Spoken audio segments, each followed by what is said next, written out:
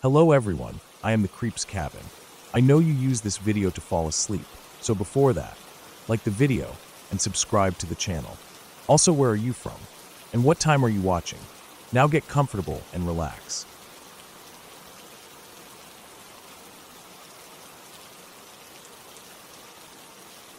I was 17 when I finally got my license. It felt like freedom for the first time in my life. No more asking my mom or older brother to drop me off or pick me up from work. I worked at a small pizza place in town, just a few hours after school and on weekends, saving up for random stuff I wanted. Every day on my way home, I passed by this half-built house on a quiet back road. It sat far from the main road, with gravel leading up to it. The outside walls were up, windows framed but no glass, roof partly done, no driveway or landscaping, just weeds and dirt everywhere. It always looked dead silent, like no one had touched it in years. The first time I noticed it, I thought it would be a perfect place for a party. It was hidden, huge, and away from any neighbors. Back in high school, my friends and I were obsessed with finding abandoned houses to hang out in, take photos, or throw parties away from parents and cops. The thrill of sneaking into a place where we weren't supposed to be was like nothing else. One afternoon after work, I told my friend Cody about it. We were planning to see a late movie that day. I picked him up from his place around 7 in the evening. It was still bright out, but the sun was dipping low, that golden summer light before dusk. I remember feeling a bit anxious as I drove down the road towards the house to show him. Cody was hyping it up, saying how sick it would be to have a party there. I turned onto the gravel path leading to the house, my car rumbling as loose stones kicked up behind us. I switched my headlights on because the shadows were long and the sun was almost down. We drove up to the front of the place. The yard was filled with tall weeds and wild grass reaching up to the car windows. The house stood like a giant skeleton, gray and quiet, with wooden beams exposed through the unfinished windows. I slowed down to a crawl, and we just stared at it for a few seconds. The air felt still, like even the bugs and birds went quiet. I didn't turn off the engine. We sat there, headlights glowing on the chipped siding. The place felt eerie, but we weren't really scared, just amazed. I told him we'd come back another time to explore it properly, maybe with some of the other guys. After about 10 seconds, I pulled back onto the gravel, reversing a little to turn the car around. As soon as I rolled onto the main road again, we forgot about the house. We were just thinking about popcorn and the movie we were about to watch. But then, about a minute later, I noticed bright lights in my mirror. A truck had pulled out behind us. Its high beams were on, blinding through my back windshield. At first, we didn't think much of it. It was a quiet road, but sometimes trucks came by from the farms further out. But this one was riding so close it felt like it was attached to my bumper. My friend turned around in his seat to look. He said nothing, but his face looked tense. I kept my eyes forward, trying to ignore it, just wanting to get to the main road quickly. My hands were tight on the wheel, and I could feel my heartbeat in my throat. As we neared the intersection, the truck stayed right behind me. I flicked my blinker to turn right, thinking once we were on the busier road it would back off or pass us. But as I turned right at the light, the truck suddenly veered off to the left into the gas station on the corner. I thought that was the end of it, but within seconds, it shot out from the other side of the gas station, cutting directly in front of my car. I slammed the brakes so hard my friend's backpack slid off the seat onto the floor. The truck stopped at an angle, blocking both lanes. Its headlights blazed through the windshield, making it hard to see. For a second, neither of us said anything. My chest felt like it was caving in. Everything was silent except the hum of my engine and the loud idle of the truck in front of us. Then the driver's side door swung open. A man stepped out. He was huge, broad shoulders filling the doorway of the truck. He wore a dirty gray tank top and old jeans, and even from inside my car I could see his arms were thick and tanned. He walked towards my window with heavy steps. I felt like I couldn't breathe. I kept thinking he was going to pull out a gun or something, and we'd be dead right there. The road was normally busy at that time, but I glanced around and there was no one in sight. No cars, no people, just my headlights on his chest and the last bit of sunset fading behind him. He knocked on my window hard, almost like punching it. My friend mumbled under his breath, telling me not to roll it down, but I did anyway, just a few inches. I couldn't hear much over the sound of both engines. He leaned down and stared at me through the gap. His eyes were dark and his hair was messy, half bald on top. For a second he just looked at me, Then his gaze shifted to Cody. His face was expressionless, just blank and cold. I felt like a small animal stuck under a hawk's shadow. He said something, but I could barely hear. I leaned a bit closer to the window gap, my heart hammering so loud it felt like it would burst. I realized he was asking what we were doing back at that house. The words came out of my mouth before I even thought them. I told him we were just turning around, that I'd missed the street I needed to take to get to the main road. My voice sounded squeaky and thin. He didn't move or react. He just kept staring at me, his jaw clenched. It felt like forever. I could hear the metal ticking noises of my car, cooling down, even though the engine was on. I could feel sweat running down my back into the waistband of my jeans. Finally, after what felt like an hour, he stepped back a little. A smile stretched across his face, but it wasn't a kind smile. It was tight and small, like he was trying to hold in something. He nodded once, then turned and walked back to his truck without another word. He climbed up into the cab, and for a second he just sat there, looking straight ahead. Then he started the engine again, revved it hard, and peeled off down the opposite side of the road, tires screeching against the asphalt. We sat there frozen. I didn't move for a long time. My friend was staring down at his shoes, shaking a little. My hands were trembling on the steering wheel. Finally, I pulled away slowly, checking the mirrors over and over. We didn't talk the entire way to the movie theater. My chest felt tight, like something was pressing on it. Even as we sat in the seats with popcorn and sodas in our hands, we barely said a word. Every time a truck drove past the theater outside, I felt my stomach drop. That night after I dropped Cody home, I drove back the same way to get to my house. I passed the half-finished house again. It sat dark and silent, weeds swaying in the breeze. But now it felt different. Before it was just an abandoned building, a place to explore. Now it felt like it was guarding something, hiding something inside. I never went back there again, not even during the day. Over the next few months, I would drive past it on my way home from work, and sometimes I'd see the same truck parked on the side, half hidden by tall grass. It never moved as I passed, but I could never see clearly if someone was inside. Years later, I drove past it again on a visit back home. The house was still unfinished, just sitting there, windows still empty, no driveway. A few boards on the roof were missing, and weeds had grown taller than me. I remember thinking how strange it was that no one ever finished building it, how it was left there to rot like that. My old friends used to joke that it was a drug house or something shady like that. Back then I thought they were just saying it to sound cool, but now I think they might have been right. It's been a long time since that night, but even now, whenever I see an abandoned house or an empty lot with a half-built home, I feel my chest tighten. I think about that man's eyes staring at me through the window gap. I think about how alone we were, despite being on a public road. And I think about how easily he could have pulled us out of that car and made us disappear forever, and no one would have known what happened to us. Every time I remember it, I get chills down my arms. I never told my parents about it. I don't think they would have let me drive anywhere alone again if they knew.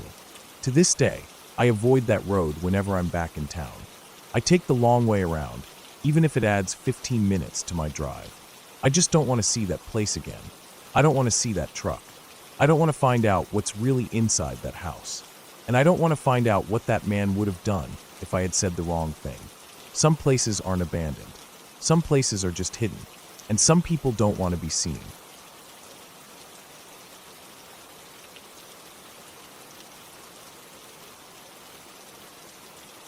Back in 2004, I was just a 17-year-old girl from the country, stepping into the city for the first time. I grew up on a quiet road where the loudest thing at night was the crickets, or maybe the neighbor's dog barking at a possum. I was the youngest kid in my family, the one everyone thought would never leave home. But there I was in the city for college, feeling grown up and free even though I didn't really know what I was doing. I remember that night so clearly, even now. It was late, around 1:30 in the morning. I had been hanging out with some girls from my dorm in someone's room, watching movies and talking about classes and boys. At some point, people started drifting off to bed. I didn't want to be the last one there, sitting awkwardly on the floor while they started brushing their teeth or changing, so I decided I could just walk back to my dorm alone. It wasn't far, I thought. I had only been in the city for a few weeks and didn't know the streets well yet, but I told myself I'd be fine. When I stepped outside, the air felt heavy and still. The street was quiet except for a few cars parked along the curb, and the distant hum of traffic far away. I started walking, pulling my hoodie tight around me even though it wasn't cold. As I moved past each block, the streetlights got dimmer. Some were completely dead. I remember thinking about how where I grew up, the roads were dark at night too, but it was a different kind of dark. Back home it felt peaceful. This felt like something hiding. I kept walking, feeling a little more uneasy with each step. The buildings were old row houses, brick walls crumbling in places, windows covered with old curtains or cardboard. Some of them had broken front steps. There were bags of trash piled on the curbs, spilling out onto the cracked sidewalks. I heard a woman shouting from inside one house, then a man shouting back, their voices echoing out through broken glass windows. Somewhere close by, a dog barked, and then I heard something crash to the floor. I told myself to just keep walking. My dorm had to be close. I tried to look confident, like I belonged there, like I knew exactly where I was going. But my heart was beating hard in my chest. My breath felt thin. I tried not to look scared because I knew if someone saw how scared I felt, they'd know I was an easy target. Then I heard it. A car behind me. At first I didn't think anything of it, just a car driving down the street, but it slowed down as it got close to me. I kept walking, hoping they would pass, but they didn't. They slowed down more until they were moving at the same speed as me, just behind my left shoulder. I could hear their tires rolling over broken glass on the road. I didn't want to look, but I did. I turned my head just slightly and saw it was an old dark-colored sedan. The windows were rolled down halfway. There were 5 men inside. Their faces were half in shadow, half lit by the dim streetlights. They didn't say anything. They just looked at me as they kept pace. I felt a wave of fear run through my whole body. My knees went weak. I tried to keep walking, but I felt like my legs weren't working properly anymore. My brain felt like it was buzzing. I didn't know what to do. Should I run? Should I scream? There was no one around to hear me if I screamed. The houses looked empty or locked up. The men in the car just kept driving next to me, slowly, rolling along as I walked. One of them leaned his head out the window a bit and just stared at me. I looked away quickly, trying not to let them see how terrified I was. Then the car sped up a little and pulled ahead of me. I thought maybe they were leaving, but they didn't leave. They turned left at the intersection up ahead, just a few houses down from where I was, and then stopped in the middle of the street, right in front of where I was walking. Their car blocked the whole street. I stopped walking. I didn't know what else to do. I just stood there, frozen. My hands were shaking. My chest felt tight, like there was a rope around it. My eyes started to water. I felt like I was going to throw up. I don't know how long I stood there, staring at their car, my mind completely blank except for one thought that kept repeating over and over. This is it, this is it, this is it. I didn't even think about running away because it felt pointless. Even if I ran back the way I came, they would just drive after me. Even if I screamed, no one would come out here at this hour. I felt so stupid. I thought about my mom back home, probably asleep in her room, thinking I was safe in my dorm bed. I thought about my dad getting up for work before dawn, making coffee in the dark, thinking his youngest daughter was grown and smart and careful. I felt like the dumbest person in the world. I was staring at the car, waiting to see if they would get out, waiting to see what they were going to do, when suddenly I saw a light come on. It wasn't a street light. It was the porch light on the house, just past where their car was stopped. The porch door creaked open, and a man came out, wearing sweatpants and a faded t-shirt. He was carrying a white plastic trash bag in one hand. He walked out onto the porch and down the steps, heading towards the trash cans at the edge of his yard. As soon as he stepped outside, the car engine roared, and the car took off, speeding down the street and disappearing around the corner. I just stood there, still frozen, my whole body shaking so hard my teeth were chattering. The man walked to the trash cans and threw his bag away. He looked over at me for a moment and then went back inside. I stayed standing there for a minute longer, just staring at the spot where the car had been. My eyes were blurry with tears. My legs felt like they weren't there at all. Eventually, I forced myself to keep walking. I felt like I was going to collapse with every step, but I kept going. I passed the house where the porch light was still on. The man came back outside, probably to get some fresh air. He noticed me again and saw how messed up I looked. I was crying, my hoodie sleeves soaked from wiping my face over and over.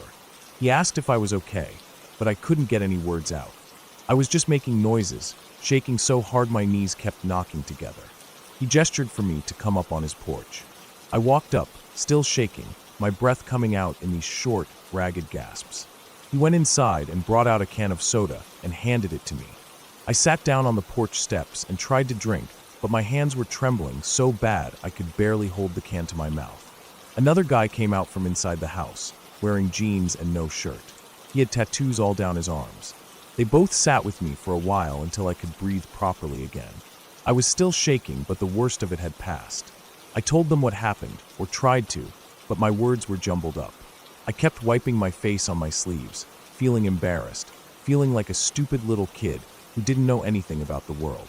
After a while, they offered to walk me back to my dorm. I didn't want to say yes, but I knew there was no way I could walk alone after what just happened. We started walking. The guy with tattoos walked ahead a bit, keeping an eye on the street, while the other guy walked next to me, asking me what classes I was taking and where I was from. I answered in little whispers, still feeling like my voice didn't work properly.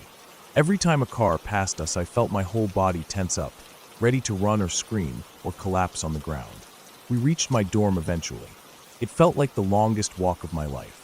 When we got there, they both said goodbye and told me I should come to one of their stand-up shows sometime. I just nodded and thanked them over and over. They told me their names, but I don't remember them. I went into my dorm and up to my room. I locked the door and crawled into bed fully dressed. I couldn't sleep. I lay there staring at the ceiling until the sun started coming up. In the morning, I felt like a completely different person. I felt small. I felt stupid. I felt lucky. I kept thinking about what would have happened if that man hadn't decided to take out his trash at 1 a.m. on a Saturday. I kept thinking about how close I came to something that could have ruined my life or ended it. I never saw those two guys again. I never went to their stand-up shows. I didn't even go back to that part of the city. I stuck to the campus and stayed in my dorm after dark. I told my mom about it months later, but I left out the worst parts. I just said some guys scared me one night and 2 other guys walked me home. She told me to be careful, that the city wasn't like home. I think about that night sometimes, usually when I'm lying in bed and can't sleep. I remember the way the street looked, the broken lights, the smell of rotting trash, the sound of glass crunching under the car tires. I remember how it felt to stand there frozen, knowing there was nothing I could do to save myself. I remember thinking I was so grown up and realizing in that moment how small I really was. I know it was my fault. I was young and dumb. I thought I was invincible, but I wasn't. I was just lucky. Lucky that a man decided to take out his trash in the middle of the night. Lucky that his porch light came on. Lucky that the universe gave me another chance to keep being young and dumb and alive. Ever since that night, I've never forgotten how fast things can go from normal to terrifying. How darkness can hide danger that's only waiting for the right moment. How fear can freeze your body even though every part of you is screaming to move. I learned that no matter how brave you think you are, the world doesn't care. And sometimes, the only thing standing between you and the end of your life is a man taking out his trash at the right time.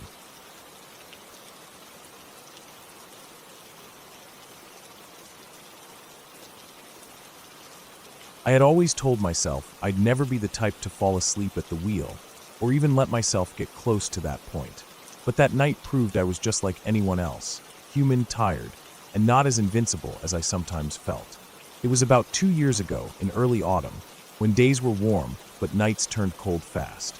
I'd gone to a family reunion at my cousin's farmhouse, about 2 hours out of town, and I didn't plan on staying overnight because I had work early the next morning. I didn't drink that night because I had to drive back, and I kept thinking about how I needed to sleep as soon as I got home. The evening dragged on longer than I'd hoped.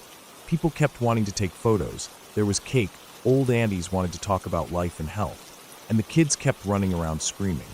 I left at around 10:30 p.m., hugging my mom and dad goodbye, feeling that tight heaviness in my chest that always came when leaving them alone late at night. I set off down the country roads in my small silver sedan. At first I had music on, a calm playlist I always used on late drives. It helped keep my mind from drifting to dark thoughts. But about 30 minutes in, I turned it off because it was making me sleepy. I opened the windows slightly to let the cold air slap my face. That worked for about 15 minutes until my eyes started that heavy flutter. Half closed, then forced open, then closing again, every few seconds. The worst part was that it hit me out of nowhere. One moment I felt tired but alert enough to keep driving. The next it felt like someone had poured cement in my veins. My body felt too heavy to move properly, and my eyelids burned. I remember thinking, I need to pull over. I kept scanning the roadside for a gas station or rest stop, but this was a forest route, lined with dense bushes and tall dark trees packed, so close you couldn't see past their trunks. Every few minutes a car would pass me from the other direction, their headlights blinding me before darkness swallowed the road again. It was unsettling, seeing those beams in the pitch black, knowing I was alone between each passing vehicle. There were no streetlights, only the glow of my own headlights carving a narrow tunnel ahead through the darkness. My tiredness got so bad that it felt like I was driving with my eyes closed half the time. I knew I couldn't keep going. It was dangerous, stupid, but I didn't care anymore. I pulled over onto the grass, far enough off the road that no one would hit me. There was a break in the bushes, so I edged the car slightly behind them, thinking if a police car or random weirdo drove by, they wouldn't see me immediately. I turned off the engine, left the parking lights on just in case, and checked the clock.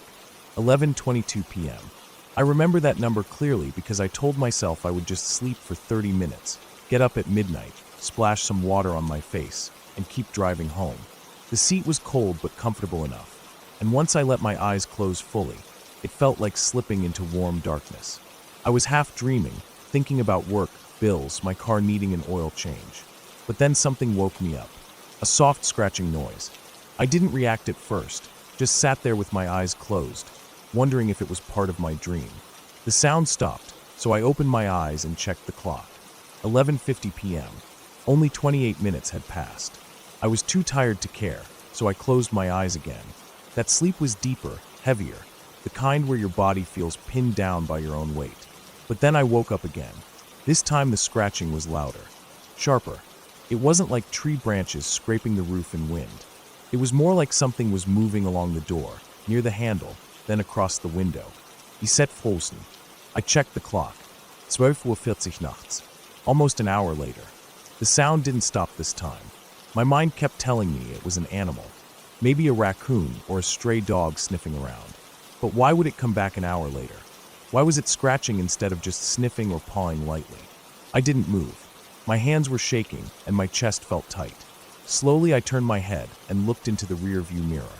For a moment, I saw nothing but darkness and the faint reflection of my pale face. But then, right at the edge of the bushes, something moved. It was quick, like a shadow pulling itself back into the trees. My heart slammed against my ribs. The first thought that came into my head was that story about the hook killer. The one who scratched the young couple's car and killed them.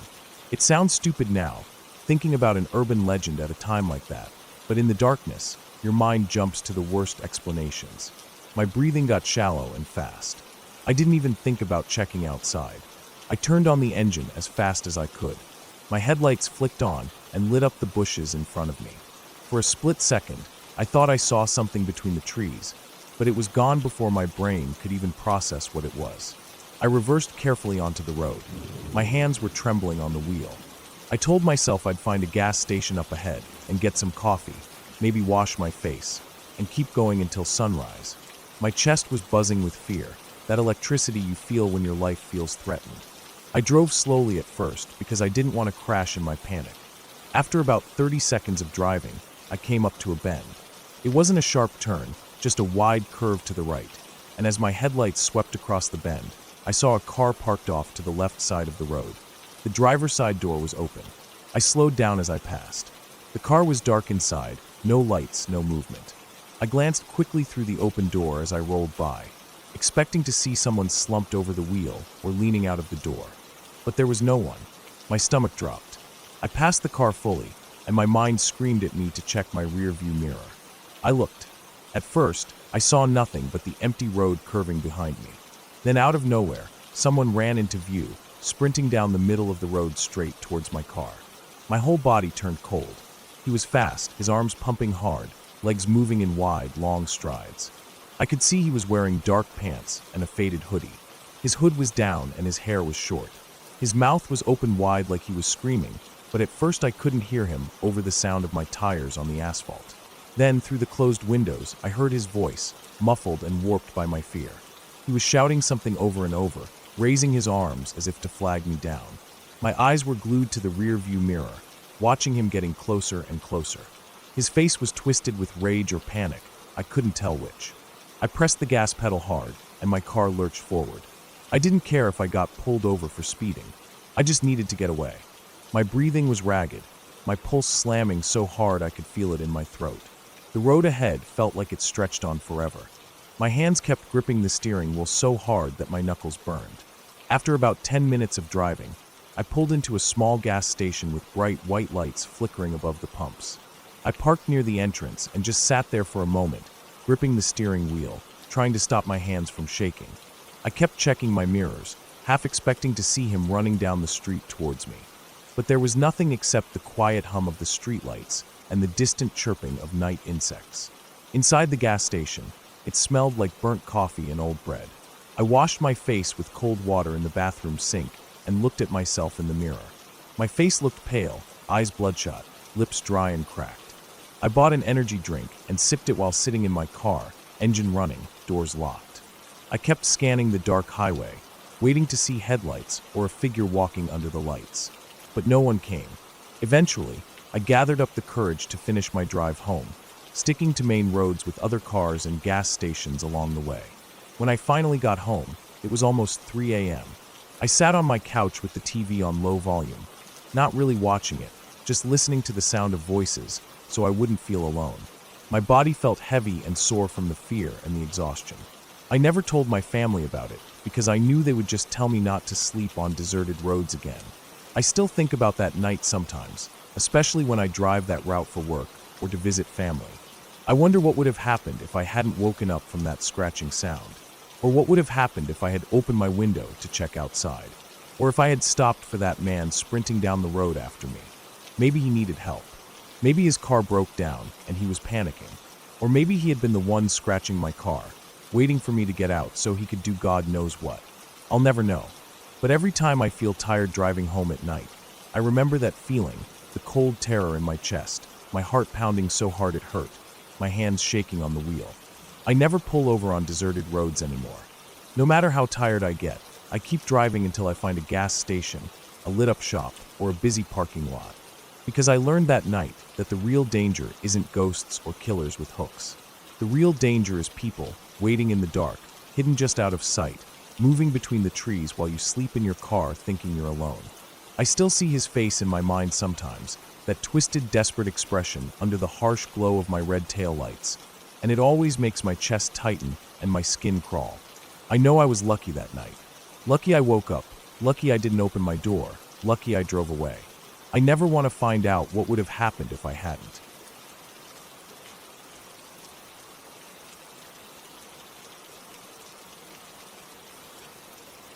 I remember it was early autumn when this happened. The trees were just starting to lose their leaves, so the ground was covered in patches of brown and yellow. I liked walking in the woods behind my house, but that day I decided to go off the normal path. I don't know why. Maybe I just wanted to feel like I was alone in the world for a bit. I had been feeling stressed from work, and my girlfriend at the time had been arguing with me about money. I remember thinking I needed to clear my head, so I walked deeper into the trees, stepping over fallen branches and ducking under low-hanging limbs. There was no real trail, just patches of flattened grass where deer or foxes had moved through. I followed one of those and kept walking, not really paying attention to where I was going. It was quiet out there, just birds calling in the distance and the rustling of leaves in the breeze. At some point I started to notice this smell. At first it was faint, but the further I walked, the stronger it got. It wasn't like anything I'd smelt before. It was thick and sweet, almost like rotting fruit left too long in the sun, but heavier and more sickly. It was so strong it made me gag a bit. I pulled my t-shirt up over my nose and kept walking forward, curiosity pushing me on even though my stomach twisted with each breath. I remember thinking maybe a deer had died there. I'd come across dead animals before in the woods, usually small ones like rabbits or squirrels, sometimes birds. Once I found half a deer carcass, the ribs picked clean by coyotes or vultures, but this smell was worse than anything like that. It felt heavier in my nose, like I could taste it. I pushed through some thick undergrowth, a bunch of prickly bushes that scratched at my shins. I remember looking down and seeing the small cuts start to bleed. It didn't hurt much, but I wiped the blood away with my other hand and kept pushing forward. When I pulled back one of the big bushes in front of me, that's when I saw him. At first my brain didn't really understand what I was seeing. It was like my eyes refused to believe it was a person. He was slumped against a tree, sort of sideways, with his head tilted down into his chest. His skin didn't look like normal skin anymore. It was greenish-black in places, bloated, almost shiny, with patches of dark purple. His stomach was swollen out in a way that didn't look real. I could see flies crawling all over him, their buzzing so loud in the quiet woods that it made my ears feel hot. There were streaks of something dark and dried down his forearms and legs. His clothes were sticking to his skin, wet and stained in patches. I remember just standing there staring at him, my mind blank. My first clear thought was that I needed to call someone, so I backed up a little, almost falling over one of the roots behind me, and I pulled out my phone. My hands were shaking so bad that I almost dropped it. I dialed 911 and told them what I had found. The operator kept asking me questions. Where exactly was I? Was he breathing? Was there anyone else around? I remember telling her, no, he's dead, he's really dead. I couldn't think straight. I gave her directions as best as I could, trying to explain which path I'd walked off and how far I'd gone. She told me to stay where I was and wait for the police to arrive. So that's what I did. I stood there for a bit, then realized I couldn't stand up the whole time. So I sat down against another tree, a little distance away from him. The smell was still strong, but sitting back a bit made it slightly easier to breathe. I remember the ground was cold and damp under me. I could feel the wetness soaking through my jeans.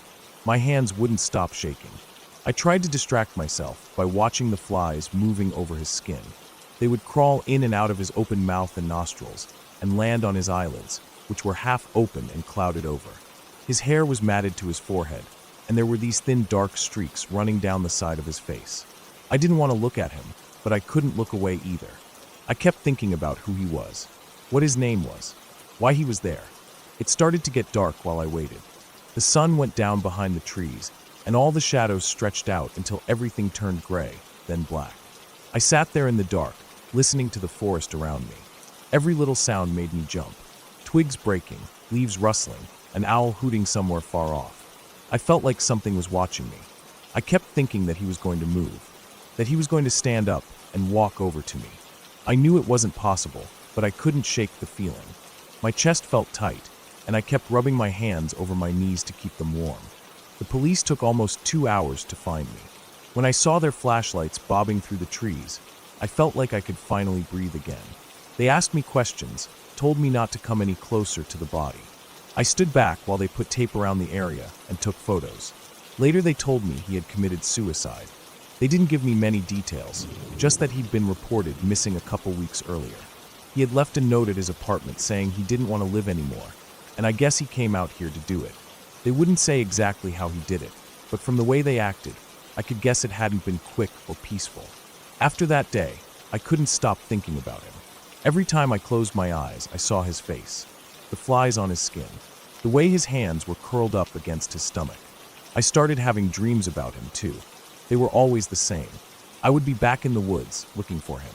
I would push through the bushes, and he would be sitting there, just like before, but this time he would look up at me. His face would move, but not like normal. It was slow and wrong, like his skin was too heavy for his bones. In the dreams, he would stare at me and open his mouth like he was going to say something, but no sound would come out. I'd wake up covered in sweat, heart racing so fast I thought it might burst out of my chest. Sometimes, in the dreams, he would stand up and follow me through the woods. I'd be running, branches whipping my arms and legs, and he would be behind me, always just out of sight, but I could hear him moving. I could hear his feet dragging through the leaves, the flies buzzing around him. I would wake up before he caught me, but the fear stayed with me the whole day. I started avoiding going outside at all. Even walking to my car felt dangerous, like he was hiding in the shadows waiting for me. The worst dreams were the ones where he would talk. His voice sounded dry and cracked, like leaves crunching underfoot. He never said anything nice. He would tell me that I shouldn't have found him, that I had disturbed his resting place, that he was finally at peace until I came along, and now he was angry. He would tell me to join him, to kill myself so I could understand how he felt. I knew it was just my mind playing tricks on me, but it didn't matter. It felt real. Every word felt like it was being carved into my brain. I started seeing a therapist after a while. I wasn't sleeping, wasn't eating properly. I lost my job because I couldn't focus on anything. My girlfriend left me too. She said she couldn't handle it anymore, that I was becoming a different person. I didn't blame her. I felt like a different person. The therapist said it was trauma, that my brain was trying to process what I'd seen. She gave me some medication to help me sleep. It worked for a bit, but the dreams always came back eventually. Not every night, but often enough that I started to dread going to bed. I stopped going into the woods. I couldn't even look at trees without feeling my chest tighten up. I'd avoid parks, avoid roads with lots of trees along them. Even now, years later, I still avoid those places. I moved to a different city for a fresh start. It helped a bit. I got a new job in an office, met some new friends, and started to feel normal again. But sometimes, out of nowhere, the dreams come back. I'll see him sitting there, waiting for me. I'll wake up shaking, covered in sweat, my mouth dry and tasting of fear. Every time it happens, I wonder if I'll ever be free of him. If I'll ever be able to close my eyes at night without seeing his bloated, rotting face staring back at me. I don't know. I guess some things just stay with you forever. But at least now I can function again. I can work, talk to people, go about my day without thinking about him all the time. I still get scared, though. Every time I go to sleep, I wonder if he's going to show up in my dreams that night. If I'll hear his dry, broken voice telling me to end my life. I haven't told anyone about that part. Not my friends, not my family, not even my therapist. I just tell them I have nightmares sometimes. I don't want them to think I'm crazy. Maybe I am. I don't know. All I know is that I found him that day, and for a few hours in the dark, I sat with his body in the woods, listening to the flies buzzing over him, waiting for someone to come and take him away. And ever since then, he's never really left me. No matter where I go or what I do, he's still there, somewhere in the back of my mind, waiting. Sometimes, though, when I wake up from the dreams, I sit on the edge of my bed in the dark, listening to the silence of my apartment, and I feel calm, like I'm not really alone. It's a strange feeling. I don't like it, but it's there. Maybe it's just my mind trying to make sense of what happened. Maybe it's just my fear, clinging onto me like a shadow. Either way, I get up, splash cold water on my face, and tell myself he's gone. He's dead. He can't hurt me. I say it over and over again until I start to believe it. Then I make myself a cup of coffee, open the blinds to let the morning light in, and start another day.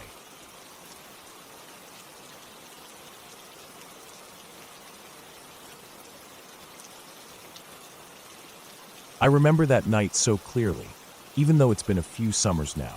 The kind of night that sticks with you. The kind of night you don't really tell people about because it feels like such a small story, but inside your own head, it never stops playing. It was hot that day, one of those sticky summer days where you can't even sit on the porch without sweating, and by the time the sun went down, the air felt almost cool compared to how it had been earlier. My friend texted me around 10, asking if I wanted to go for a bike ride. We did that sometimes when it was too hot in the day. Just rode around under the streetlights talking about nothing. So I grabbed my bike from the backyard and left the house quietly, not wanting to wake my mom up. She hates when I go out late, but I was old enough to make my own choices by then, and honestly, it felt safer to bike around with him at night than walk alone in daylight. We met up by the gas station a few blocks from my house. It was closed for the night, just the buzzing lights over the pumps and the dark windows inside. We sat there for a few minutes drinking water, then took off down the street. I remember the breeze felt so nice as we rode. The roads were quiet, and the only cars were parked along the sides under the orange glow of the lamps. The city looked like a different place at midnight, peaceful in a lonely way. We biked through a few neighborhoods, cutting across parking lots, weaving around the back of old apartment buildings where the dumpsters always smelled like rotting takeout. There was one block where we stopped and just stood there for a minute, looking at the stars. You don't really see them when you're biking because of the streetlights, but there was a little park with no lamps, so we stood there on the grass, holding our bikes, talking about random things. Work, school, people we knew. I remember feeling tired but relaxed, like I could just keep going forever in that quiet, warm darkness. It was probably around 1 when we finally headed back towards home. He lived a few streets over from me, so when we got near our area, we slowed down and talked for another few minutes by a stop sign. I don't even remember what we said, but it was normal, nothing deep or meaningful. Just goodnight talk. Then he turned left down his street, and I kept going straight, alone now, with just 2 blocks left until I reached my place. There was construction on my side of the street. They dug up the asphalt a few weeks earlier and put down this rough layer of gravel and dirt, with cones blocking off the area, so bikes couldn't ride there. I had to hop onto the sidewalk, which I normally hated doing because it felt like I was invading the walker's space. But at 1 in the morning, there wasn't really anyone out, or so I thought. As I pedaled along the narrow sidewalk, I saw him up ahead. Just a man walking alone. Maybe 40 or older, scruffy hair, wearing jeans and a dark t-shirt. At first I didn't think anything of it. He looked like any other person walking home from the bar or corner store. Nothing really stood out about him. He didn't look homeless, just kind of rough around the edges. My only thought was that the sidewalk was too tight to pass him without warning. I didn't want to scare him by whizzing by out of nowhere. I've startled people before and felt bad about it, so as I got about 6 feet behind him, I said, "Hey, behind you," in what I thought was a friendly voice. He turned around so fast, and I'll never forget his face. His eyes were wide, angry, almost bulging. His jaw clenched so tight that his cheek twitched, and in that split second I knew he wasn't just annoyed or startled. There was something behind his eyes that made my chest tighten. Something not right. I slowed down as I passed him, turning down my street quickly. I tried to ride casually, not wanting to look like I was scared because people like that can sense fear.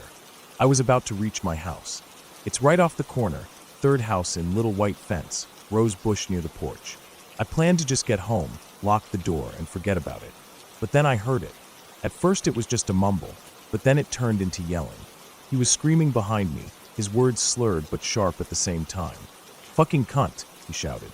"I'll fucking kill you." The rage in his voice sliced through the night like a blade. I didn't turn around. I didn't slow down. I kept pedaling as fast as I could, feeling my breath catch in my throat. My heart was pounding so hard that my vision felt fuzzy at the edges. I knew I couldn't turn into my driveway. If he saw where I lived, he'd know, and I didn't want that.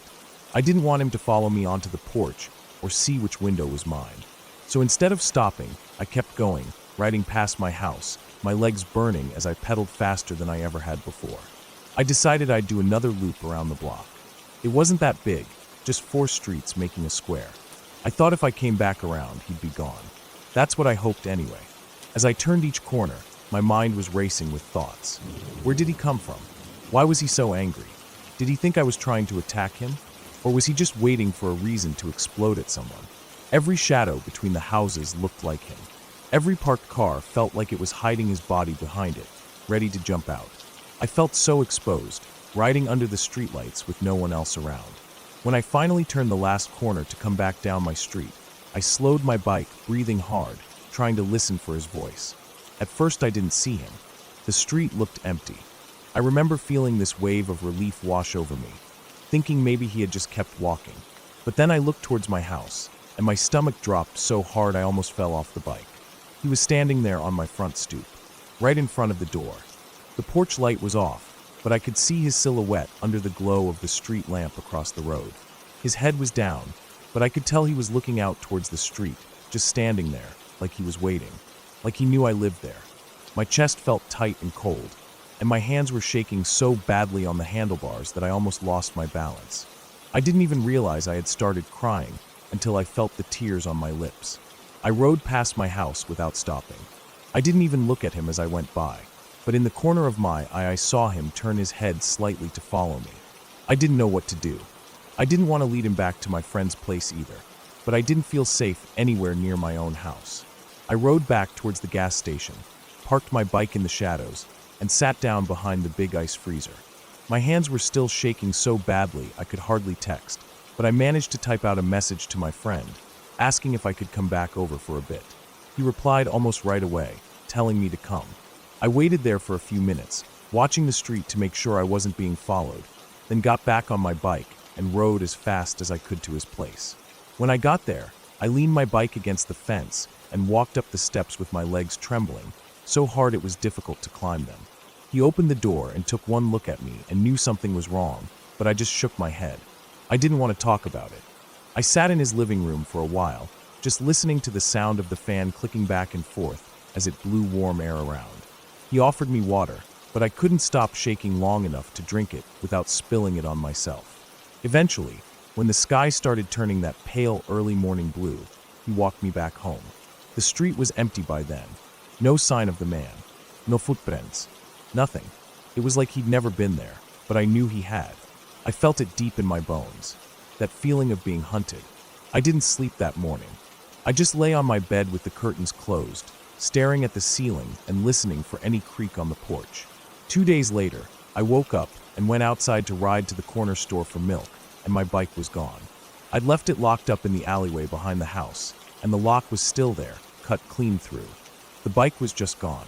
My mom was mad about it, telling me I should have been more careful, that bikes get stolen in this area all the time. But when I thought about it, really thought about it, I wondered if it was random, or if that man had come back and taken it. If he wanted to remind me that he knew where I lived. My mom decided not to call the police. She said it wasn't worth it. It was just a bike. But to me, it wasn't just a bike. It was a reminder that he knew where I lived, that he could come back anytime if he wanted to.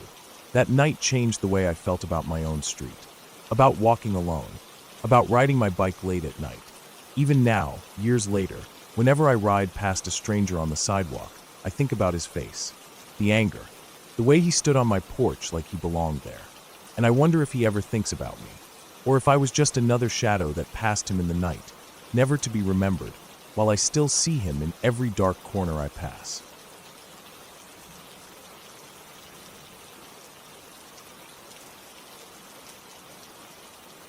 When I was little, probably around 6 or 7, I used to love sleeping in the living room on Friday and Saturday nights.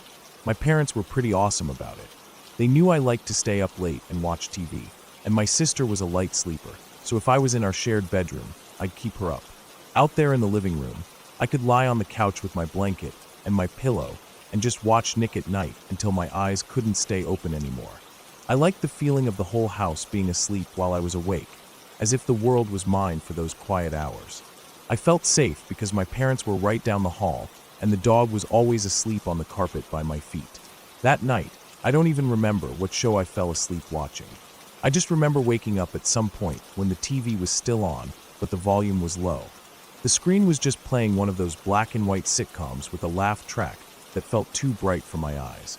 The blanket was twisted around my body, and my neck hurt from the way I'd fallen asleep with my head propped against the armrest.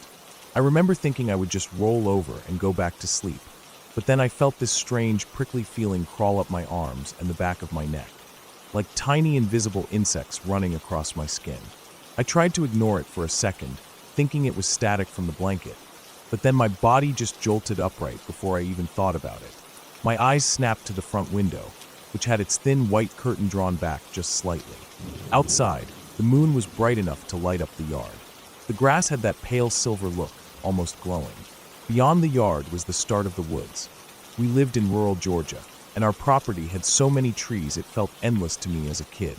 They loomed over the yard, black and solid, their branches stretching out against the moonlit sky.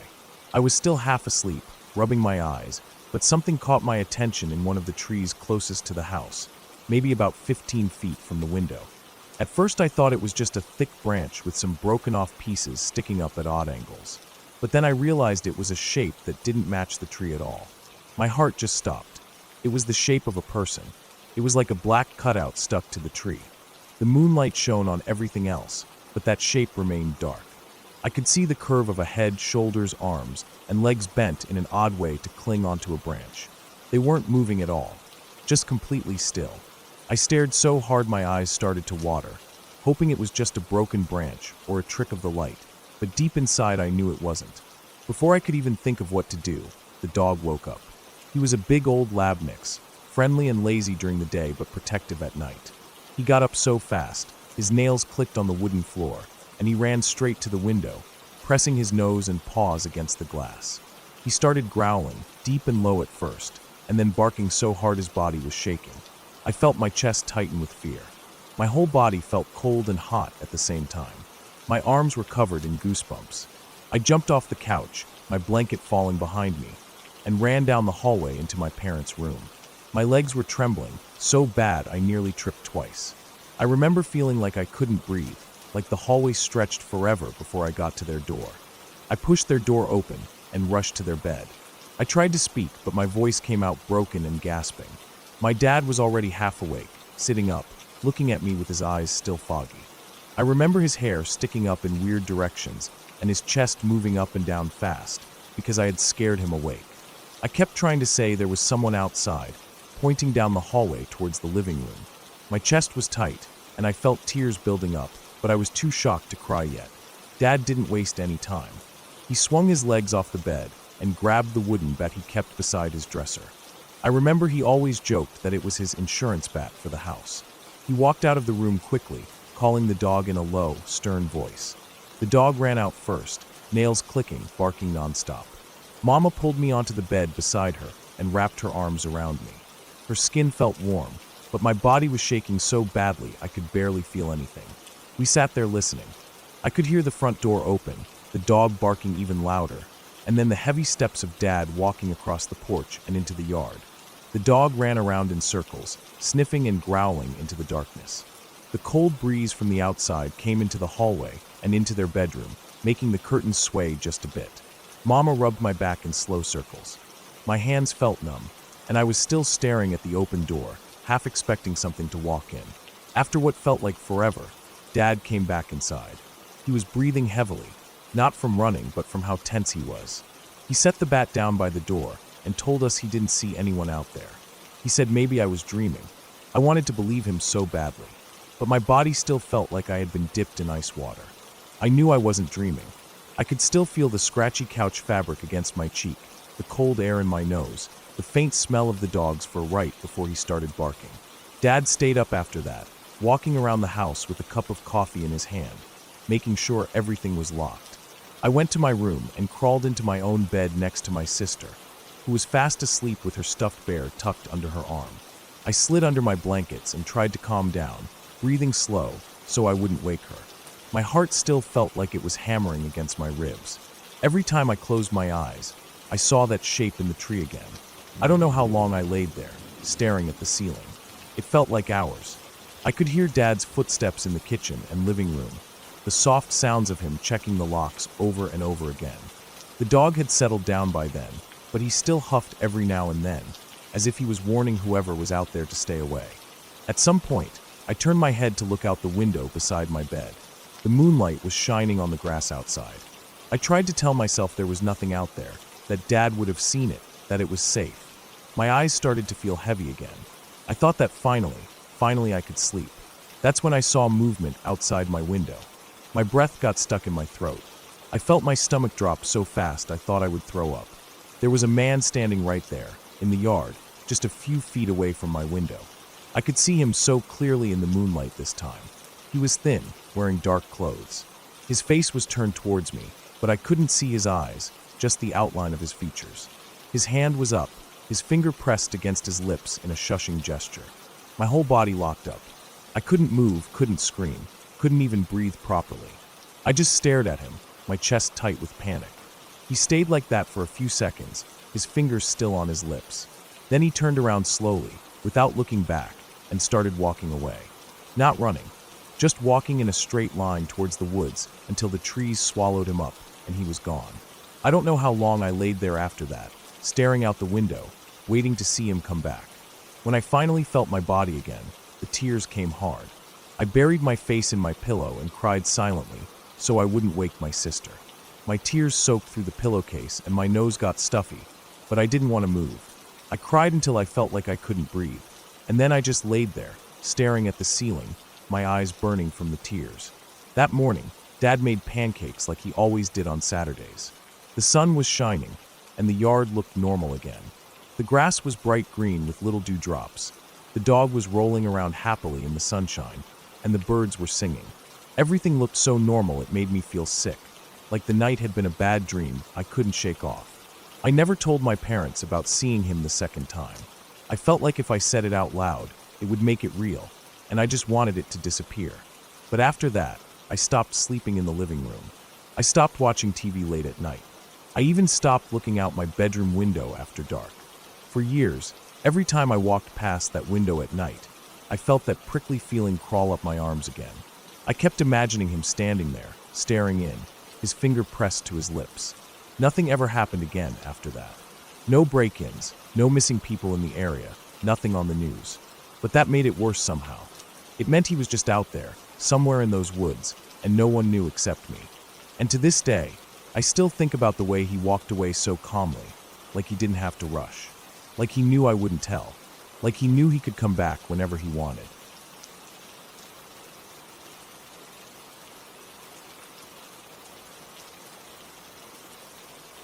I was sitting in the living room with my mother one evening, just talking about random family memories. It was late, and the room felt quiet.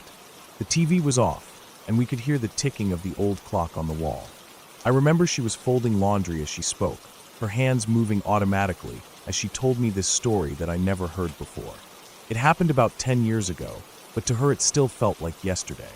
My cousin, who was only a few years older than me, had been in a car crash when she was 17 or 18.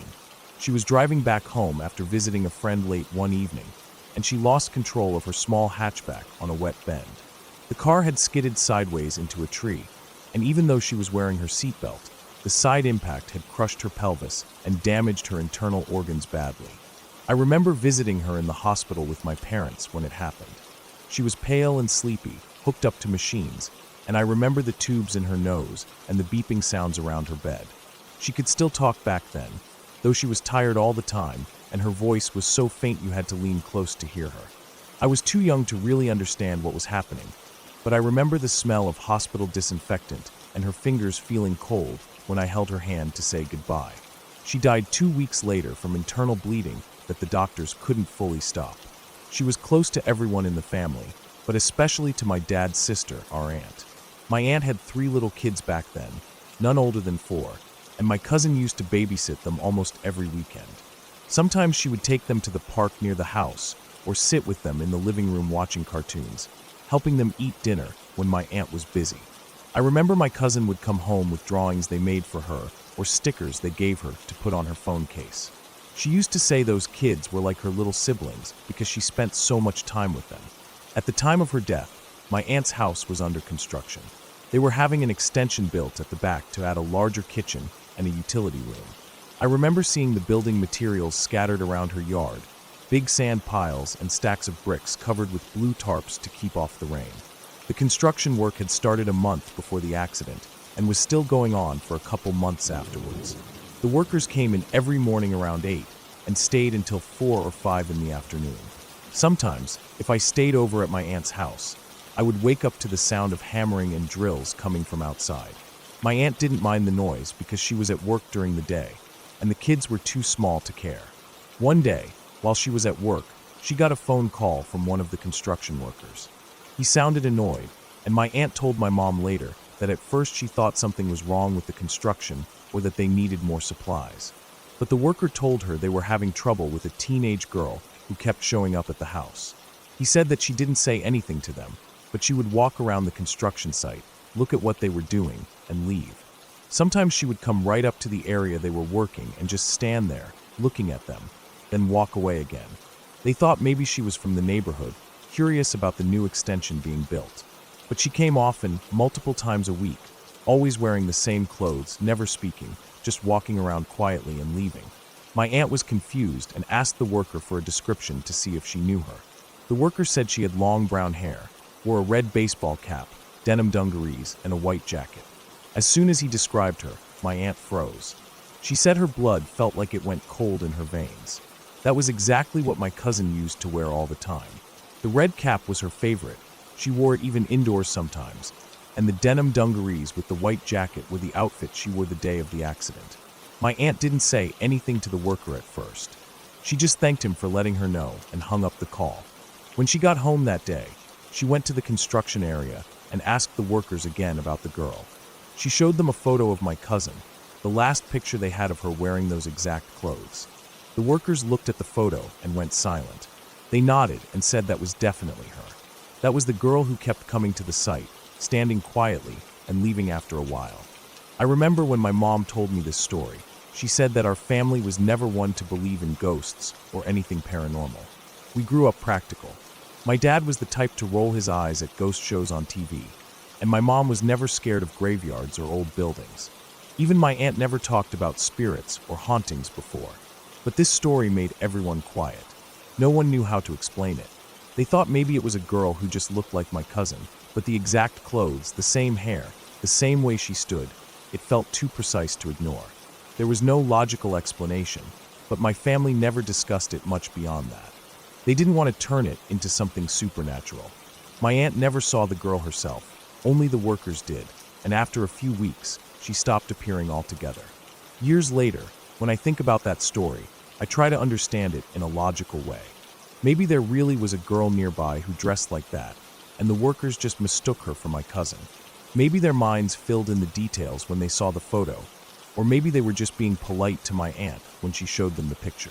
But deep down, there is always a small, uncomfortable feeling in my stomach when I remember it.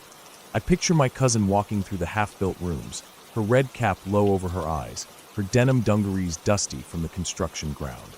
I imagine her standing there, watching the walls go up, the bricks stacking into place, the extension taking shape.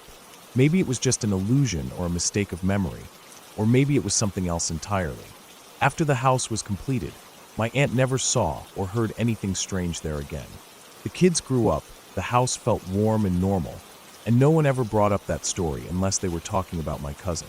My mother says she thinks about it sometimes, wondering if my cousin just wanted to see the house finished, if she felt attached to it because she spent so much time there, helping with the kids, eating dinner with them, sitting on the living room floor with cartoons playing in the background.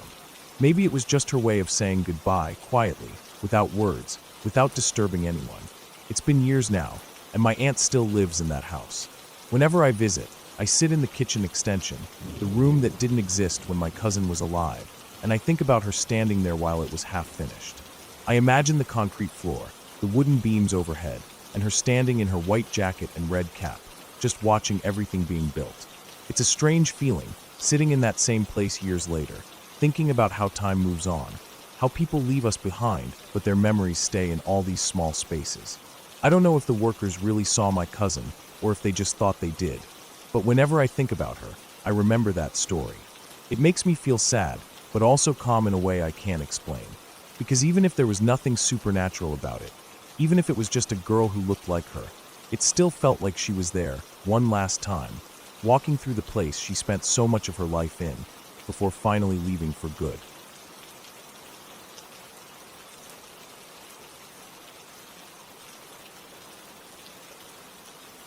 I always knew my house was built weird. It sits far back on the lot, farther than any other house on the street. All the other houses sit closer to the sidewalk, but mine sits back, almost tucked away like it was hiding. When I was a kid, I thought it was cool because it made the yard feel bigger, but as I grew up, it started to feel off. Like the house was set up wrong from the start. The layout never helped. The sidewalk doesn't go to the front yard like normal houses. Instead, it runs the length of the living room windows and stops right at the front porch, like someone forgot where it was supposed to go. Those big windows look straight into the living room. They let in a lot of light, especially in the morning, which my mom always loved. She would sit on the couch drinking her tea with the sun all over her face.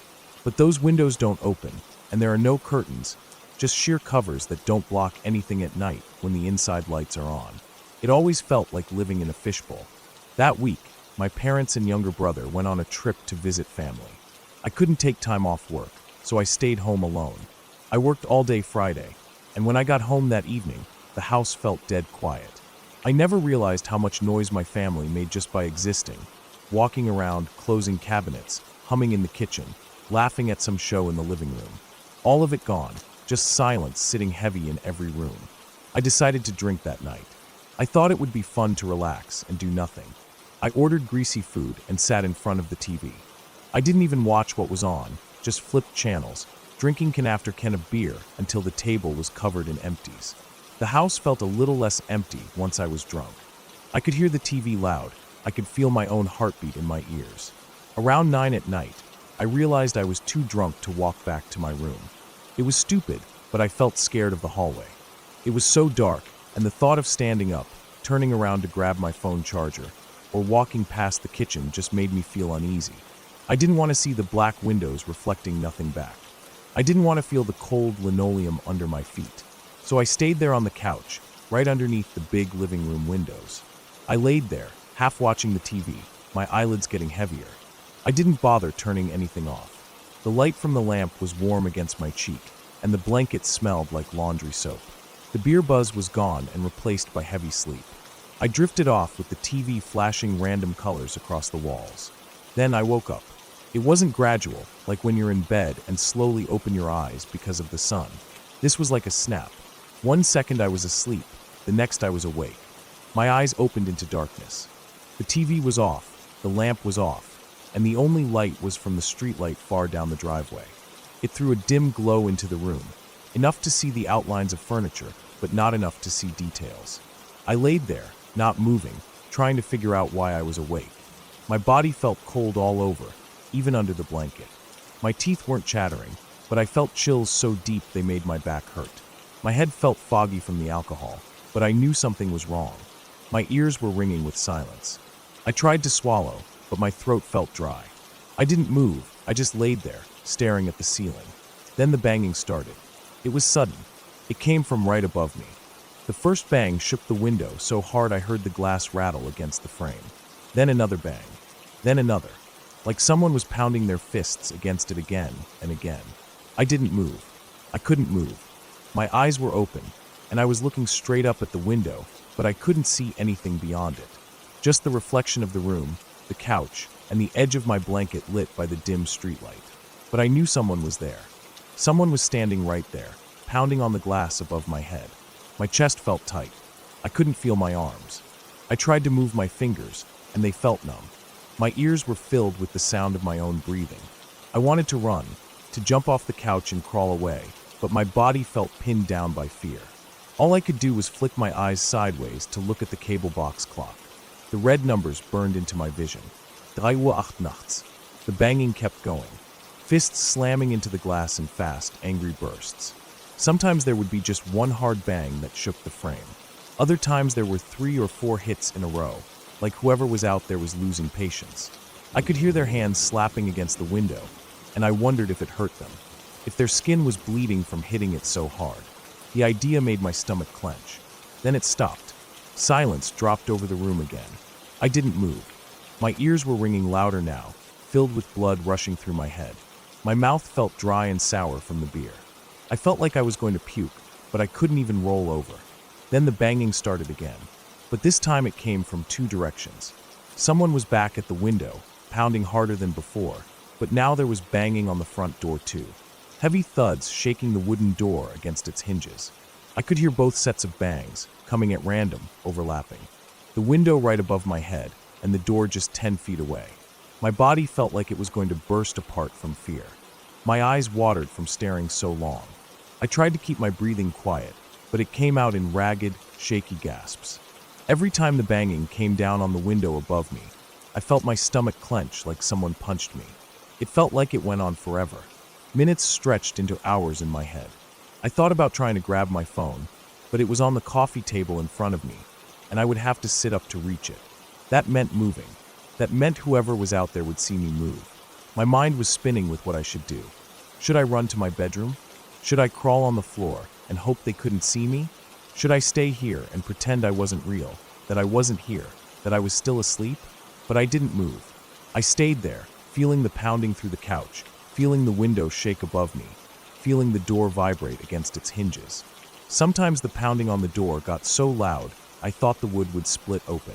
Other times it felt like the hits were softer, almost like knocking, like they were waiting for me to answer. That was worse. Finally, after what felt like hours but must have been 40 minutes, it stopped. Just like that. 1 second there was chaos, fists slamming into glass and wood, the rattling echoing through the silent house, and the next nothing. I didn't move. I laid there for what felt like another hour, staring at the ceiling until my eyes burned. I kept thinking I would hear footsteps outside, that they would come back, that they were waiting right outside the window, looking down at me, watching to see if I moved. At some point, the sun started to come up. I didn't sleep. I just laid there listening to the silence of the house.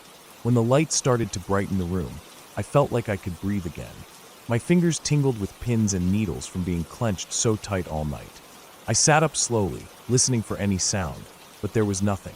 My neck hurt from laying stiff for so long. My head throbbed with a hangover and with fear. I stood up on shaky legs and went to the window. I pressed my face close to the glass, trying to see if there were any footprints in the dirt or smudges on the glass, but the outside was empty. Just the early morning light touching the yard. No cars, no people, no movement at all. I walked to the front door and looked out through the peephole. The porch was empty. The sidewalk was empty. Everything looked normal, but it didn't feel normal. My chest still felt tight, and my stomach was sour and clenched. I grabbed my phone off the table. I didn't even check my notifications. I just held it in my hand like it was a weapon. Later that morning, I walked outside to check around the house. The dirt under the windows had no footprints. The porch had no muddy marks or scuffs. I even checked the side yard and the driveway. Nothing. It was like no one had ever been there. That day, I couldn't stop shaking. I felt like every sound was them coming back. Every creak of the house settling, every car driving by, every branch tapping against the siding. My hands wouldn't stop trembling. I didn't want to be alone in the house anymore. I called my friend, hoping he'd come over to stay, but when he said no, I felt something sink in my chest. I knew I'd be sleeping alone again. I kept thinking about it for days after. Who were they? What did they want? Why didn't they break in? Did they know I was there the whole time, frozen in fear under the window? Were they watching me before they started pounding, just standing there in the dark, waiting? That was the thought that made it hard to breathe. After my family came home, I didn't tell them right away. I felt embarrassed somehow, like it was my fault for sleeping on the couch under those big windows with no curtains. But eventually I told them. My dad checked the security cameras we had near the garage, but they didn't catch anything. The cameras only cover the driveway and back patio. The front yard is just darkness beyond their range. I've never slept on that couch again. Even during the day, I avoid sitting there. I bought thick curtains for those big windows, and I keep them closed. At night, I double-check every lock in the house, sometimes 3 or 4 times. I know it probably wasn't some random prank. No one stands outside pounding on a window and a door for 40 minutes at 3 in the morning just for fun. They wanted in. They wanted something. And I think about it every night when I turn off the lights, about how close they were to me that night. Just a thin sheet of glass between me and them. I think about how if I had moved or screamed or tried to run, they might have broken through. The fear never goes away completely. It sits inside me now, cold and heavy, reminding me that no lock or window really keeps anyone out. It just buys you a little time.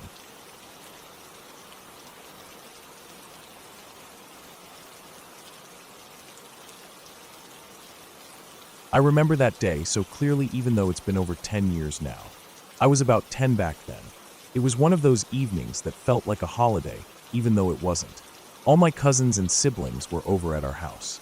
There were about 10 of us all together. The adults had decided to go out for dinner. They left us with some frozen pizzas, snacks, and instructions not to fight or destroy the house. I remember watching them all leave, one by one, getting into their cars and driving off down the street until the house felt quiet in that strange way it does when parents are gone. We didn't care though. We were happy they left. The living room became ours. We dragged blankets and pillows from the bedrooms and made a huge nest on the floor in front of the TV. Someone put on a movie. I don't even remember what we were watching, just that it was something we'd all seen a million times before. I was sitting near the back of the pile, curled up with a blanket tucked under my chin. I kept staring at the lights flickering from the TV screen across everyone's faces, seeing the glow dance across the quiet room. I remember feeling safe. There's something about being surrounded by other kids, knowing your cousins and siblings are right there with you, that makes the world feel small and comfortable. Even the shadows in the corners of the room felt friendly that night. I don't know how long we'd been watching when it happened. I can still hear the exact sound it made in my head if I think about it long enough. There was this deep boom, not like thunder, but deeper, stronger.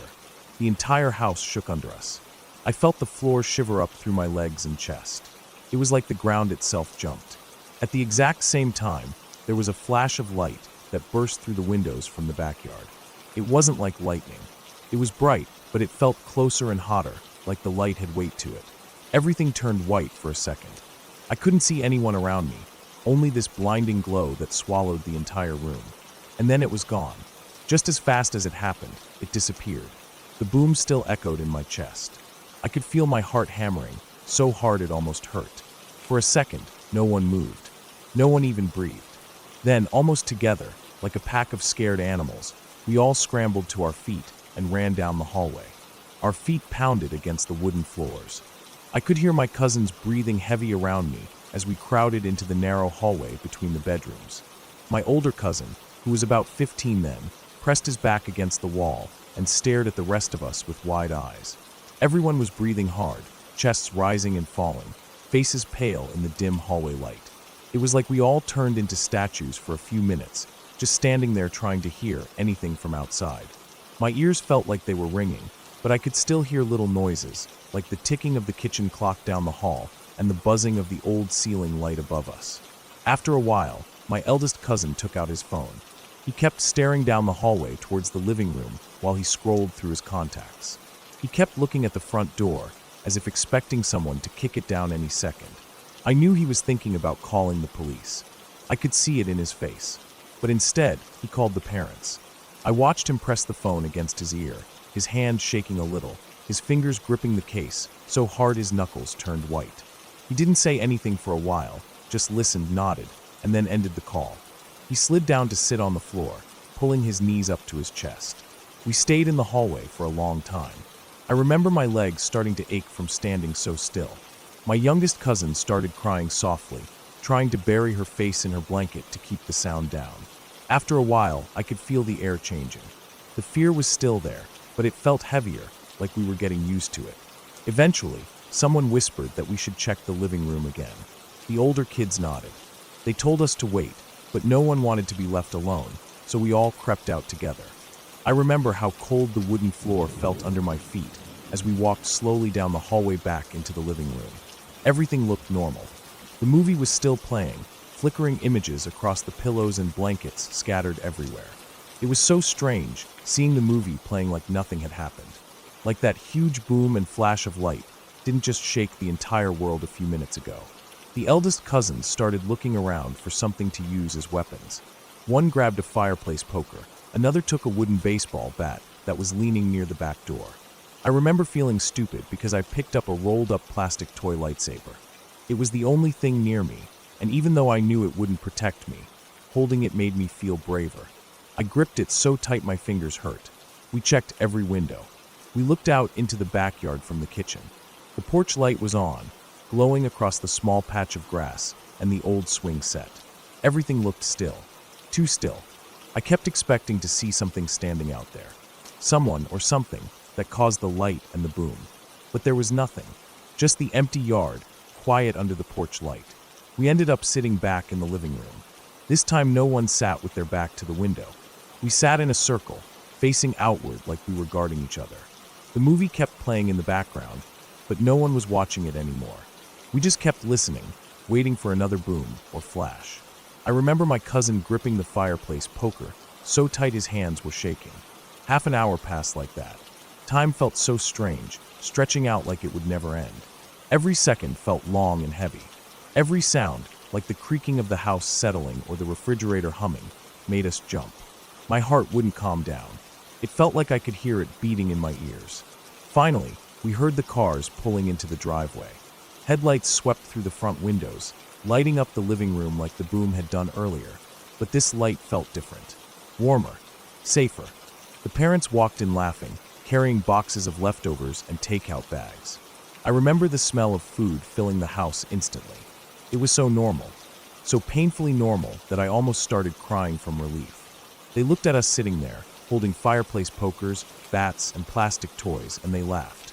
They asked what we were doing, why we were all so pale, why everyone looked like they just saw a ghost. We tried to explain it to them. We told them about the boom and the flash, how the house shook, how it felt like a bomb went off in the backyard. But they just kept shaking their heads, laughing it off. They said maybe it was thunder or the neighbors shooting fireworks. But we knew what thunder sounded like.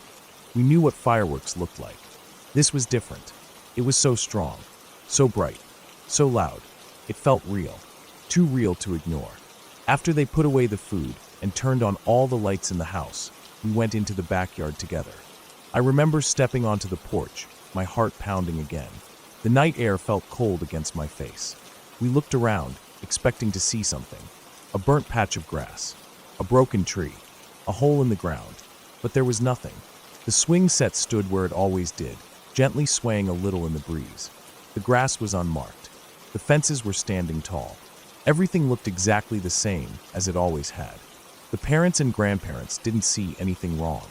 They shook their heads and told us we had too much imagination for our own good. Maybe we did, but all of us felt it. All of us saw it. All of us heard it. It wasn't something in our heads. It was real. For the rest of the night, we sat closer together. None of us wanted to sleep alone or even go to the bathroom alone. We kept watching out the windows, listening for that deep boom again. But nothing else happened. Eventually, one by one, we fell asleep on the living room floor, the TV still playing in the background, flickering shadows across our sleeping faces. It's been over 10 years now, but every time we get together, someone brings it up. We sit around at family gatherings, eating dinner or playing cards, and someone says, "Hey, remember that night with the boom and the light?" And we all nod, because we all remember. We try to come up with explanations every time. Maybe it was a transformer blowing up. Maybe it was something underground. Maybe it was something in the sky. But we never really figure it out. Even now, thinking back to that night, I can still feel it. The way the floor shook under me. The way the light swallowed everything. The way my heart slammed against my ribs so hard it felt like it would crack them.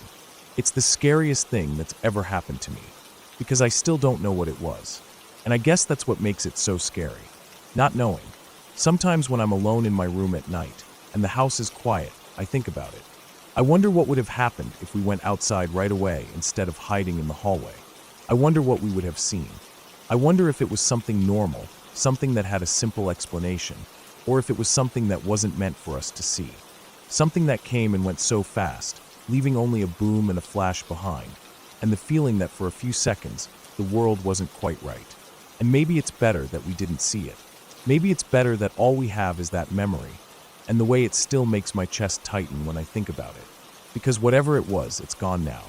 All that's left is that night, burned into my memory forever.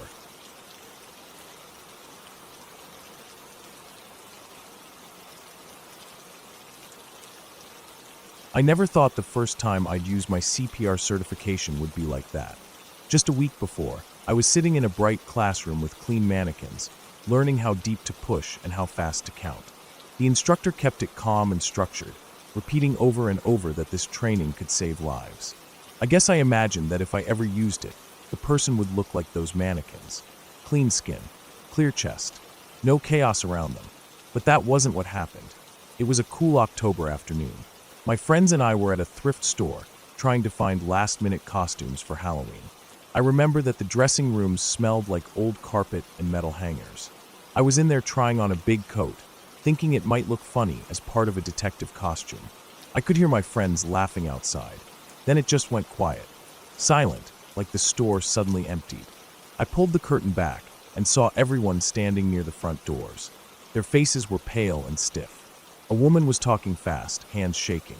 I couldn't hear her words clearly at first, but I heard passed out, outside, and not moving. My chest tightened. I stepped out of the dressing room and said in a shaky voice that I was certified and I could check, but they needed to call 911 right away. My voice sounded small and thin, like I was trying to act brave, but didn't fully believe it myself. As I walked toward the doors, I remember feeling my legs get lighter, almost numb. Outside, the parking lot stretched out under a pale sky. The air felt thin and cold on my skin. I looked around, but didn't see anyone lying on the ground.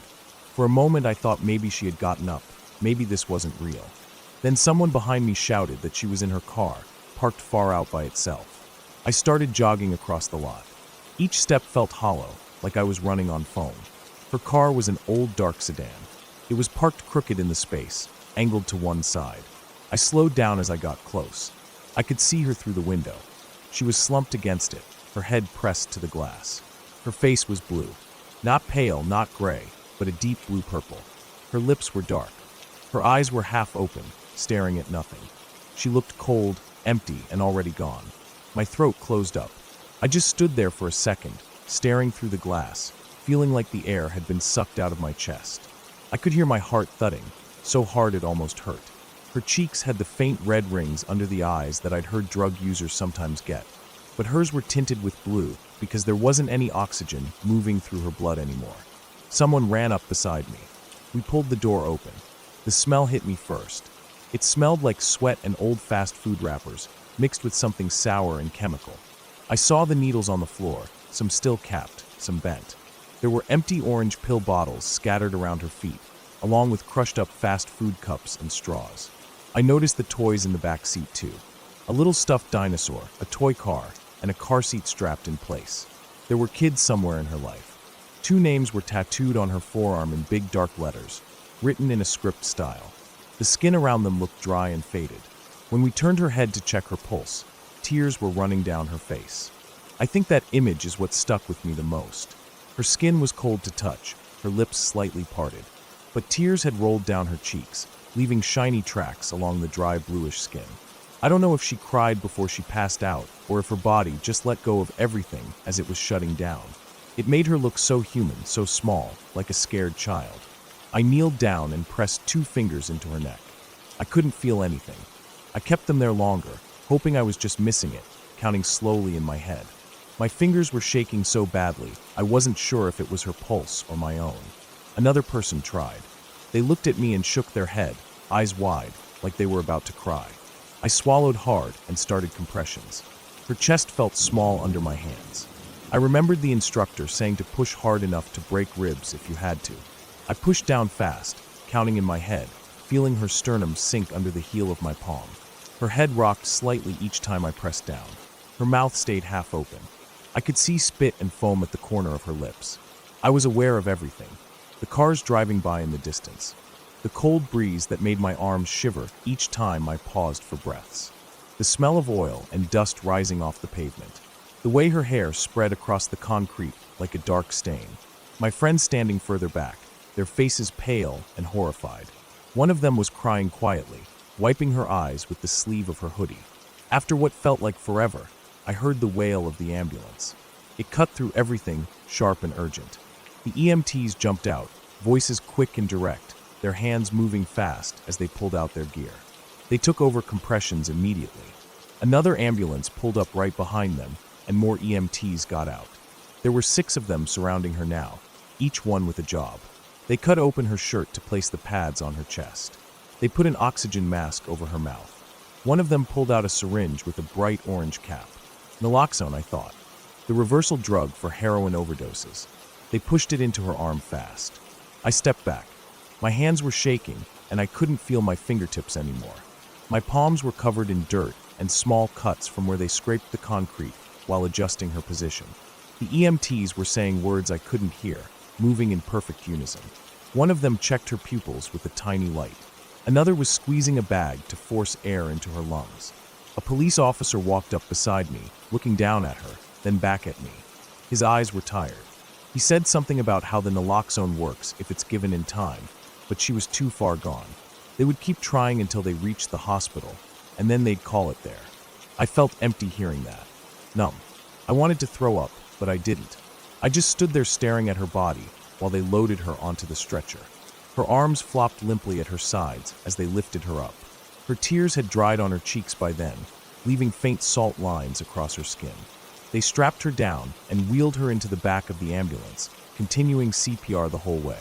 When they closed the doors, the sound of the latch echoed in the parking lot. It felt like the world paused for a moment. The ambulances pulled away, sirens blaring, and then there was nothing but the quiet hum of cars on the road in the distance. The police officer asked me a few questions about what I saw. I answered automatically. I kept looking at the spot on the ground where she had been lying. There was a small wet mark on the pavement where her hair had been. A single dark hair stuck to the ground, flattened in the moisture. Eventually, they let me go. My friends were waiting by the store entrance. Their faces were still pale. None of us spoke as we walked back inside. I went into the bathroom and scrubbed my hands until they turned red. I didn't want to touch anything. My fingertips hurt from pressing down so hard on her chest. Under my nails was gray dirt from the pavement, and I cleaned it out slowly with paper towels. We left the store without buying anything. The ride home was silent. I stared out the window, watching the power lines cut across the sky like black veins. When I got home, I took a long shower. I sat down on the floor of the tub and let the water run over my head. My chest felt heavy. My arms felt like rubber. I kept seeing her face every time I closed my eyes. The blue skin, the tears, the empty gaze. I kept thinking about the toys in her back seat and the names tattooed on her arm. Who were they? Where were they now? That night I couldn't sleep. I lay on my back staring at the ceiling, feeling the shape of her chest under my palms, the way it sunk down with each compression. I thought about how small she felt, how her body seemed to fold in on itself, so fragile and light. I thought about how CPR in class felt safe and simple, but out there, with needles scattered on the floor and death hanging heavy in the air, it felt like trying to push life back into a body that had already given up. I don't know if she died in the car, staring out the window with tears rolling down her cheeks, thinking about whoever those names were, or if she knew it was coming and just closed her eyes. I hope she wasn't alone in her head when it happened. I hope she thought of her kids, or someone she loved, or a moment that made her happy before everything went dark. I still think about her sometimes. When I see people in cars parked alone on the edge of parking lots. When I see kids' toys scattered on back seats. When I see people nodding off at bus stops, eyes half closed, their heads dipping down. I think about how thin the line is between being alive and being gone. How one moment you're sitting in your car, and the next, strangers are pulling you out onto the pavement, trying to pound life back into you under a pale October sky. That day changed something in me. I still remember the feeling of her ribs under my hands, the sound of her hair brushing against the pavement each time her head rocked with the compressions. I remember looking down at her face and realizing that even if you do everything right, sometimes it isn't enough. Sometimes people die anyway, and you're left kneeling there, feeling helpless and small under the wide open sky, with nothing but the echo of sirens fading in the distance and the heavy silence that follows.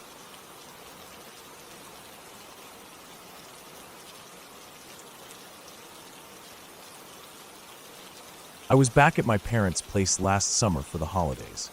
It felt good to be back after months of constant stress from university work and late-night shifts at the cafe. Their house is a 2-story old brick place with creaking wood floors and that smell that only old houses have.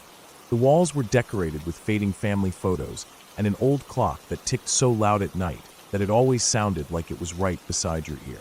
My room was upstairs, down the hallway from my sister's room. Her room was right at the end of the hallway, across from the bathroom. That night I stayed up late. I'd gotten into the habit of staying up most nights when I was away, working on assignments or just watching videos to pass time. I remember it was a hot night because the fan in my room was on full speed, but I could still feel sweat building up on my neck and chest. The crickets outside were loud, and there was a moth battering itself against my window for hours. The air smelled like summer night, damp grass, soil, and heat trapped from the day. It was around 3 in the morning. Everyone else was asleep. I was sitting at my desk scrolling through videos with headphones on, the screen being the only light in the room. My eyes were dry and my back hurt from sitting for too long. I had just finished watching some dumb video about abandoned amusement parks when I felt my phone buzz beside me on the desk. I remember thinking that it was weird anyone would call me at this hour, but even more weird when I saw it was my sister's name flashing on the screen. Her room was literally down the hallway. If she needed anything, she could have just come to my door and knocked. I took off my headphones, wiped my face, and reached for the phone. But right as my finger slid to pick up, the call ended. It just stopped. I sat there for a few seconds staring at her name on the call log. I thought maybe she dialed me by mistake, or maybe she needed something. So I pushed my chair back, stood up slowly feeling my knees crack, and walked out into the dark hallway. The hallway was narrow and warm, with a faint smell of old wood and the shampoo my mom used to clean the carpets. I remember feeling a bit dizzy from standing up too fast and holding the wall as I moved towards her room. I could see her door was closed, the yellow glow of her nightlight seeping out underneath. As I got closer, I heard nothing at first, just the deep silence of the house, mixed with the ticking of the clock downstairs. Then suddenly she screamed. The sound tore through the quiet so sharp and sudden that I felt my chest tighten and my legs almost buckled under me. She screamed again, louder this time, like someone was hurting her. I ran to the door and twisted the knob so fast my wrist hurt. The door swung open and I rushed inside. Her room was lit with that dim yellow nightlight she always kept on because she hated sleeping in complete darkness. The curtains were pulled closed but thin enough that I could see the shadows of tree branches swaying slightly in the breeze outside. She was sitting up in her bed, eyes wide, tears on her cheeks, clutching her blanket so hard that her knuckles were white. Her hair was sticking to her forehead with sweat. She was looking around the room with her chest heaving like she couldn't catch her breath. I looked around. The room was empty. Her laptop was closed on her study table, the chair tucked in. Her pile of clothes was on the small wooden chair near the wardrobe. Her slippers were right next to her bed. There was nobody there. Nothing moved except for the slow rotation of her small plastic fan. After a few seconds, she stopped screaming and just sat there breathing hard. Her face was pale and she was shaking. She wouldn't lie down again. I sat beside her for a long time, rubbing her back while she calmed down. Finally, she told me that she woke up because she felt like someone was watching her. When she opened her eyes, she saw a dark shape right in front of her face. It was so close, she said she could feel it, like someone leaning down over her while she slept. That's when she screamed. I remember just sitting there listening to her breathing unevenly, looking around the room again and again trying to see if there was anything at all out of place. But everything looked normal. Her books were stacked on the side table. Her water bottle was half full. The small mirror on her dressing table showed my reflection standing behind her. There was nothing else. Nothing hiding behind the door or near the closet. After she calmed down more, she asked why I came into her room so fast. I told her it was because she called me. She looked confused. Then she told me her phone wasn't in her room. She said she'd left it downstairs in her purse after dinner because it was almost dead and she didn't need it that night. I didn't believe her at first, so I asked her to check around her bed and in the small drawer where she keeps her charger. But her phone wasn't there. She was telling the truth. I went downstairs to the living room in the dark, using the dim light from the kitchen nightlight to see. Her purse was on the table next to the sofa where she left it earlier, and her phone was inside, screen off, still dead. I remember picking it up and feeling this cold, sinking feeling in my chest. It felt like my stomach dropped all the way down to my feet. When I went back upstairs, she was lying down, but her eyes were still open. She asked if her phone had called me. I told her yes, and showed her the log on my phone. The call was there. Incoming call from her number at 3:04 a.m. But when she turned her phone on later that morning after it charged, there was no call log on her phone at all. Not even a missed call. It was like it never happened. But my phone showed it. The time, her name, everything. She didn't call me, and she didn't even have her phone near her that night. I didn't sleep for the rest of that night. I stayed up sitting in my bed, looking at my phone screen glowing with that single call log entry, the only proof that anything happened.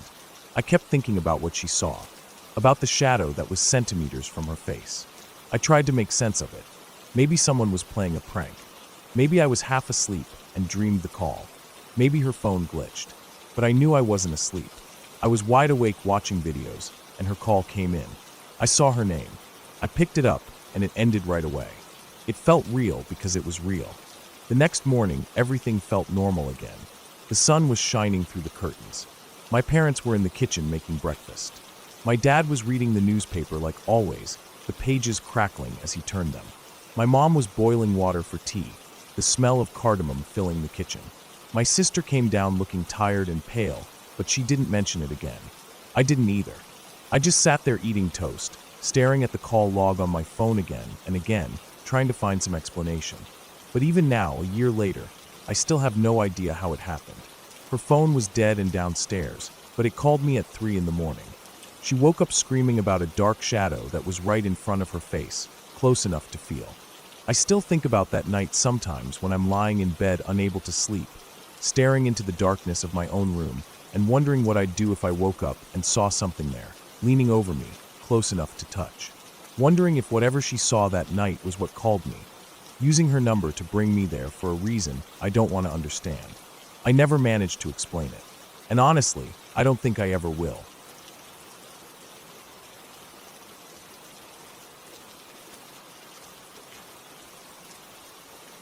I was about 2 hours into my drive back home when it started getting dark.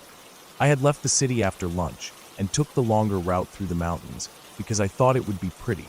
At first, the drive felt peaceful. The winding roads went through thick pine forests, and sometimes the trees opened up to show me views of deep valleys and gray cliffs in the distance.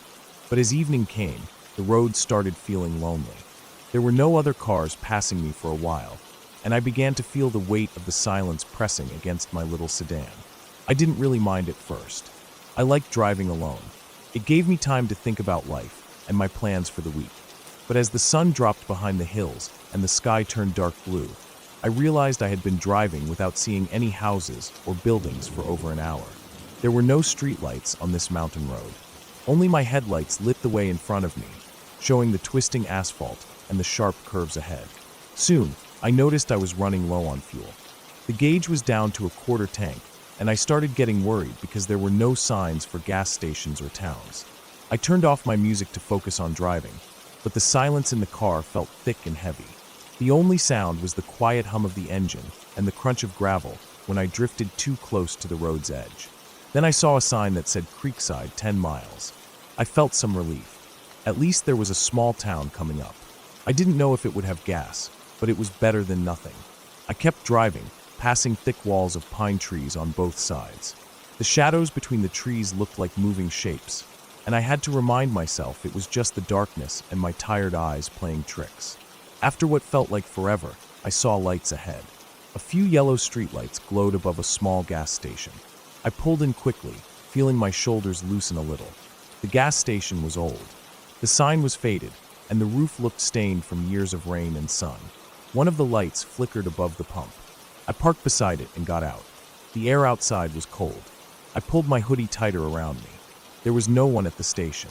The small shop attached to it looked closed, but the pumps were the pay-at-pump type, so I slid my card in and started filling up. The only sound was the fuel flowing into my tank and the wind moving through the pine trees nearby. I looked around. Across the road was a dark forest. The trees started just 10 feet from the asphalt, and the branches were so thick that the headlights from passing cars probably wouldn't even reach through them. But there were no passing cars. I realized then that I hadn't seen a car come down this road since before sunset. As I finished fueling, I checked my phone. No signal. I tried refreshing it, hoping for at least one bar to load Google Maps, but it stayed dead. I told myself it was fine. I knew I just had to keep following this road, and eventually it would connect back to the main highway home. I got back in my car, locked the doors out of habit, and started the engine. As I pulled out of the station, I noticed a small dirt road beside it that led off into the forest. It looked like it hadn't been used in years. Grass was growing through the tire tracks. I wondered where it led, but kept driving down the main road. About 15 minutes later, I noticed the trees seemed thicker here. They pressed right up against the edge of the road, branches nearly reaching over to touch the other side. I kept driving slowly, watching the road carefully. Suddenly, my headlights caught something on the side. It was a car parked half off the road, leaning into a ditch. The front bumper was smashed, and the windshield was cracked. The driver's side door was open. I slowed down and stopped a few feet ahead. My chest felt tight. There were no other cars or houses nearby, and the air felt too still. I put my hazards on and looked in my rearview mirror at the wreck. The car looked abandoned, but the driver's door hanging open made me feel uneasy. I sat there for a minute, thinking if I should reverse and check if someone was hurt, but something felt off. My skin was crawling with that feeling you get when someone is watching you. I looked into the forest on both sides. Everything was pitch black past my headlights, but I couldn't shake the feeling that something was there, just out of sight. Finally, I decided to check, because what if someone needed help? I grabbed my phone and turned on the flashlight. I stepped out and walked back towards the wreck. As I got closer, I saw the inside of the car. The seats were empty. There was a water bottle in the cup holder and an old fast food bag on the passenger seat, but no sign of anyone. The ground around the car was disturbed, like someone had walked around it a lot. I shone my light into the forest beside the car, but the trees were so thick I could only see a few feet in. The cold air made my breath fog up. I turned and quickly walked back to my car, feeling a rising panic in my chest. I got in, locked the doors, and drove off faster this time. My eyes kept flicking to the rearview mirror, half expecting to see someone running after me from the darkness. But there was nothing, just the empty road fading into black behind me. After another hour of driving, the road finally started descending out of the mountains. I felt some relief as the forest opened up a bit, and I saw faint lights of houses in the distance down the hills. But just as I was feeling better, I saw something ahead on the road again. I slowed down. It looked like a person walking on the edge of the asphalt, barely visible. As I got closer, I saw it was a man. He was wearing a dark jacket and jeans. He didn't turn as I approached, just kept walking with his head down. My heart was racing. It was almost midnight now, and this road was in the middle of nowhere. Who would be walking here alone at this hour? I slowed down and drove past him slowly. I tried to see his face, but the hood of his jacket was up, and he didn't look at me. I kept driving, not wanting to stop. But in my mirror, I saw him turn to face the road after I passed. My stomach felt tight, and I pressed the gas a little harder. 5 minutes later, I looked in my mirror again, and my headlights caught movement behind me. I saw another figure walking on the road. For a second, I thought it was the same man, but it didn't make sense. I had been driving at least 40 miles per hour since I passed him. I shook my head and told myself I was just tired and seeing things. Soon, the road flattened out, and I saw a sign for the main highway. I turned onto it, feeling the tension in my shoulders finally release. There were more cars here, and streetlights lit up the lanes ahead. I drove for another half hour until I saw a rest stop with a 24-hour diner. I pulled in, parked, and just sat in my car for a while. My legs felt weak, and my hands were shaking slightly on the steering wheel. I didn't know why I felt so scared. Nothing had actually happened. But the loneliness of that road, the wrecked car with the door hanging open, the man walking in the dark, all of it piled up inside me until my chest felt heavy. I went into the diner and ordered coffee. The bright lights and quiet chatter of the few other customers calmed me down. I sat there for almost an hour, drinking slowly, feeling the warmth come back into my fingers. Outside, the highway was quiet, but the fluorescent lights lit up the parking lot and made everything feel safer. I kept thinking about that car wreck, wondering where the driver went. I wondered if I should have called the police, but with no signal up there, I had no way to. Eventually, I felt awake enough to keep driving. I paid my bill and left. The rest of the drive home was uneventful. I reached my apartment just as the sky was turning pale with dawn. As I unlocked my door, I stood for a second, listening to the early morning sounds of my neighborhood. Distant cars, birds starting to wake up, the wind rustling the leaves in the trees outside my building. Inside, I took a long shower, trying to wash off the feeling of fear that still clung to my skin. Later that day, I checked the local news and saw no mention of any accident on that road. No missing person reports, nothing about a wrecked car. I even thought about driving back there one day to see if it was really there, or if I had just imagined it in my tiredness. But I never did. I still think about that night sometimes. The dark trees pressing against the road. The man walking alone with his hood up, never looking at me. The wrecked car with its door open and no one inside. It makes me think about how big the world is, how many roads and forests and empty places there are where anything could happen, and no one would ever know. It reminds me to always fill up my tank before heading into the mountains, to always check my route and make sure I'm not alone for too long, because there is nothing supernatural about fear. It is the simple knowledge that out there, somewhere in the dark, is something you do not understand, something human, and you might never know what they are doing or why they are there, but they are, and that is enough to keep me from taking that road ever again.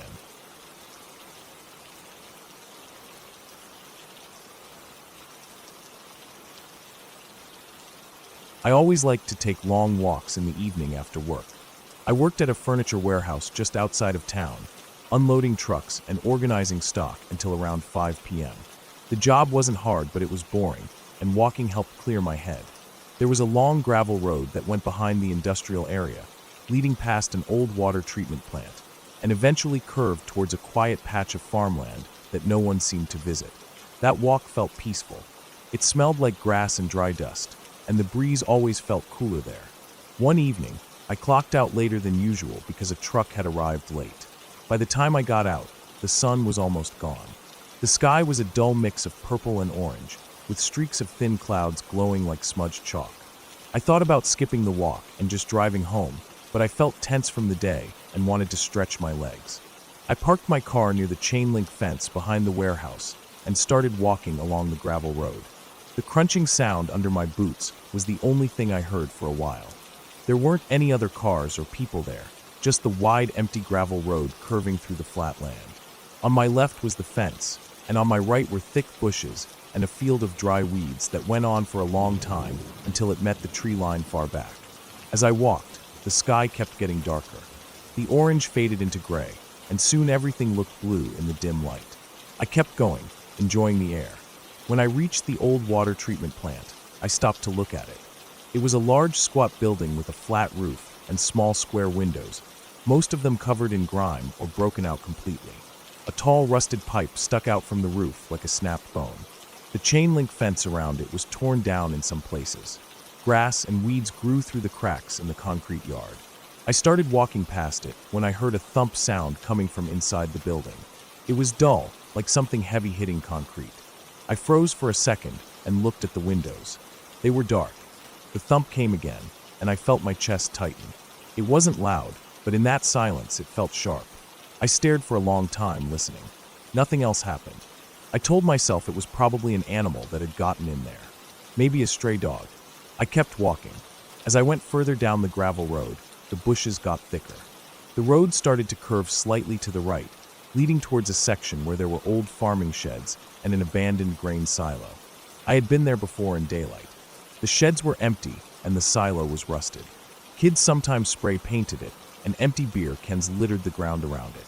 But that evening, with the sun gone, it felt different. The air smelled more like dirt and dry metal. I kept going until I reached a point where the road narrowed between the bushes and a wooden fence that bordered the farmland. I could hear insects chirping softly. The road was so dark now that I pulled out my phone and turned on the flashlight, aiming it at the gravel to watch where I stepped. The light beam was narrow and bright. Dust sparkled in the air whenever I moved. That was when I heard something in the bushes to my left. It was quiet at first, like grass being pressed down under weight. I stopped walking. The sound stopped too. I aimed my light at the bushes. The thin branches shivered slightly in the breeze, but I didn't see anything. I waited there listening. My heart started beating harder, and I felt a wave of adrenaline rising. After a moment of silence, I kept walking again, this time slower. I heard the sound again. The grass shifting, something brushing lightly against the branches. I stopped quickly and turned to the bushes, shining my light back and forth. I didn't see anything, but I felt watched. The hairs on my arms and neck stood up. I felt my breathing change, shorter and sharper, like my body was ready to run. I forced myself to keep walking forward. The crunch of gravel under my boots felt too loud. I heard the sound again, this time matching my pace. It was following me in the bushes. I turned and aimed my flashlight into the darkness. The bushes were dense, tangled with dry stems and thin tree saplings. I stepped closer and tried to see past them.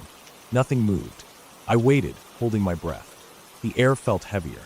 I thought about turning around and walking back to my car. But something in me didn't want to turn my back to the bushes, so I just stood there, scanning the undergrowth with my light. After a while, I decided to keep walking, but this time I moved faster. My boots crunched in rapid rhythm. The sounds in the bushes followed, matching my speed. It was like whatever was in there didn't care if I heard it. My chest felt tight. I felt sweat forming along my ribs under my work shirt, even though the air was cool. My ears felt hot. I kept walking fast, and then the sounds in the bushes sped up too, louder now, dry branches snapping, grass being crushed. I could hear my own breathing over it. I turned sharply and shone the light again. This time, I saw a movement deep in the bushes, just a flash of a dark shape slipping between the stems. I couldn't see what it was. I started backing away slowly, keeping my light aimed at the spot where I saw it move. The bushes were silent again, as if whatever was in there had stopped. I felt the urge to run, but I knew if I did, it would chase. I turned my body slightly sideways and took small steps backward down the gravel road, my light still shining into the bushes. Then, suddenly, I heard a heavy thump sound behind me on the road. I spun around, aiming my flashlight. There was nothing there. The gravel was empty. But that sound wasn't an animal. It was too heavy, like a boot stepping down hard on the gravel. I quickly turned back to the bushes, but the bushes were quiet now. I didn't want to be there anymore. I started walking backwards faster, looking side to side every few seconds. Then I turned fully and started walking forward, my light swinging in front of me. My footsteps felt shaky. I kept thinking about that heavy thump behind me and that shape in the bushes. I felt like I was being watched from every direction, like invisible eyes were following my every step. The gravel road felt longer than usual. My calves were burning from walking so fast. I heard something in the bushes again, but this time it was far behind me. I kept going until I saw the outline of the warehouse fence in the distance. Seeing that made me feel a bit safer. I started jogging, my phone light bouncing with each step. When I reached my car, I unlocked it so quickly my keys almost slipped from my fingers. I opened the door and jumped in, slamming it shut and locking all the doors immediately. I sat there, my chest rising and falling, sweat dripping down my temples. I turned off the flashlight and sat in the darkness of my car, trying to calm my breathing. I turned the key and the engine started with a low rumble. I switched on the headlights and looked at the gravel road ahead. The bright beams lit up the dust and the bushes on either side, but nothing moved. I shifted into reverse, backed up quickly, and then turned onto the main road, driving away from there. On the drive home, I kept thinking about what I heard and saw. I didn't tell anyone about it. I just went home, took a long shower, and lay on my bed staring at the ceiling fan spinning slowly above me. My muscles felt sore from tension. My mind replayed the sound of that heavy footstep behind me. I knew it wasn't just an animal. The next day at work, I was tired from not sleeping well. I kept thinking about going back there in the daytime to check, but part of me didn't want to. By afternoon, my curiosity won over. After my shift ended, while it was still light out, I drove back to the gravel road. I parked in the same spot and walked down the road towards the area where I heard the noises. In daylight, the bushes looked normal, dry and brittle, tangled together. I pushed through some of them, stepping into the undergrowth where I had seen the dark shape. The ground was covered in dead grass and broken branches. I didn't see any animal tracks, but I saw something else. Near the base of one of the thicker bushes, there was a small pile of cigarette butts and a crushed soda can. Next to it was an old blanket rolled up, half buried under sticks and leaves. There was also a rusted tin cup lying on its side. It was a hidden sleeping spot. Someone had been living there or hiding out there. My mouth felt dry. I stood very still, looking around at the bushes and the empty road behind me. The cigarette butts weren't old. The ends still had bright orange filters, not yet faded by rain or sun. Whoever had been there was there recently. I walked back out onto the gravel road and felt a wave of relief when I saw my car parked in the distance. The sky was bright blue with thin white clouds drifting slowly across. Everything felt normal again in the daylight. But my stomach felt tight with fear when I thought about what would have happened if I had been slower walking back last night. If I had stopped longer. If I had turned my back for even a moment. I got into my car and drove away. That evening, I stayed home. I cooked dinner, watched TV, and tried to calm my thoughts, but every time the TV went quiet during an ad break, I felt the silence wrap around me again like it did on the gravel road. That deep, empty silence where you can hear your own blood rushing in your ears, where the smallest sound feels like thunder. I never went for a walk down that road again after dark. Even now, when I think about it, I feel that cold tightness in my chest. I realized something important that night. Sometimes the scariest things are not spirits or shadows or supernatural monsters. It's the people hiding in the dark places you don't expect. The people who watch you walk by without you ever knowing they're there.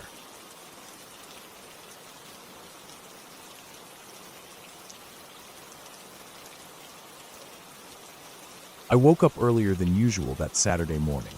The sun wasn't even up yet, just a dull pale blue coming through the blinds. My room felt cold, like the air hadn't moved all night. I rolled out of bed and stood still for a moment, just listening. The house was quiet, the way it always was before my parents woke up. I rubbed my face and walked to the bathroom, flicked on the light, and stared at myself in the mirror while I brushed my teeth. My hair stuck up in odd directions, my eyes half closed. After washing my face, I pulled on my old jeans, thick socks, and a gray hoodie. I grabbed a water bottle, stuffed 2 granola bars in my pocket, and tied my boots at the front door. The laces felt stiff and cold against my fingers. My plan for the day was simple. I wanted to hike the old utility trail behind the industrial estate, the one that led out into the woods. I'd been there many times before, but only ever walked a short distance in. I'd always felt a bit uneasy walking that trail alone, but that day, I felt strong enough to finally go further. It was barely 6 a.m. when I stepped outside. The sky was turning a softer blue, and birds were waking up. I walked down our driveway, gravel crunching under my boots, and turned onto the quiet road. No cars yet, just the smell of morning dew and the wet grass on neighbors' lawns. I passed the corner shop, its shutters still down, and kept walking towards the industrial area. As I walked, I tried to clear my mind, focusing only on the cold air filling my lungs and the weight of my steps. Soon I reached the old fence that marked the edge of the estate. There was a bent section near the bottom where kids and workers had crawled through over the years. I ducked under, feeling the rusted metal scrape my back lightly. My boots landed on damp dirt and flattened weeds. The air smelled faintly of burnt oil and wet earth.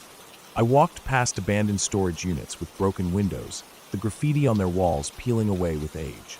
I could see the utility trail ahead, lined with dead grass and power poles that stretched out into the trees. I stepped onto the trail. My boots made soft thuds against the dirt. The trail was wide enough for two people to walk side by side, but I was alone. Tall weeds brushed against my jeans, leaving cold droplets on the fabric. The trees grew denser as I walked further in, pine mixed with birch and tangled undergrowth. The path was uneven with old tire grooves, puddles, and fallen branches. I kept walking. I didn't check my phone, just walked, counting my steps in my head to keep calm. The further I went, the quieter it got. No cars, no voices, just the occasional bird flitting through the branches and the dull buzz of power lines overhead. After about an hour, I stopped to drink some water. My breath felt warm in the cold air. I leaned against a tree, closed my eyes for a moment, and listened to the sound of the woods around me. Then I kept walking. The trail dipped down into a small gully where water had collected, turning the dirt into slick mud. I stepped carefully, feeling my boots slip a little before finding grip again. On the other side of the gully, the path rose steeply. I climbed up, using exposed roots for support. My hands got covered in damp soil. When I reached the top, I stood still for a moment to catch my breath. That's when I saw it. Ahead, maybe 50 feet down the trail, there was a shape lying just off the path, partly hidden by the tall weeds. At first I thought it was a deer or a big branch, but as I walked closer, I saw it was a backpack. A dark blue hiking backpack, lying on its side, covered in bits of dirt and pine needles. I looked around, expecting to see someone nearby, maybe off in the trees taking a leak or resting, but I saw no one. I stood there for a while listening, scanning the tree line. The woods were silent except for a crow calling somewhere far off.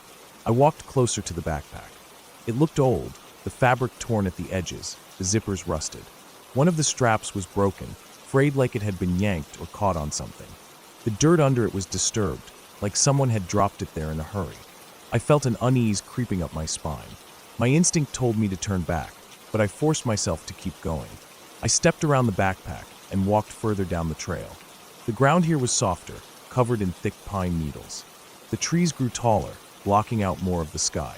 The light was dim, almost like dusk even though it was morning. My breathing sounded louder to me here, echoing in my head. About 20 minutes later, I saw another sign that made me stop. It was a tattered white shirt caught on a low branch. The fabric was ripped badly, with streaks of dark brown stains. The stains looked old, dried and crusted into the fibers. The branch it was hanging from was broken at the tip, snapped clean off and dangling by the bark. I felt a heavy dread in my chest as I stared at it. The air smelled different there, stale and thick, like something rotting far away. I kept walking. My feet felt heavy, like the earth was trying to keep me there. The trail narrowed until it was barely a path, just flattened weeds leading between trees. I followed it, brushing branches aside. There were old beer cans here, crushed into the dirt, rusted and faded. Cigarette but soaked from old rains. A pair of cheap sunglasses, one lens cracked. It looked like people came out here to drink and smoke in secret, but I saw no footprints in the dirt, no fresh signs of anyone. Eventually, the path ended at a small clearing. The ground here was uneven, with rocks jutting out and half-buried logs covered in moss. In the center of the clearing was a fire pit, blackened with old ash and ringed by stones. Beside it was a folding chair, rusted and sagging in the middle, and an overturned cooler with its lid broken off. It felt wrong standing there, like I had walked into a place I wasn't meant to see. I walked slowly around the clearing, taking everything in. There was an old tarp tied between two trees, sagging under fallen leaves. Underneath it was a pile of trash bags, torn open by animals. Empty cans, food wrappers, a moldy blanket. The smell here was stronger, rotten and damp. Flies buzzed around the bags. I felt sick, but I forced myself to keep looking. Something about it felt too deliberate, too organized to just be a forgotten campsite. Behind the tarp was a tree with rope marks around the trunk, the bark stripped in a thick band. Beside it was another old backpack, this one smaller and bright purple, covered in dirt. A shoe lay half buried in the pine needles a few feet away. It was a woman's running shoe, pink and white, the laces ripped out. I stood there, staring at it, feeling my stomach twist. The woods around me felt dead silent, no birds, no wind. Just my own breathing. I don't know how long I stood there, frozen. My chest felt tight. I finally forced myself to move. I backed away, careful not to trip on roots or rocks. I didn't want to turn my back on that clearing, but I couldn't look at it anymore. When I reached the trail again, I turned and started walking back the way I came, faster this time. My boots thudded against the dirt, every step echoing in my ears. I kept my eyes forward, trying not to think about the backpacks, the shirt, the shoe. But images kept flashing in my head, like my brain wouldn't let me forget what I saw. I felt like someone was watching me from the trees, but every time I glanced sideways, I saw nothing but tangled branches and dark trunks. After about an hour, I finally reached the utility poles again, then the edge of the industrial estate. Crawling under the fence, I scraped my back on the rusted metal again, but I didn't care. I just wanted to get out. I walked quickly past the abandoned storage units, past the peeling graffiti, past the smell of burnt oil. My breathing was shallow, my chest tight. When I reached the road, I stopped and turned around, staring at the fence and the tree line beyond. It looked so normal from here, just another forgotten trail in an old industrial area. I stood there for a while, feeling the morning sun finally warm my face. Cars were passing now, people heading to work, the world carrying on like nothing had happened. I walked home in silence. My boots felt heavy with dirt. When I got home, my parents were in the kitchen, making breakfast. The smell of eggs and toast filled the air. I kicked off my boots, washed my hands, and sat down at the table. My dad asked if I was okay, said I looked pale. I just nodded and ate my food in silence. Later that day, when they left for the grocery store, I sat in my room and stared at the wall for a long time. I thought about calling the police, telling them what I found, but I didn't know what to say. There wasn't a body, just things. Trash, torn clothes, shoes, backpacks, things people could brush off as nothing. Part of me felt like I imagined it all, like I was losing my mind. But deep down I knew what I saw was real. That clearing wasn't a normal campsite. It wasn't kids drinking or homeless people staying warm. It was something darker. I could feel it in my bones. I didn't go back there after that. I took other trails, shorter ones with dog walkers and families and cyclists. But every time I passed the edge of the industrial estate, I felt that heaviness in my chest again. Years have passed now, but I still think about that day. Sometimes I wake up before dawn, just like that morning, and my chest tightens with the memory of cold, damp air, of pine needles under my boots, of that clearing hidden deep in the woods where no one else went. I don't know who used that place, or what happened there. Maybe I don't want to know. But I know one thing for sure. The world isn't as safe as it looks. There are places just out of sight where the worst parts of humanity hide, waiting for someone to stumble upon them by accident. I was lucky that day. Lucky that all I found were their leftovers. Lucky that no one was there to find me.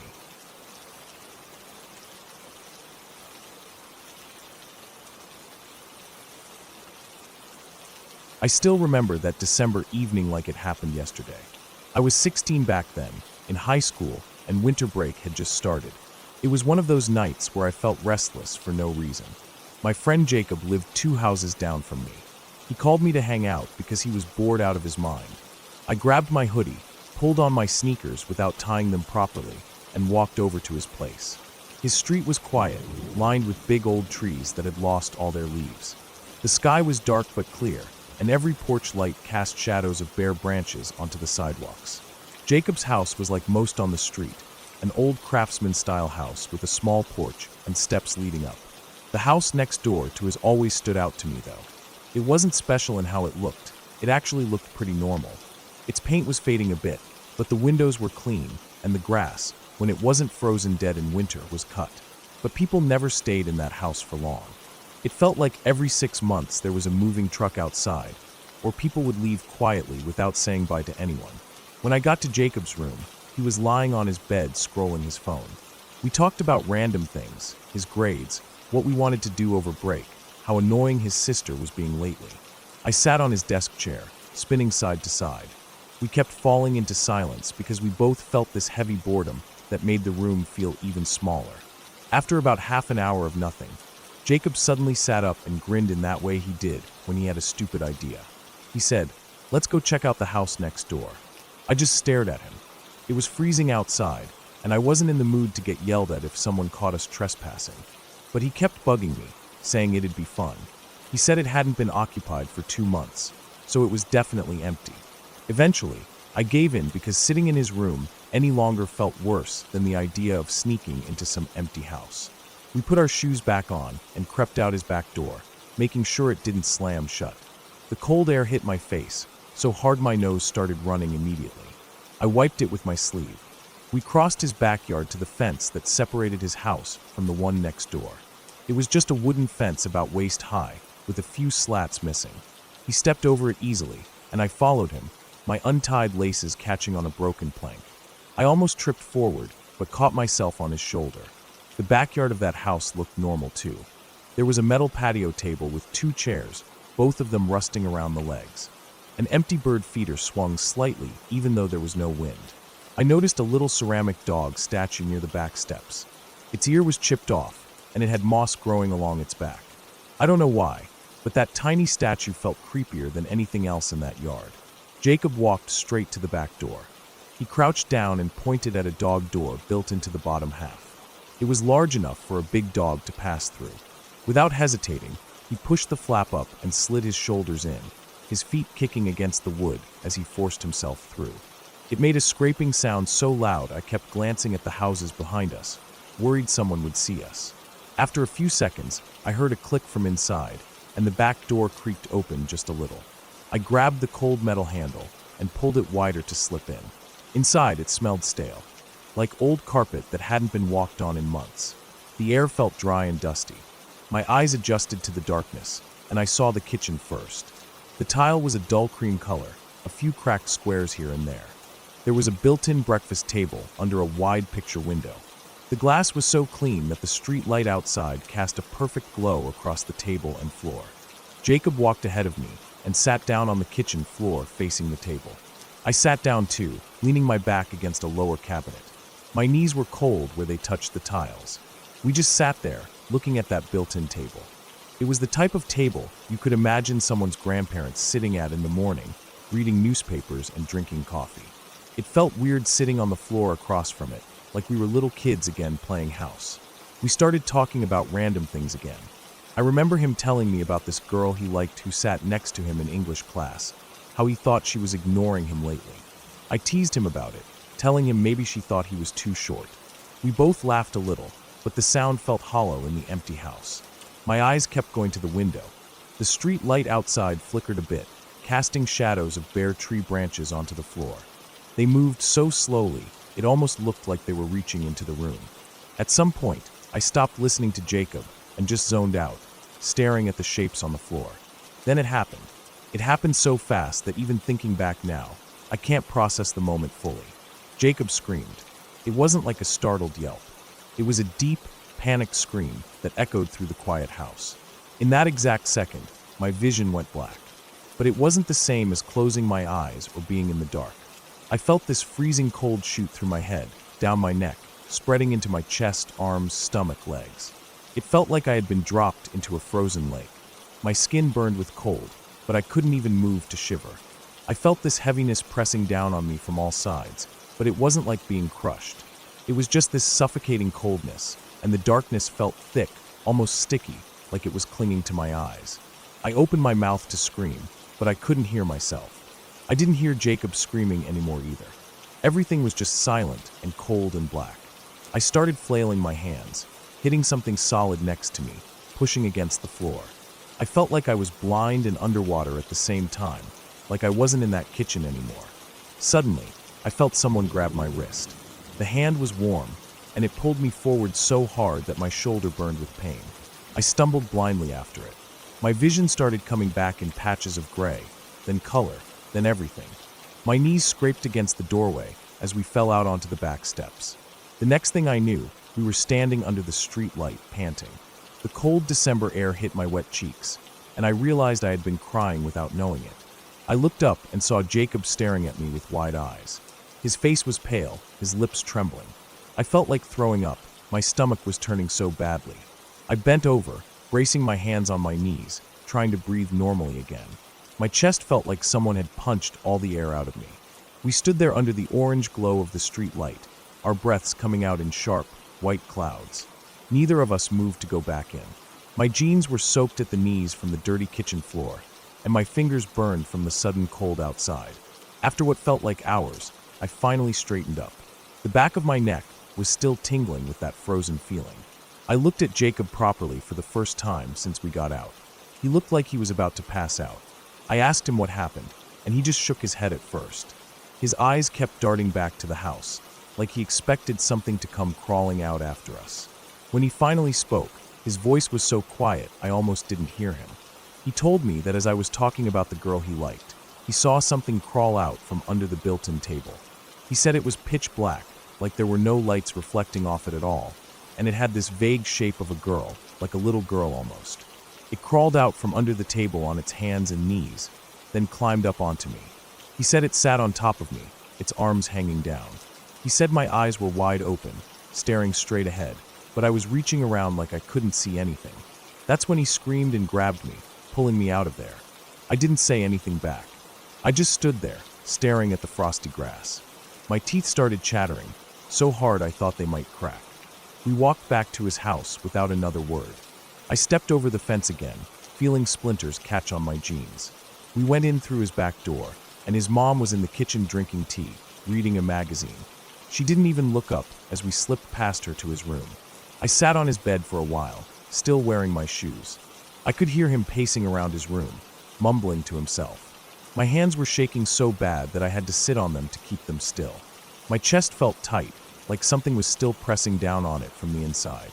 Eventually, I told him I needed to go home. He didn't try to stop me. I walked back to my house, feeling like every shadow on the ground was reaching out to grab my ankles. My front door was unlocked, and my mom was asleep on the couch with the TV, playing some old Christmas movie quietly. I went straight to my room, closed the door, and crawled into bed with all my clothes still on. I pulled my blanket up over my head and lay there listening to the sound of the TV from the living room and the quiet ticking of my wall clock. The next day, everything felt normal again. The sun was out, and the frost on the grass was melting into little drops that sparkled in the light. I could hear kids playing somewhere down the street, screaming and laughing, but that heavy coldness was still inside my chest. Every time I thought about the way the darkness had felt on my skin, I felt my stomach twist up again. For days after that, I couldn't walk past that house. If I had to, I would cross to the other side of the street. Even looking at it made my skin crawl. Jacob and I never talked about what happened in detail after that.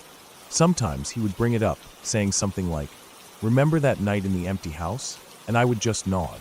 We both knew we would never go back in there again. It's been years since then. I moved away after high school for college.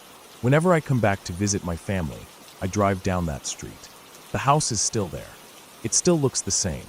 And from what my mom tells me, people still move out of it every few months. No one ever stays for long. Sometimes, I wonder if that blackness is still sitting under the table, waiting for someone else to sit.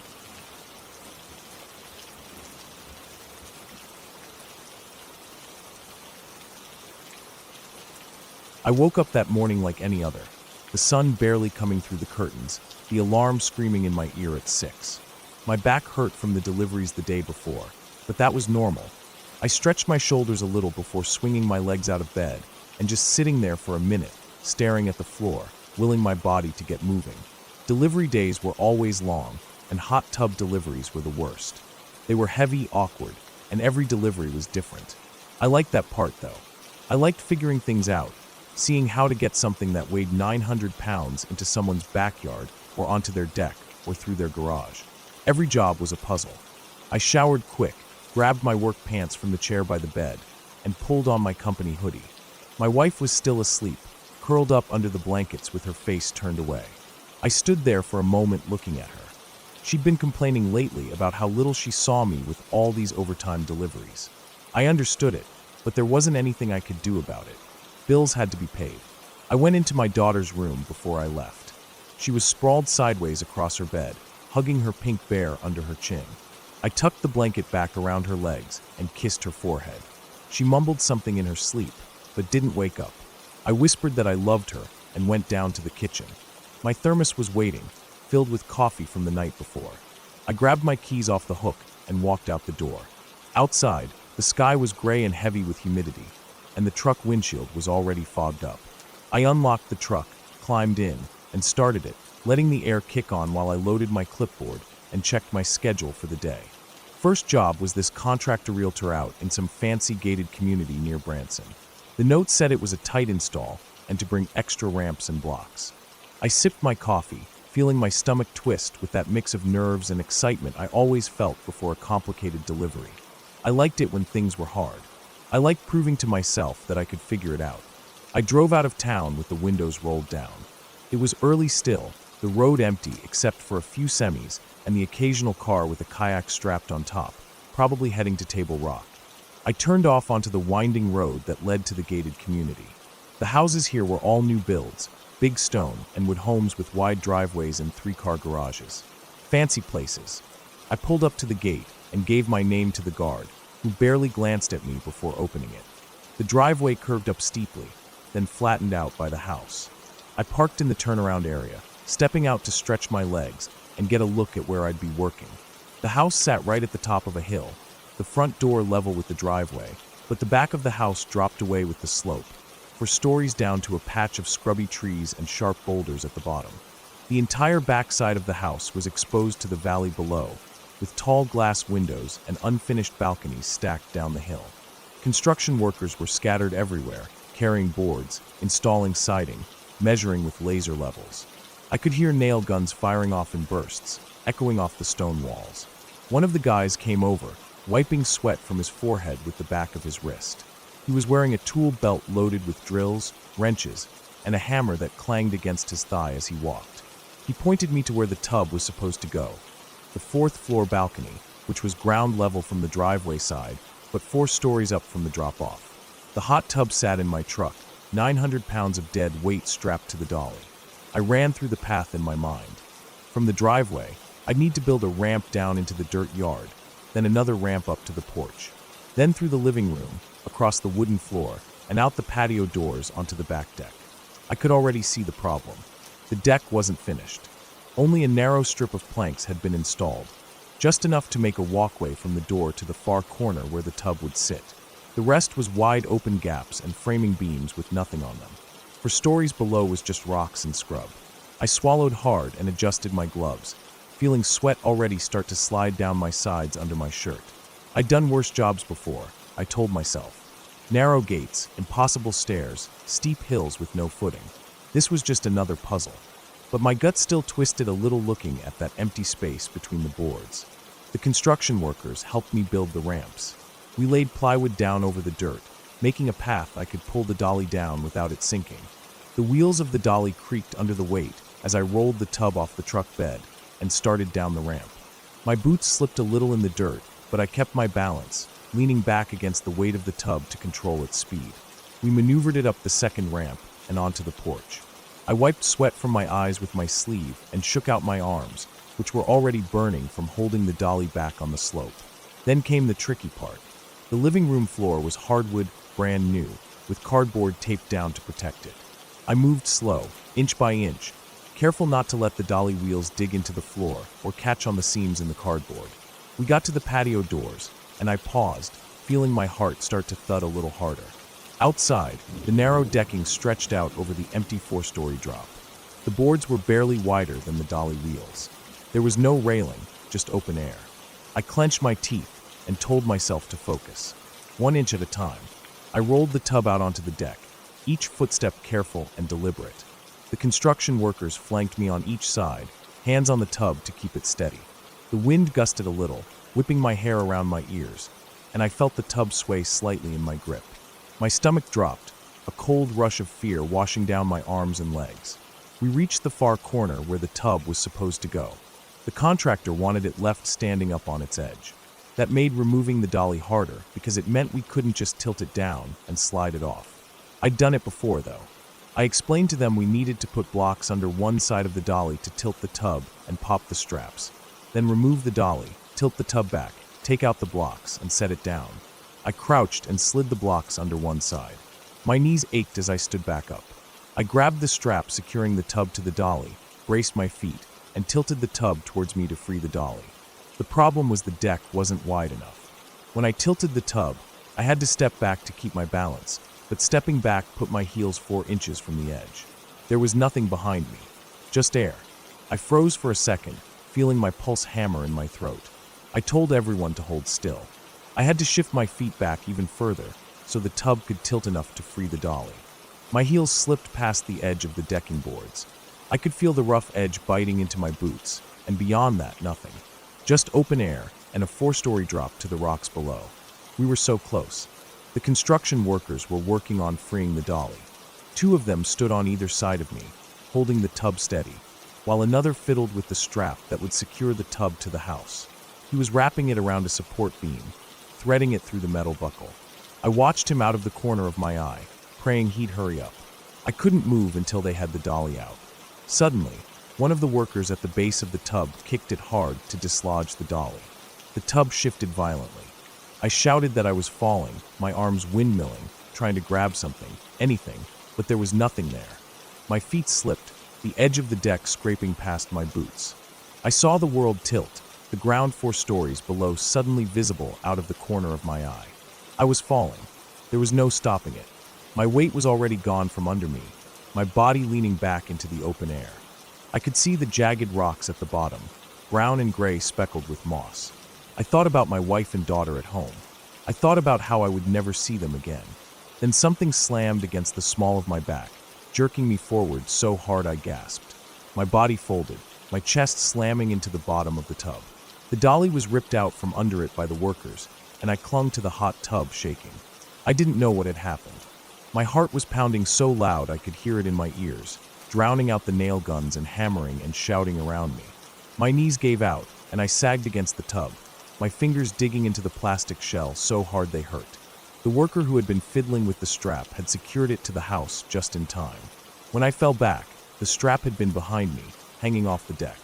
He yanked it tight with everything he had, and it caught me around the back, stopping my fall and throwing me forward against the tub.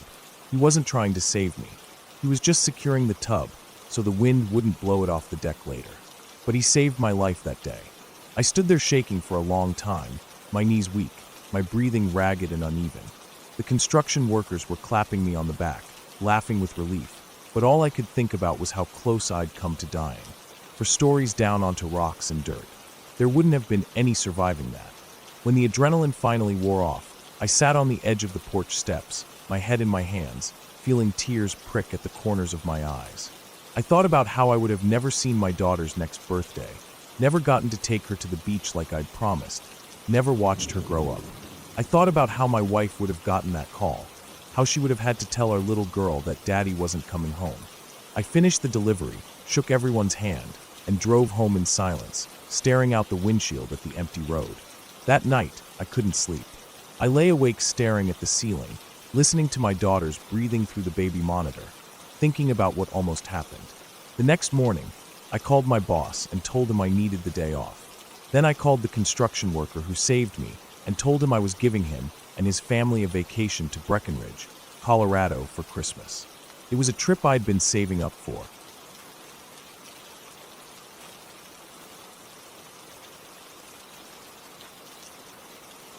My grandmother used to tell me this story whenever we sat together in her small kitchen, her hands trembling slightly as she held her tea.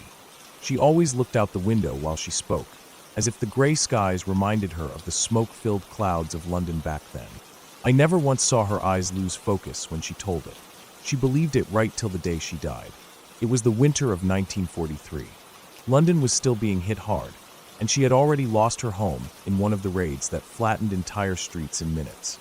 She had been living in a small terraced house in Lewisham with my grandfather, but he was off fighting somewhere in France. She didn't know exactly where he was stationed. Letters came and went with gaps of weeks or months, often arriving with yellowed corners, carrying nothing but quick lines of "I'm fine, I hope you're fine too." When her street was bombed out, she grabbed my father, who was only 8 months old at the time, and left with nothing but her handbag, his wrapped-up baby bag, and her coat. That was all she had left. She told me the cold wind cut right through her thin dress as she walked the rubble-strewn streets that night, searching for somewhere to go. Her friend, Mrs. Dalton, lived about a mile away in a sturdier house that hadn't been damaged. My grandmother had known her since school days. They used to walk to class together with books tied up in cloth straps before bags were common. Mrs. Dalton welcomed her in without hesitation. She set up a room for her on the top floor. It was a small room under the slope of the roof, with a single bed and a cot that she placed beside it for my dad. The floor was bare wood, cold even through stockings, and the wallpaper was peeling away near the window, revealing gray plaster underneath. The window was small and rattled with every gust of wind, letting in thin whistling drafts that seemed to wander around the room like lost insects. That evening, after a small dinner of boiled potatoes and fried onions, the only rations left in the house, my grandmother felt grateful just to have warmth around her. The dining room downstairs had a coal fire that Mrs. Dalton kept stoked all evening. The smell of burning coal mixed with the faint scent of damp plaster and old wool blankets drying on a rack nearby. My grandmother sat close to the fireplace with my dad asleep on her shoulder. She looked at the orange flames dancing behind the soot-stained grate, thinking how easily fire could destroy or comfort. After washing up the dishes, she took my dad upstairs to put him to bed. She held him tight against her chest as she climbed each step, feeling the worn wooden banister under her hand. The stairs curved slightly as they rose, creaking in the middle with each footfall. The house was silent except for the ticking of a small clock in the sitting room and the faint popping sounds from the fire downstairs. Outside, the wind picked up, and she could hear loose pieces of slate rattling on the roof. As she climbed the last few steps, she suddenly felt an overwhelming sense of something standing in front of her. Not a ghost, not some shimmering figure like in the stories, but someone blocking her path. She always said it was like when you turn a corner and someone is there, and your chest tightens with shock before your brain catches up. Her whole body froze. She didn't see a face, not really, but there was an outline of a person. A person just standing on the landing above, near the door to the top room, in the dim glow of the small electric bulb. Her knees felt weak. For a moment she thought she was about to collapse backwards down the stairs, clutching my dad so tight that he stirred and let out a small sleepy sigh against her collarbone. She didn't speak. She didn't hear words either. She said it was just an instant knowing, like someone telling you something with their eyes alone, or a silent scream that cuts right into your bones. Every hair on her arms stood up. Her heart began to pound in her chest, loud and hard, louder than the ticking clock, louder than the moaning wind outside. She turned around slowly, her legs shaking, and walked back down those creaking steps one by one, feeling the rough edge of the banister under her fingers as if it anchored her to the world. Back downstairs, she went into the sitting room where Mrs. Dalton was knitting by the fire. The coal flames glowed a dull orange behind the black grate. My dad was now fully awake, squirming and fussing a little in her arms. She laid him down on the worn brown sofa in the sitting room, using her own coat folded up as a pillow, and sat down beside him. She didn't explain. She didn't try to tell Mrs. Dalton about what she felt on those stairs. She just said they would sleep down here tonight. Mrs. Dalton, annoyed at first, muttered under her breath about stubbornness and people acting as if they owned her house. But in the end, she let my grandmother be. That night was bitter cold. My grandmother didn't sleep much. She wrapped my dad in his blankets and tucked him close beside her on the couch, his small breath warming her chin as she lay half awake, listening to the distant drone of German bombers crossing the city sky. The sirens had wailed earlier in the evening, but now they were silent. It was the silent hours that frightened her the most, when you didn't know if it was over or just waiting. She lay there in the dark, staring at the ceiling. The smell of coal dust filled her nose. Every few minutes she felt her eyelids flutter shut, only to snap open again at the faintest thud or crackle outside. The house creaked and settled in the wind. The street beyond the drawn curtains was silent, lit only by moonlight reflecting off broken roof tiles and shattered brick piles left behind by last week's raid. Then at some point deep in the night, when even the wind had died down, there was a sound that shook the entire street. A roar so loud it seemed to tear the air apart. My grandmother felt the floor jump under her body, as if the entire earth had bucked upwards. Plastered dust fell from the ceiling like rain. The windows rattled violently in their frames, and for a moment she thought they would shatter and spray shards all over her and my dad. Then silence again. A deeper silence than before, the silence of a world holding its breath. She sat up, holding my dad tight, her heart pounding in her ears. She could smell dust, wood, and something sharp and acrid like metal. She listened. There was nothing but the ticking clock, still beating out its seconds as if nothing had happened. She stood up, feeling her knees shaking so badly she almost collapsed. Carefully, she walked out into the dark hallway. Moonlight shone through the small window above the front door, casting pale shapes along the floorboards. She looked up the stairs. Dust hung in the air like smoke. Each step was covered with small white specks drifting downwards.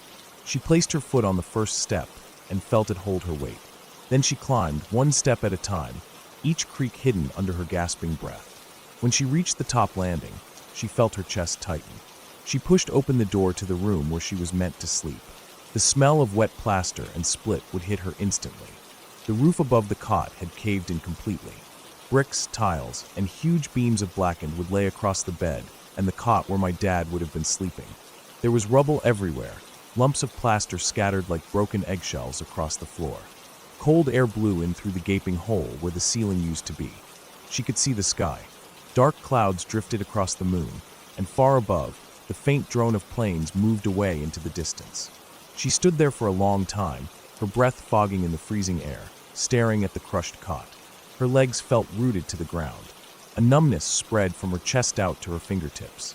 The thought came to her slowly, like ice creeping across a pond. If she had not felt that warning, if she had not turned back down the stairs, her baby would have been under that rubble. His small body buried beneath bricks and shattered wood. Just another casualty written down in tidy ink on some government ledger. She turned away from the broken room and went back down to the sitting room. Mrs. Dalton was standing there in her nightgown, her face pale, her hair falling loose over her shoulders. She didn't say anything. She just looked at my grandmother with wide, stunned eyes. My grandmother walked over to my dad, who was awake now, blinking at her in the dim glow of the dying fire. She picked him up and held him against her chest, feeling his tiny warmth spread into her shaking body. She sat down on the edge of the couch and held him tight, staring at the flames as they flickered low in the grate, casting long shadows across the walls. The house was silent again except for the ticking of the clock, counting out each second, each breath, each small moment that built the years of their lives. She sat there until dawn came, pale and watery through the soot-streaked window panes. Outside, the streets were covered in a fine layer of gray dust, settling like frost on the broken bricks and twisted iron fences. The air smelled of cold and mortar and something sour that clung to the back of her throat. For the rest of her life, she never forgot that feeling on the stairs. Not a ghost, she always insisted. Not an angel either. Just something, a warning, a presence, a force of life itself telling her to protect what she loved most. She never pretended to understand it fully. All she knew was that it saved her baby that night. Every time she told me the story, she ended it by looking me straight in the eyes and saying, with that quiet firmness only old people have, that sometimes you just know. And when you know, you listen, no matter how foolish it feels at the time. She lived to be 92, passing away in her sleep with my dad by her side, holding her hand. He never remembered that night, of course, being just a baby then, but he always said he felt like his entire life was a gift borrowed from that moment. That single decision she made on the creaking stairs in the dark, listening to a silent warning she never could explain. Now sometimes, when I wake in the night and feel something tighten in my chest, I think about her. I think about those bombs falling over London, about her bare feet on dusty wooden stairs, about the cold night air on her face as she held her baby.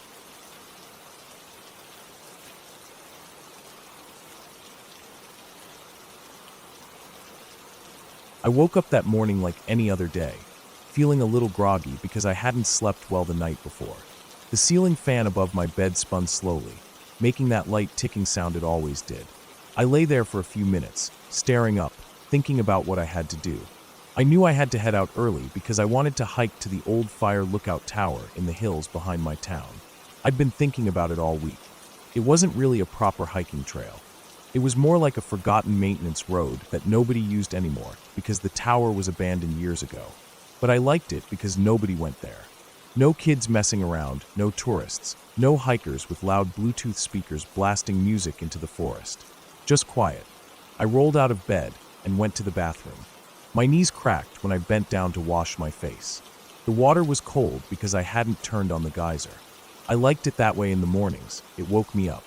I brushed my teeth slowly, staring at my reflection, noticing how I had a small patch of beard hair that refused to grow evenly. After that, I went to the kitchen and made myself some oats with milk and a bit of honey. I ate it standing up while scrolling through the weather app on my phone. It showed clear skies, hot later in the day, around 34 degrees Celsius. I drank 2 glasses of water, packed an extra one in my small backpack, along with some trail mix and a peanut butter sandwich, then grabbed my boots from beside the door. I sat on the step outside, lacing them up, feeling the warmth of the early sun already hitting my back. I lived on the edge of town, so it was only about a 15-minute walk before I reached the start of the old fire road. I stopped at the small shop near the corner to buy another bottle of water just in case. The shopkeeper was inside stacking crates of fizzy drinks. He didn't look up at me. I took the water, left the cash on the counter, and walked out. The air smelled faintly of burnt plastic, probably from people burning rubbish nearby, mixing with the usual morning smell of damp soil and dust. A couple of stray dogs lay in the shade of a wall, tails flicking lazily at flies. I crossed the main road carefully and walked up to the metal gate that blocked vehicles from going up the fire road. It was rusted and bent, and there was enough space on the side to slip through. As soon as I stepped onto the gravel road, it felt cooler. The eucalyptus trees lining the path kept the sun off the ground. I walked slowly at first, listening to the crunch of gravel under my boots. It was quiet except for the occasional bird call. There was one sound I heard a lot, a sort of two-tone whistle, maybe from a minor bird, though I didn't know much about birds to be honest. I kept my pace steady, swinging my arms to loosen up my shoulders. The backpack shifted a little with each step, brushing against my lower back. After about 40 minutes, I stopped to drink some water. I turned around and looked back down the road. From where I stood, I could see a part of the town below me, rooftops shimmering in the morning sun, smoke rising in thin lines from people's stoves. It always looked peaceful from up there, like nothing bad ever happened down in those streets. I turned back around and kept walking. The incline got steeper after that. I could feel my thighs burning a bit, and sweat started dripping down from my hairline, making my scalp itch. I wiped it with the back of my hand. I kept thinking about the lookout tower. I'd only been there once before, years ago with some friends. Back then it still felt like an adventure, climbing up the rickety metal steps and standing on top, feeling the whole tower sway slightly in the wind. Now it was just a destination, a place to sit in peace. About 2 hours in, I stopped again to eat half my sandwich. I sat on a flat rock on the side of the road. Ants crawled around near my boots, carrying crumbs from something they'd found earlier. I watched them for a while, fascinated by how coordinated they were, each moving purposefully like they knew exactly where to go. I finished my sandwich and washed it down with some water. The sun was higher now, the light coming through the trees at an angle, lighting up the dust in the air. When I finally reached the tower, I felt relief in my legs. The structure was taller than I remembered, probably because I hadn't been here in so long. The metal was rusted brown, and parts of the staircase railing were missing. The small concrete foundation had weeds growing through cracks. There was an old bench nearby, half buried under fallen leaves. I walked around the base of the tower for a while, just looking at the metal beams and the small hut at the top, its windows broken out long ago. I put down my backpack on the bench and drank more water. My shirt was soaked with sweat along my back and under my arms. A breeze picked up, and it felt good against my skin. I decided to climb the tower. I tested each step carefully as I went. The metal groaned under my weight, and small flakes of rust fell off, floating down past my boots. When I reached the top, I stepped inside the hut. The floorboards creaked, and I made sure to step only where the boards looked solid. The smell up there was musty, mixed with old bird droppings and the dry smell of sun-heated wood. I walked over to the window frame and looked out. The view was incredible.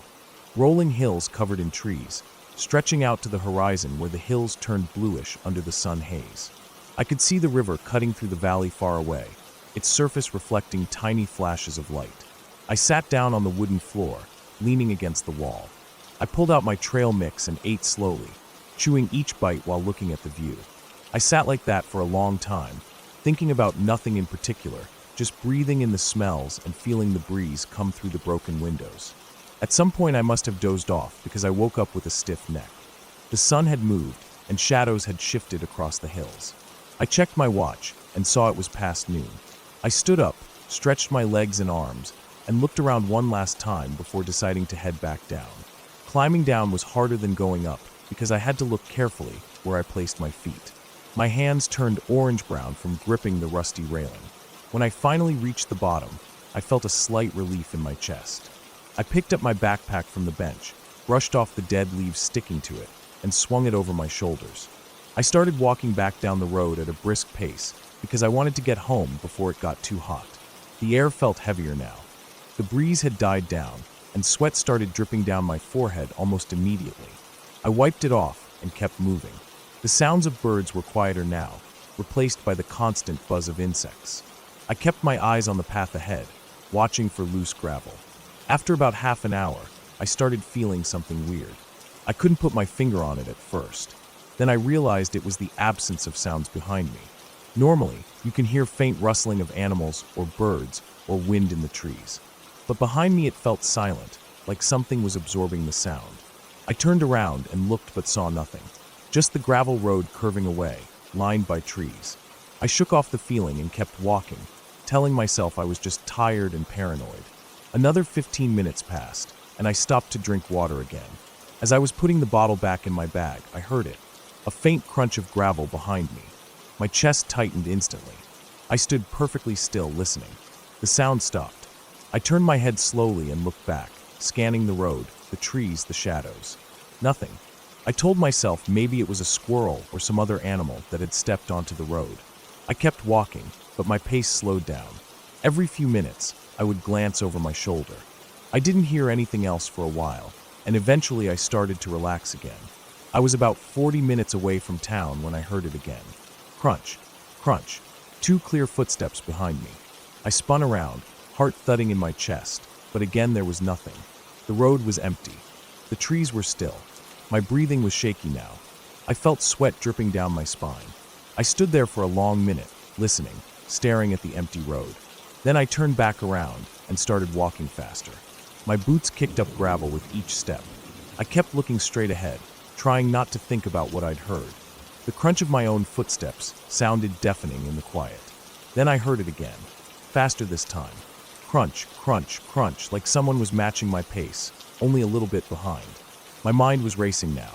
I didn't want to run. I didn't want to look like prey, but my body was screaming at me to move faster.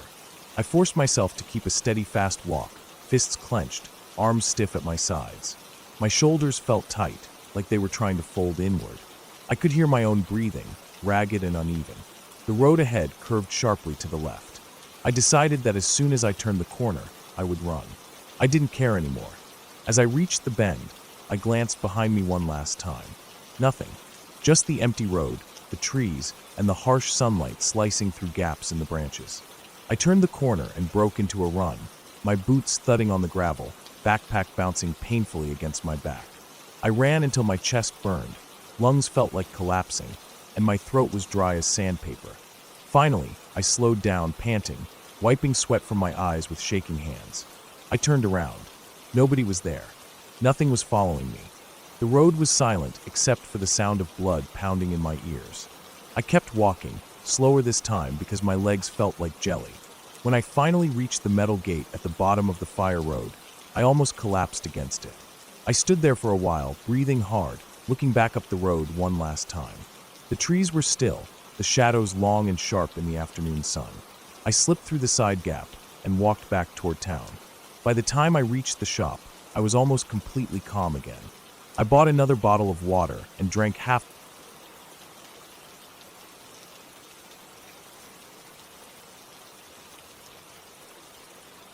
I always thought working night shifts at the gas station would be easy money. It wasn't like people were lined up at 3 in the morning to buy chips and cigarettes. Most nights were so quiet that the only sounds I heard were the humming of the freezers and the occasional gust of wind rattling the windows. I liked it that way. I could drink my coffee in peace, read some news on my phone, restock shelves, and clean the coffee machines without being bothered. But there was this one night that made me think about quitting for good. I started my shift at 10 p.m. It was cold outside, probably just above freezing, and the wind felt like it cut straight through my hoodie when I got out of my car. I remember thinking how quiet the road was. Usually, there'd be at least a few cars passing by on their way out of town, but not that night. The parking lot was empty except for my car and a random old pickup truck parked at the far end. I assumed it belonged to the guy I was replacing for the shift. Inside, the store smelled like burnt coffee and mop water, just like it always did. I clocked in, grabbed a stale donut from the tray near the register, and started stocking the cooler with soda bottles that had come in that evening. The guy I was replacing, Mike, left quickly, like he always did. He never said goodbye, never asked how I was doing. He'd just grunt and walk out with his backpack slung over one shoulder. I actually liked that about him. Less forced conversation, less pretending. The first few hours passed with nothing happening. I cleaned the bathroom, wiped down the counters, took out some trash. Around midnight, a young couple came in to buy some snacks and an energy drink. They paid with cash, left without saying anything besides a mumbled thanks, and drove off. The store was silent again. I sat down on the little stool behind the register and watched the security monitors for a while. We had 5 cameras, one facing the front counter, one at each of the 2 aisles, one in the back near the storage room, and one outside facing the pumps and parking lot. The black and white screens flickered every so often, making the empty aisles look creepier than they really were. I kept glancing at the outside camera. The pickup truck was still there, unmoved. I thought it was weird because Mike never drove a truck. He had a beat-up sedan. I tried to remember if the truck had been there when I arrived, but I couldn't be sure. Either way, it just sat there, old and rusty, the bed full of junk covered by a tarp weighed down with bricks.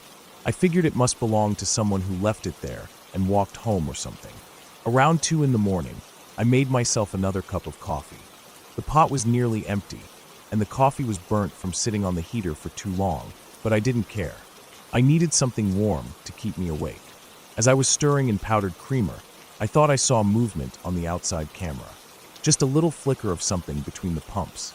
I set my cup down and leaned closer to the monitor. The camera quality was terrible, so all I saw was some grainy black and gray shapes. But it looked like someone was moving near the pumps, maybe behind the trash can. I kept watching, but after a few seconds, nothing moved again. I told myself it was probably the wind blowing some trash around or the camera glitching. Still, I felt uneasy. I kept glancing out the glass windows of the store, scanning the pumps and parking lot. The lights out there flickered now and then, buzzing with that annoying electrical hum.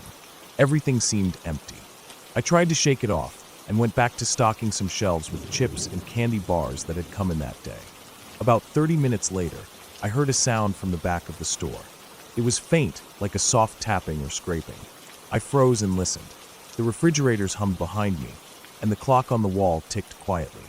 But then I heard it again. A faint scrape, like something dragging across the concrete floor. I walked towards the back, passing the coffee station and snack aisles. The sound stopped. I stood there, looking down the last aisle that led to the storage room door. Nothing. The store was empty, just like it always was at this time. I told myself it was probably a mouse or the building settling. I knew there were mice in the walls. I heard them at night sometimes, scratching behind the shelves. Still, I couldn't shake the feeling that someone was in there with me. I went back to the register and checked the cameras again. That's when I noticed it. The outside camera, the one facing the pumps, was now pointing slightly down. Instead of seeing the pumps and the truck, I could only see the concrete below the camera, lit up by the flickering lights above. My chest tightened. I knew that camera had been pointed at the pumps all night. Someone must have moved it. My hands started to sweat a little. I scanned the other cameras quickly. The aisles were empty. The storage room was empty. But on the outside camera that faced the parking lot, the old pickup truck was still there, dark and silent. I tried to calm myself down. Maybe the wind shook the camera loose. Maybe it was already like that, and I didn't notice before. I forced myself to believe it. But then I thought about the movement I'd seen earlier. I thought about the scraping noise. I grabbed the store phone and dialed the non-emergency number for the local police. My voice sounded shaky when I explained to the dispatcher that I thought someone might be outside messing with the camera or the pumps. She sounded bored, like she was half asleep, but said she'd send a car to drive by. I hung up and stood there, staring out the windows. I couldn't see past the pumps into the parking lot because of the lights reflecting off the glass. I felt trapped in that little gas station box, the humming and buzzing noises suddenly feeling unbearably loud. About 10 minutes later, I saw the red and blue lights flash across the windows as a patrol car pulled in. I felt this wave of relief wash over me. I watched as the officer got out, shined his flashlight around the pumps and towards the truck. He walked over to it, shined his light into the cab, then into the truck bed. He stood there for a while looking around, then walked towards the store. I unlocked the door for him. He asked if I'd seen anyone. I told him about the movement on the camera, the scraping noise, and the shifted camera. He nodded slowly, walked back outside, and checked around the dumpsters and the side of the building. After about 15 minutes, he came back in and said he didn't see anyone. The truck was empty.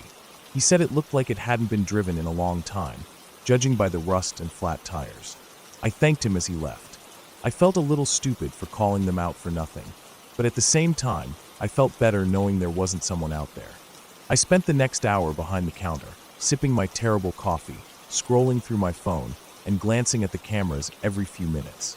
The sun started to rise around 5, a pale orange glow filling the eastern sky beyond the parking lot. I felt the tension in my chest start to fade as light filled the world again. My shift ended at 6. As I was clocking out, the morning guy, an older man named Greg, walked in. He was always cheerful, always talking too much, but that morning, I didn't mind. Hearing another human voice felt comforting after the long night. I told him about what happened. He laughed and said I probably saw a stray cat. I walked outside to my car, the cold morning air waking me up. The sky was getting brighter, streaks of pink and gold spreading above the flat horizon. I glanced over at the old pickup truck as I passed it. For some reason, I felt like looking in the window. I don't know why. Maybe I just wanted to prove to myself that it was empty like the cop said. I walked over and stood on my toes to look inside. The windows were so dirty I could barely see anything, but with the rising sun shining through the opposite window, I could make out the seats and dashboard. The cab was empty. No bags, no trash, nothing. Just 2 old ripped seats and a cracked dashboard covered in dust. I turned to walk back to my car, feeling silly. But then I noticed something under the truck. Near the back tire, something dark was sticking out onto the concrete. I bent down a little to look closer. It was a shoe, a brown leather boot, scuffed and dirty.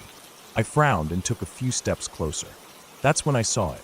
A leg, wearing faded jeans, stretched out under the truck bed. My stomach twisted as I walked around to get a better view. There was a man lying on the ground under the truck. His face was turned away from me, hidden by the edge of the tire.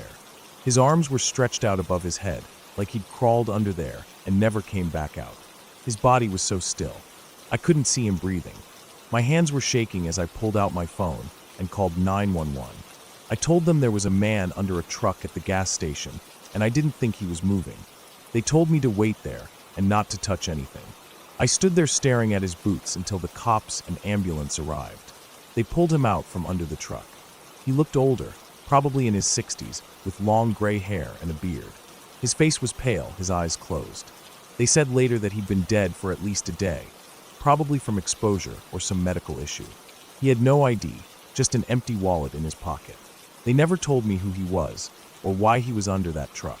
I couldn't stop thinking about him. All those hours I spent inside, watching the cameras, worrying about shadows and noises, and the whole time he was right there, only a few feet away, dead and alone under an old truck. I quit a week later. I told them I couldn't handle the night shifts anymore. That was partly true, but the real reason was because every time I closed my eyes, I saw his boots sticking out from under the truck. I thought about how he must have felt in his last moments, lying down there on the cold concrete, the world going on without him. How nobody even knew he was there. Now, every time I drive past that gas station, I can't help but look at that spot where the truck was parked. It's empty now, just cracked concrete with an oil stain. But in my mind, I still see him lying there, alone in the dark.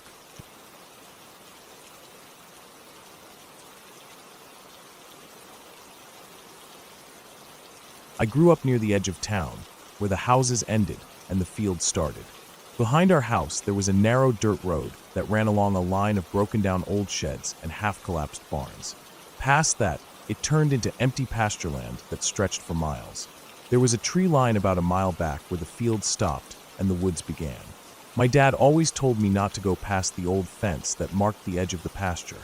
But when I turned 15, I started pushing that line a bit.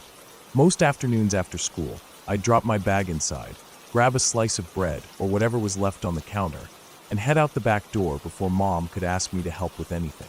I liked the quiet more than anything, just the sound of the wind pushing through tall grass and the crunch of my boots on dry ground. There was one place I liked best, about 20 minutes walk past the last barn. There was an old cattle chute out there, left to rot in a dip between two hills. It had rusted metal gates and warped wooden rails that leaned in at weird angles. Sometimes I'd sit on the rails, watch the sun go down behind the tree line, and imagine what it would be like to live out there alone, no voices except my own. It was spring when things changed. The first thing that happened was small. One afternoon I was out there at the chute when I saw fresh boot prints in the dirt. Not mine. They came from the tree line and ended near the chute, then turned back the same way. I figured it was just someone from town cutting across the field, maybe a hunter or a ranch hand checking the fence. A week later, I found something else. I'd walked out farther than normal, almost to where the fence gave way to woods. I was picking my way along a line of old fence posts when I saw a pile of ashes next to one post. It looked like someone had burned something right there on the bare dirt. There were half-burned scraps of cardboard and what looked like the corner of a plastic tarp melted into black lumps. Around it were scraps of food wrappers and a few cigarette butts. I crouched there for a bit, poking at the ashes with a stick. It made me uneasy, but I told myself again it was probably just a hunter or maybe some kids hiding from their folks to drink cheap beer. But then I noticed something else. There were nails scattered around the ashes, bent nails, small rusty ones. Who burns trash and leaves nails behind?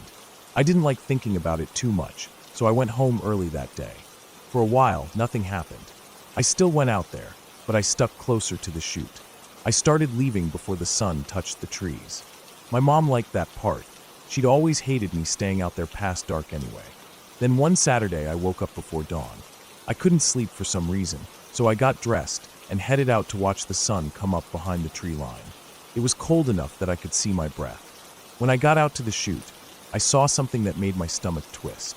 Tied to one of the old rails with baling wire was a dead rabbit. Its fur was patchy, like it had been skinned in places, and its head was missing. There were flies on it, even though the air was cold. I stood there for a long time just staring at it, my heart thudding in my neck. I wanted to believe a coyote did it, maybe left it there somehow, but the wire around its back legs was too neat for that. I didn't stay out there.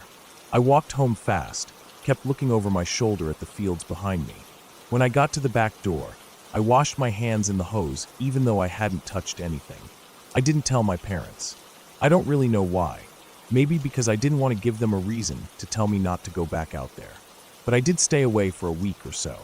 I'd stand at my bedroom window at night and look out at the black fields, trying not to think about who had tied up that rabbit. Sometimes I thought I saw shapes moving out there in the dark, but it was probably just the wind pushing the tall grass. A few days later, I decided I was being stupid. It was my spot, not theirs. I grabbed my old hunting knife and shoved it in my pocket. I told myself if I saw anything weird, I'd just come home. It was cloudy that day, no sun at all. I walked straight to the chute, half expecting to see something else tied up there. But there was nothing, just the empty rails and a few black feathers drifting around. I sat there for a bit, listening to the wind. Then I heard something that didn't fit, a metal clatter, like a gate banging shut. It came from the tree line. I stood up on the top rail and shaded my eyes. Between the bare branches, I saw the edge of something, a piece of blue tarp, half hidden behind a cluster of young pines. It flapped once in the wind, then settled. I knew I shouldn't go closer. I did anyway. It felt like walking into another world when I stepped through the fence and into the trees. The ground was soft, layers of old leaves and wet pine needles. I moved slow, trying not to snap branches under my boots. The closer I got, the more I saw. The tarp was stretched over a low frame made of saplings lashed together with twine. Under it was a sleeping bag, filthy and half-zipped open. There were beer cans crushed flat around it, some empty food cans, a little pile of burned logs. I could smell something sour under the cold pine smell, sweat, maybe something rotting. My heart was pounding so hard it made my ears ring. I didn't hear anything else at first, but then I picked up the sound of breathing. Slow, wet breathing. It was coming from behind the tarp. I froze, crouched low behind a tree. The breathing stopped. For a second there was no sound at all except my heartbeat. Then I heard a sniff, like someone clearing their nose. Then the slow shift of weight, a boot scuffing damp leaves. I didn't wait to see who it was. I turned and slipped back the way I'd come, stepping as quiet as I could. When I cleared the tree line and hit the fence, I climbed over so fast I scraped my knee open on a splintered post. I didn't look back. I ran all the way to the chute, then all the way home, lungs burning. I went straight to the bathroom and washed my hands again, even though I hadn't touched anything. I sat on the edge of the tub for a long time, knee throbbing, trying to get my breathing back to normal. I didn't go out there again for almost a month. When I did, it was because I wanted to see if they were still there. I don't know why, maybe to prove it was just some drifter passing through. I told myself if the tarp was gone, that would be it. I went on a Sunday afternoon when the sky was wide and clear. The grass was dry and rattled under my boots. I went straight to the tree line and stopped at the fence. I couldn't see the tarp anymore, so I climbed over and worked my way in. When I got close, I saw right away that the tarp was gone. The frame was still there, but the sleeping bag was shredded open, its stuffing scattered around like white feathers. There were more cans now, and something else, a stack of small bones arranged in a circle on an old piece of cardboard. I leaned closer and saw they were bird bones. The skulls were laid in the middle of the circle, facing out. I backed away, careful not to step on any of it. I felt like my throat was closing up. I turned to leave, but then I saw it, a length of baling wire hanging from a tree branch. At the end of it was a scrap of something dark and wet. I didn't look too close. I just turned and walked fast, but not so fast I'd make noise. I didn't run until I cleared the tree line. That night I lay in bed staring at the ceiling. I didn't want to tell my parents. I couldn't explain it without them thinking I was the one who did it. I thought about calling the sheriff's office, but what would I say? Some weirdo camping in the woods? It's not illegal to sleep under a tarp. The bones and wire weren't enough to matter to anyone but me. A few nights later, I woke up to the sound of the back gate rattling. We didn't have a dog, just a rusted old latch on a sagging gate that only moved if you pushed it. I lay there holding my breath, listening. The wind was still. I could hear the low squeal of the gate moving back and forth, then a soft thump like a boot heel on dirt. I stayed awake until the first light came through the curtains. I didn't sleep the next night, or the one after that. A week later, my dad found the back gate wide open when he went out to check the well pump. He yelled at me for leaving it unlatched. I told him I hadn't been out there. He just looked at me like he didn't believe it. The next day, I put an old broom handle through the latch, so it couldn't swing open. I lay awake again that night, listening. Nothing. Another week went by. No sounds, no gate moving. I thought maybe it was over. Whoever it was had moved on. Then one night, I woke up with the taste of metal in my mouth. I sat up in bed and realized the bedroom window was cracked open an inch. I never left it open. We didn't even have screens on those old windows. I got up and closed it, locked the latch, then stood there with my ear pressed to the glass. I didn't hear anything. I stayed like that for a long time, breathing through my mouth, feeling the sweat on my neck turn cold. I didn't sleep the rest of that night. The next day I told my dad I wanted to move my bed to the other side of the room. He didn't ask why. The last time I saw anything was a month after that. It was late May, warm enough that the fields were full of fireflies at night. I was standing in the kitchen drinking water when I saw movement through the back window. At first I thought it was just one of our neighbor's dogs, but then I saw the shape stand up straight from behind the old tool shed. It was a man, thin and long-limbed, wearing a coat too big for him. He looked like a piece of shadow peeling away from the shed. He didn't come closer. He just stood there. I could feel him looking at the house. I turned off the kitchen light and stood in the dark, watching him. He turned after a while and walked along the fence line, back toward the fields. I watched until he was gone. I didn't see him again after that. My dad put up a new section of fence that summer, taller and straighter, with a padlock on the back gate. I didn't go back to the chute or the tree line again. I spent the rest of that summer inside, or riding my bike into town instead. Sometimes I think about what would have happened if I'd stayed out there that day.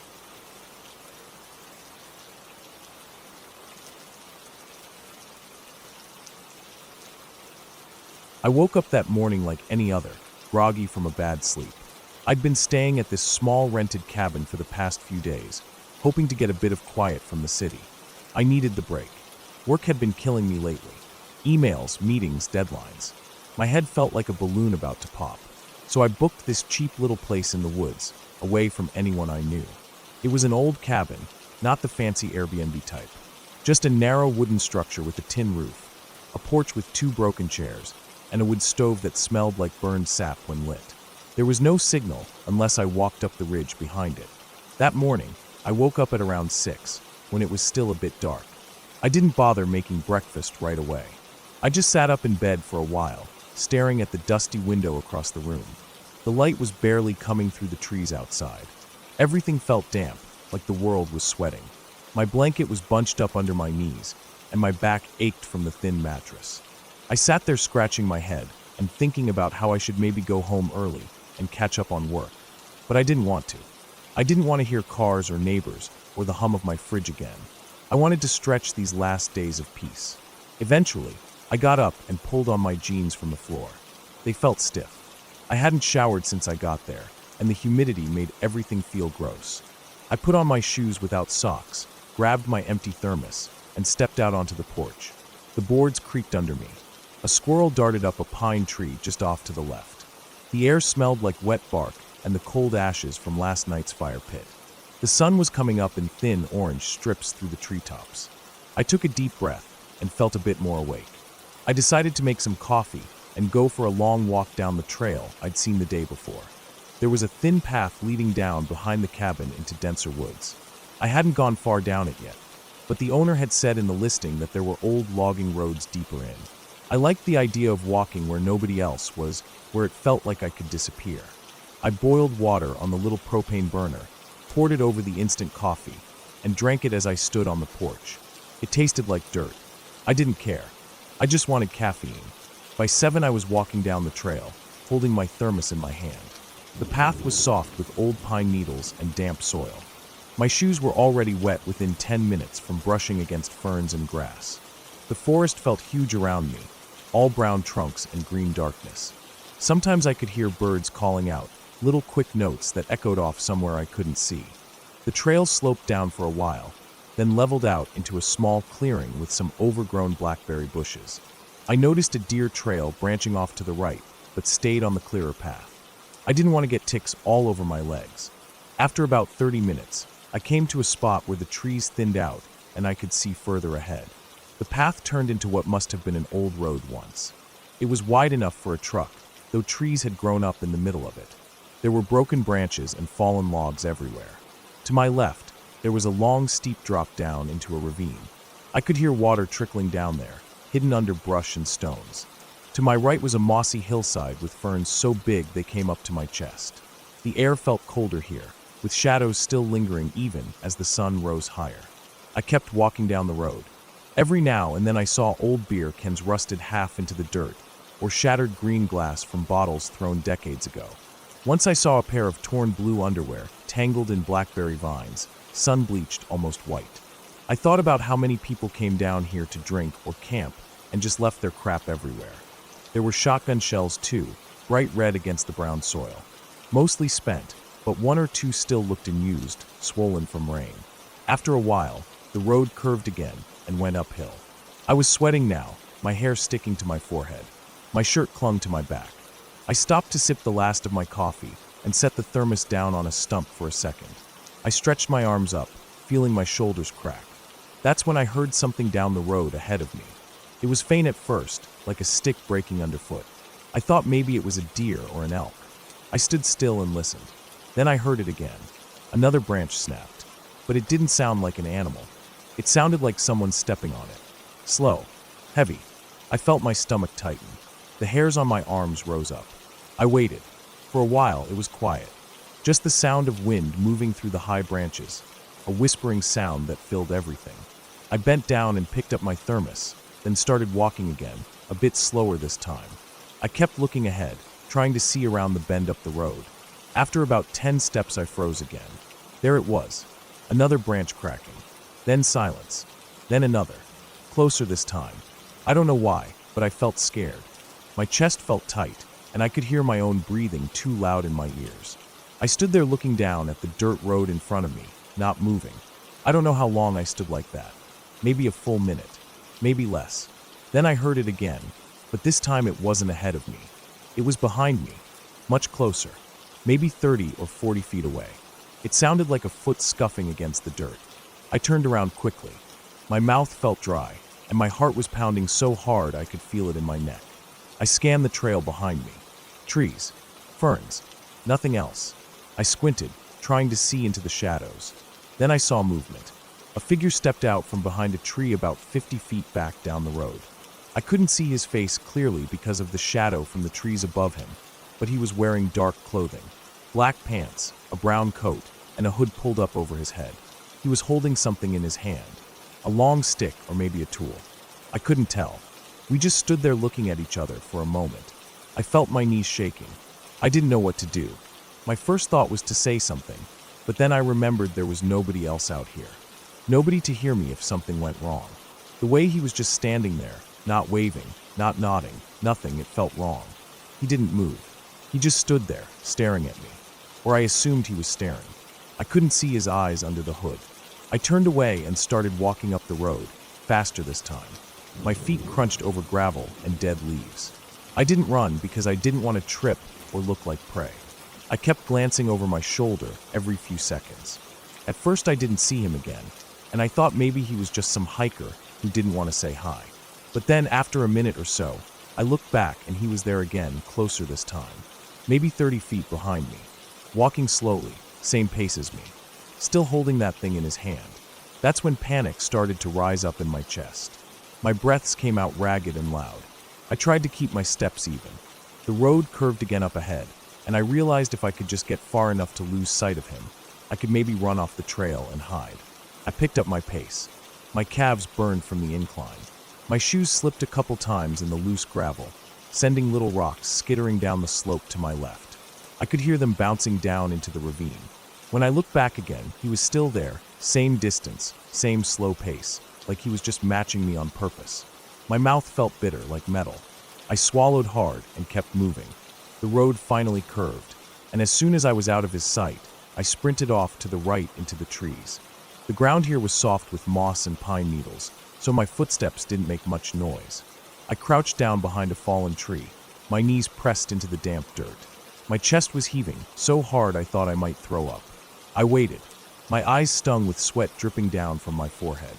I could hear my pulse thumping in my ears, blocking out almost everything else. Then I heard him again.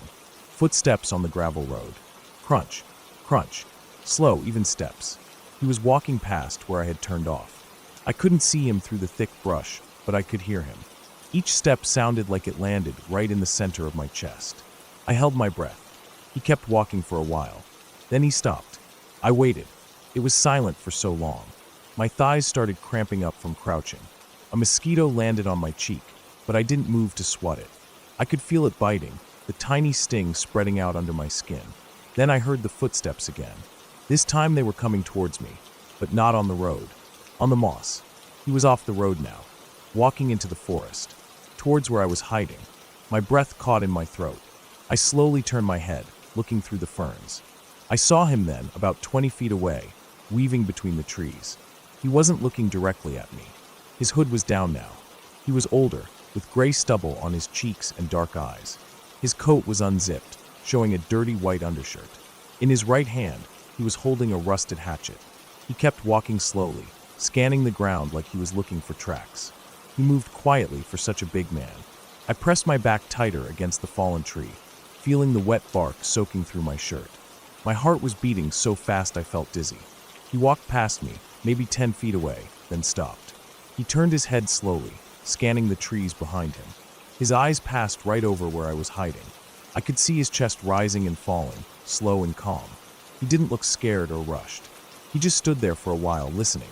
Then, without warning, he turned and walked back towards the road. I waited, counting the seconds in my head.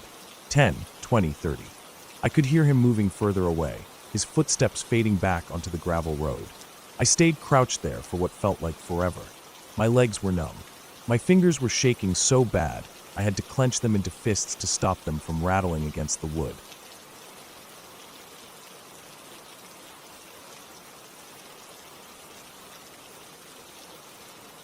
I woke up that morning with a stiff neck from sleeping wrong on my old pillow. The sun was coming through the thin curtains, lighting up the dust on my desk. I just lay there for a while staring at the ceiling, feeling that same heavy feeling in my chest I get every morning before work. I work as a delivery driver for a local grocery store. It's not too bad most days. You just drive, drop things off, smile, and leave. But it's tiring. You're always carrying crates of milk or potatoes up steps, and people don't tip anymore like they used to. That morning I made some tea and sat in my little kitchen, staring out at the brick wall of the next building. I always leave my window open a crack even if it's cold, because the kitchen smells like old onions otherwise. I sat there for about 10 minutes, just sipping tea and trying not to think about the day ahead. Then I got up, brushed my teeth, put on my uniform, and headed out. It was already hot outside. Summer mornings in the city are the worst. The streets stink of garbage that's been cooking under the sun, and you can smell dried piss everywhere. I walked down the concrete steps from my apartment, stepping over a crushed beer and someone left on the landing, and out onto the sidewalk. My van was parked right outside. It's an old white delivery van with our company's stickers peeling off the sides. I unlocked it, got in, and turned the key. The engine coughed like it always does before it starts up. I just sat there for a second with my forehead on the steering wheel, breathing in the smell of stale coffee cups and cardboard. Then I sat up, put it in drive, and headed off to the store to load up. By noon I was sweating through my uniform shirt. I had made 4 deliveries already, and I was driving back to the store for the 5th pickup. My phone buzzed in the cup holder with the next address. I glanced at it at a red light. It was an address on the edge of town, near that industrial area with the old warehouses and empty lots. I felt a little annoyed, because going out there meant I'd have to come all the way back to the store afterwards, wasting more time. When I got back to the store, the crates were ready. 2 large boxes of canned food, some milk cartons, and a 25 kilograms bag of rice. I loaded them into the back carefully, making sure they wouldn't fall over. Then I checked my phone again. The address was for a little grocery stand at the edge of an empty lot. I didn't even know they ordered from us, but I shrugged. Work is work. I drove out towards the industrial area. The streets there are quiet, with cracked asphalt and grass growing through the edges. On both sides there are chain-link fences with barbed wire on top, surrounding crumbling brick warehouses. I drove past an old factory with boarded windows and graffiti all over it, then turned down a narrow road lined with potholes. I saw the little grocery stand at the end. It was basically just a metal container painted green, with a sliding window for customers. The lot around it was empty except for weeds and an old rusted trailer with no wheels. I pulled up beside it and turned off the engine. The sun was high and it was blindingly bright. Heat was coming off the asphalt in waves. I got out and slid open the van's back door. I grabbed the first box of cans and carried it to the stand. The metal container was locked up, the window shutter down. I set the box down and walked around to see if anyone was inside. There was no bell to ring or anything. I knocked on the metal door, but it just echoed with a dull, empty sound. I tried calling the number on the order slip, but it just rang and rang. I sighed. I hate it when customers aren't ready. It means I stand there in the heat wasting time. I walked back to the van and sat in the driver's seat, cranking up the AC. I sat there staring at the empty lot. In the far corner, there was a patch of trees and bushes that had overgrown a fence. Just past that, I could see the top of an old billboard frame, rusted and bent. Everything was silent except for insects buzzing. After 10 minutes, I decided to wait outside by the container.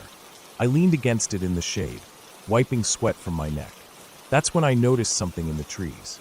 At first, it was just movement, like branches swaying. Then I saw that someone was standing there, half hidden behind a tree trunk. I couldn't see their face, just their silhouette against the sunlit brush. I stared for a moment, feeling that little spike of unease in my stomach.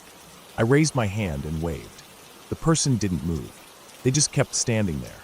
I felt embarrassed, thinking maybe it was just a homeless guy taking a nap there, and I had disturbed him. I turned away, pretending not to care, and went back to the van. Another 5 minutes passed. No one showed up to open the grocery stand.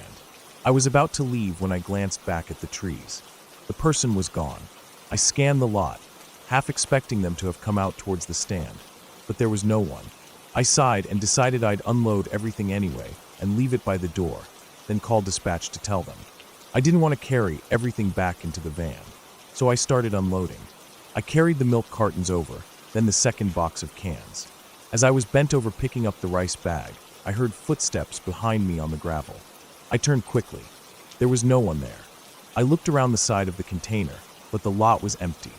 The heat was making me dizzy, and my shirt was soaked down my back. I picked up the bag of rice and hoisted it onto my shoulder. I took 2 steps towards the container door when I heard something again. This time it wasn't footsteps. It was a voice, or at least a sound like someone trying to speak. I froze. It came from behind the rusted trailer. I stood there, holding the rice bag, listening hard. My heart was beating in my throat. The sound came again, like someone saying a word over and over, but too quiet to understand. I put the rice bag down gently and stepped around the trailer. The ground there was covered in broken glass and weeds. Behind the trailer was the fence and the trees beyond it. But right up against the trailer was a man sitting on the ground, leaning back against the metal. He was barefoot, wearing ripped jeans and a dirty shirt. His hair was long and stuck to his sweaty face. He was staring straight ahead with unfocused eyes. For a moment I thought he was dead. Then I saw his chest rising and falling slowly. His lips were moving, but no words came out. I felt cold all over despite the heat. My first instinct was to back away and get in my van. But something in me stopped. What if he was sick or dying? I crouched down about 5 feet away, trying to get a better look. His arms were thin as sticks, covered in scratches. His feet were covered in dried blood and dirt. His eyes flicked towards me for just a second, then went back to staring into nothing. I said in a low voice, "Hey, you okay?" But he didn't react. He just kept mumbling that silent word. I looked around the lot. There was no one else there. The grocery stand was still shut. The only sound was insects buzzing and the hum of my van's engine idling. I stood up and took a step back. That's when he suddenly jerked forward, grabbing his own ankles. He curled up into a ball, rocking back and forth, his dry lips moving faster now. The rocking sent a chill down my spine. It was like watching an animal that had been hurt too many times to care who was watching anymore. I felt panic rising in my chest. I turned and walked quickly back to my van. My hands were shaking as I climbed in. I sat there gripping the wheel, staring at my phone screen. I thought about calling the police, but what would I tell them? There's a homeless man behind the trailer. They'd probably just shrug it off. I sat there for a minute, breathing hard, feeling sweat roll down my ribs. Then I glanced in the side mirror. I saw him standing there in the lot, just standing, his arms limp by his sides. He had moved so silently, I hadn't heard him walk out from behind the trailer. I turned the key, and the engine roared louder. He didn't move. He just stood there watching me. His head tilted slightly to one side, like he couldn't understand what he was looking at. I drove off fast, bumping over potholes, the crates in the back rattling loudly. I didn't look back again. My heart was hammering in my chest all the way back to the main road. When I got back to the store, I told the manager that no one was there to receive the delivery. He frowned and told me to just leave it for tomorrow. I wanted to tell him about the man, about how dead his eyes looked, about the blood on his feet. But I didn't. I just nodded and went to the break room to splash water on my face. That night, I lay in bed unable to sleep. Every time I closed my eyes, I saw him sitting there rocking, then standing in the middle of the lot staring at me with his head tilted. I kept thinking about what he was mumbling. Was it just nonsense, or was he trying to say something? I lay there listening to cars passing outside my window until the sky turned pale. The next morning I woke up late. My eyes were puffy and my head felt heavy. I called in sick. I didn't want to drive out there again, not yet. I made tea and sat in my kitchen staring at the wall. My hands were still trembling a little. Around noon, my curiosity got the better of me. I grabbed my bike from the hallway and pedaled out towards the industrial area. I wanted to know if he was still there. I don't even know why. I just had to see. The ride was long and sweaty. When I got to the lot, I coasted to a stop and got off my bike. The grocery stand was still closed up tight. The crates I left yesterday were still stacked by the door. I walked past the rusted trailer to where he had been sitting. The ground was empty except for flattened weeds. I walked around the trailer. The whole lot was silent and baking hot. I turned back towards my bike. That's when I saw something that made my stomach twist. There was a trail of dark spots on the concrete leading towards the trees at the edge of the lot. I walked over and crouched down. The spots were dried blood, small footprints mixed with it. I stood there for a long time staring into the trees. There was no sound except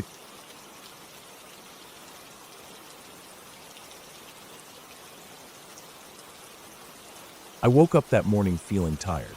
I hadn't slept well the night before. My back hurt from the old mattress. and I was already annoyed before I even stepped out of bed. I looked at my phone and saw it was only 5:23 a.m. I lay there for a while, staring at the ceiling, trying to convince myself to get up. Eventually, I sat on the edge of the bed and rubbed my eyes until my vision cleared. I felt that deep, tight pain in my chest that comes with waking up too early, like my body was refusing to accept the start of the day. I lived alone in a small house on the edge of town. My backyard led straight into a patch of woods. It wasn't a big forest or anything, just a stretch of trees that separated the neighborhood from the farms further out. It was quiet there, and most days I liked that. I liked the way the trees looked in the early morning when the sun was still behind them, and everything had that gray-blue shadow over it. I got up, stretched my arms over my head until my shoulders cracked, and walked into the kitchen. I turned on the kettle and stared out the window while it boiled. There was still some fog clinging to the tree trunks, and the grass in the yard was soaked in dew. I drank my tea standing by the sink. I felt anxious, like I needed to do something to get rid of that feeling. So I decided I'd go for a walk through the woods before getting ready for work. I put on my old boots that I kept by the back door, grabbed my hoodie from the hook, and stepped outside. The air was cold and damp. I could smell wet leaves and soil, that sharp smell that clings to your clothes when you walk through tall grass. I walked to the back fence and climbed over it. The fence was only waist high, and I'd climbed it hundreds of times before. I walked through the grass towards the tree line. My boots left flattened tracks behind me, little dark streaks in the wet grass. As I stepped under the trees, I felt the ground change from soft grass to hard-packed dirt mixed with fallen leaves and broken twigs. The deeper I went, the darker it got. The sun still hadn't risen above the trees, so everything was lit with that early blue light. I liked the quiet in there. I could hear birds chirping somewhere far away. I could hear the drip of water falling from the branches down onto the undergrowth. Sometimes I stopped just to listen. It made me feel calmer, like all the noise in my head got quiet when I was out there. I kept walking for a while, not really thinking about where I was going. I knew these woods well enough to not get lost. The ground sloped down a bit, then rose up again towards a small hill with older trees on top. Their roots stuck out through the dirt, thick and twisted like ropes. As I walked up the slope, I noticed something ahead of me on the path. At first I thought it was just a fallen branch, but as I got closer I saw it was a small dead animal. A raccoon or maybe a possum. Its body was twisted at a strange angle, its fur matted and wet. I stepped around it carefully, trying not to look too long at its face. Its eyes were half open, and its mouth hung slack. I felt a tight feeling in my stomach, but kept walking. I reached the top of the hill and stood there for a minute, breathing heavily from the climb. I looked out through the trees. The sky was lighter now, and I could see the tops of the houses on my street through gaps in the branches. Everything was quiet. I stood there for a while, just staring at nothing, feeling the cold air on my face. After a few minutes, I turned to head back down. As I started walking down the slope, I heard something behind me. Just a quick rustling sound, like something stepping on dry leaves. I stopped and turned around, but I didn't see anything. I waited, listening. It was completely silent again. I told myself it was probably just a squirrel or a bird hopping from branch to branch. I kept walking, but I couldn't shake the feeling that I was being watched. I tried to ignore it, focusing instead on the path ahead. But every few steps I would hear another faint sound behind me. A crack of a twig, a rustle of leaves. Each time I stopped and turned around quickly, scanning the trees, but there was nothing. The feeling was starting to crawl up my neck now, that tight, cold grip of fear spreading through my chest. I walked faster, trying not to look back. My breath was coming out in little white clouds now as the air stayed cold around me. The woods felt darker, even though the sun was rising. I kept my eyes down on the path, watching the dirt and leaves move under my feet. Then I heard it again, closer this time. A definite crunch of dry leaves, like a footstep. I turned around quickly, scanning the trees. I still didn't see anything. My heart was beating so hard in my chest it almost hurt. I stood there for a while, staring into the trees, trying to control my breathing. I didn't want to run. I felt like if I started running, whatever was there would chase me. So I forced myself to keep walking at a normal pace. My hands were shaking slightly, and I shoved them into the pocket of my hoodie to hide it. I was about halfway back to my house when I heard the noise again, this time off to my right. It wasn't behind me anymore. It was keeping pace with me through the trees. I stopped again and looked. The trees were thick there, and the undergrowth was dense with tall ferns and thorn bushes. I didn't see anything, but the feeling of being watched was so strong I felt like my skin was burning. I started walking again, faster now. My boots crunched on the gravel path as I reached the edge of the woods. I didn't look back until I stepped out of the tree line into my backyard. I turned around and stared into the trees. They were completely still. Nothing moved. I stood there, breathing hard, my chest tight with fear. After a while I shook my head and told myself I was just being paranoid. Maybe it really was just a deer or some other animal moving through the woods. I climbed back over the fence and walked up to my house. I went inside, took off my boots, and locked the door behind me. I leaned against it for a moment, listening to the quiet of the house. My heart was still pounding, and my hands were shaking so badly I had to press them against my thighs to make it stop. I made myself another cup of tea and sat by the kitchen window. I stared out at the backyard, watching the trees sway gently in the breeze. I sat there for a long time, waiting for my breathing to slow down. Eventually, I felt calm enough to stand up. I got ready for work and left the house around 8 a.m. I drove into town with the radio on low, just enough to cover the silence. The whole day at work, I couldn't stop thinking about it. Every time I closed my eyes, I saw those trees and felt that cold grip of fear again. That evening, when I got home, I went to the backyard again. The sun was setting behind the trees, turning the sky orange and pink. I stood there for a while, staring into the woods. Everything was quiet. I walked along the fence, checking for any signs that someone had been there. I didn't see anything unusual. No broken branches, no footprints in the dirt. I went back inside and made myself dinner. I ate in front of the TV, trying not to think about it. When I went to bed that night, I lay awake for a long time, listening to every little sound in the house. Every creak of the floorboards, every gust of wind against the windows made my chest tighten with fear. I kept thinking about that feeling in the woods, like something was watching me. I didn't know what it was, and I didn't want to know. The next morning, I woke up before sunrise again. My body felt heavy and tired, but I got up anyway. I walked into the kitchen and looked out at the trees. The sky was still dark behind them. I stood there for a long time, drinking my tea, staring into the woods. Eventually, I shook my head and turned away from the window. I didn't go for a walk that morning. I didn't feel like it. I sat on the couch instead, watching the light change outside as the sun came up. A few days passed, and I didn't go back into the woods. I avoided even looking at them when I went into the backyard, but the fear stayed with me. Every time I closed my eyes, I saw those trees, felt that cold grip in my chest again. I knew I should probably tell someone about what I heard, but what would I even say? I didn't see anything. I didn't hear any voices or see any shapes moving through the trees. Just footsteps. Just that feeling of being watched. One evening, about a week later, I was sitting on my porch after work. The sun had just gone down, and the sky was fading to deep blue.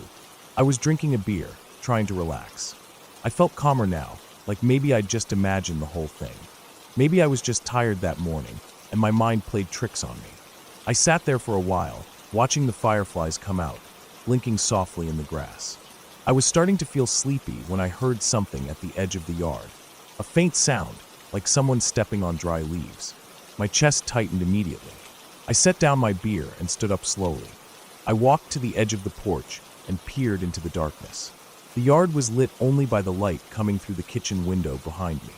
Beyond that was blackness. I strained my eyes, trying to see. Then I saw it. A shape, darker than the darkness around it, standing just at the edge of the trees. It was a man. I couldn't see his face, but I could see his outline. He was standing completely still, facing me. My heart was beating so hard I felt sick. I couldn't move. I just stood there, staring at him. He didn't move either. We stood like that for what felt like forever. Then slowly, he turned and walked back into the trees. His movement was silent. No crack of branches, no rustle of leaves. He just disappeared into the blackness. I stood there for a long time, staring at the spot where he had been. My legs were shaking so badly, I had to hold onto the porch railing to stay standing. Eventually, I turned and went inside, locking the door behind me. I closed all the curtains and sat on the floor in the dark, my back against the wall, listening. My whole body felt cold, like I'd been dropped in freezing water. That night I didn't sleep at all.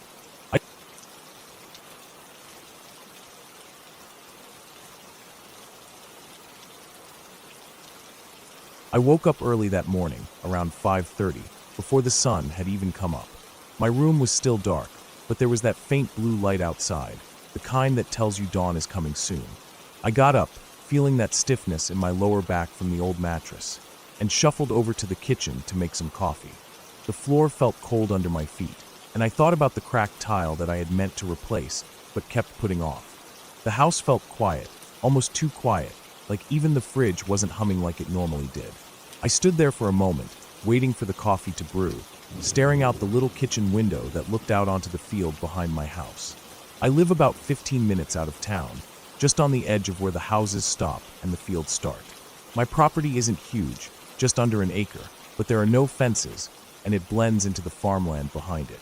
Beyond the fields there's a line of trees, a thick stand of pines and cottonwoods that mark the beginning of a larger patch of woods that goes on for miles. There's a narrow dirt road that runs along the edge of my property and cuts through the fields before disappearing into the trees. I've walked it a few times when I was feeling restless, especially in the evenings when the sun sets behind the trees and the sky turns orange and pink. But I've never gone too far into those woods. Not because I was scared, really, but because there's nothing back there.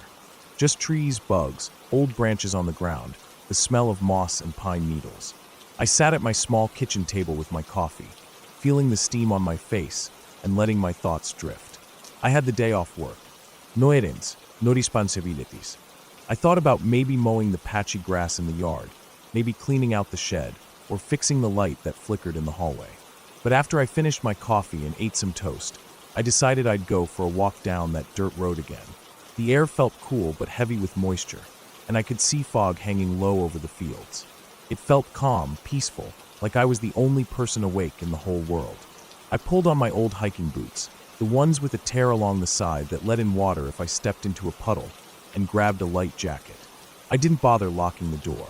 Out here, no one ever came by, and if someone did, they'd have no reason to come inside. I stepped onto the porch, feeling the worn wood under my feet creak slightly. The smell of wet dirt hit me right away, mixed with cut grass and morning dew. I took a deep breath, letting it fill my lungs, feeling awake in a way that only early mornings ever make me feel. I walked down my gravel driveway, hearing the crunch under my boots, then stepped onto the dirt road. The fog was thicker out there, curling around my legs as I walked. I could hear birds starting to chirp in the trees far off, but otherwise it was silent. Just me, my footsteps, and the damp quiet of early morning. As I walked, I looked around at the wet grass, little spider webs hanging between the stalks, catching the fog like tiny nets. There were deer tracks in the mud, some fresh, leading from the field into the woods. I followed the road slowly, feeling no rush, just wanting to be outside, breathing fresh air, moving my legs. The road started to narrow as it reached the tree line. The fog was thicker there, pooled under the branches like smoke. I stopped for a moment, staring into the trees. It felt darker there, even though the sun was starting to rise. The shadows were deep, almost black, and the trunks stood in rows like silent watchers. I hesitated. Part of me wanted to turn back, go home, make a second cup of coffee, maybe read a book. But another part of me felt pulled forward, like I needed to keep walking, just to see what was there. So I stepped off the road and into the trees. Right away the ground changed under my boots. Instead of packed dirt, it was layers of fallen pine needles, soft and spongy. It smelled stronger in there too, damp wood and old leaves and something earthy that clung to the back of my throat. I kept walking, ducking under low branches, stepping over fallen logs. The fog thinned a bit under the canopy, but still drifted in small patches, like ghosts clinging to the tree trunks. I could hear little sounds, twigs snapping under my boots, birds rustling high above me, something small scampering through the underbrush. I don't know how long I walked, maybe half an hour. I wasn't checking my phone. I wasn't thinking about the time. I was just walking, feeling my body wake up with each step, feeling that satisfying ache build in my thighs and calves. I came to a small clearing, just a flat patch of dirt where the trees opened up and let in a bit more light. The fog was lifting, and I could see the sun starting to pierce through in thin golden beams. It was beautiful in a quiet, ordinary way. I stood there for a while, breathing hard, letting my heart slow down from the steady climb up a small rise in the ground. That's when I noticed something strange. There was a smell. At first I thought it was just the usual rotting leaves and damp wood, but as I stood there it hit me stronger. It smelled sour, almost metallic, like rust mixed with rotting meat. I wrinkled my nose, scanning the clearing, trying to see where it was coming from. I walked slowly around the edge, looking down at the ground. Then I saw it. At first it just looked like a dark pile under some bushes near the far edge of the clearing. But as I got closer, I saw it was a deer, or what used to be a deer. Its body was twisted at an unnatural angle, legs bent under it like broken sticks. Its eyes were gone, just empty sockets staring at nothing. The smell coming off it made me gag, sharp and thick and sour-sweet. There were flies all over it, crawling in and out of the sockets, buzzing around its matted fur. Its belly had been torn open, and I could see dark shapes inside, parts of organs, strips of flesh clinging to broken ribs. I felt bile rise in my throat, and I turned away, swallowing hard, tasting acid. I backed up a few steps, feeling my foot slip on wet pine needles. My heart was pounding now, fast and heavy. There was something about the way the deer was lying there that felt wrong. Like it hadn't just died. Like something had ripped it apart and left it there. I glanced around the clearing again, suddenly feeling very exposed. The quiet felt different now. Heavy, pressing in on me. I could hear my own breathing, sharp and loud. I told myself it was probably a coyote, or maybe a bobcat. There were bobcats out here, even though people rarely saw them. But the way the deer was torn open felt violent in a way I couldn't explain. I felt a shiver crawl up my spine and settle between my shoulders. I turned and started walking back the way I had come, faster now, almost jogging. Every snapping twig behind me made me flinch. My eyes darted from shadow to shadow, scanning for movement. I kept imagining something following me, just out of sight, watching me with cold, hungry eyes. I don't know how long it took me to get back to the dirt road. My lungs were burning, and my legs felt heavy. I forced myself to slow down once I reached the road, looking back into the trees. I saw nothing but shadows and branches swaying gently in the morning breeze. But that feeling stayed with me. The feeling that something was out there, something silent and patient. I walked home quickly, my boots leaving muddy prints on the gravel of my driveway. When I got inside, I locked the door behind me, something I never usually bothered to do. My heart was still pounding as I poured myself a glass of water, my hand shaking slightly. I sat at the kitchen table, staring out the window at the line of trees in the distance. The sun was fully up now, burning off the last bits of fog, lighting up the field with soft gold. I spent the rest of the morning cleaning the house, trying to distract myself, but my mind kept drifting back to that clearing, to the smell, the sight of that torn open body, the emptiness of those eye sockets. Later in the afternoon, I called a friend who hunts sometimes and asked if he had ever seen deer killed like that. He told me coyotes usually go for the soft parts first, and bobcats or cougars will drag prey away to eat in private. He said maybe it was just injured and crawled there to die, and scavengers found it after. He sounded casual about it, but something about it didn't sit right with me. That night I couldn't sleep. Every sound outside made me sit up in bed, listening hard. The wind rattled the side of the house, the branches scraped against the siding, and I lay there in the dark staring at the ceiling, feeling my heart beat in my throat. At some point I must have drifted off because I woke up to the bright morning sun streaming through the window. I made coffee again, feeling heavy and tired. I sat at the table, staring out at the field. Everything looked normal, peaceful. Birds were flitting around the grass. The trees stood silent and still in the distance. But I couldn't shake that feeling in my chest, that tightness, that warning bell ringing deep in my gut. Over the next few days, I tried to go back to normal. I worked, cleaned the house, cooked dinner, mowed the yard. But I stopped going for walks down that dirt road. Every time I thought about it, my chest tightened and my palms got sweaty. Sometimes, in the early morning or late evening, I would catch movement near the tree line out of the corner of my eye. Just a shadow slipping between trunks, too far to make out clearly. Every time it happened, that same cold shiver crawled up my back. One evening about a week later, I was sitting on my porch just after sunset, drinking a beer and watching the sky turn dark. The air was warm, filled with the smell of grass and earth. Crickets were starting to chirp. I saw something move near the trees, just a quick flicker of black between the trunks.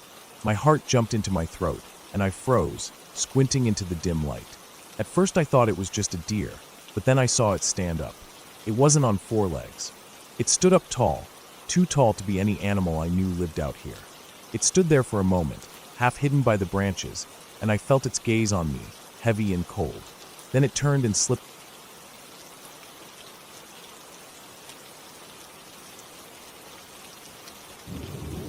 I woke up before my alarm went off. My room was still dark, with only the faint light of the early morning leaking through the thin curtains. I sat on the edge of my bed for a few seconds, feeling that heavy tiredness in my head and shoulders, but I forced myself to stand up. I stretched my arms up until my back cracked, then walked barefoot to the bathroom. The tiles were cold under my feet. I looked in the mirror, saw my tired face, half-closed eyes, and messy hair, and then splashed some cold water on my face. I grabbed my towel and wiped my face, then brushed my teeth slowly, staring at nothing. After I was done, I went back to my room, changed into my usual faded jeans and gray hoodie, grabbed my phone, wallet, and the set of keys hanging by the door. I slipped on my sneakers and left the apartment, locking the door behind me. I lived in a small apartment block on the edge of town. Behind it was a narrow alleyway where stray cats fought at night, and across the alley was a row of old houses, their paint peeling off and their wooden balconies sagging. The air outside was cool, still carrying that faint chill left over from the night. I walked down the stairs and out into the street. There weren't many cars around. The city was still waking up. A few streetlights were still on, flickering slightly. I could hear distant sounds of buses, a garbage truck reversing with that repetitive beep echoing, and the muffled barking of a dog from somewhere down the road. I walked towards the small grocery store, where I worked part-time stocking shelves in the mornings. My shift started at 6 a.m., and it took me around 20 minutes to walk there. As I walked, I looked around at the closed shops I passed. The shutters were down, some had graffiti sprayed across them, mostly random names or words that didn't mean anything to me. A pigeon flew down and landed in front of me, picking at some crumbs near the gutter. I stepped around it and kept walking. About halfway to the store, there was an abandoned lot. It used to have a mechanic's workshop, but the building had burned down years ago. Now it was just a large empty space, with broken concrete, piles of old wood, weeds growing through the cracks, and some rusted metal sheets stacked near the fence. People used it to dump trash too. There was an old mattress lying there, stained and ripped open, its stuffing coming out. A few plastic bags and beer cans were scattered around it. Every time I walked past it, I felt uneasy. I don't know why. It just had that feeling. Maybe because it was so silent compared to the rest of the street. That morning, as I walked past, I noticed something different. There was a small white car parked right up against the fence inside the lot. Its windows were tinted, and it looked like it had been there overnight. There were no other cars inside the lot. I kept walking, trying not to stare, but I felt like the air was heavier near that car, like there was something wrong. I told myself it was nothing, just a parked car. People left cars in weird places all the time. I reached the store, went to the back entrance, and rang the bell. The owner opened it after a minute. I went in, tied the green apron around my waist, and got to work. The morning passed by like it usually did. I unloaded crates of milk, stacked cans of beans, swept the floor near the produce section, arranged bread loaves on the shelves, and put new price tags where needed. Around 10 a.m., my shift ended. I signed out on the small sheet stuck to the back office door, took off my apron, grabbed my backpack, and walked back out into the street. The sun was up properly by now. The air was warmer. There were more cars and people around, mothers pushing strollers, men smoking outside the small tea stalls, teenagers in their school uniforms buying chips from roadside vendors.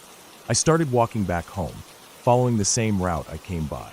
As I approached the abandoned lot again, I saw the white car was still there. The sun reflected harshly off its roof. The windows were so dark I couldn't see inside, even with the bright daylight. I don't know what came over me, but I slowed down as I passed. I turned my head slightly to look at it. That's when I noticed the rear window on the driver's side was rolled down just a little bit, just enough to let air in. I saw something inside. At first it looked like a bundle of clothes or a blanket piled up on the back seat. But then I noticed a pale arm hanging down from it. Just an arm, limp, with the palm facing upwards, resting against the seat. My heart started pounding in my chest. I froze for a second. My legs felt heavy, my breathing quick and shallow. I didn't know what to do. I stood there for a moment, staring at the car, hoping I was seeing it wrong. But I wasn't. It was definitely an arm. I looked around. The street was busy enough, but no one was paying attention to me or the car. People just walked past, going about their day. I felt like I was outside of time, like everything else was normal except this. I thought about walking away, pretending I hadn't seen it. I thought about going home and forgetting. But what if someone needed help? What if there was a dead body in there? My stomach twisted at that thought. I forced myself to move. I walked closer to the fence, my shoes crunching on broken glass near the edge. I stood a few feet away from the car, trying to see better. The window was tinted so dark I could barely make out shapes, but the arm was definitely real. It wasn't moving. It wasn't covered in blood or anything. It just looked pale, like the color of someone who was sleeping, except too still. I felt dizzy. My knees felt weak. I stepped back, looking around again. I didn't want to go inside the lot alone. I took my phone out, my fingers shaking slightly, and dialed the local police number. My voice felt dry and tight when I spoke to the operator. I told them what I saw. They asked for my name, my number, and the exact location. I gave them everything, my voice trembling as I spoke. They told me to wait there until an officer arrived. So I stood there, staring at the car, feeling my throat tighten every few seconds. Cars drove past behind me. A crow landed on the fence, cawed loudly, and flew away again. After about 10 minutes, I saw a police car turn the corner and pull up by the side of the road. 2 officers got out, 1 man and 1 woman. They walked over to me, asked if I was the one who called. I nodded, pointed towards the car. They looked at each other briefly, then told me to stay back. They walked into the lot carefully, their shoes crunching on the debris, approaching the white car from both sides. I watched as the male officer peered into the window. I saw his shoulders stiffen. He tried the door handle. It was locked. He knocked on the window loudly with his knuckles, calling out, but there was no movement inside. He stepped back and spoke into his radio clipped to his shoulder. The female officer stood near the trunk, her hand resting on her belt near her gun, looking around cautiously. Within a few minutes, another police car and an ambulance arrived. 2 paramedics jumped out with a stretcher and a kit. The police asked me to stay back near the fence as they forced the car door open with some tool. I heard the click and saw the male officer quickly open it. One of the paramedics reached in immediately. I saw him touch the arm and check the wrist. He shook his head slightly, then turned back to his partner, saying something I couldn't hear. They pulled the body out carefully. It was a man, probably in his 40s, wearing a blue shirt and dark pants. His face was slack, his eyes half open but rolled back. His skin was pale, almost grayish, and his hair was sticking to his forehead with sweat. They laid him on the stretcher and covered his face with a white sheet. My stomach twisted again. I felt bile rising up in my throat, but I swallowed it down. The officers spoke to the paramedics for a while, then walked over to me. They asked me some questions about when I saw the car, if I saw anyone around it, anything suspicious. I told them everything I knew, which wasn't much. I'd just seen the car when I came to work in the morning, and then again now. They thanked me for calling and said they'd take it from there. I nodded silently, feeling my chest heavy with some emotion I couldn't name. Relief, sadness, fear, all mixed together. As I walked away, I felt my legs trembling slightly. The street felt louder now. Cars honking, people chatting, the sound of the paramedics' radio crackling behind me. I kept walking without looking back. When I got home, I unlocked my apartment door, went straight to the bathroom, and threw up into the toilet. I sat there for a while, my forehead pressed against the cold tiles, my arms wrapped around my knees. After I cleaned myself up, I walked to the kitchen and poured a glass of water. My hands were still shaking as I lifted it to my mouth. I sat down at the small dining table, staring out the window at the apartment block across from mine. Laundry was hanging from one of the balconies, swaying slightly in the breeze. I took a deep breath and let it out slowly. I kept thinking about that man, who he was, how long he had been there, if he had a family waiting for him to come home, if he woke up that morning knowing it would be his last. I felt sad for him, for whoever would get the call about him. I didn't know him, but he was a person, just like me, going about his life until it stopped. I spent the rest of the day sitting quietly, thinking about how easy it is to be here one moment and gone the next. That night, I lay in bed staring at the ceiling for hours. The image of his limp arm hanging down from the back seat burned into my mind. I thought about how I almost walked past without looking. I thought about how no one else noticed him there. I thought about how a simple walk to work ended with me seeing death up close. Eventually, my eyes grew heavy, and I fell asleep. The next morning, I woke up before my alarm again. I sat on the edge of my bed for a long time, staring at the floor, feeling that same heavy tiredness in my chest. But eventually, I stood up, stretched my arms, and went to wash my face. Another day had started.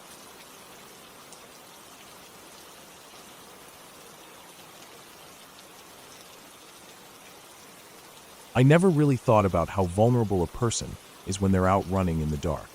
I've always gone for late night runs. It's something that calms me down after long days at work, and I like how empty the streets are after 10 p.m. No people, no cars, no one looking at me. Just darkness, orange street lights, and the sound of my shoes hitting the pavement. That night was the same. I changed into my usual running clothes. Old black sweatpants with holes near the ankle, a white cotton t-shirt with sweat stains that never fully wash out, and my gray running shoes. I stepped out into the night and stretched my arms above my head, rolling my shoulders to loosen the tension from sitting at my desk all day. The air was humid and warm. Summer nights here always feel like that, heavy with leftover heat from the day. I started at my driveway, walking fast to warm up my legs. The street was quiet, just like always. The only noise was the distant hum of crickets and the occasional car engine echoing somewhere far away. I kept my head down, watching my feet land on the concrete, feeling the rhythm build up inside my chest. Once I reached the end of the street, I turned right onto the main road that runs past the old community center. I picked up my pace and started jogging. Street lights stretched in a perfect line ahead of me, their glow making everything look orange and dull. My breaths came out steady and sharp, in and out through my nose, counting each step in my head to keep myself going. I've always had this problem where if I don't count my steps, I get distracted and my breathing gets messed up. 1, 2, 3, 4, 1, 2, 3, 4. Over and over. I ran past the community center. The building was completely dark, as it always is at night. Its walls were covered in graffiti, the paint flaking and peeling down onto the cracked walkway. I never liked running past it. It always felt like someone was inside watching. I sped up a little just to get past it quicker. After that came the long stretch of road that cut through a small wooded area. It wasn't a forest, just thick rows of trees on either side. During the day, you could see all the way down to where the trees ended and the street lights started again. But at night, it was just a black tunnel, lit only by 2 flickering lights in the middle. I always ran this part without thinking. I'd been running this route for years and nothing had ever happened, so I never worried. I reached the edge of the wooded section and slowed down to a brisk walk. My heart rate was up, sweat dripping down the back of my neck and soaking into the collar of my shirt. I wiped my forehead with the back of my wrist and felt the salt sting a bit. I was about to speed up again when I noticed something strange. On the ground, right before the trees, was a bicycle lying on its side. A small, cheap-looking one, with the paint chipped off and the handlebars slightly bent. I almost tripped over it because it was lying halfway on the sidewalk. I stepped around it, glancing down as I passed. Its front wheel was still spinning slowly. That meant whoever had been riding it couldn't have left long ago. I felt a cold tightness in my chest for some reason, like my ribs were squeezing in. I kept walking, telling myself that someone probably just dumped it there and walked away. I entered the wooded stretch. The air instantly felt cooler. I could smell damp dirt and old leaves. The trees formed tall black walls on either side, blocking out any moonlight. My shoes slapped against the concrete, echoing louder in the enclosed darkness. My eyes kept darting around, even though I couldn't see much beyond the path ahead. The 2 street lights here flickered like they always did, buzzing softly above my head. I tried to focus on my breathing again. 1, 2, 3, 4, 1, 2, 3, 4. But my mind wouldn't settle. It kept thinking about that bicycle. Why was it there? Who left it? There was nowhere to go in these woods at night. No trail entrances or houses nearby, just trees and undergrowth. I kept running, shaking the thought away. I was halfway through the wooded stretch when I saw something up ahead. At first it just looked like a lump in the shadows. As I got closer, I realized it was a person sitting on the sidewalk with their back against one of the light poles. My footsteps slowed down without me meaning to. I could see they were wearing jeans and a dark hoodie with the hood pulled up, head bowed down so their face was hidden. Their arms rested limply at their sides, palms facing up on the ground. They weren't moving. I stopped running about 10 feet away, standing still in the middle of the path. My heart was pounding hard against my chest, sweat dripping down the side of my face and pooling on my upper lip. I waited for them to move, to look up, to do anything, but they just sat there. I felt this rising panic inside me, like my lungs were filling with cold water. Something about the way they were sitting looked wrong, like their body wasn't holding itself up properly. Their head drooped forward, as if their neck couldn't keep it up. I took a cautious step forward, and then another. I could hear the buzzing of the light above us, so loud in the silence. I was about 3 feet away when I saw it clearly. Their chest wasn't rising or falling. Their face was turned slightly down, but I could see enough to know their eyes were closed. Their skin looked pale under the flickering light. There was something dark smeared on the front of their hoodie. My eyes slowly traced it down to the ground, where I saw a pool of dark liquid spreading out around them. It glistened black under the streetlight. I felt my stomach twist violently. My mouth went dry and I swallowed, tasting bile at the back of my throat. I stepped back, bumping into the edge of the sidewalk, almost tripping over my own feet. My brain felt numb. I didn't know what to do. I looked around, but there was no one else there. Just me, the trees, the buzzing light, and this person who wasn't breathing. I couldn't even tell if it was a man or woman. Their body was slumped so heavily, their shoulders drooped, their arms lifeless on the ground. I felt an urge to run up and shake them awake, but my feet stayed frozen. I backed away slowly, keeping my eyes on the body as I moved. My legs felt like jelly. When I was about 10 feet away again, I turned around and ran as fast as I could back the way I came. My breaths came out in ragged gasps, tears blurring my vision. The trees flew past me in black streaks.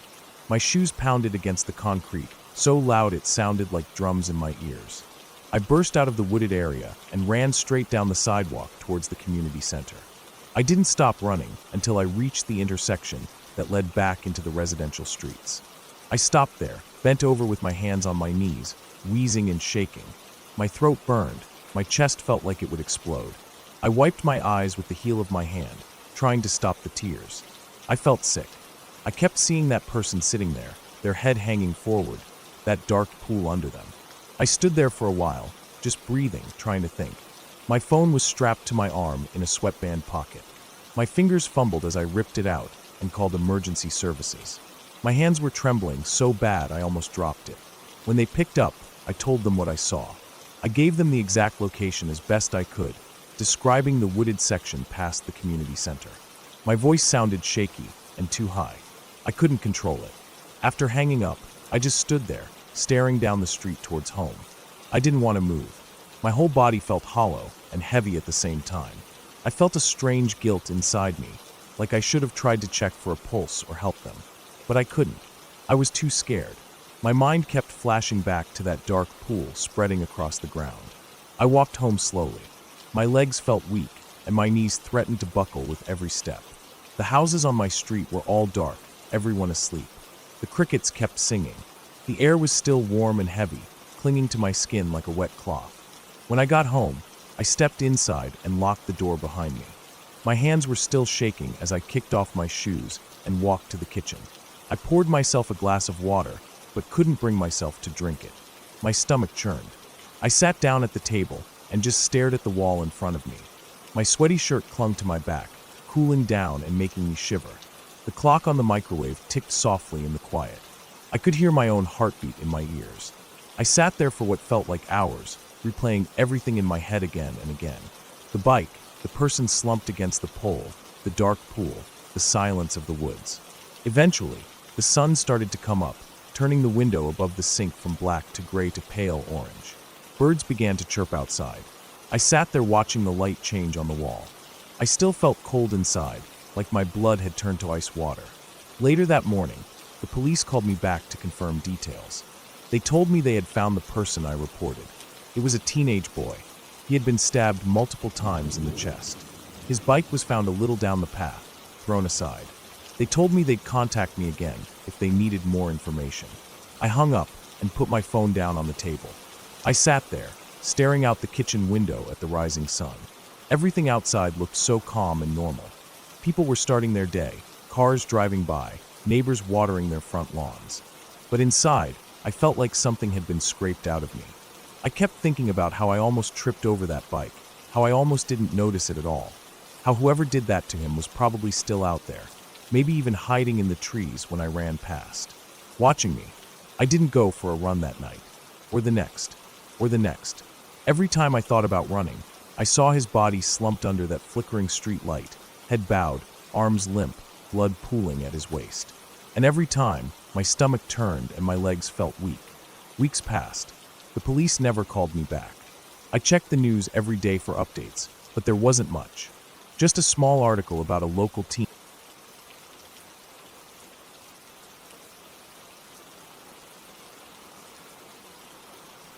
I woke up before the sun came up that morning. I didn't really sleep well the night before, because I kept thinking about this small road trip I had planned for the weekend. I wasn't going far, just about an hour and a half away from my town, to a lake that my dad used to take me to when I was a kid. I hadn't been there in years, not since I was probably 12 or 13. I just wanted to sit by the water for a while, maybe do some fishing, maybe walk around the trails and clear my head. Life had been heavy lately, and I felt like I was suffocating at home with the same routine every day. I packed my small green backpack with 2 bottles of water, some leftover fried chicken wrapped in foil, a half-eaten bag of Doritos, and a peanut butter sandwich I made before leaving. I grabbed my fishing rod, tossed it in the back seat of my Corolla, and locked the front door behind me. The air was still cold from the night, and there was that smell of dew and dust that always made me feel like a kid waiting for the school bus. The drive there was easy. The roads were empty because it was still early, only a few trucks here and there, and the sky was turning that faded orange and blue before sunrise. I had my window down a little, letting in the breeze as I drove, and I was feeling calm for the first time in weeks. I passed by stretches of farmland and small rundown houses with broken fences and old tractors in the yards. Everything felt quiet, like the world hadn't woken up yet. When I finally pulled into the gravel parking area near the lake, there was only one other car there, a rusty old Ford pickup with a dented tailgate. I parked a bit away from it and turned off the engine. It was so silent I could hear the ticking of my car cooling down. I got out, stretched my arms to the sky, and breathed in the cold morning air. Birds were already awake, chirping in the trees near the water. I grabbed my backpack and rod and started walking down the narrow trail that led to the lake. The grass along the trail was tall and still wet from the dew, brushing against my jeans and soaking the edges near my ankles. I could smell the water before I even saw it, that smell of algae and mud and rotting sticks along the shore. When I stepped out of the trees and onto the clearing near the lake, the sun was finally coming up, lighting everything in gold. The water was calm and still, like glass, and steam rose off the surface in small patches. I walked over to the edge where there were some old rocks piled up and sat down, setting my rod next to me. I just sat there for a while, staring at the water and listening to the birds. There were some ducks far off near the reeds, swimming in pairs, their heads disappearing under the water and coming back up dripping. For a while I didn't even think about anything. My mind felt blank, and it was peaceful. After about an hour, I decided to fish for a bit. I baited the hook with some leftover bread from my sandwich, cast the line out, and watched the ripples spread out across the surface. I didn't catch anything, but I didn't care. The sun was higher now, warming up my shoulders and making the water sparkle. I ate my sandwich slowly, taking small bites, and drank half of my first water bottle.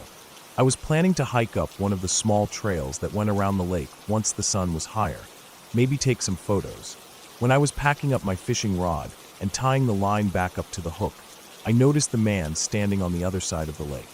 He was wearing jeans and a light gray hoodie with the hood pulled up over his head. From the distance I couldn't see his face clearly, but I could tell he was staring right at me. I didn't think much of it at first. People came out here to fish, or just sit by the water all the time. Maybe he was just walking his dog or something, even though I didn't see a dog near him. I stood up, slung my backpack on my shoulders, and started heading toward the trail that curved around the lake. As I walked, I kept glancing back to where I saw him, but he was gone. I thought maybe he walked back into the woods or down another trail. The trees were thick there. You could disappear into them in seconds if you wanted to. The trail I was on wasn't too rough. It was mostly packed dirt with some rocks and tree roots sticking up here and there. Birds were flying around above me, and I could hear bugs buzzing in the grass. I walked slowly, kicking little pebbles off the trail as I went, trying to stretch out the day as long as I could. I took photos of the lake from between the trees, of mushrooms growing out of fallen logs, of spider webs glowing in the sun. Everything felt calm. After maybe 30 minutes, I stopped to drink some water and rest my back against a tree. I set my backpack down and stretched my neck, rolling my head from side to side.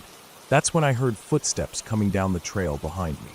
At first I thought it was a deer, but when I looked up, it was the same man I'd seen across the lake. He was walking slowly, his head down, hands in his pockets. His hood was still up, but as he got closer, I could see his face better. He looked about mid-30s, pale, with dark stubble across his jaw and cheeks. His eyes were sunken and had dark circles under them, and he didn't look at me as he passed by, just kept his head down and walked past, his boots crunching softly over the dirt and dead leaves. I watched him go, feeling that weird prickling feeling in my chest. Something about him felt off, but I couldn't place it. Maybe it was how quiet he was, or the way he didn't glance up at me at all, like he was trying to make himself invisible. I waited until he disappeared down the trail before picking up my bag and continuing to walk. After another 15 minutes, I came to a fork in the trail. One path curved back toward the lake, and the other led deeper into the woods. I took the lake path, wanting to loop around and come back to where I'd parked. The trees here were closer together, with their branches hanging low and blocking out most of the sunlight. It was cooler, and I could hear the sound of water trickling somewhere nearby, maybe a small creek feeding into the lake. I walked quietly, listening to the sound of my own footsteps. The trail narrowed here, and tall bushes grew on either side. I kept thinking about that man and wondering where he'd gone. I didn't like the idea of being alone out here with someone like him wandering around. My dad always told me to trust my gut when something felt off. I kept walking faster, feeling my heart beat harder in my chest. About 10 minutes down the trail, I stopped dead in my tracks. The man was standing ahead of me, right in the middle of the trail. His back was to me this time, but I could see his shoulders rise and fall as he breathed. He wasn't moving, just standing there, like he was waiting for something. I felt my mouth go dry. I looked around, but the bushes were too thick to step off the trail without making a lot of noise. I didn't want to turn around and go back either, because that would mean I'd have to take the longer trail through the woods, and I didn't know where that one led. I took a step forward, hoping he'd hear me coming and move aside. He didn't. I cleared my throat softly, but he didn't react. My chest felt tight, and I could feel sweat start to drip down my sides under my shirt. I took another step, my boots crunching over dead leaves. Finally, he turned around to face me. His eyes were wide and bloodshot, and his mouth hung slightly open like he was breathing hard. I noticed for the first time that his jeans were stained with dirt around the knees and thighs, and there was something dark under his fingernails. He didn't say anything, just stared at me, his chest rising and falling fast. I felt something inside me snap. I turned around and started walking quickly back the way I came, trying not to break into a run and make it obvious I was scared.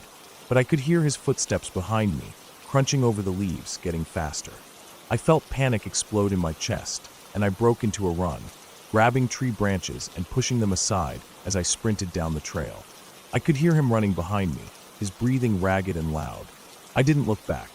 I just ran, my boots slipping on the dirt, branches slapping against my arms and face. My backpack bounced hard against my back, and my rod kept hitting my leg. I nearly tripped over a tree root, but caught myself on a low branch before I fell. The trail curved sharply, and I followed it, my feet pounding the ground. I could still hear him behind me, but he was getting further away. My lungs burned, and my throat felt raw from breathing so hard, but I didn't stop. I ran until I saw the lake again through the trees. The sun was high now, and the water was bright and glittering. I burst out of the trees onto the clearing and ran straight for the parking area. My car was sitting there, dusty and silent under the sun. I fumbled for my keys in my pocket with shaking hands, nearly dropping them in the gravel. I glanced back over my shoulder and saw the man standing at the edge of the trees, his hood down now. His hair was dark and greasy, hanging around his face. He was breathing hard, his chest rising and falling like he'd just run a marathon. He didn't move, just stood there staring at me with those wide, bloodshot eyes. I unlocked the car, jumped in, and slammed the door shut, locking it immediately.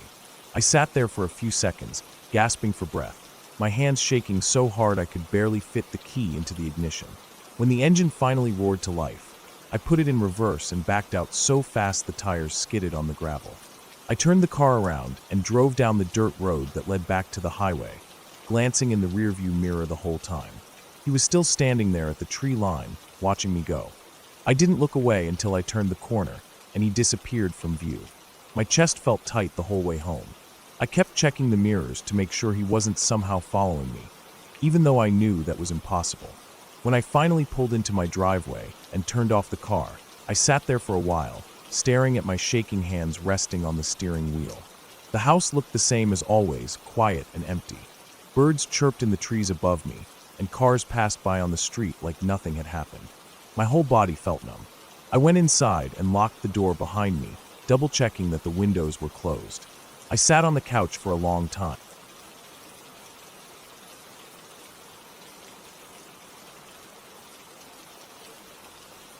I woke up before the sun that morning because I couldn't sleep. I'd only moved to this area about a month ago, and I was still getting used to the noises at night. My house sat at the very edge of town, with only a gravel road leading out to the woods that spread for miles beyond. I bought this small place because it was cheap and it came with a good bit of land. The real estate agent said people didn't like living this far out from the main roads, but to me it seemed peaceful. I liked the idea of walking out my door and being surrounded by trees instead of cars and buildings. That morning, I stepped outside with a cup of coffee. The air was cold and damp. I watched fog rise off the grass and swirl down the driveway. I could smell the dirt and the wet leaves, and I stood there listening to the quiet hum of insects waking up and birds chirping deep in the trees. My dog, Milo, was inside still sleeping. He was old and preferred the warmth of the couch. I finished my coffee and decided I'd go for a walk into the woods before work. I hadn't explored my land fully yet, and I wanted to see if there were any good spots to clear for a small campsite. I went back inside, put on my boots, and grabbed my small backpack.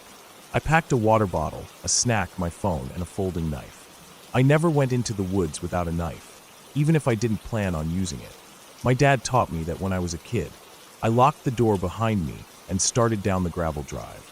The trees closest to the house were thin birches, but further back the forest thickened with tall pines and oaks. The smell changed too as I walked. Near the house it smelled like wet grass and dirt, but deeper in it smelled older, like damp moss and tree bark and rotting leaves. I kept walking for about 20 minutes, just listening to the crunch of my boots on twigs and the occasional call of a bird. The sun had started to rise, and golden light was cutting through the tree trunks. Everything felt quiet and calm. I felt happy being there, away from all the noise of people. I walked until I came to a small clearing. There was a stump in the middle, with mushrooms growing on it. Around the stump, grass grew in thick tufts, and I saw animal tracks in the mud. Deer probably, and some raccoon prints near a rotted log. I stood there for a while, drinking some water and eating a granola bar. After about 10 minutes, I kept walking past the clearing, deeper into the woods. I wasn't paying attention to where I was going, and after a while, I realized the trees around me had changed. The ground was soggier, with tall grass and reeds. I had wandered into a marshy area without realizing it. My boots sunk slightly into the wet ground with every step. I stopped and looked around. There was no clear path anymore, and the sunlight was blocked by thick tree cover. I took out my phone to check my GPS, but there was no signal. I sighed and stuffed it back into my pocket. I figured if I just turned back and kept walking straight, I'd hit the clearing again. I turned and started walking. The ground was uneven and soft, and I slipped a few times on wet moss. After about 15 minutes, I still hadn't reached the clearing. I stopped and looked around again. Every direction looked the same. Trees, reeds, wet grass, fallen logs. I didn't feel worried yet, but I felt annoyed. I knew I wasn't that far from home, but without a signal, I couldn't tell which direction I was going. I kept walking, choosing the driest-looking areas to step on, and after a while, I started to smell something strong and sour. It smelled like old garbage and rotting meat. I stopped, trying to figure out where it was coming from. I looked around and saw, about 30 feet away, what looked like a big pile of old branches and grass. I walked towards it, curious. As I got closer, the smell got stronger. It wasn't just rotting wood. It smelled like something dead. I reached the pile and saw that it wasn't just grass and branches. There was a dead deer lying half buried under the pile. Its ribs were showing through its torn skin, and flies buzzed all around its body. Its eyes were gone, and its legs were twisted in a way that didn't look natural. The pile of sticks and grass seemed to have been pushed on top of it, almost like someone tried to cover it up.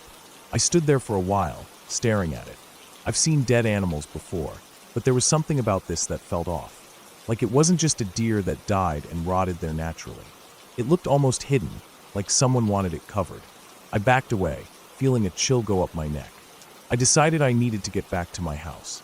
I turned around and started walking faster, trying to step over logs and wet patches quickly. My breathing was a little heavy now, and I kept looking over my shoulder for no real reason. The forest felt different. It was quiet, too quiet, like even the birds had gone silent. After walking for another 10 minutes, I still didn't see any sign of the clearing. The trees around me were bigger now, older pines with thick trunks covered in moss. I stopped to catch my breath and took out my water bottle. As I drank, I heard a rustling noise behind me. I froze, listening. It sounded like something walking through the reeds and wet grass. The steps were slow and heavy. I turned around and looked, but I didn't see anything. The sound stopped. I stood there for what felt like forever, waiting for it to start again, but it didn't. I put the water bottle back in my backpack and started walking again, this time keeping my eyes on the trees around me.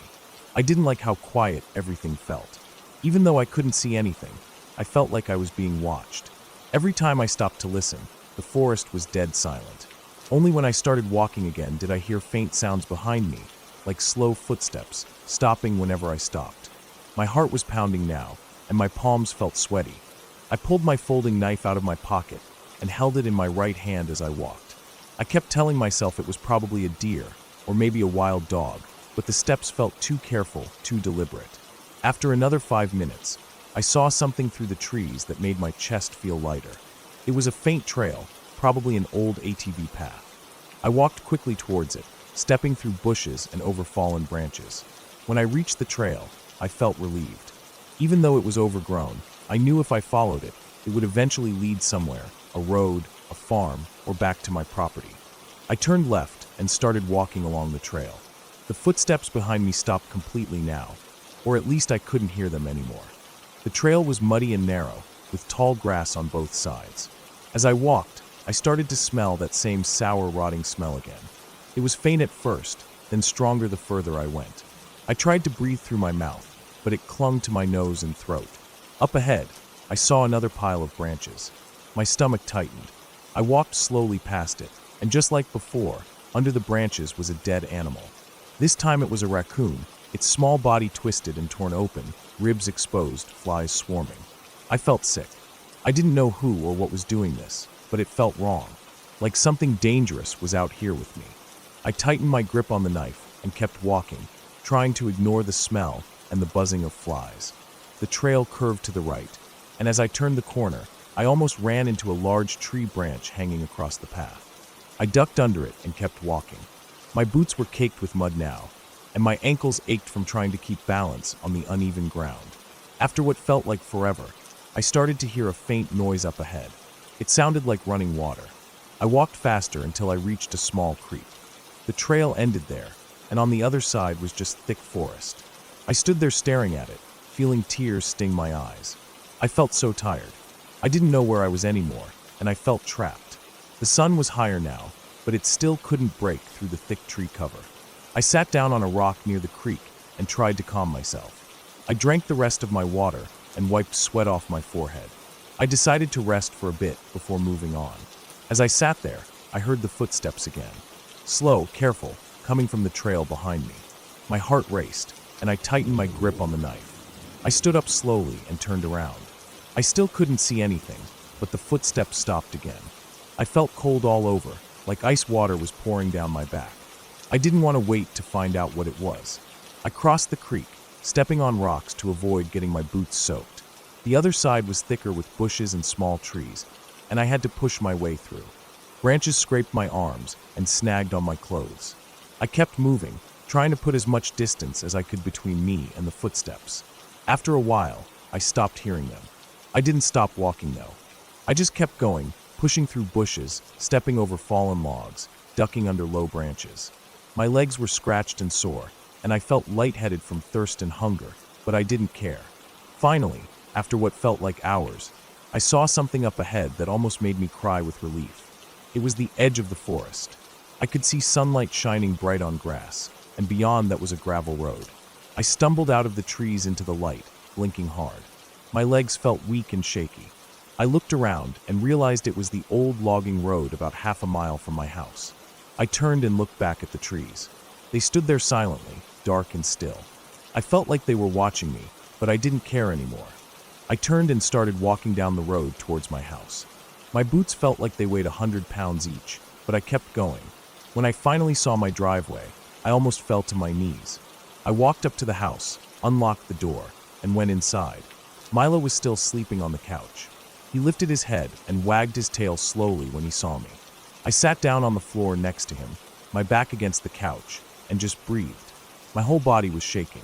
Later that evening, after I showered and ate something, I sat on my porch watching the sun go down. The forest.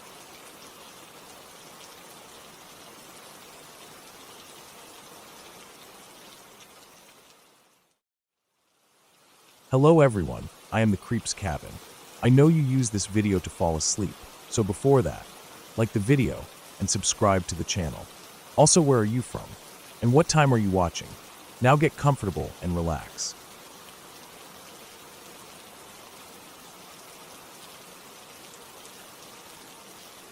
When I was a freshman in college, I signed up to be a production assistant on this low-budget student horror film. I didn't have any particular passion for film, but I was undeclared in my major and figured I should at least try everything once before I committed.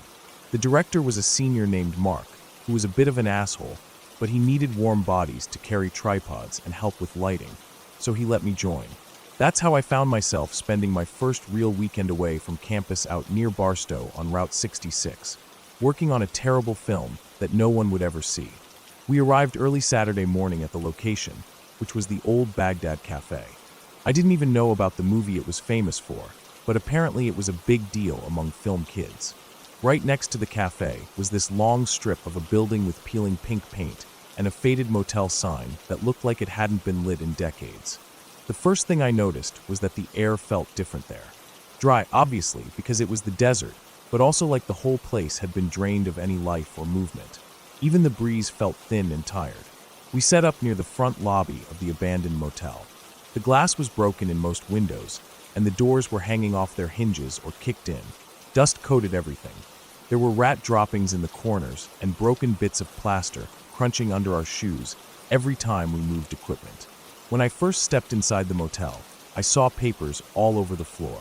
They were curled and yellow with age, scattered in such a way that it almost looked staged for the horror film. At first I thought they were old invoices or reservation slips from when the motel was running. I didn't pay much attention to them as I helped haul cables and reflectors into the rooms. We spent the morning filming in the front office. By afternoon, the director wanted to move scenes to the back rooms, so we all migrated deeper into the motel. That's when the real weirdness began. Someone, I think it was Carlos, the sound guy, started picking up the papers off the floor during a break. He read a few lines out loud to himself, chuckled nervously, then tossed them aside. I went over to see what was so funny, thinking maybe it was someone's love letter or diary entry from when they were cheating on their spouse at the motel. But when I picked one up and started reading, my stomach turned cold. The first letter I read was dated 1974, written on plain line notebook paper in neat cursive. It started off normal enough, something like, "Dear Maggie, I keep thinking about that time we went to Laughlin." And then after a paragraph of normal memories, it switched into a rambling rant about how they were coming through the walls at night and how he had to keep aluminum foil around his head to keep them out. The letter ended abruptly, with words cut off mid-sentence, like he lost his train of thought. I grabbed another letter nearby, dated later the same year. This one started the same way, addressing a woman with affection, but soon it described how they know when I sleep and when I'm awake, and how the black shapes gather at the end of my bed whispering words I can't understand. The handwriting started to get messy halfway down, like his hand was shaking. Another letter was addressed to someone named Tom, where he apologized for not paying back money, and then launched into paragraphs about seeing faces outside his window, even though he lived in the desert with nothing around for miles. Some letters had entire paragraphs scribbled out, and others had words repeated over and over again until the ink tore holes in the paper. We spent a good hour just picking up letters, brushing off dust, reading them, and putting them in piles by date. There were so many. Dozens, maybe hundreds. Some were only half a page. Others were 3 or 4 pages long, folded up into tight squares, as if he had once planned to mail them, but never did. As we arranged them chronologically, I noticed the handwriting getting worse with time. In the earliest letters, the cursive was beautiful and controlled, like someone who had learned penmanship in Catholic school. By the end, the writing was jagged, rushed, often sliding off the lines of the page entirely. Some were just frantic block letters in thick felt pen. There were smears of something reddish-brown on a few, though it could have just been desert dust mixing with spilled coffee. Or maybe blood, I don't know. I tried not to think about it. While we read through the letters, a hot wind blew sand and grit through the broken windows. Every so often, it slammed one of the loose doors shut with a bang that made everyone jump. There was this constant feeling of something watching us from the shadows of the rooms we hadn't explored yet. Even with all of us together, I felt unsafe, like if I stepped into a room alone, something would close the door behind me and I'd never get out. Outside, behind the motel, there was an old rusted storage container. Someone had spray-painted "Keep Out" on the side in big black letters. Naturally, college students are idiots, so a few guys decided to poke around. There was a small hole rusted through near the bottom. I watched as one of the actors, some guy from the theater department who was playing a zombie, got down on his knees and reached his hand inside up to the elbow, fishing around in the darkness. He pulled out a stack of papers, and we all gathered around to look. Among the crumpled receipts and invoices was an envelope marked with official government typeface. It was stained with oil and smelled like rot, but we could still read the letter inside. It was from the VA, dated somewhere in the late 70s. The letter explained, in flat bureaucratic language, that the recipient had been a participant in tests of hallucinogenic substances during his time in the Army. It said something about Project something or other. The name was smudged, and how he may have experienced lingering psychological effects as a result of these tests. There was no apology, just a paragraph saying that if he had concerns, he could contact a hotline number that probably no longer existed. I felt sick reading it. Suddenly, all the letters about them, watching him, and coming through the walls made sense. It wasn't demons or ghosts. It was his mind, twisted and damaged by drugs he never volunteered to take. The more I read his letters, the more I felt like I was intruding on someone's private hell that none of us could ever understand. Some of the girls on set started crying quietly. Mark, the director, tried to act like he didn't care, but even he seemed shaken. By evening, the desert air turned cold, and the sun dropped behind the low rocky hills. We were supposed to film a scene in one of the back rooms. As we walked down the cracked concrete walkway, I noticed one room that looked different from the rest. The windows were covered completely with plywood nailed over them. The door was barricaded shut from the outside with 2x4s screwed directly into the frame, as if someone had gone to a lot of trouble to make sure nothing could get in or out. Even from the walkway, I could smell it. The smell hit the back of my throat like spoiled meat left in the sun. It was thick and wet, so strong I gagged and had to cover my mouth with my shirt. I asked one of the older guys on set what it was, and he shook his head. He said that room was sealed off when he came here for a different film a year ago.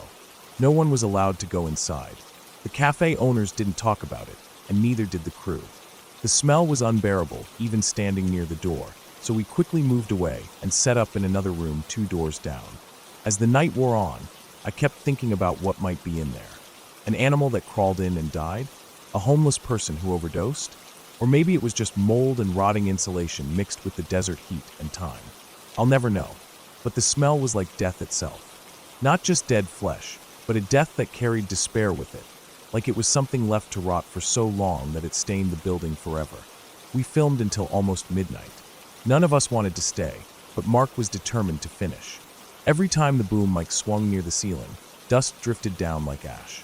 I couldn't focus on anything except that sealed room and the smell of decay drifting down the walkway. When we finally wrapped up and packed everything back into the van, the motel was silent and dark, lit only by our car headlights and a sickle moon overhead. I looked back at the building one last time before I got in. The plywood over that sealed door seemed darker than the rest of the motel. I imagined the letters again, the neat cursive turning to scribbled madness, and thought about the man trapped in his mind after whatever they had done to him.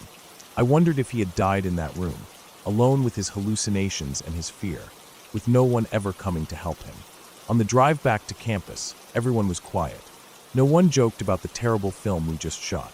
No one teased each other about hooking up or messing up lines. We were all thinking the same thing, about those letters, the government test, the rotting room no one would enter, and the life that ended there without anyone caring. That weekend, when I got back to my dorm, I couldn't sleep. I kept seeing his handwriting behind my eyelids. I thought about how many people there are in the world, screaming for help, and no one listens. I dropped out of the film club after that. I didn't want to see any more places like that motel. Places that felt like graves holding stories no one wanted to hear. I still think about that room sometimes. About the smell of death, so strong it felt like breathing in someone's final breath. And I think about those letters lying on the ground for decades, unread, unanswered. And I wonder if that man ever understood what they did to him before he died. Or if he just faded into madness and darkness, waiting for someone to tell him it wasn't his fault. Waiting for someone who never came.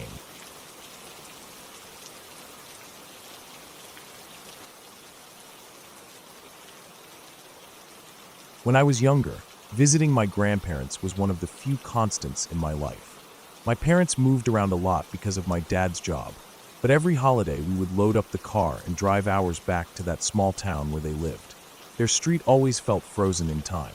Old brick houses lined the road, the same oak trees I had climbed as a toddler still standing tall, leaves piled in the gutters every fall. My aunt lived 2 houses down from them, in a narrow blue house with a sloped metal roof that rattled whenever there was a storm. Between my grandparents and her place was a white house with green shutters, chipped and faded like old paint left out in the sun too long. That house belonged to a woman who scared all of us kids to death. Even now, decades later, when I think back to childhood fears, her face is the first that comes to mind. She was huge, not just tall, though she was well over 6 feet, but broad in the shoulders, thick arms like a farmhand, heavy feet that made the ground thud when she walked. Her gray hair was thin and always tied back in a tight bun. She wore logging chains around her neck like a twisted necklace, their rust stains marking the top of her collar. She always wore floral dresses, loose and wrinkled, but underneath them she wore heavy work boots. Even on the hottest summer days, she wore those boots. Most of the time, we only saw her through the windows. The adults said to leave her alone, that she had problems in her mind, and it wasn't right to bother her. We didn't need that warning, though. None of us dared get close. The only times I saw her outside were when she tended her back garden. She would spend hours hunched over raised beds filled with dark soil, pulling weeds or planting, or just standing there staring at the rows like she was thinking deep, dark thoughts. The other time was when she washed her house. Not her windows, not her porch. She would scrub the actual siding of the house with a long-handled brush, soap running down and pooling at her feet. She would scream while she did it. Screaming words I didn't even know then, cussing us kids out if she saw us pass. Calling us little devils, saying the devil would be coming for us soon and dragging us under the earth. That part always stuck with me, the way she said under the earth. My cousins and I would run full speed between my grandparents' place and my aunt's, not daring to look at her windows. Sometimes you could feel her watching even when you couldn't see her. We all told each other stories about her, how she probably kept skulls in her basement or poisoned stray cats. We didn't believe it fully, but something in us did. Otherwise, we wouldn't have been so scared. Kids sense things that adults ignore. One Halloween, when I was around 9 or 10, we were all getting ready to go out trick-or-treating around the neighborhood. We put on our cheap costumes, witches and superheroes, whatever was on sale at the grocery store. There was a chill in the air that night, the kind that makes your teeth hurt if you breathe in too fast. We were all lined up on my grandparents' porch going through the plan. The older cousins always led the way, making sure no one ran off into the street or knocked over candlelit pumpkins. Then one of my cousins, the troublemaker, always trying to prove he was tougher than everyone, dared us to go to her house. He said we were babies if we didn't.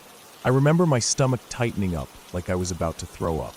The idea of walking up to her porch, that place none of us even wanted to look at, made my legs feel weak. But everyone was looking around, nodding, trying to act brave. I didn't want to be the only one who stayed behind. I thought if we were in a group it would be fine. We walked up her front path slowly, gravel crunching under our shoes. The porch was covered in leaves, and there was a damp smell coming off the wooden steps. One of the older kids reached out and rang the doorbell. For a moment, everything was silent. Then suddenly there was a loud banging noise inside the house, like someone slamming every door as hard as they could, over and over. I felt the blood drain out of my face. I wanted to run, but my feet were stuck. Then the door swung open. She was standing there in the dim yellow light of her hallway, chains hanging down her chest and rattling slightly. Her boots were covered in dried mud. But what froze us all was what she was holding in her hands. A human head. A real bloody head. The skin was grayish and the hair matted with dirt and dried blood. The eyes were half open, staring at nothing. The mouth hung slack. For a second my mind didn't process it. I thought it was a Halloween mask, some prop. But then I saw a strip of dried muscle hanging off the neck stump, and something inside me screamed so loud I couldn't even hear myself. We turned and ran. I don't even remember my feet hitting the ground. Just the sense of ripping away from that porch, and the feeling of my heart trying to punch its way out of my chest. We ran all the way back to my grandparents' place. Some of us were crying. My aunt came out and yelled at us for bothering her, saying we deserved to be scared. That it was just a Halloween prop, and we shouldn't have been knocking on her door. We tried to explain, but the adults wouldn't hear it. They just told us to calm down and eat our candy. After that, none of us went near her house again. Even if my mom asked me to run over to my aunt's to get something, I would make up excuses until she got annoyed enough to go herself. I didn't even like going outside to play if I thought she might be out there in her garden, digging around in that black dirt with her bare hands. About a month later, it was a Saturday morning. I was eating cereal on my grandparents' couch, half asleep, cartoons flickering on the TV.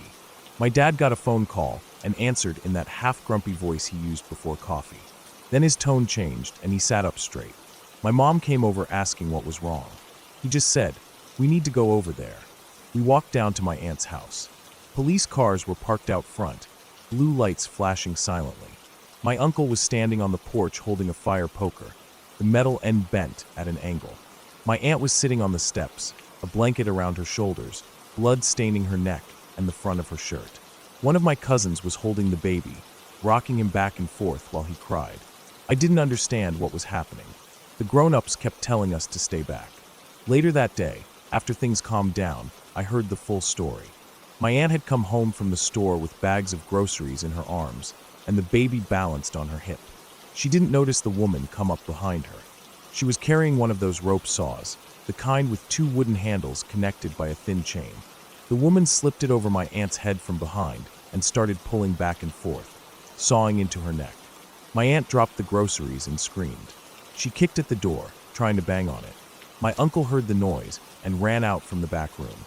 He grabbed the fire poker from the fireplace stand and started hitting the woman until she let go of the saw. Blood was everywhere. He kept hitting her until she fell back off the porch steps and curled up on the ground. By then, neighbors had called the police. The woman was arrested that day. The whole neighborhood was shaken. We found out during the investigation that she had been digging tunnels under her house for years. She was taking all the dirt out in buckets and dumping it into her garden beds, which was why they were so high and dark with soil. The tunnels stretched out under the ground, leading under my grandparents' house, under my aunt's house, even under the house on the other side. The police found rooms down there with candles and chains nailed into the dirt walls. In one of those rooms was a shrine of some kind.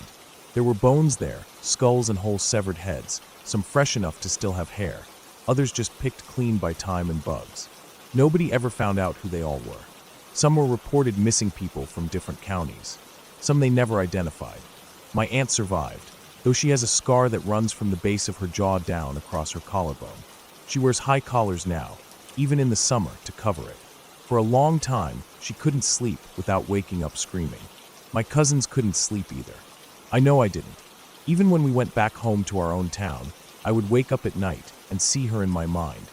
That huge woman standing there with a severed head in her hands, looking at me like she was seeing right through my skin, down into my bones. The woman never went to jail. They sent her to a state hospital, somewhere far away. I don't think anyone ever visited her. My grandparents moved a few years later when Grandpa's health started failing. My aunt still lives in that same house, though she put up tall fences all around and added new deadbolt locks on every door. The garden beds next door are gone now. After the police finished digging up the tunnels, they filled them with cement and bulldozed the place. Just an empty lot with weeds and broken bricks scattered around. Sometimes, even now, if I see a woman with chains or heavy boots, just the glimpse of it makes my stomach twist. I'll never forget the way it felt to stand on her porch that night, thinking I was just a kid getting candy, and seeing what was really behind that door. The adults always told us to leave her alone. They never imagined what she was doing under their feet the whole time. And that's the part that still keeps me awake sometimes. Not the head, not the tunnels, but the thought of her in the middle of the night, digging under the earth closer and closer to where we slept, while we had no idea she was right there, just a thin floor and a few feet of dirt between us and whatever she planned to do.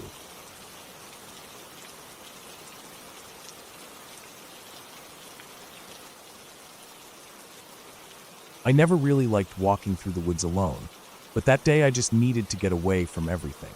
Work had been stressful, life was feeling heavy, and I thought a quiet walk off the trail would clear my head. It was mid-afternoon in early autumn. The trees were losing their leaves slowly, orange and yellow littering the ground, making a thick, crunchy carpet that muffled my footsteps. There were birds calling out to each other in the distance, and a faint breeze made the leaves rustle in a way that felt calming. I was a few miles from the main path, just wandering without thinking about where I was going, stepping over fallen logs and pushing through ferns. I stopped to drink some water, looking around at the stillness of the woods. It was peaceful in a lonely kind of way. I remember feeling a bit like I was the only person left in the world, just for a moment, which felt freeing. I screwed the lid back on my bottle, put it in my bag, and kept walking deeper into the trees. That was when I smelt it. At first I thought it was just some strong flower or rotting vegetation. It was this thick, sickly sweet smell, almost like rotting fruit left out in the sun too long, but heavier and with a sharp edge that went straight into my throat. I stopped walking. My nose wrinkled and my stomach turned a bit. I sniffed the air again, trying to figure out what it was. It didn't smell like an animal carcass I'd come across before. Deer, raccoon, fox all have a dry, almost metallic rot smell. This was different. Wet, sweet, almost syrupy. I don't really know why I went looking. Maybe it was pure curiosity. Maybe something in my brain wanted to confirm it was just a dead animal, so I could stop feeling uneasy about it. I bent down and pushed back some thick undergrowth, branches scratching my hands and burrs sticking to my sleeves. At first I didn't see anything except tangled brush, a mess of fallen branches, brown pine needles, and bits of trash blown in from somewhere. Then my eyes caught a shape that didn't belong there. I froze. For a second my brain couldn't understand what it was seeing. Then it clicked. It was a human body, lying half sideways against the base of a tree, almost hidden under a mess of broken branches and dead leaves. His skin was bloated and greenish-black, with patches where it looked shiny and wet. His mouth was slightly open and flies were crawling in and out, buzzing angrily as they landed on his lips and disappeared inside. His eyes weren't really eyes anymore, just collapsed pits with dark liquid dripping down the sides of his swollen cheeks. His clothes were damp and stuck to his body in patches, and everything around him seemed soaked in that sickly smell that burned my nose the longer I stood there. I felt this wave of heat pass through me, my whole body going light and shaky. My legs felt like they didn't want to hold me up. I turned away quickly, breathing hard, almost gagging. I kept my hands on my knees, bent over, trying not to throw up. I just kept thinking, don't throw up, don't throw up, don't throw up. After a few minutes, I swallowed it back down and stood up straight, wiping the sweat off my forehead with a trembling hand. I pulled out my phone and dialed 911, my fingers slipping on the screen. I told them what I found, trying to keep my voice calm, but I could hear it shaking. They told me to stay there, not to touch anything, and to wait for the officers to arrive. I asked how long it would take, and the dispatcher said it could be over an hour, maybe 2, because I was so deep into the woods. I didn't want to wait there. Every cell in my body wanted to run away and never come back. But I told them I would stay. They asked me for landmarks, any trails I had passed, and I tried to give them as much detail as I could. My voice kept cracking. After the call ended, I just stood there for a while, staring at the ground, avoiding looking in his direction. I could hear the flies buzzing in waves, and every so often I would catch a whiff of that smell, and my stomach would lurch again. I sat down on a fallen log a few feet away, keeping my eyes down at my shoes. The ground was covered in pine needles, and I focused on them, on their reddish-brown tips, the bits of damp earth, the way a small black ant crawled over a twig near my boot. The sun started dipping lower.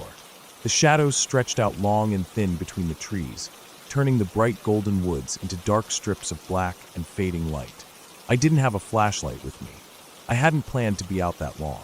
I kept checking my phone, but the signal was almost gone, and my battery was getting low.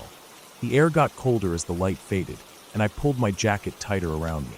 I could hear the sounds of the forest changing, daytime insects quieting down, birds calling out their final songs before dusk, something small scurrying across the undergrowth near me. I flinched at every sound. It got dark quicker than I expected. Soon I couldn't see more than a few feet in front of me. The body was just a darker shape in the blackness. I sat there in the pitch dark, hugging my knees, listening to my own breathing and the buzzing of flies that never stopped. I tried not to think about him. I tried to think about anything else. My family, work, the dinner I'd cook when I got home. But my brain kept circling back to the shape against the tree, the smell, the flies, the strange way his skin looked like old leather stretched over something rotten and swollen underneath. After what felt like forever, I saw flashlights bobbing in the distance between the trees. Voices called out, men's voices, heavy footsteps cracking fallen branches. Relief flooded me so fast I felt dizzy.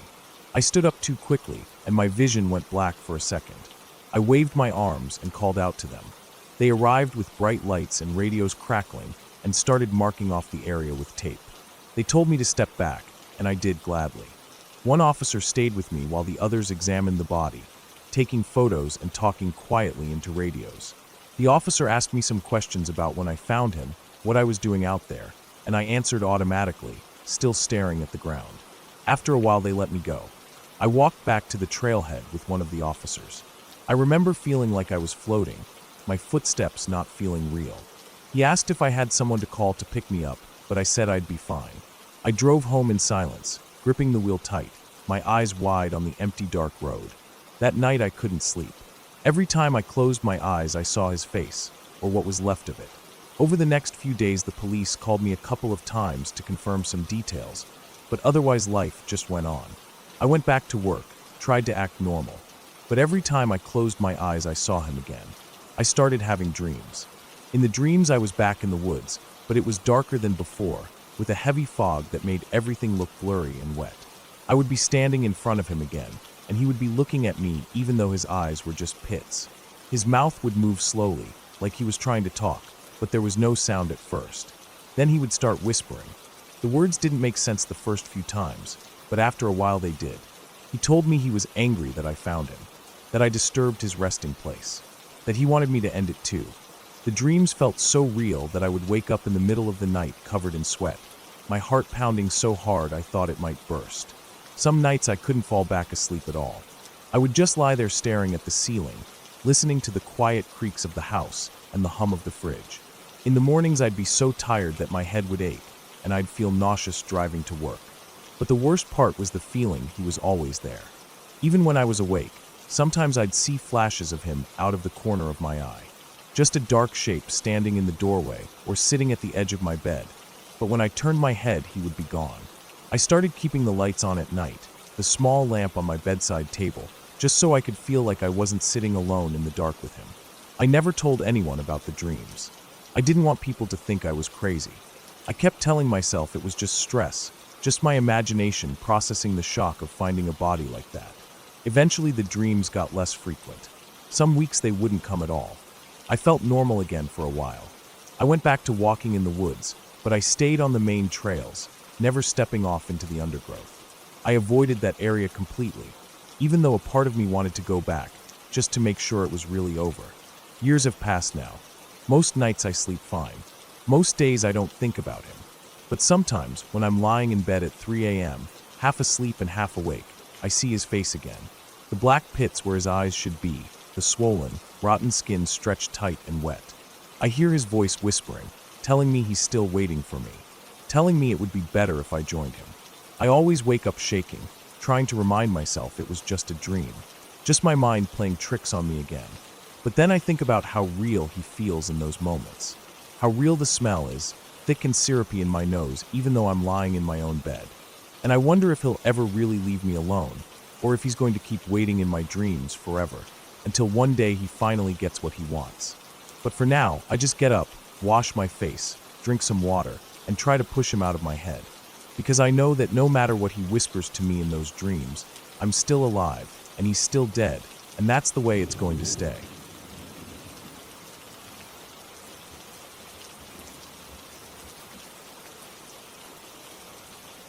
I always thought I had the best parents. They were strict about some things, like chores or table manners, but when it came to small freedoms, they were so chill. Every weekend when I was little, probably around 6 or 7, they let me sleep in the living room.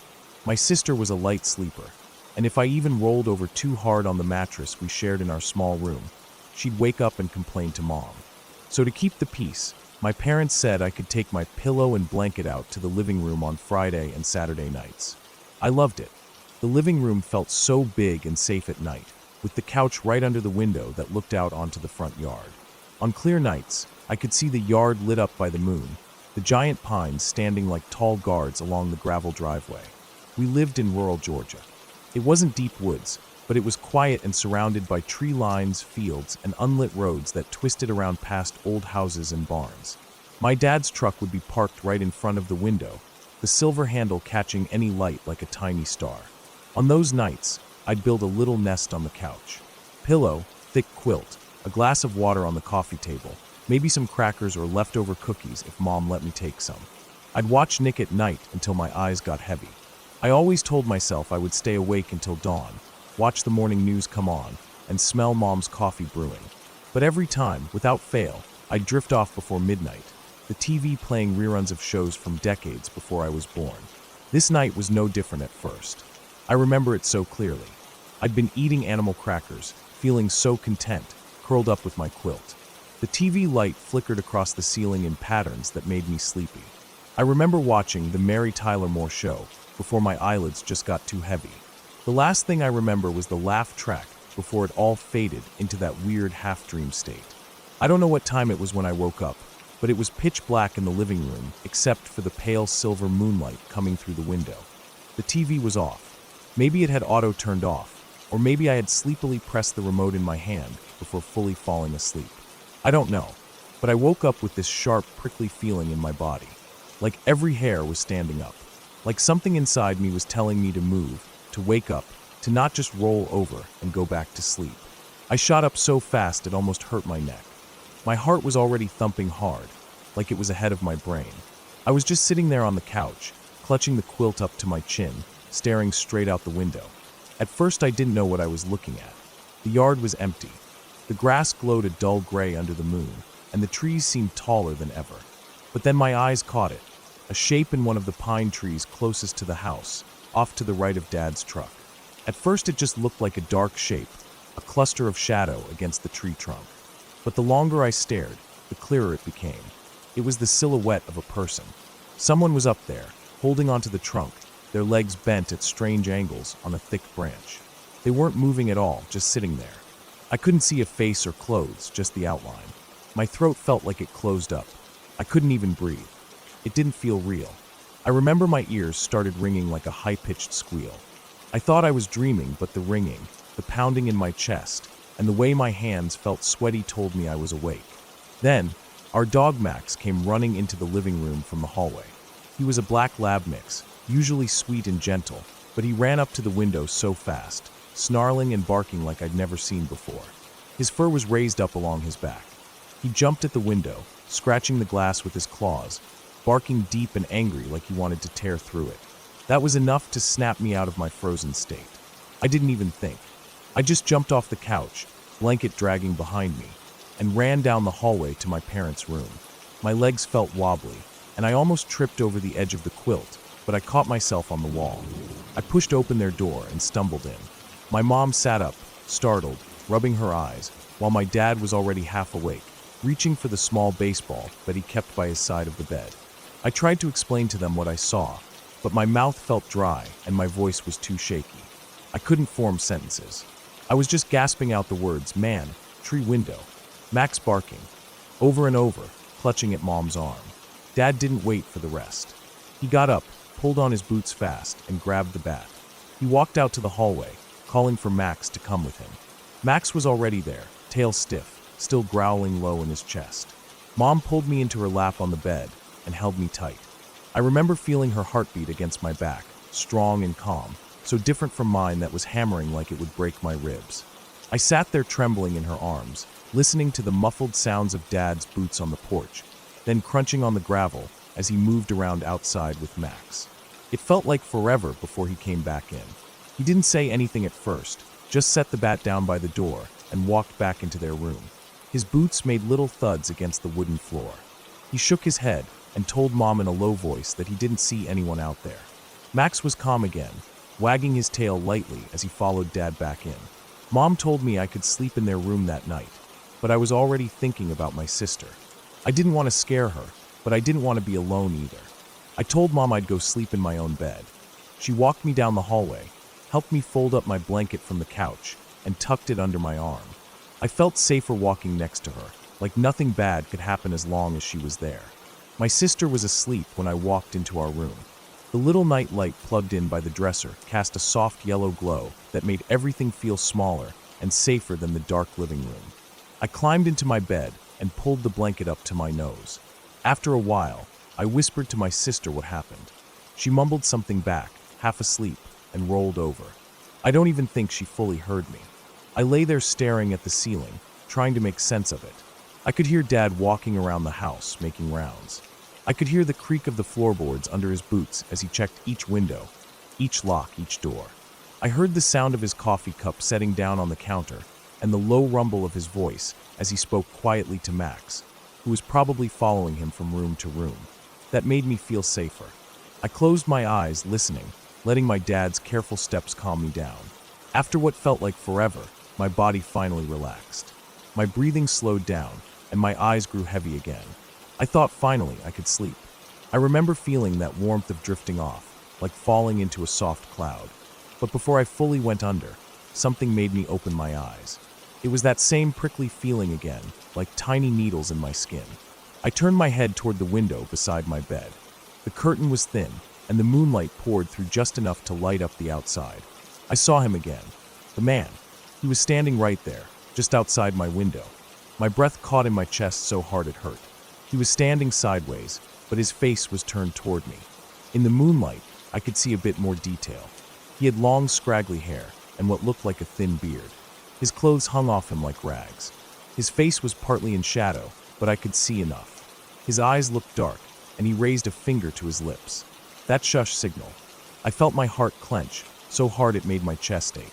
Then he just turned away. He didn't duck or move quickly. He just turned around and walked away from the window, moving in a straight line out toward the tree line, his back rigid until he blended with the dark shadows between the trees. I lay there frozen for so long, staring at the spot where he had stood. Tears poured down my face silently, soaking into my pillow. My body was shaking so badly the mattress was trembling under me. I couldn't call out. I couldn't scream. My throat felt locked shut. I didn't sleep at all for the rest of the night. Every time I blinked, I saw his face behind my eyelids. The sun eventually rose, and I heard Mom moving around the kitchen, making breakfast. Dad was sitting at the table with his second cup of coffee, looking tired but calm. My sister was brushing her hair by the mirror, yawning and asking me why my eyes were so red. I didn't tell her again. I didn't tell anyone about the man outside my window in the early dawn hours. I just ate my breakfast in silence, staring out the window, looking at the place where he had stood. I never slept in the living room again after that. Even when my sister complained about me moving too much, I stayed in my room. I kept my curtain closed tight every single night. I never told my parents about seeing him the second time. I didn't want them to think I was making it up or worry them more than they already did. Years later, when I was older, I thought about it again, about the way his clothes hung on him, about how thin his face looked. Maybe he was a drifter, someone passing through the woods looking for food or shelter. Maybe he was dangerous, or maybe he was just broken and sick in the head. But that look he gave me, with his finger pressed to his lips, telling me to stay quiet, it still makes my blood run cold every time I think about it. I never saw him again, but every time I go back to visit my parents, I look at those trees in the front yard, and I remember being that small child on the couch, waking up to the moonlight and seeing him there, high up in the branches, watching my house. And no matter how old I get, no matter how many locks are on the doors, I still keep my curtains closed tight every night, because I know he was real, and knowing he was real is what makes it so terrifying.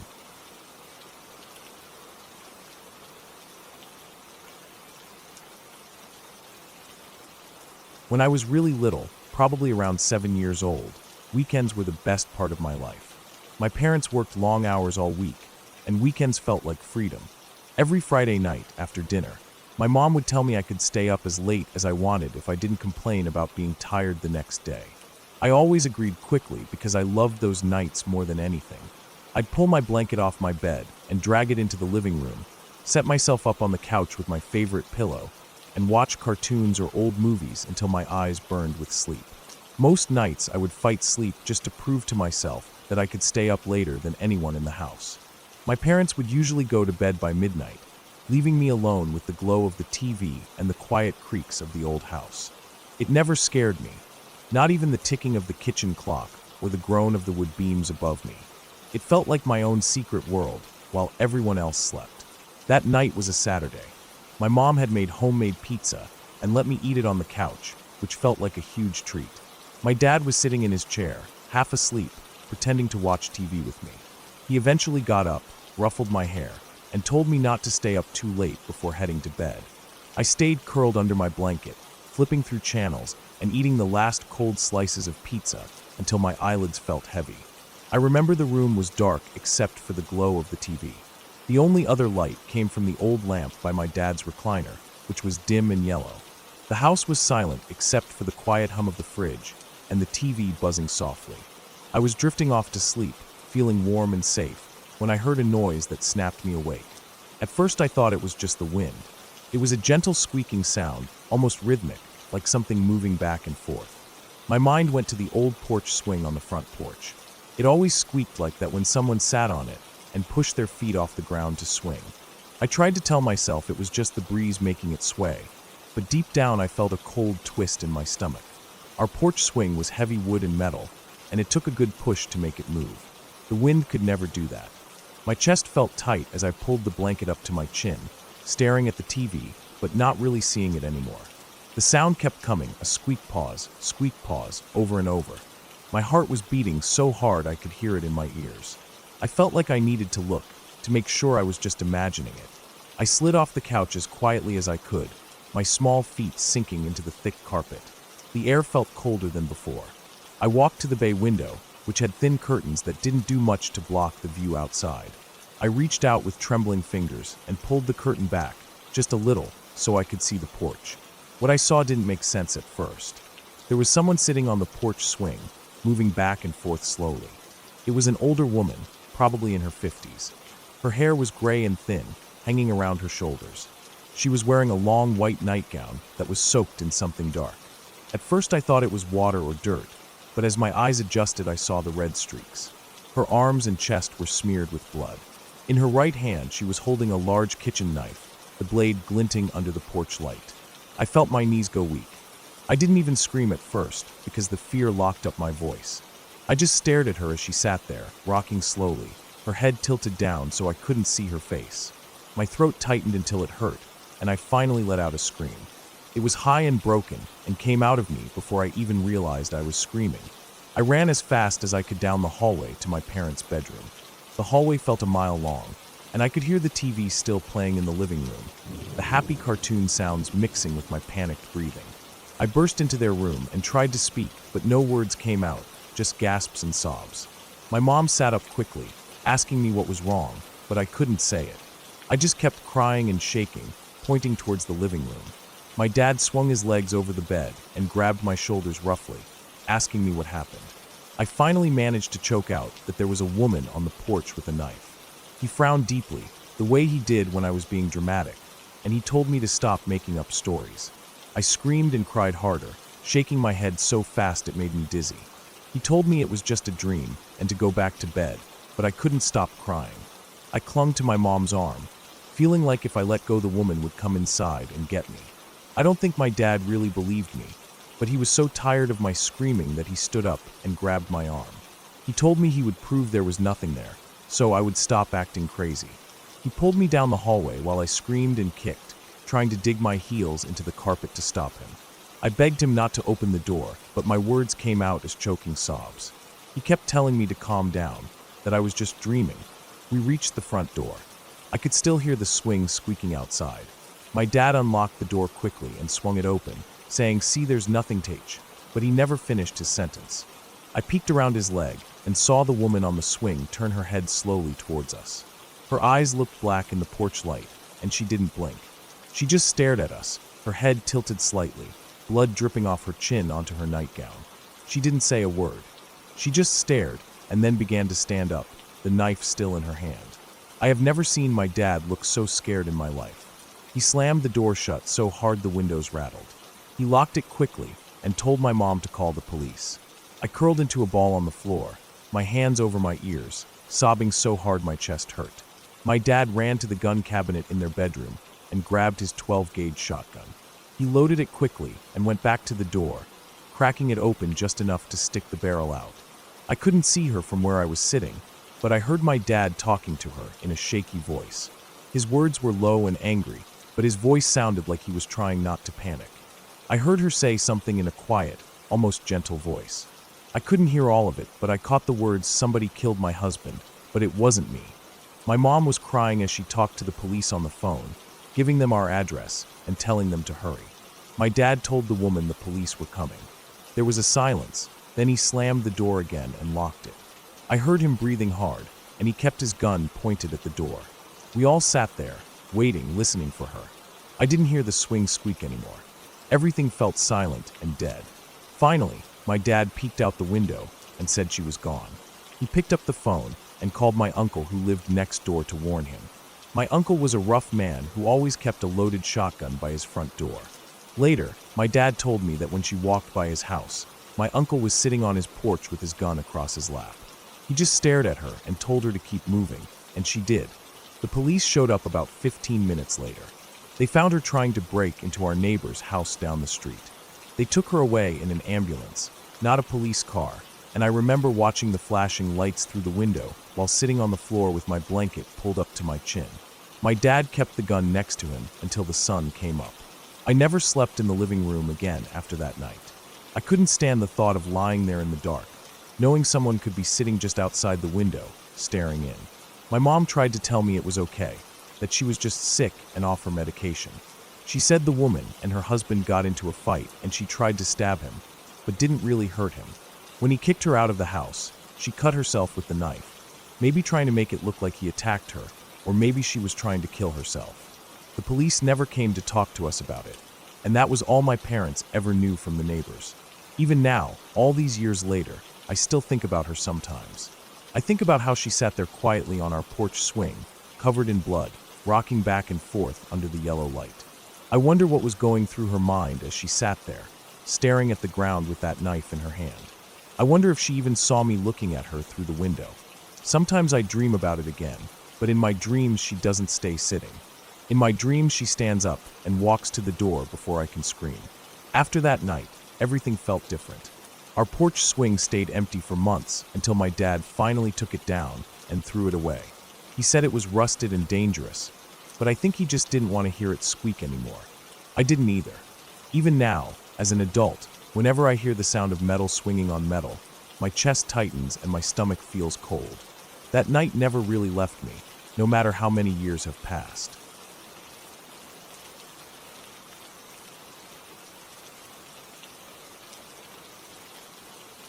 My house sits farther back in the lot than most other houses on the street. When you look at it from the road, it feels disconnected from the neighborhood. The others have short driveways and small lawns that blend into the sidewalk, but mine has this long cracked path that leads from the street all the way up to the porch. The layout itself is strange. The sidewalk that runs along the street cuts onto the property and turns into a thin concrete path that goes right along the length of the living room wall. That wall has massive windows, thick and clean, but they don't open. When I moved in, I thought they were beautiful, letting so much daylight pour into the living room. But at night, it felt like I was living in a display case. The front porch is small, old wood painted a dark brown, creaking under any weight. It leads straight into the living room. The door has a small window too, at face height, so you can see who's outside if they stand close enough. There are bushes on the other side of the windows, low and trimmed flat, and just grass and weeds beyond them. That week, my family had left for vacation. They wanted me to come along, but I had work shifts lined up that I couldn't miss without getting fired. Or at least that's what I told them. Really, I just wanted a break from everything. I thought I'd enjoy the empty house, the quietness, the freedom to eat whatever I wanted, drink whatever I wanted, and sleep wherever I felt like. On that Friday, I decided I was going to get smashed. I went to the liquor store before sunset and bought a cheap bottle of whiskey, ignoring the cashier's little smirk when she saw my ID photo. I got home and didn't bother turning on too many lights. I liked the dusk light coming in through those big windows. I poured a glass, then another, and another. I sat there on the couch, staring out through the glass into the yard as darkness slowly replaced the dim purple evening sky. The yard looked so empty and flat from the couch, just black grass and the silhouette of the bushes close to the windows. The streetlights out front couldn't reach back here. I felt like I was sitting in a cabin in the woods, with no one for miles. At some point, I stopped thinking about finishing the bottle. I felt warm and heavy, and my eyelids kept shutting on their own. I didn't want to walk all the way down the hall to my room. Every noise in the dark felt louder when I was drunk, and the thought of walking through that black hallway to my room felt wrong. So I stretched out on the couch, right underneath the windows. The glass panes were cold and silent above me. I remember thinking about how people could just walk up and see me laying there. That thought gave me a tiny shiver, but I was too drunk to care. I passed out at around 9, still wearing my jeans, the whiskey bottle sitting on the coffee table, lit off. I don't know how long I was out, but I woke up suddenly, like when you're falling in a dream and your body jerks awake. My heart was pounding before I even opened my eyes. It was cold, so cold that my arms felt like ice, and my fingers hurt. I pulled my hands up under my chin and stayed still, breathing slow. The room was dark, but I could see the faint glow of the cable box clock across the room. My eyes were still blurry from sleep, but I squinted and saw the time. 3 in the morning. The numbers glowed a dull green. For a few seconds, I didn't hear anything. I thought maybe the cold had woken me up. Maybe I had kicked off the throw blanket in my sleep. I was about to roll over and grab the edge of the blanket that was hanging off the couch when it started. A banging. It wasn't loud like someone slamming a hammer, but it was solid and real and heavy. The sound came from right above me. I froze. My brain felt like it was sliding sideways. My skin felt hot and cold at the same time. I didn't want to move. I just lay there, staring up at the ceiling, trying to figure out what that noise was. Then I realized it wasn't coming from the ceiling. It was coming from the window above me. I rolled my eyes upward without lifting my head. That's when I saw them. A shape. The shape of someone standing there, pressed close to the glass, pounding on it with both hands. The person's head was tilted down, looking at me. The porch light was off, so there was no clear face, just darkness where the face should have been. But I could see the outline. Shoulders, arms bent at the elbows, fists slamming on the glass again and again, sending vibrations through the window into the couch frame. I didn't move. I felt like a mouse lying under a cat's paw, too scared to breathe. The pounding kept going. I could see their arms moving. My ears were ringing so loudly I thought I'd pass out again. My chest hurt from holding my breath. I wanted to scream, but nothing came out.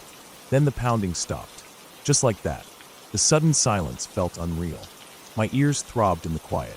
I didn't move. I kept staring upward, waiting to see what they would do.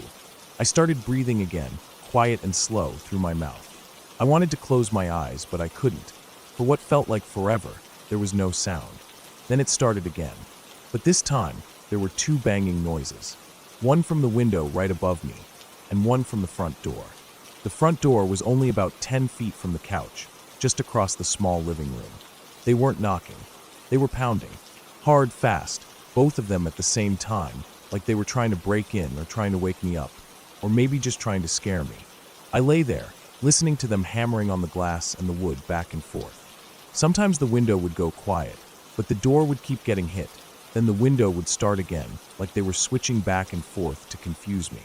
I thought about grabbing my phone and calling the police, but it was on the kitchen counter, plugged into the charger. I would have to stand up, walk past the window, past the door, and into the dark kitchen. I couldn't do it.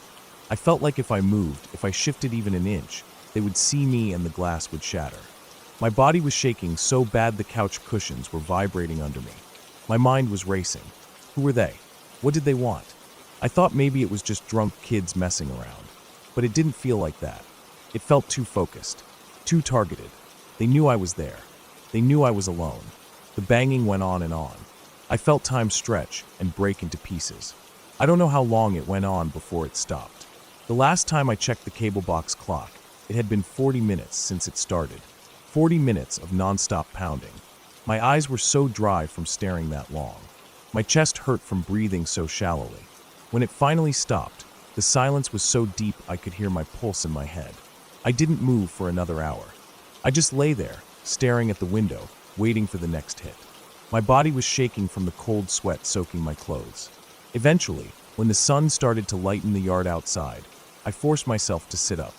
My legs were stiff, and when I tried to stand, they gave out and I fell back onto the couch. I sat there until it was fully daylight. Then I stood up and looked out the window. The grass was empty.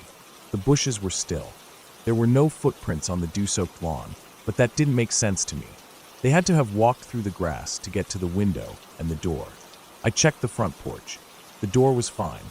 No marks, no scratches, no dents. Just the same old chipped paint. I unlocked the deadbolt and stepped outside, looking around. The morning was quiet. Birds were singing like nothing happened. I stood there on the porch, feeling the cool air on my skin, feeling the sun warm up the back of my neck. I tried to breathe deeply, to calm myself down. My hands were still shaking. I felt empty, like I had spent every last bit of energy holding still for hours. I went back inside and locked the door behind me. I grabbed my phone from the kitchen and saw I had no messages. I called my friend, told him what happened, and asked if he'd come stay with me until my family came back. He laughed, then said no in the most careless way possible. After I hung up, I stood in the kitchen for a long time, staring at my phone, thinking about what I would do if they came back that night.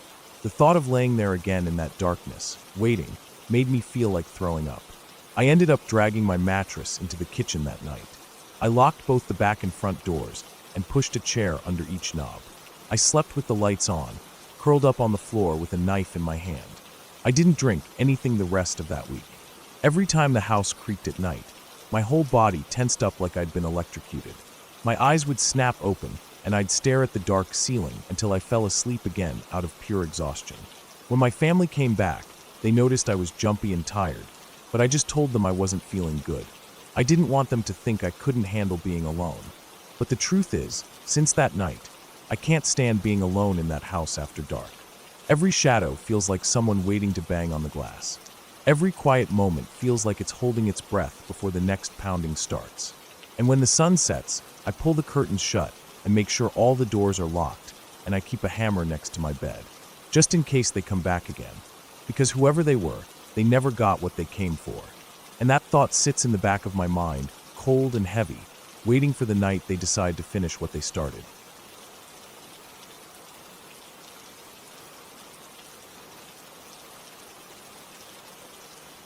I hadn't really planned to be driving home that late.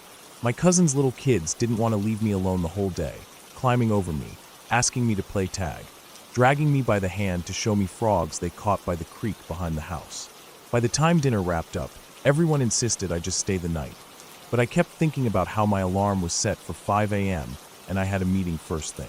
I didn't want to deal with fumbling around someone else's kitchen half asleep, trying to get coffee into a travel mug, while also trying not to wake up their entire house. So I left at around 10:30 p.m., hugging everyone goodbye, their porch light casting moth shadows across my arms as I walked to my car. The air was cool that night. I remember the smell of fresh cut grass from their yard and the faint scent of manure from a nearby field. I set my GPS even though I knew the way by heart, just in case I started nodding off and needed its reminders to keep me awake. The first part of the drive was through town. Lit streets, empty sidewalks, a closed gas station with bright fluorescent lights flickering over the pumps. But once I turned onto the county road that wound through the forest, everything changed. It felt like dipping underwater into complete blackness. My headlights showed thick bushes and trees pressed right up to the narrow asphalt. The forest here always felt like it was leaning over the road, pressing in with the weight of all its tangled branches. About 45 minutes into the drive, it hit me. That sudden exhaustion, like someone just flipped a switch in my brain. 1 second I felt awake enough to focus on the white lines. The next my eyes were struggling to stay open, the world blurring into streaks of dark green and black every time I blinked. I rolled down my window and let the cold wind slap my face. It helped, but only for a minute. I turned up the radio, blasting some random pop song with heavy bass, trying to sing along to keep myself awake. but it felt like I was drowning. My eyelids kept sliding down no matter what I did. I remember thinking, I'll just pull over for 5 minutes. Just 5 minutes to keep myself and everyone else safe. But there was nowhere good to park. No rest stops, no side roads, no small dirt clearings. Just asphalt pressed between forest walls. Finally, I spotted a patch of grass off the side where the bushes dipped back just enough that I could steer my car in behind them. I drove off the road carefully, feeling the wheels bump over roots and uneven dirt, then turned off my lights so no one driving by would see me hidden there. I made a mental note that the time was 11:22 p.m. I told myself I'd close my eyes for a few minutes, then keep driving. It was quiet except for the faint ticking of the cooling engine. I felt like I could hear the forest breathing, the rustle of branches in the night breeze, the occasional creak of a tree trunk shifting. My seat was reclined just enough to relax my neck, and I remember watching the clock numbers blur into double vision before my eyes closed. When I woke up, it was to a scratching noise. At first, I didn't even know I was awake. It felt like I was still in a dream. The noise was thin, like fingernails scraping over metal. I forced my eyes open and blinked at the clock on my dash. 11:50 p.m. Only about half an hour had passed. The sound stopped after a few seconds. I stared out into the darkness, but everything looked the same. Just shadows of branches shifting in the wind and the faint reflection of the dashboard clock against the windshield. My body felt like it was glued to the seat. My mind told me it was probably a raccoon or a stray dog sniffing around the car. The bushes were thick here. I imagined an animal rooting around looking for trash or food. The thought didn't scare me enough to keep me awake, so I let my eyes close again, sinking back into that heavy, dead sleep. When I woke up again, it was because of the same scratching sound, only louder and longer this time. My body jerked with adrenaline, and my eyes snapped open. The first thing I did was look at the clock. 12:40 nachts. My chest felt tight with panic, because the noise wasn't stopping this time. It was scraping along the rear side of the car, right near where the trunk latch was. It sounded deliberate, slow and dragging. I tried to calm myself, telling myself it was still just an animal. But my gut felt ice cold. Why would an animal leave and then come back almost an hour later, scratching in exactly the same spot? My hand was shaking as I reached up and adjusted my rear view mirror. At first I didn't see anything, just the faint outline of trees behind me, darker than the sky. Then something moved. It wasn't a clear shape, just a flicker of motion near the bushes. I caught it for a split second. It looked like a person hunched low to the ground, wearing something dark, sprinting away into the forest. My breath caught in my throat. Every story I'd ever heard about killers hiding along roadsides flashed through my head at once. The old urban legend about the hook man scratching cars came to mind, and I felt like I was about to throw up from fear. I didn't even think. I turned the key, my engine roared back to life, and I slammed my foot on the gas pedal. My tires spun for a second in the dirt and grass before catching, and the car shot forward onto the asphalt. My hands were gripping the wheel so tight my knuckles were white. The road ahead was empty, just winding darkness lit up by my high beams. My heart was hammering so hard I felt it pounding against my seatbelt. Not even 100 yards up the road, there was a bend. As I turned around it, my headlights swept across another car parked off to the side of the road. Its driver's side door was wide open, hanging there like a broken jaw. I felt a chill spread from my scalp down my spine. I slowed down as I passed, just enough to look and see if anyone was in there. The interior was empty. The overhead light was off, but the door was wide open to the night. I looked in my rear view mirror as I passed, expecting to see whoever owned that car walking back. Instead, I saw nothing. Just empty road winding behind me, vanishing into darkness. I felt a tight cramp in my stomach, like my entire body was telling me to get away as fast as I could. I pressed the gas again, but before I could pick up speed, something moved in the mirror. A man came sprinting around the corner behind me. His legs were pumping hard, arms swinging at his sides. He wasn't running like someone jogging to catch up with their car. He was running like someone chasing prey. Even though my windows were closed and the engine was humming, I could see his mouth was open wide, his face twisted into an expression that made me feel sick to my stomach. He was shouting something, his arms waving, but I couldn't hear the words over my own heartbeat. My imagination filled in what he was screaming, telling me to get out of the car, to stop, to step out into the darkness with him. Every instinct in my body told me not to stop. I pressed the gas pedal down, so hard my thigh cramped up. The car shot forward, engine growling as I pushed it faster and faster down the empty road. The trees blurred by, and every bend made my tires screech a little as I turned too fast, but I didn't care. I just needed to put as much distance between me and that man as possible. I didn't stop again until I reached the edge of the small town where I lived. The glow of streetlights felt like stepping back into safety, into the normal world. I parked in front of my apartment building, turned off the engine, and sat there with my hands still gripping the steering wheel, my arms trembling. My stomach was twisted into knots, and I felt like if I moved, I'd throw up all over myself. The memory of that man's face burned in my mind. The open mouth, the white of his eyes. The way he'd been sprinting with such raw desperation or anger or hunger, I couldn't tell which. That night, I didn't sleep at all. I left every light on in my apartment. I sat on my couch with my knees pulled to my chest, listening to the quiet hum of my refrigerator and the distant sounds of cars passing outside. Every time I closed my eyes, I saw his face again in my rear-view mirror. I saw that empty car with its door hanging open on the side of the deserted forest road. The next day at work, I could barely function. My boss asked me if I was okay, and I lied, telling him I hadn't slept well at my cousin's house. I didn't tell anyone what really happened. What would I even say? That I almost became a headline in some local paper about a missing person found dead off a rural road? I drive that road every few months to visit family. But ever since that night, I never drive it after dark. No matter what, I leave early, and if I'm running late, I stay overnight with them.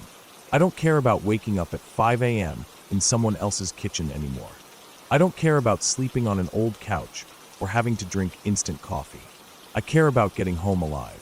That night taught me something I think about every time I drive past thick forest roads.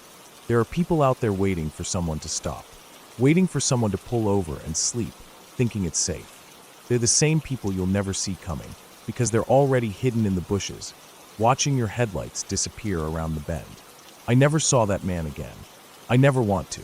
But I think about him every time I pass that stretch of road, and I feel my skin crawl, knowing that I was lucky enough to drive away.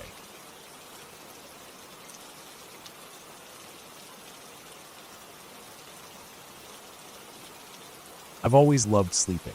I don't know why. Even when I was really little, my parents used to say that it was hard to wake me up. I remember being in kindergarten and my dad carrying me out to the car because I just wouldn't wake up in time. As I got older, I started setting alarms for school, but honestly, they didn't do much. I would sleep right through them and wake up an hour later, panicking to get ready. My dad has always had the same way of waking me up. He comes in, quietly at first, and he puts a hand on my shoulder. I usually murmur for 5 more minutes or mumble something, and then he yanks the covers right off me. That always works. The shock of the cold air wakes me up immediately. He doesn't yell or anything, just yanks the covers away and walks out, knowing that at that point I'm awake enough to get up. That's been my whole life, pretty much. Every school morning, every early family trip, every time I needed to wake up before the sun was out. Even if I complained about it, I always felt safe knowing it was my dad waking me up. A few weeks ago, I was supposed to go play basketball with my friends early in the morning.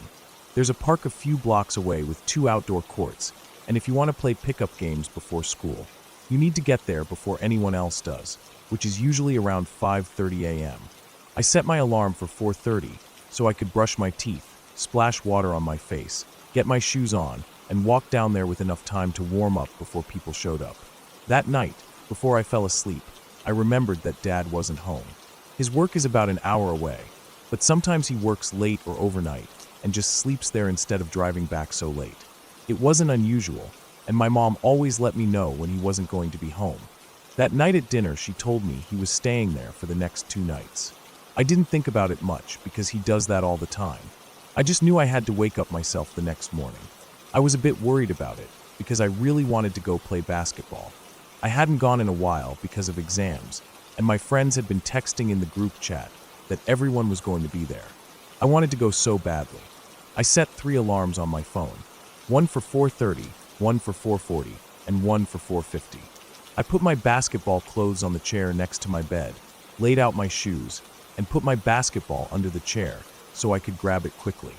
I remember lying in bed, thinking about my free throws and layups and all the drills I was going to do. I stared up at the ceiling fan for a while, just thinking about tomorrow's games, and eventually drifted off to sleep. I'm not sure how long I'd been asleep when it happened. It felt like the middle of the night. I felt a hand on my shoulder. It was gentle, firm but not rough, exactly how my dad always did it. Without thinking, half asleep, I mumbled the same thing I always do.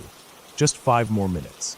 Then, all of a sudden, the covers were yanked off me, completely off the bed. My body reacted before my brain could even process it. I shot up out of bed, sitting upright with my eyes still closed, just like I always did when Dad yanked the covers. It was like muscle memory, but something felt wrong. The air felt different. It was cold, like early morning cold, but it felt empty somehow. I opened my eyes, expecting to see the hallway light leaking in around my dad's silhouette, but it was pitch black in my room. No hallway light, no figure, nothing. I looked around, blinking a few times to make my eyes adjust.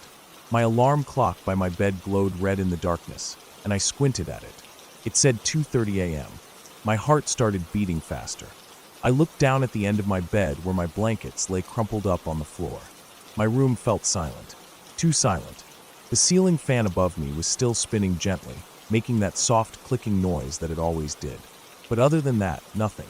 No traffic sounds from outside, no pipes creaking, no dogs barking in the distance. Just the clicking of the fan and my breathing. I looked towards the door. It was open just a crack, like I usually kept it at night. But there was no light coming in from the hallway. Everything outside my room was dark.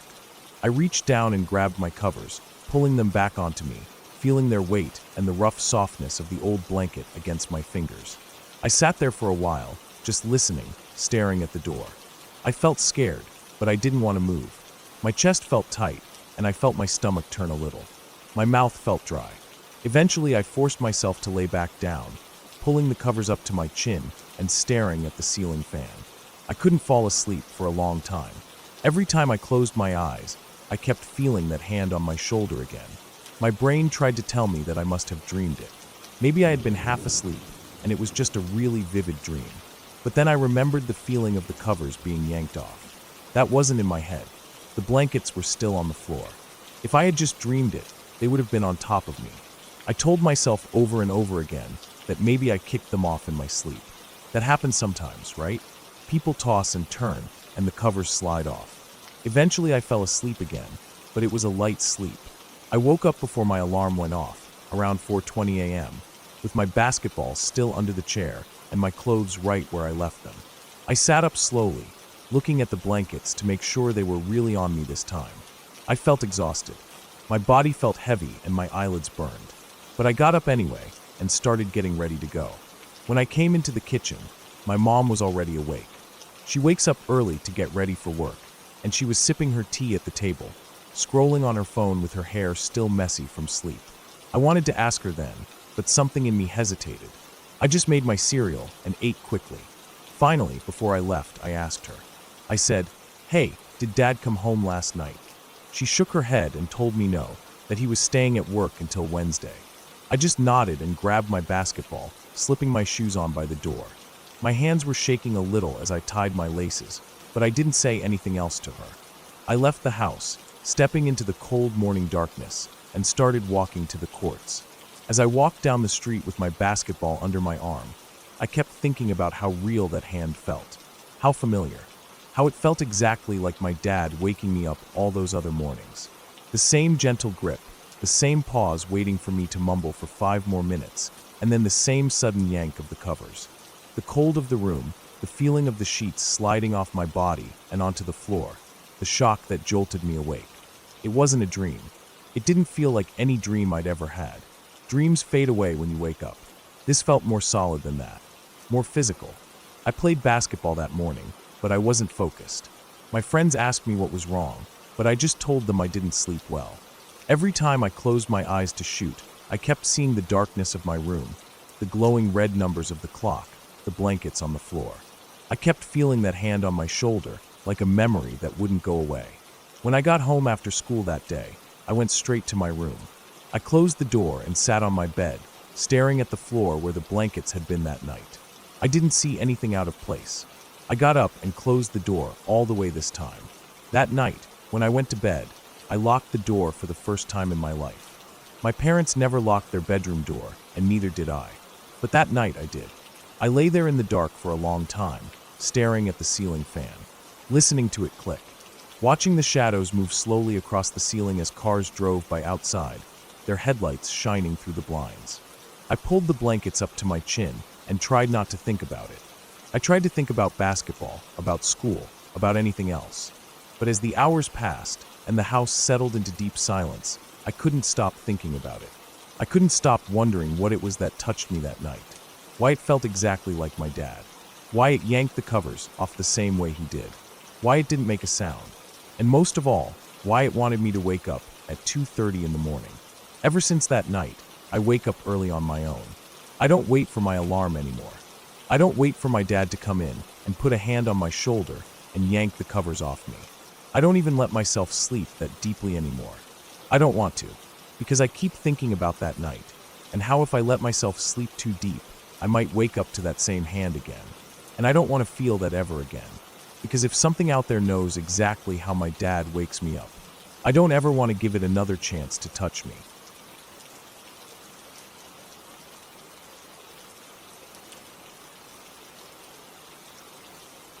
I never really liked walking alone at night, but during university, it was something I got used to. My classes ran late, sometimes my shifts at the library stretched till midnight, and the campus felt safe enough most days. The university was cut in half by this big, still lake. In the daytime, it looked beautiful. The water reflected the sky like a sheet of glass, and there were ducks and geese everywhere.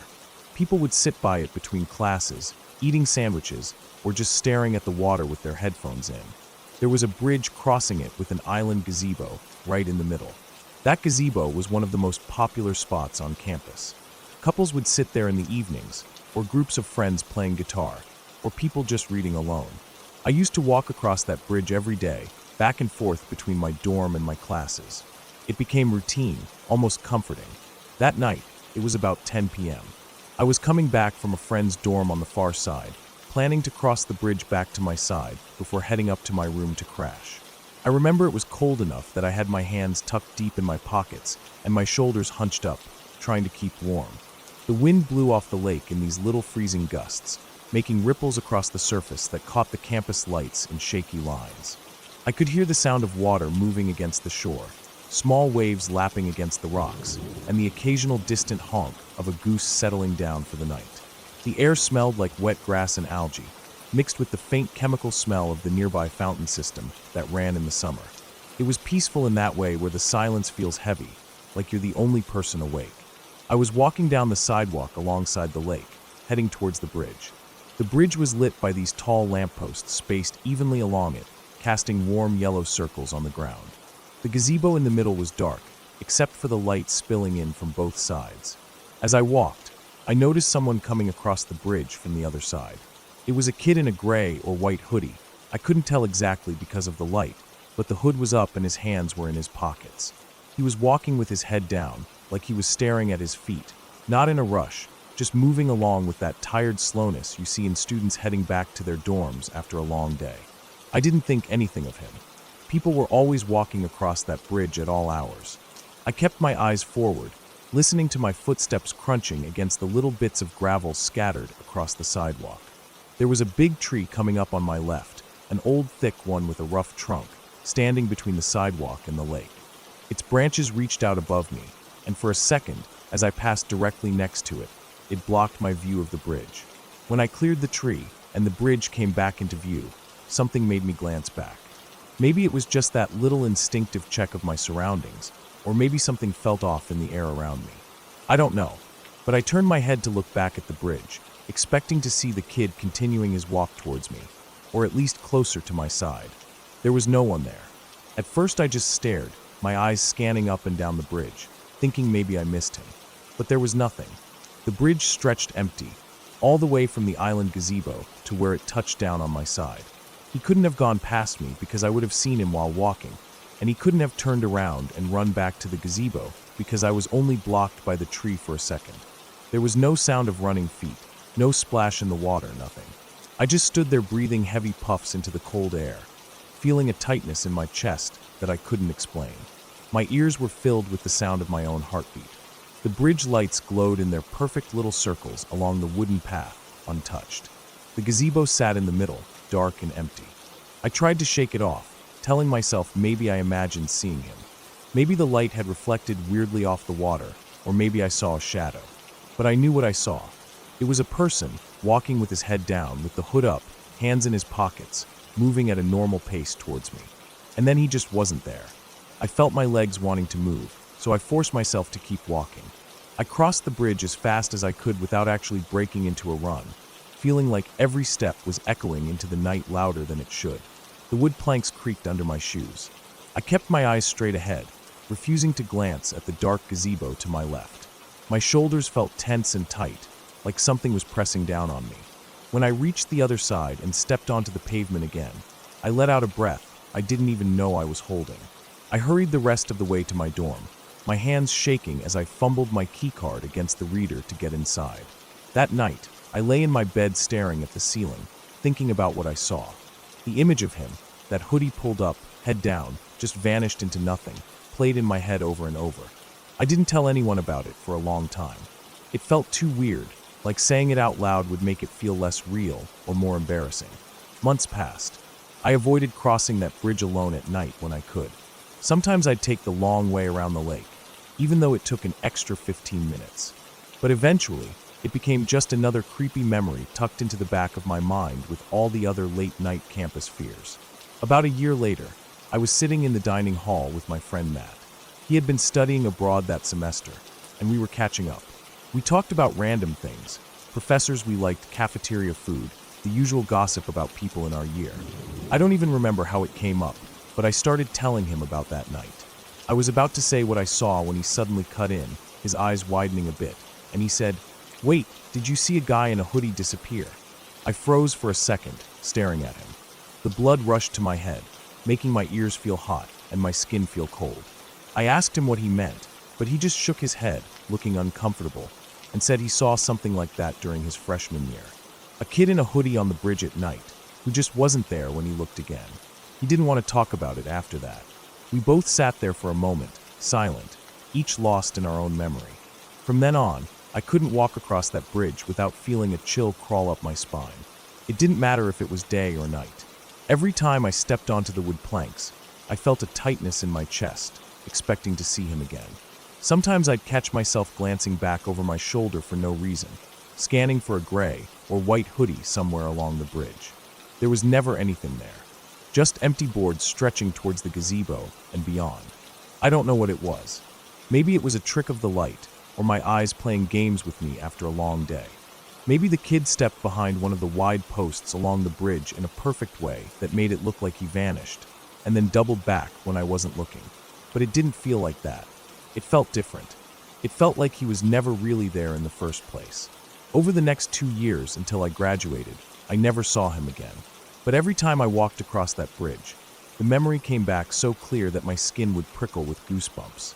I'd feel the cold air brushing across my face, hear the sound of water moving against the shore, and see him in my mind, just for a moment, that gray or white hood pulled up, head down, hands in his pockets, walking slowly along the bridge before vanishing without a sound. After graduation, I moved away from that city, and I haven't been back to campus since. But even now, when I think about it, I can still picture that bridge perfectly in my mind. The wooden planks, the lampposts glowing in their little circles of light, the gazebo sitting quiet and dark in the middle. And I can see him too, walking there, only to be swallowed up by the night, leaving behind nothing but the memory of something that shouldn't have been possible.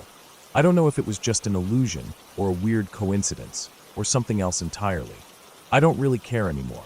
All I know is, if I ever go back there, I won't cross that bridge alone again. Just remembering how he disappeared makes me feel that same tightness in my chest, the same coldness in my fingers. It reminds me that sometimes, no matter how safe and normal a place seems, there can be moments that stick with you forever, moments that feel like a thin crack in reality, showing you something you weren't supposed to see. And once you see it, you can't unsee it. You just carry it with you, quietly, for the rest of your life.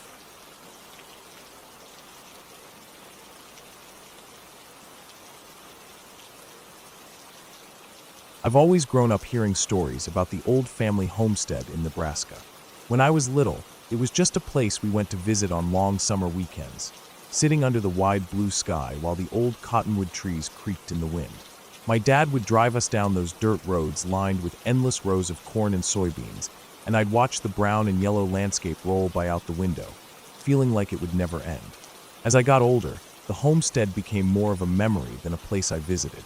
My great-uncles who lived there got old and passed on, and eventually my dad said there wasn't anyone left on the land except a cousin we barely spoke to. But even if I wasn't going there anymore, the stories remained. My dad would tell them when he was in the mood to talk about where we came from, mostly after a few beers in the evenings when the sun had gone down and the mosquitoes buzzed around the porch light. He'd lean back in his chair, sigh, and begin. Some stories were funny, about stubborn cows or tractors that broke down in the middle of nowhere. Some were sad, about drought years and farm auctions. But there was one story that always left the air feeling heavier after he told it, like everyone around the table needed to take a breath, but couldn't. He'd start by saying he wasn't sure if it was real, only that his own father had sworn to it, and his grandfather before that. The story of the ant buried alive. It happened in the late 1800s or very early 1900s. Back then, disease spread like wildfire through homesteading families. They lived far from any real town, and even if they could get to a doctor, there wasn't much he could do most of the time. When someone fell ill, people expected the worst. And when they died, burial happened fast. My dad said the fear of disease spreading from the corpse was real and constant. There wasn't any time for wake periods or checking again to be sure someone was truly gone. If you stopped breathing, that was it. They'd wrap you in cloth or dress you in your best clothes and place you in the wooden casket your family built right there on the homestead. Then they'd carry you to the small cemetery, just past the edge of the cornfield where the ground rose into a gentle hill that overlooked the house.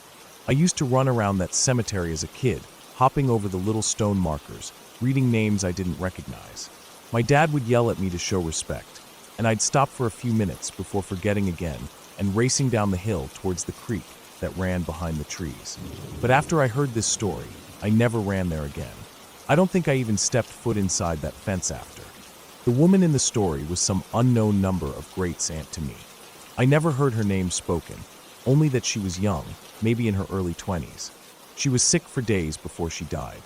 Fever, chills, confusion, sweating through the sheets until there was nothing left but her shallow breaths and the rattling in her chest. They said when she stopped breathing, her mother wept over her body while her brothers went to build her coffin. Her father wrapped her in a white sheet with tiny blue flowers on it, one of the few pretty things she owned, and placed her in the box lined with straw to cushion her bones from the hard wood. Her hair was brushed and braided neatly, tied with a ribbon. 2 dogs lived on the homestead back then. They were rough farm dogs, mutts with patches of black and brown fur, used to guarding chickens and barking at strangers who passed along the fence line. But they adored her, always trailing behind when she walked to gather eggs or fetch water. During her illness, they'd sat under her window waiting. After the burial, they followed the funeral procession to the graveyard and sat near the fresh dirt while the family walked back to the house in silence. For the first few days, no one thought anything of it. The dogs missed her, and it wasn't strange for them to stay near her grave. But after a week passed, people began to notice how they acted differently. They weren't just sitting anymore. They paced back and forth along the grave, whining, pawing at the dirt, sometimes barking furiously at nothing at all. Their ribs started to show from refusing to leave their post to eat, and they only drank water when someone brought it to them by the grave. People assumed they were grieving, but as the days dragged on, the dogs' distress seemed to worsen. They began to dig, scraping at the ground with their paws until their claws bled. When the family tried to pull them away, they howled. My great-great-grandfather thought they'd lost their minds with grief and threatened to shoot them if they didn't stop, but his wife pleaded with him to wait. She said animals sometimes sensed things humans couldn't. Maybe the devil lingered there, she whispered under her breath, crossing herself. It was after almost 2 weeks that the family finally decided to dig up the casket. Maybe they thought the dogs smelled something wrong with the burial, or maybe they thought they'd find nothing at all and put the matter to rest. The men took up their shovels in the dawn light, their breath fogging in front of them in the cold Nebraska morning. The dogs circled them the entire time, whining and yipping, tails low and ears flattened back. The digging took hours, as the earth had settled and hardened over the coffin. Finally, they reached the lid. One of the uncles climbed down and pried it open with a crowbar. When he did, everyone fell silent. Inside lay the woman, but she no longer looked as she did in death. Her eyes were open wide, staring up in terror. Her lips were split and bitten through. Her hair, her beautiful long brown hair, was ripped out in clumps, and only patches clung to her bleeding scalp. Her fingers were raw and broken, the nails torn away from scratching at the wood above her. Deep gouges lined the coffin lid where she had tried to claw her way out. There was no peaceful look about her, no sign of sleep or gentle death. Just the twisted agony of someone who had woken in the pitch black under 6 feet of dirt, alone, realizing slowly with each breath that she was trapped, that no one could hear her, that nothing she did could save her. They said the inside of her mouth was filled with blood where she had screamed until her throat bled, and then kept screaming anyway. When they lifted her out, the dogs sniffed her body and licked her hands, whining quietly, their tails still. The family reburied her that day, but made sure she was truly gone first. After that, they held wake periods for every death, no matter how dangerous they feared the illness to be. My great-great-grandfather hammered a little iron bell onto every new coffin he built from then on, with a thin wire tied to the person's hand, just in case. They called them safety coffins, and in those days they weren't uncommon. For days after hearing the story, I couldn't sleep. I'd lie in bed thinking of what it must have been like to wake up in darkness, buried under the ground, feeling the weight of earth pressing down on every side, trying to scream but no sound reaching anyone. The thought of her tearing her hair out in madness haunted me. I pictured the wooden lid so close to her face that she could smell the pine and dirt mixed together, could taste the bitterness of fear rising in her throat, knowing with each rasping breath that the air was running out. Years later, when I was in my 20s, I went back to the homestead one last time. The cousin who owned it was selling off the land to a company that planned to tear down the old house and put in commercial grain silos. I walked around the cemetery alone in the morning, brushing weeds away from headstones that were half sunken into the dirt. The cottonwoods still stood there, leaves whispering in the warm breeze. I found her grave, marked by a simple stone etched with her name and 2 dates that told a short and tragic life. I stood there for a long time, staring down at the ground, thinking about how many of us live our whole lives afraid of dying, when maybe the real fear is being buried alive, trapped with nothing but the sound of your own heart breaking inside your chest. I thought about the dogs too, how they never left her, how they tried so hard to tell the family. They probably lay down next to the grave at night, listening to her faint cries that no one else could hear, whining into the darkness as if their own hearts were breaking too. When I left that day, I walked down the hill and across the cornfield, the smell of dry husks and dust filling my nose.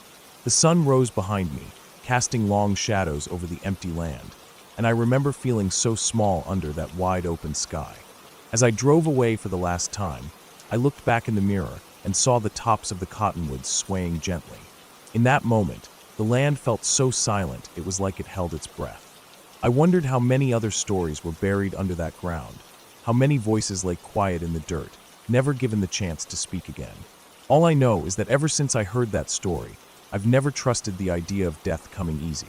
Even today, when I walk through cemeteries, I glance at the graves and wonder which of those people woke up too soon, buried alive with no one there to hear them except maybe a faithful dog, sitting above in the grass, whining and barking into the emptiness of a world that moved on without them.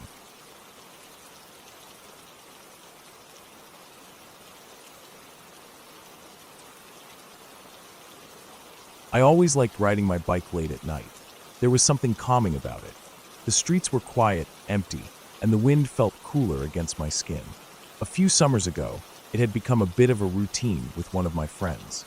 We'd go for midnight bike rides, sometimes stopping at a 24-hour store for snacks, or riding around random neighborhoods, just to feel the emptiness of the world while everyone else was asleep. That night started just like any other.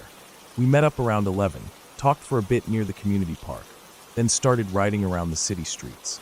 It felt good to just cruise through the dead streets. No cars, no noise, just the sounds of our tires rolling along the pavement and the occasional breeze rustling tree leaves. After about an hour, we decided to head back.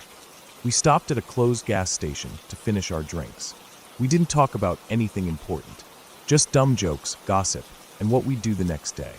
Around midnight, we said goodbye.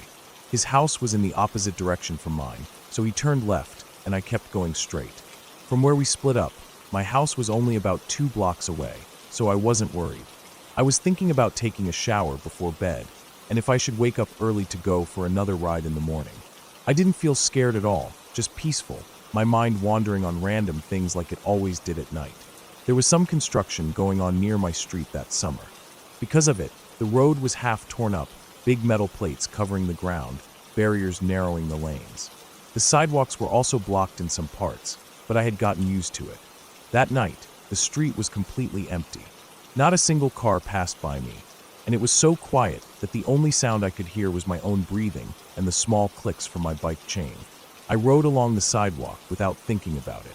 As I approached the turn onto my street, I noticed someone ahead. It was a man walking in the same direction as me. At first, I didn't really pay attention to him. He looked normal, just a guy walking alone at night. He wasn't homeless looking, just scruffy, like maybe he hadn't shaved in a few days and wore clothes that were loose but not dirty or ragged. I remember he wore a faded dark blue t-shirt and long khaki shorts, and his shoes looked like black work boots. The sidewalk was narrow in that area because of the construction signs. I didn't want to scare him by suddenly riding past him from behind. It was late, and I knew if I was in his place, I'd get spooked by someone coming up suddenly. So I slowed down, and from about 6 feet away, I said, "Hey, behind you." I just wanted to give him a heads up so he wouldn't jump or think I was sneaking up. But when he turned around, he gave me this look. His eyes were wide and his eyebrows were scrunched down. His mouth twisted into a tight scowl, and he looked at me like I had done something unforgivable. There was so much anger in his face that it caught me off guard.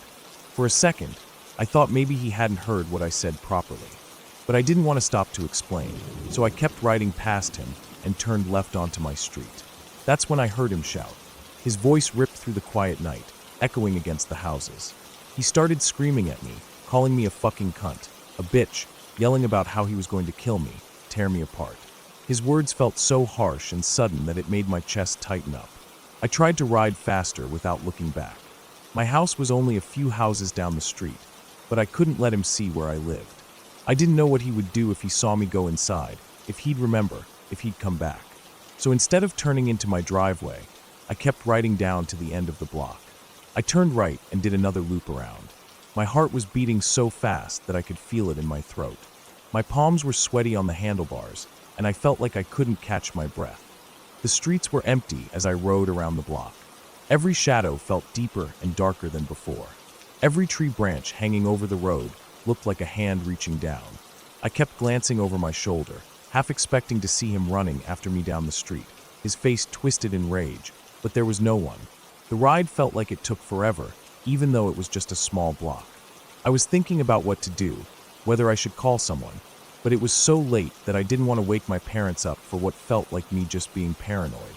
I thought maybe he was drunk or mentally unstable, and if I just waited for a few minutes, he would leave, and I could go inside without him knowing where I lived. When I got back to my street, I slowed down before turning onto it. The street was quiet like always, the lights dim and orange, casting shadows that pooled around the parked cars.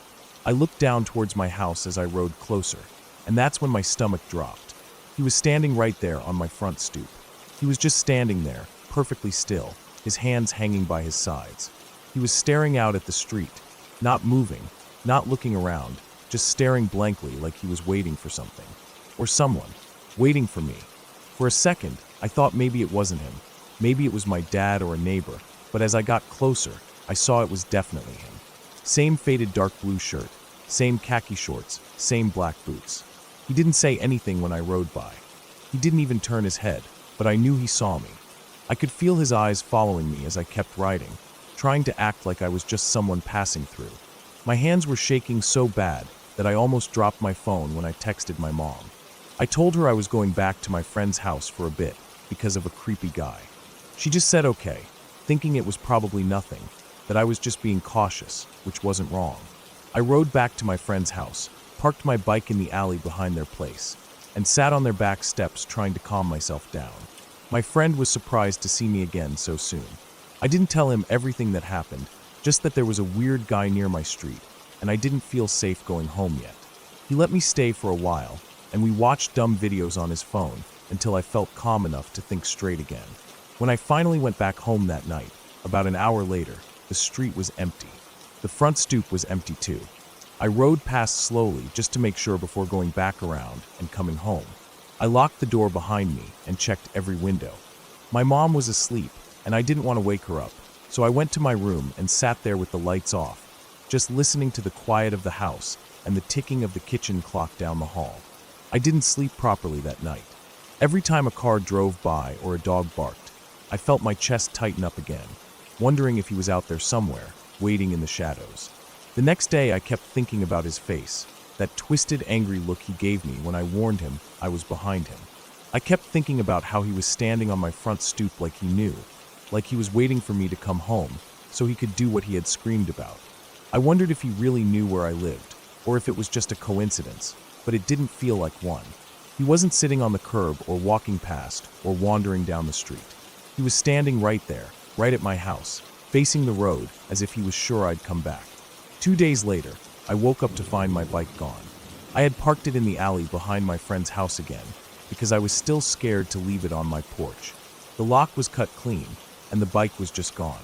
My mom was annoyed when I told her, and she decided not to call the police about the guy, just about the bike being stolen. She thought there was no proof that he was involved or that he had followed me there, and she said there was nothing they would do with just my story. She wasn't wrong, but it still made me feel sick. The police took down the bike details, told me they'd keep an eye out, but I knew I wasn't getting it back. For weeks after that, I kept looking over my shoulder every time I walked down my street. I'd check my front stoop before I turned the corner.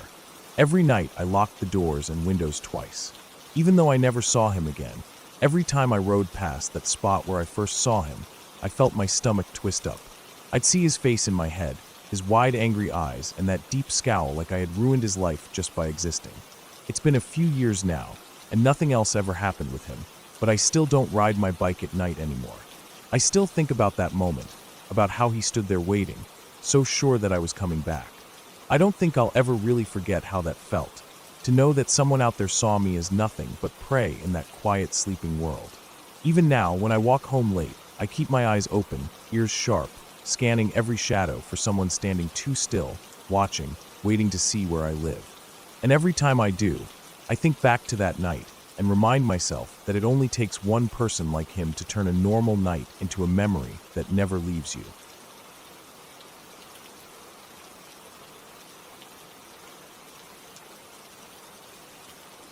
I woke up before sunrise that day, feeling restless and tired at the same time. The air in my small apartment felt heavy and humid. I drank some water straight from the tap in the bathroom, then sat on the edge of my bed staring at the dirty floor. There was a faint smell of dampness rising from the carpet because of the broken AC leaking condensation. I didn't want to sit in that room any longer, so I got dressed in old jeans and a faded t-shirt, slipped on my sneakers, and stepped out. The sky outside was still dark blue, almost black, with a faint strip of lighter blue along the horizon. The street was quiet. No cars, no people, just a few streetlights buzzing softly. I walked down the cracked pavement towards the small park near the edge of the neighborhood. The ground was damp from the night air. My shoes got wet just from brushing against the untrimmed grass by the sidewalk. When I reached the park, I didn't go down the main path. I stepped over the broken fence behind the last streetlight and walked into the wooded part. That area wasn't technically part of the park, but more of a forgotten section with old oak trees, tall grass, and thorn bushes. Some kids came here to smoke or drink at night, but in the early mornings it was empty and silent. I liked it there. It felt hidden from everyone. I walked deeper into the woods, feeling the damp grass brushing against my ankles. The air smelled earthy, mixed with the sharp smell of rotting leaves. As I walked, I heard my own steps crunching fallen twigs. There were tiny gnats floating around my face, and I kept waving them away. The deeper I went, the darker it became. The first pale light of dawn couldn't reach through the thick leaves above. I stopped for a while near a big fallen tree. Its roots were sticking up, all tangled and torn. I just stood there, looking at the roots, then at the ground. The ground was soft here, like a sponge. Every time I shifted my weight, water seeped up around my shoes. I don't know how long I stood there. Maybe 10 minutes. Maybe longer. Then I kept walking, stepping over dead branches and patches of thorns. The woods started sloping downwards slightly, and I followed that slope. Soon the smell changed. It smelled more sour, like stagnant water. I realized there was a creek down there, the same one that flowed under the bridge near the highway. I had never been this far down in these woods before. I felt an uneasy tightness in my chest, but I told myself it was just the unfamiliarity. I kept going, walking down the slope until I reached the edge of the creek. The water was brown and slow, covered in patches of bright green algae. There were fallen branches and bits of old trash caught in it, plastic bottles, bags, food wrappers. The ground near the edge was muddy and slippery. I stood there looking at the water, listening to insects buzzing and some crows cawing in the distance. The sun was rising somewhere behind the trees, making everything look darker by contrast. My eyes adjusted to the dim light. I noticed footprints along the bank, partly washed away by rain. They weren't shoe prints, but barefoot. Human feet. They looked recent. I stared at them for a while, feeling a prickle on my arms. Who would walk barefoot here? I felt a nervous cold in my stomach. I looked around slowly, turning my head from side to side, trying to see deeper into the trees across the creek. Nothing moved. No sound except bugs and distant birds. I told myself maybe some homeless person camped out here, or someone high on something. But the prints were small, narrow, like a woman's or a teenager's. The toes were long, and the heel print was deep. Whoever it was had stood there for a while before walking back into the woods along the creek. I followed the prints with my eyes, but they disappeared into the thick undergrowth. I felt like I should leave. I turned around and started walking back up the slope, but something made me stop. A sound behind me, like a soft splash, then silence. I turned back sharply, staring at the creek. The surface was calm again, just a few small ripples spreading out. I waited, listening. I heard nothing else. My breathing felt loud in my chest. I looked at the ground around me, half expecting to see someone standing nearby. Nothing. I walked backwards a few steps, then turned and started walking faster up the slope. The way back felt longer. The undergrowth seemed thicker than before, catching my jeans and scratching my ankles. My heart was beating fast. Every shadow between trees felt like a person standing there watching me. When I reached the fallen tree with its upturned roots, I stopped to catch my breath. My shirt was stuck to my back with sweat, even though the morning air was still cool. I leaned against the trunk and wiped my face on my sleeve. That's when I saw something on the ground near my foot. A piece of cloth, pale, almost white, with dark stains on it. It looked like part of a t-shirt, torn at the seams. I picked it up without thinking, then dropped it immediately. The cloth was stiff with dried blood. My whole body felt cold. My head started spinning. I stood there staring at the stained fabric lying on the wet ground. I wanted to leave. I wanted to run, but my legs felt frozen. I forced myself to turn and keep walking, telling myself it was none of my business. Maybe someone got hurt. Maybe they already left. Maybe it was old blood. Maybe it was animal blood. But my brain kept repeating barefoot prints, barefoot prints. The ground under my feet felt like it was tilting, like I might fall over. I kept walking, one step at a time, trying not to think, just trying to get back to the street. I finally reached the broken fence at the edge of the park. My shoes were soaked and covered in mud. My hands were shaking. The street was empty, bright now in the early morning sun. Everything looked normal out here. Birds were singing in the trees lining the sidewalks. I stepped back onto the pavement, feeling a weird relief, as if the danger stopped at the edge of the woods. I walked home without looking back. The whole way, my chest felt tight. I kept glancing at people's yards, at parked cars, at windows. Everything looked normal. Too normal. Like nothing bad ever happened anywhere. When I reached my apartment, I stood at the door for a long time before unlocking it. Inside, I took off my muddy shoes and socks and threw them straight into the trash. My feet were damp and dirty. I went straight to the bathroom and turned on the shower. I stood under the hot water until it ran cold, scrubbing my skin until it felt raw. After drying off, I sat on the edge of my bed, staring at the floor again. My window faced the woods in the distance. I could see the tops of the trees swaying slightly in the breeze. All day I couldn't focus on anything. I tried watching TV, scrolling my phone, reading old texts, eating stale bread with butter. But my mind kept going back to the barefoot prints by the creek, the piece of cloth stiff with blood, the quiet splash behind me. I kept thinking about whoever walked barefoot down there. Were they hurt? Were they hiding? Were they even alive now? By evening, my head was pounding with the thoughts spinning around. I decided I needed to know what happened. I picked up my phone and dialed the local police station. My hands were sweating so much the phone nearly slipped out. I told the dispatcher I found what looked like a bloody piece of cloth in the woods behind the park. She asked me to describe exactly where. My voice shook as I told her everything I remembered. She told me to stay put in case officers needed to speak to me. About half an hour later, there was a knock on my door. 2 officers stood there, looking serious but calm. They asked me to take them to where I found it. I put on clean shoes and walked with them to the park, over the broken fence, down through the trees to the fallen log. I felt exposed in the daylight, like every branch and shadow was staring at me. The officers walked ahead of me, radios crackling softly on their shoulders. When we reached the log, the cloth was still lying there, darkened further by the morning dew. One of them put on gloves and picked it up, folding it carefully into an evidence bag. They didn't say much to me, just asked if I saw anyone or heard anything else. I told them about the footprints and the splash. They noted everything down. After that, they asked me to leave while they secured the area. I walked back up alone. The sun was bright and hot now, glaring through the tree leaves, making me squint and sweat. When I reached the pavement again, I turned back for a second, looking into the shadows under the trees. It felt like something was still in there, something silent and dangerous, hiding behind the trunks. I walked home quickly and locked my door. That evening, I saw flashing blue and red lights down at the edge of the park. More police cars. Crime scene tape strung between trees. News vans parked along the road. I watched from my window for hours as the sun set and the lights kept flashing. I never found out exactly what they discovered down there. The news said a body was found near the creek. They didn't release a name or details. They just said it was under investigation. For weeks after that, I couldn't stop thinking about those barefoot prints, the quiet splash, the cloth stiff with blood. I kept wondering if I'd walked right past them while they were still alive. If I could have helped. I stopped going to that part of the woods. I stopped going to the park entirely. Every time I looked at those trees from my window, I felt the same cold tightness in my chest, like something down there was still watching me, waiting for me to come back. And every morning since then, I wake up before sunrise, sit on the edge of my bed, stare at the dirty carpet, and feel the same heavy silence pressing down on me. Because I know now that there are places so silent and hidden that anything can happen there, and no one will ever know.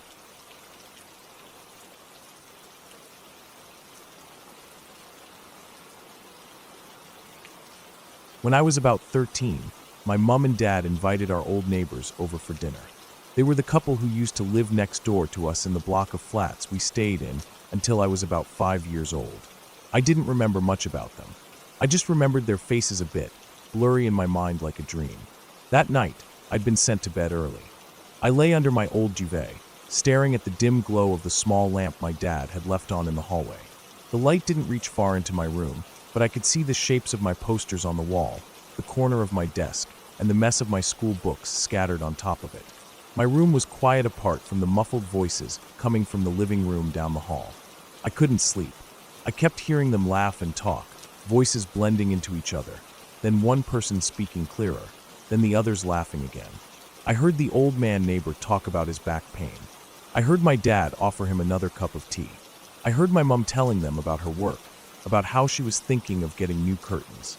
Then suddenly, I heard the woman neighbor's voice clearer than before. She was saying my name.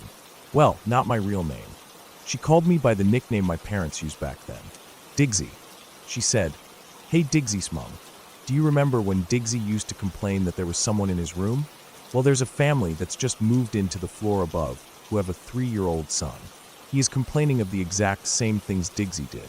I froze under my blanket. The words didn't make sense in my head. Someone in my room? I lay there trying to remember if I had ever complained about something like that, but nothing came up. I didn't remember anything like that at all. I felt this cold tightness in my chest, like when you wake up from a bad dream and it still feels real. I stayed awake long after they left, listening to my parents wash dishes, the sound of the tap running, cutlery clinking together. My dad yawned loudly as he walked past my room to get ready for bed. Eventually I drifted off to sleep, but even in sleep my mind felt uneasy, trying to grab hold of something I couldn't remember. The next morning was a normal Saturday morning. I sat at the kitchen table eating cereal, staring at the brown tiles on the kitchen walls. My mom was making toast and humming some old song from the 80s. I watched her butter the toast, Then finally I asked her. I just said it straight. Did I ever complain about someone being in my room when we lived at the flats? She stopped buttering the toast and looked at me, confused at first. Her eyes narrowed a little, then widened like she remembered something. She said, "You don't remember?" I shook my head. My spoon clinked against the bowl as I stirred the soggy cornflakes around, not really eating them anymore. She sat down across from me with her toast and tea, and I could see that faraway look in her eyes, the way she gets when she remembers something from a long time ago. She started telling me about the weird stuff that used to happen back then. She said it started with footsteps.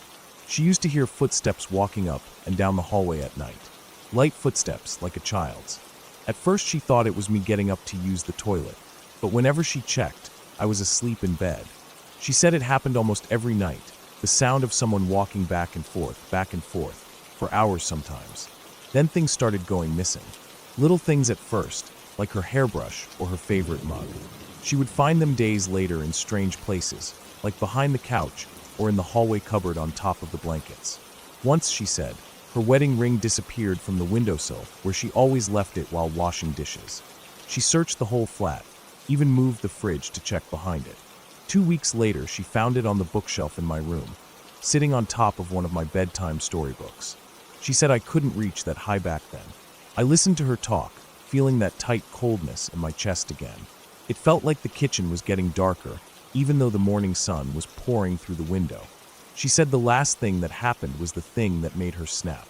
She was alone at home one afternoon, listening to a record while cleaning up.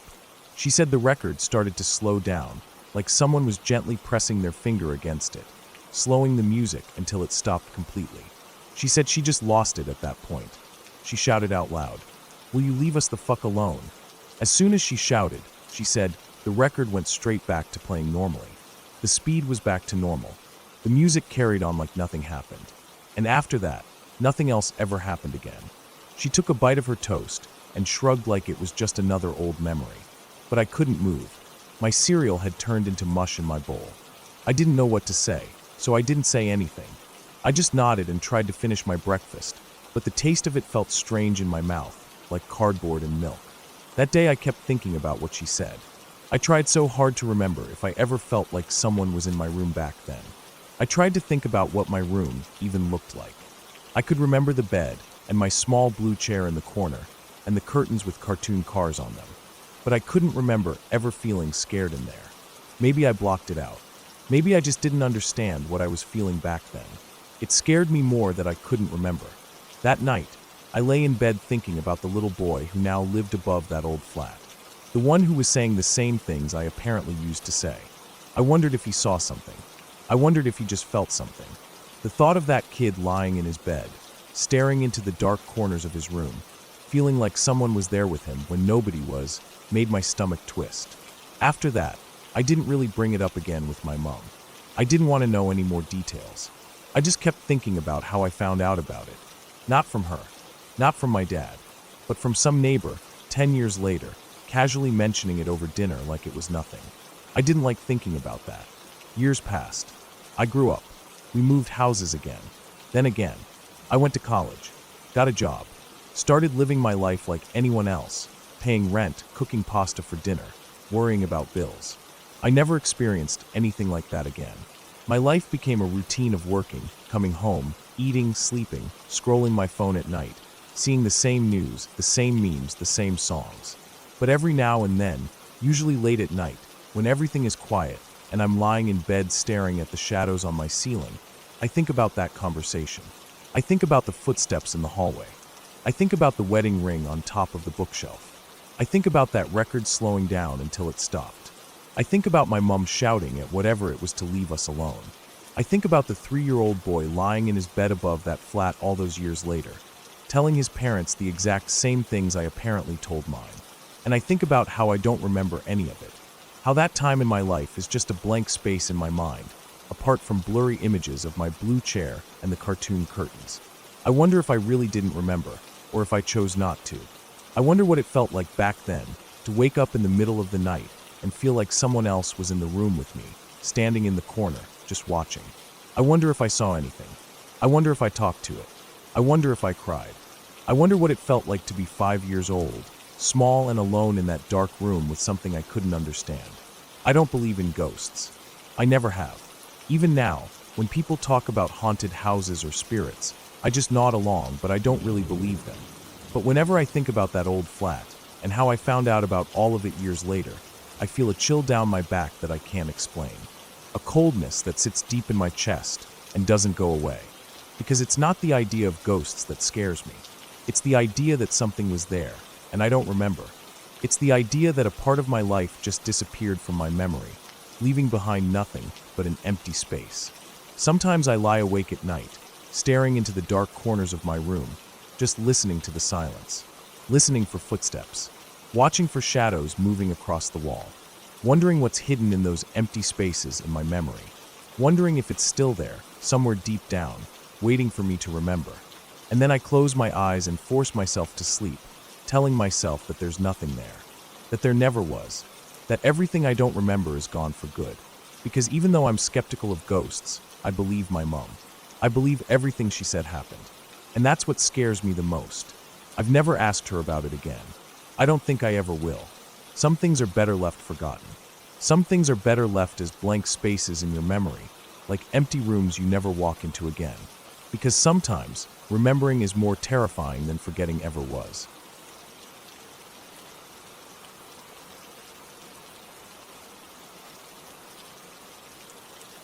I woke up before the sun rose. My eyes felt heavy, but I knew I wouldn't be able to sleep anymore. I lay there for a while, listening to the stillness of my house. It was always quiet this early. The only sound was the faint ticking of the old clock in the living room. I pushed my blanket off and sat up, rubbing my face with both hands to try to wake up properly. My body felt tired and stiff, like I hadn't really rested, even though I slept for a few hours. I stood up and stretched my arms above my head. I could feel the cold air in my room on my skin. I picked up my phone from the small table next to my bed and checked the time. It was just after 4 in the morning. I knew it would be a while before the sun came up. I thought about going back to sleep, but decided I'd rather go out for a walk. Sometimes walking before dawn made my day feel calmer, like I had done something for myself before the world woke up. I changed into my dark sweatpants and a thick hoodie, slipping on my old running shoes that I kept near the door. I grabbed my keys, my phone, and a small torch I kept in the drawer by the entryway. I stepped out and locked the door behind me. The air outside was cold and fresh, making my eyes water slightly. I took a deep breath and started walking down my driveway onto the narrow road that led away from my house. There were no streetlights in my area. I lived at the edge of town where the paved roads turned into rough gravel and dirt. The moon was hidden behind thick clouds, so it was darker than usual. I turned on my torch and pointed it at the ground to see where I was stepping. I kept walking, feeling the small stones under my shoes shifting and crunching with each step. After walking for about 15 minutes, I reached the small path that led into the forest behind my neighborhood. I had walked this path many times in daylight. It was quiet and peaceful, with tall trees on both sides and small bushes growing near the trail. But in the dark, it looked different. The trees stood like tall black walls, and the branches swayed slightly with the cold breeze, making them look like they were moving on their own. I felt a small chill in my chest, but kept walking. I wanted to reach the small stream that ran through the forest. I liked sitting there and listening to the water flow. As I walked deeper into the woods, the sounds of the road behind me disappeared. All I could hear was the wind moving through the leaves above me. My torch lit up the narrow path ahead, showing patches of dirt, fallen branches, and dead leaves. I walked slowly, careful not to trip over anything hidden in the dark. I looked around at the trees, trying to see if there were any animals watching me. Sometimes there were deer, and once I saw a fox running across the trail. I always liked seeing them because it made me feel like the forest was alive in a good way. I kept walking for another 10 minutes until I reached the small clearing where the stream ran through. I turned off my torch and let my eyes adjust to the darkness. There was just enough light from the sky to see the outline of the water. I walked over and sat on a fallen log near the bank. I could hear the water trickling over rocks, a calm and steady sound. I closed my eyes and listened, letting myself relax for the first time in days. My mind felt empty and quiet as I sat there. After sitting for a while, I opened my eyes again and looked around. Everything felt so still. The trees were quiet. The breeze had stopped. I felt an uneasy feeling in my stomach. It wasn't fear exactly, just an uncomfortable awareness that I was alone in a dark forest before sunrise. I shifted slightly on the log, feeling the cold damp wood under my hands.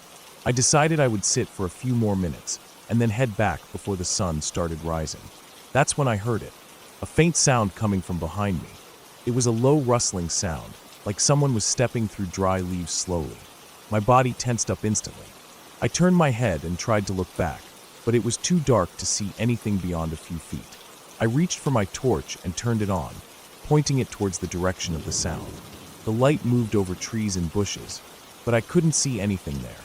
I held my breath, listening carefully. The rustling stopped for a moment, and then I heard it again, closer this time. I stood up slowly, my heart beating faster now. I kept the torch pointed at the trees, scanning left and right to see if something would come out. Part of me thought it might be a deer moving around, but another part of me felt a cold, tight feeling in my chest telling me that this wasn't an animal. I took a small step backwards, keeping the torch in front of me. My hands were shaking slightly, and I could hear my own breathing loud in my ears. The rustling sound started again, but now it was coming from my left side, not behind me. It was like whoever or whatever was making it was moving around me slowly, staying just out of sight. I turned the torch quickly to my left, sweeping the light across the trees, but I saw nothing there. Just empty trunks and bushes. I felt exposed standing there in the clearing, so I started walking back towards the trail. I moved slowly, trying not to make too much noise with my steps. I kept the torch pointed at the trees where I thought the sound came from. I didn't want to run yet, because I was afraid of turning my back completely to the darkness. I reached the narrow path again and turned to face the clearing one last time. It was quiet now. The only sound was the stream and my own breathing. I turned and started walking quickly down the trail, heading back towards the road. My heart was still beating fast as I walked. Every few steps I would turn around and shine the torch behind me to make sure nothing was following. The trail felt longer on the way back. My legs felt heavy, like I was walking through water. I kept my eyes on the ground, making sure not to trip. I tried to listen for footsteps behind me, but all I could hear was the pounding of my own heart and the crunching of gravel under my shoes. I walked like that for a long time, or at least it felt long. Eventually I saw the end of the trail where it opened onto the gravel road. I felt a small relief in my chest when I saw it. I stepped out onto the road and turned off my torch, looking around to see if anything was there. It was quiet and empty. The sky was starting to lighten a bit, with a faint gray-blue color showing through the clouds. I started walking back home, feeling safer now that I was out of the woods. I kept looking back every few minutes just to make sure nothing was behind me. I didn't see or hear anything else, but my body still felt tense and my stomach felt tight, like I was waiting for something bad to happen. When I reached my driveway, I walked up slowly, checking around my house before going to the door. I unlocked it and stepped inside, locking it again behind me. I stood there in the entryway for a moment, breathing deeply. My hands were still shaking a bit. I took off my shoes and hoodie and walked into the kitchen.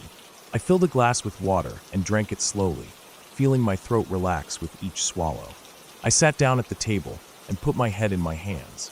I thought about what had happened. I kept replaying the sound in my head, that slow rustling moving around me. It wasn't loud, but it was so clear in the silence of the forest. I didn't know if it was a person or an animal. I didn't see anything, but I felt it. I felt like something was there, watching me, moving just out of my light, so I couldn't see it. I sat there for a long time, just thinking. The sky outside turned brighter as the sun came up.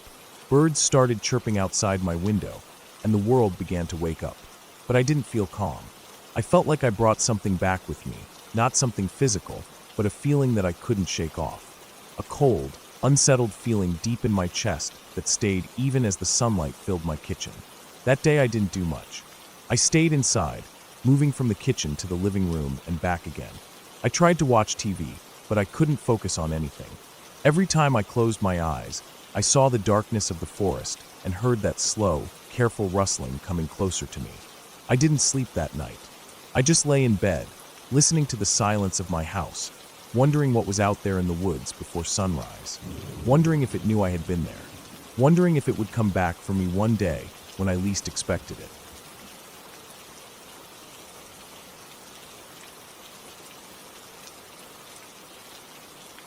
I woke up before the sun came up.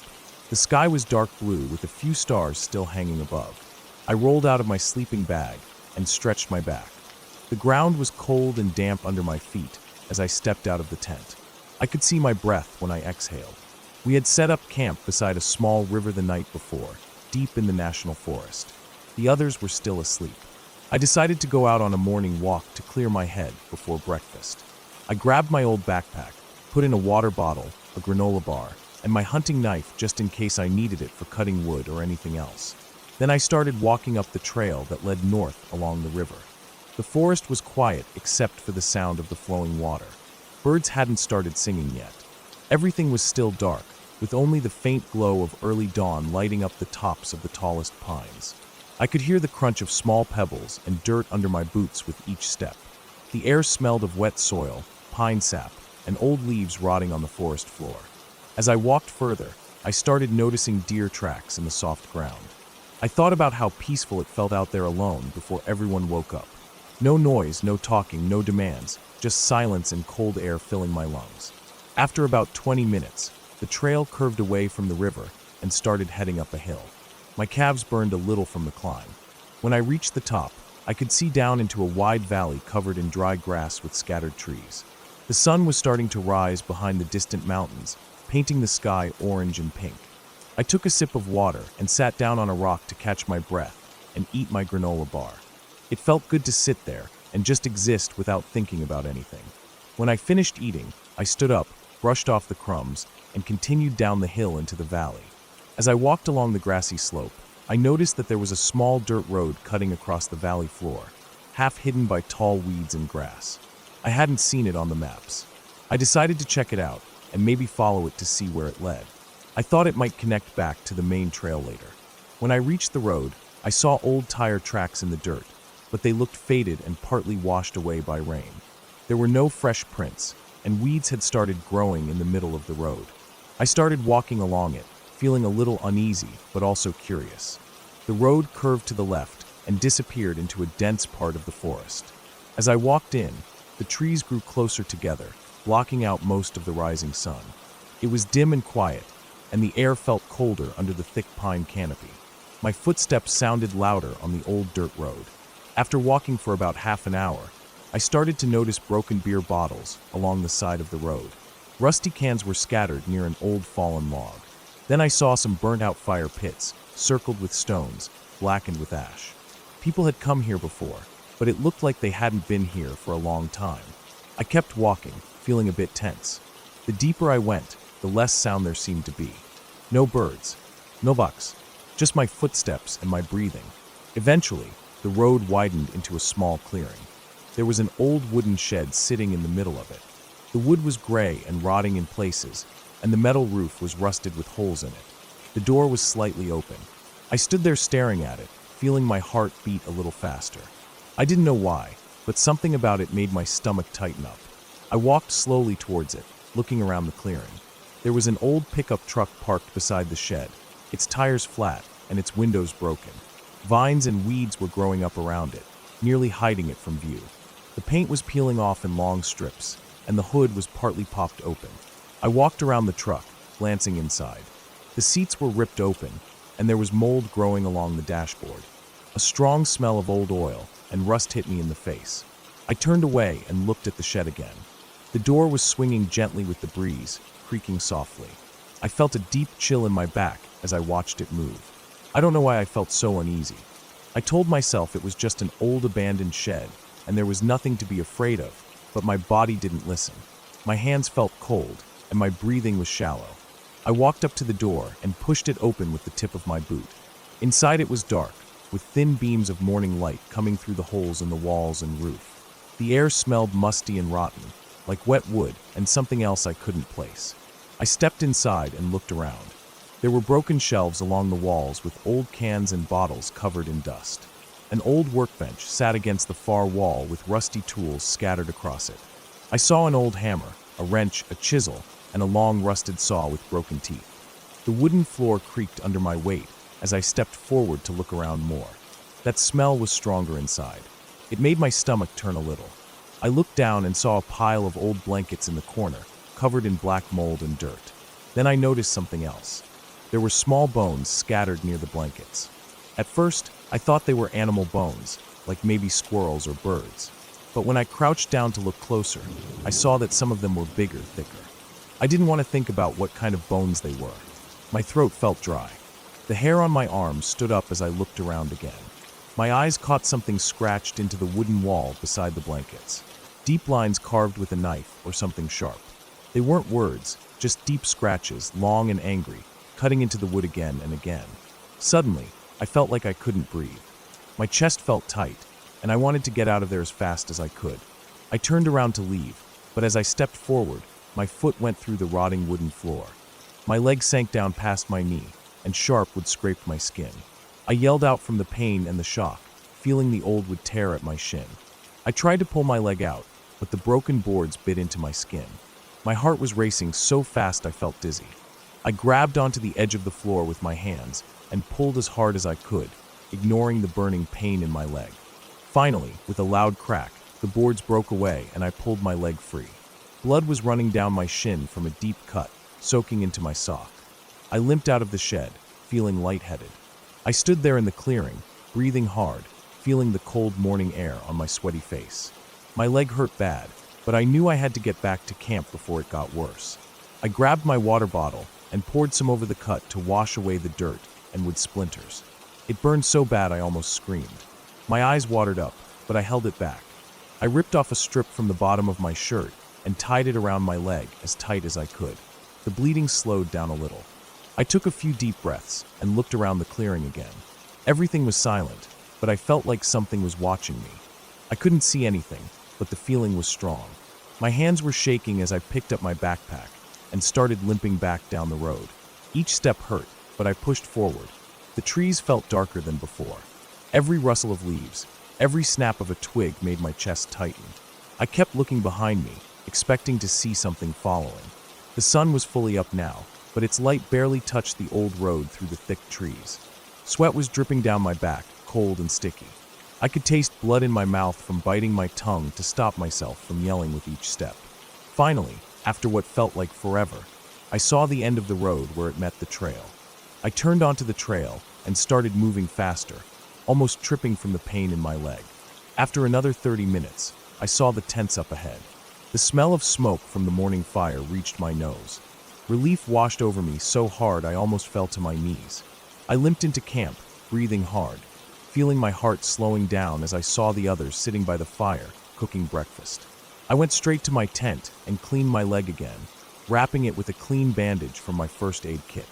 I sat there for a long time, staring at the ground, thinking about what I had seen. I didn't tell anyone about it. I didn't want them to ask me questions I couldn't answer. I didn't want to think about those bones, or the scratches on the wall, or the smell. I just wanted to forget about it and focus on getting back home. Later that day, as we packed up camp and started hiking back to the trucks, I looked back at the trail leading north. I felt that same tight feeling in my chest again. I turned away and kept walking, telling myself I would never go down that old road again, no matter what. When I got home, I cleaned my leg properly and covered the wound with clean gauze. It healed slowly over the next few weeks, leaving a long, thin scar on my shin. Every time I looked at it, I remembered the feeling of that place, the smell of the shed, the bones scattered on the floor. I never told anyone about it. I just carried it with me, like a heavy stone sitting deep in my chest. I still go camping sometimes, but I stay away from old roads and abandoned sheds. I don't want to find out what people leave behind out there, hidden from the world, rotting quietly in the dark, waiting for someone to stumble across it again.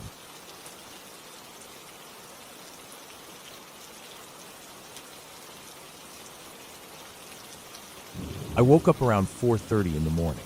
The air in my room felt stale, heavy. I couldn't fall back asleep. I lay there staring at the ceiling for a while, listening to the faint ticking of my wall clock and the distant hum of trucks passing on the main road half a mile away. I felt restless, my chest tight, like I had to get out of the house.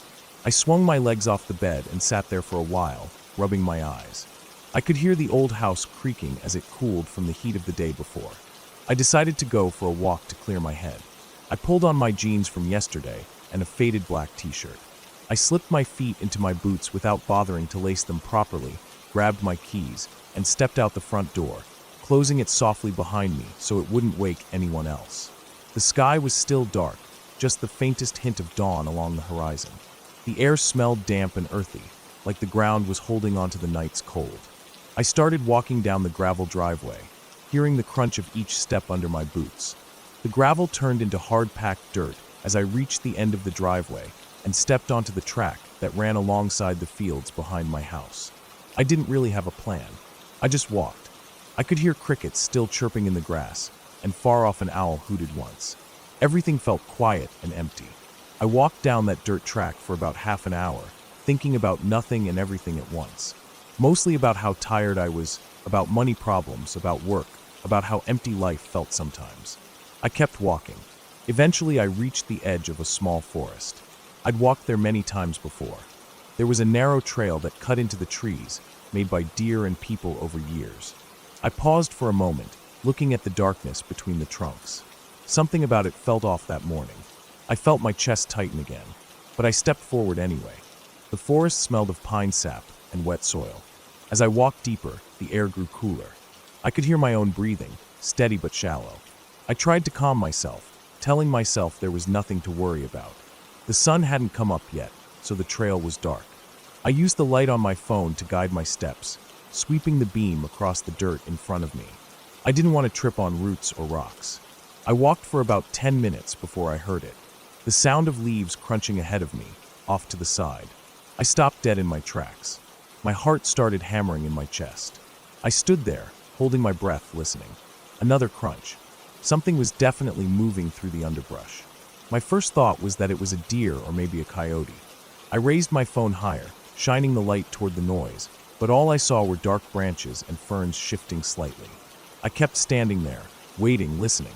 The footsteps stopped. I waited a few more seconds, feeling my pulse pounding in my ears. Then I heard the footsteps again, but this time they were behind me.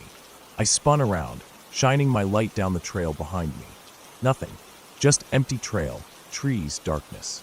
I felt the skin on my arms prickle with goosebumps. My mouth felt dry. I tried to swallow, but it felt like a lump in my throat. I told myself I was imagining things. Sound carries weird in the woods. It could have been a squirrel jumping between branches. I turned back around and kept walking, but now my steps felt unsteady. My breathing was shallow and fast, my shoulders tight. I kept scanning left and right with my phone light, feeling like any second something would appear in the beam. I made it another 5 minutes down the trail when I smelled it. A sharp, metallic smell like blood, mixed with something sour. I stopped again, holding the light in front of me. The smell was strong. I scanned the ground. About 15 feet ahead of me, there was a dark shape on the trail. I stepped forward slowly, my boots scraping on the dirt. As I got closer, I saw it was a dead deer, half eaten, its ribs exposed, flesh torn away. Its eyes were still open, cloudy and gray. Flies buzzed around its wounds. I felt bile rise in my throat. I turned away and gagged, but nothing came out. I wiped my mouth with the back of my hand. I could feel my heart beating so fast it hurt. Something had killed it. Probably a coyote pack or a mountain lion. The flesh was fresh. The blood was still dark and wet. Whatever killed it couldn't be far. I slowly backed away, keeping my light on the deer, then turned around and started walking back the way I came. My legs felt weak, and I kept stumbling over roots. I just wanted to get out of those woods and back to the open dirt track. My chest felt tight, like I couldn't get enough air. After a minute or two, I heard it again. Footsteps. Behind me. Faster this time. Closer. I froze, shining my light back down the trail. Again, nothing. But I could hear the footsteps. Crunch. Crunch. Crunch. Coming closer. My whole body was shaking. I turned off my phone light and stood there in the darkness, straining my ears. The footsteps stopped. I waited, hardly daring to breathe. Suddenly I heard them again, but they were running now, sprinting toward me from behind. I didn't even look. I just ran. My boots slammed against the dirt, slipping on loose pine needles. Branches whipped against my arms and face. I felt like I was going to trip any second, but I kept running. The footsteps were right behind me. I could hear them gaining on me, crashing through the underbrush. I burst out of the trail into the open dirt track, almost falling as I hit the flat ground. The sky was starting to lighten with dawn. I didn't stop running. I kept sprinting down the track, gasping for air, my throat burning. I didn't look back. My boots pounded the hard dirt in an uneven rhythm. I ran until I saw my driveway. My chest felt like it was going to explode. I stumbled up to my front porch, fumbled with my keys, got the door open, and slammed it shut behind me, locking it with shaking hands. I stood there in the entryway, bent over with my hands on my knees, gasping. Sweat dripped down my face and soaked into my shirt. My heart was still racing so fast I thought I might pass out. I didn't hear anything outside. No footsteps. No crashing through the trees. I slowly moved to the front window and peeked through the blinds. The dirt track was empty. The woods were still, silent. I sank down onto the floor, my back against the wall, trying to calm my breathing. My whole body was trembling. I sat there for almost half an hour, staring at the locked door, waiting to hear something outside. Nothing came. Later that morning, when the sun was fully up, I called the local wildlife control. I told them about the dead deer and asked if they could check for a mountain lion. They said they would send someone out. A few hours later, a man in a green uniform knocked on my door. He asked me to show him where I saw the deer. I didn't want to go back there, but I walked with him down the dirt track to the trail. The woods looked calm and peaceful in the daylight. Birds chirped in the branches overhead. Sunlight filtered through the trees, making dappled shadows on the ground. We walked to the spot where I'd seen the deer. But when we got there, it was gone. All that was left was a dark patch of blood-soaked dirt, some tufts of fur, and drag marks leading off into the trees. The man crouched down, looking at the marks. He stood up and looked around slowly. Then he told me it was probably a mountain lion. He said they often drag their kills somewhere hidden to eat in peace.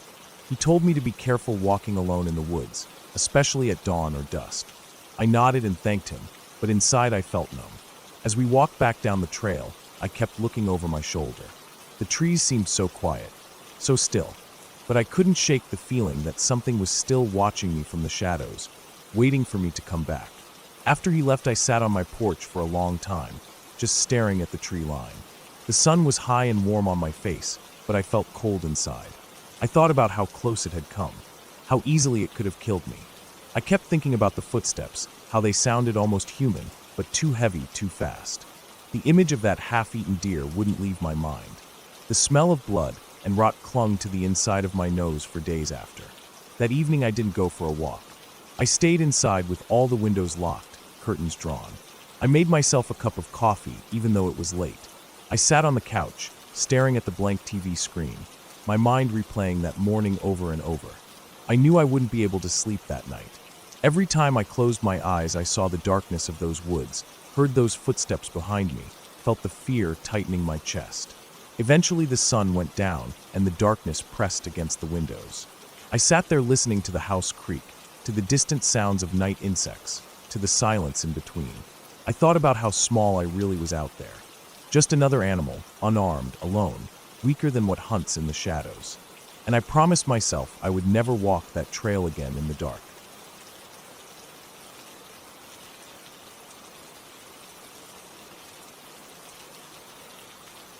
I woke up early that morning with a feeling that I couldn't shake off. It wasn't fear exactly, more like a tightness in my chest.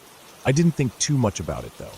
I had planned a day hike up in the national forest about an hour away from home.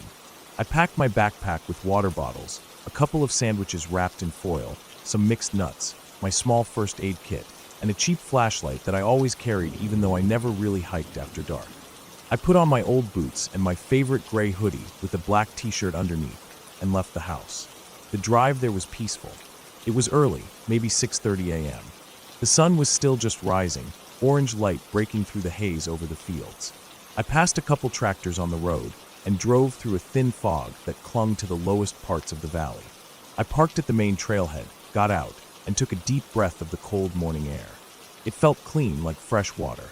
The gravel crunched under my boots as I locked my car and started walking down the trail. The first few miles were easy. The ground was damp from the night air, and the shadows of the trees stretched long across the path. Birds were singing everywhere, and squirrels were already awake, leaping from branch to branch, shaking leaves down onto the ground. I walked fast, feeling my body warm up, my breath getting steadier as I pushed uphill. After about 2 hours, I came to a small clearing with a rotting picnic table in the middle. I set my bag down and sat to drink some water. My legs felt good, My knees weren't hurting yet, and the only sounds I could hear were the distant calls of birds echoing off the hills. I sat there for a while, maybe 15 minutes, just looking around, watching little bugs crawl on the wood of the table. I got up, put my bag back on, and kept moving. The trail went steeply down into a little gulch where the ground was muddy. There were footprints from other hikers, and some dog prints too. As I climbed back up the other side, I noticed the trail split. The right path went further into the marked hiking area, but the left was blocked with a metal gate and a faded sign that said private land, no trespassing. I knew it was off limits, but I stood there for a minute looking at it. I could see that the path beyond the gate wasn't overgrown. It looked used, maybe by maintenance trucks or hunters. I felt that tightness in my chest again, the same feeling I woke up with, but I ignored it. I turned right and kept walking on the legal trail. I walked for another hour. The trail twisted around the side of a mountain. At one point, the path was narrow with a steep drop on one side. I remember feeling nervous there, stepping carefully, placing each boot solidly before putting my weight down. Rocks shifted under my steps, falling away into the trees below. It made me dizzy to look down, so I just stared at the trail ahead and moved slowly until I was back on a wider part. I kept walking until the sun was directly overhead. It must have been noon or a little after. I stopped again, sat on a flat rock, and ate one of my sandwiches. The bread was warm and soft, and the meat tasted better than it ever did at home. Everything tastes better when you're out in the woods. I sat for a while with my feet stretched out, boots resting in the pine needles. I drank half of another water bottle and packed up my stuff to keep going. The trail eventually looped around and headed back down toward where I started.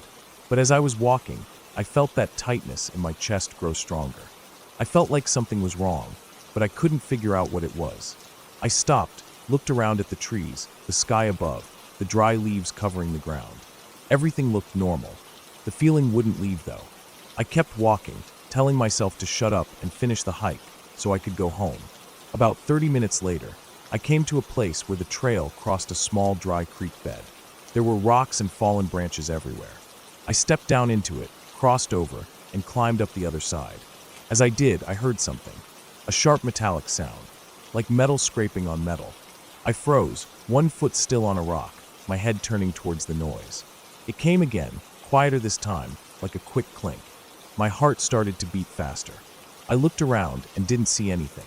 I stood there for what felt like a long time, holding my breath, listening. The wind moved through the trees, making a low rushing sound. Leaves rustled and fell. I didn't hear the metallic sound again, so I kept walking, but slower now. I kept glancing back over my shoulder. Every stick that snapped under my boots made me jump a little. The trail started to widen again as I got closer to the main area where people parked. I felt relieved. I could almost see the sunlight reflecting off car roofs down below through the trees. That tight feeling in my chest was still there, but weaker now. I walked faster, almost jogging down the slope, my boots sliding on the gravel and dirt. Then I saw something that made me stop cold. Down at the bottom of the trail, near the parking lot, there was a man standing next to a tree. He was facing away from me, wearing dark green work pants and a brown jacket. His boots were covered in dirt. He was just standing there, staring at the cars. I felt uneasy immediately. I didn't know why. Maybe it was because he wasn't moving at all, just standing with his arms at his sides. I took a step forward, trying to see if he was with anyone. I couldn't see his face. The tight feeling in my chest got worse, my mouth felt dry, and my hands were sweating inside my hoodie pockets. I kept walking, staying on the trail, trying to act normal. As I got closer, I saw he was holding something in his right hand. It looked like a long metal rod or tool, maybe a crowbar. My stomach felt like it flipped over. I slowed down. I looked around, but there was no one else nearby. Just parked cars and that man standing under the tree. I didn't want to walk past him, but there was no other way to my car. I kept going, each step feeling heavy and loud on the gravel. As I reached the bottom of the trail, I saw him turn slightly. His face was rough, like someone who worked outside a lot. He had a short beard, and his skin was darkened from the sun. His eyes moved over me quickly, and then back to the cars. He shifted the metal rod in his hand. It looked rusty. That tight feeling in my chest turned into fear. I felt it wash down my arms and legs like cold water. My instincts were screaming at me to leave. I walked past him, not looking at him, focusing on my car. I felt like he was staring at the back of my head the entire time. My hands were shaking when I reached into my pocket for the keys. I unlocked the car, opened the door fast, and threw my backpack onto the passenger seat. I slid into the driver's seat and shut the door, locking it immediately. My breath was shaky. I looked in the rearview mirror and saw him still standing there, staring at the cars, gripping that metal rod. I started the engine and backed out quickly. My tires spun a bit on the loose gravel. As I drove out of the parking lot, I glanced back and saw him turning to look at me directly, his eyes following my car as I pulled onto the road. I drove away fast, my hands gripping the wheel so hard they hurt. I didn't feel safe until I was back on the highway, moving at 70 miles per hour with other cars around me. Only then did I realize how hard my heart was beating. My chest hurt from how tense I had been. I kept glancing in the rearview mirror, half expecting to see his truck or whatever he drove following me, but the road behind me was empty. I didn't stop until I got home. I parked in my driveway and sat there with the engine off for a long time, listening to it tick and cool down. My hands were still trembling. I took a deep breath and stepped out into the warm afternoon sun. The tight feeling in my chest was still there, but different now. It felt like anger. I felt angry that I had put myself in that position. Angry that someone could just stand there, making me feel unsafe in a place I loved. That night, I couldn't sleep properly. Every time I closed my eyes, I saw him standing under that tree, staring at the cars, holding that rusted rod in his hand. I thought about what he was doing there. Was he waiting for someone? Was he planning to break into cars?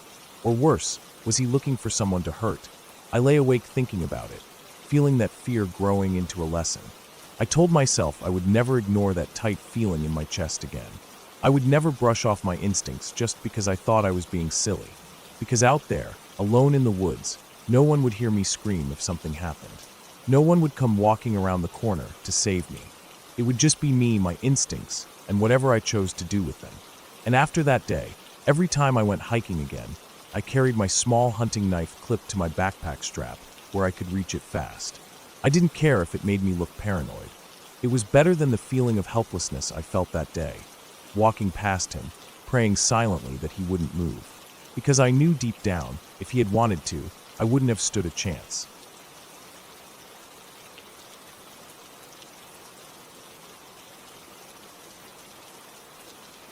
I woke up before sunrise that day.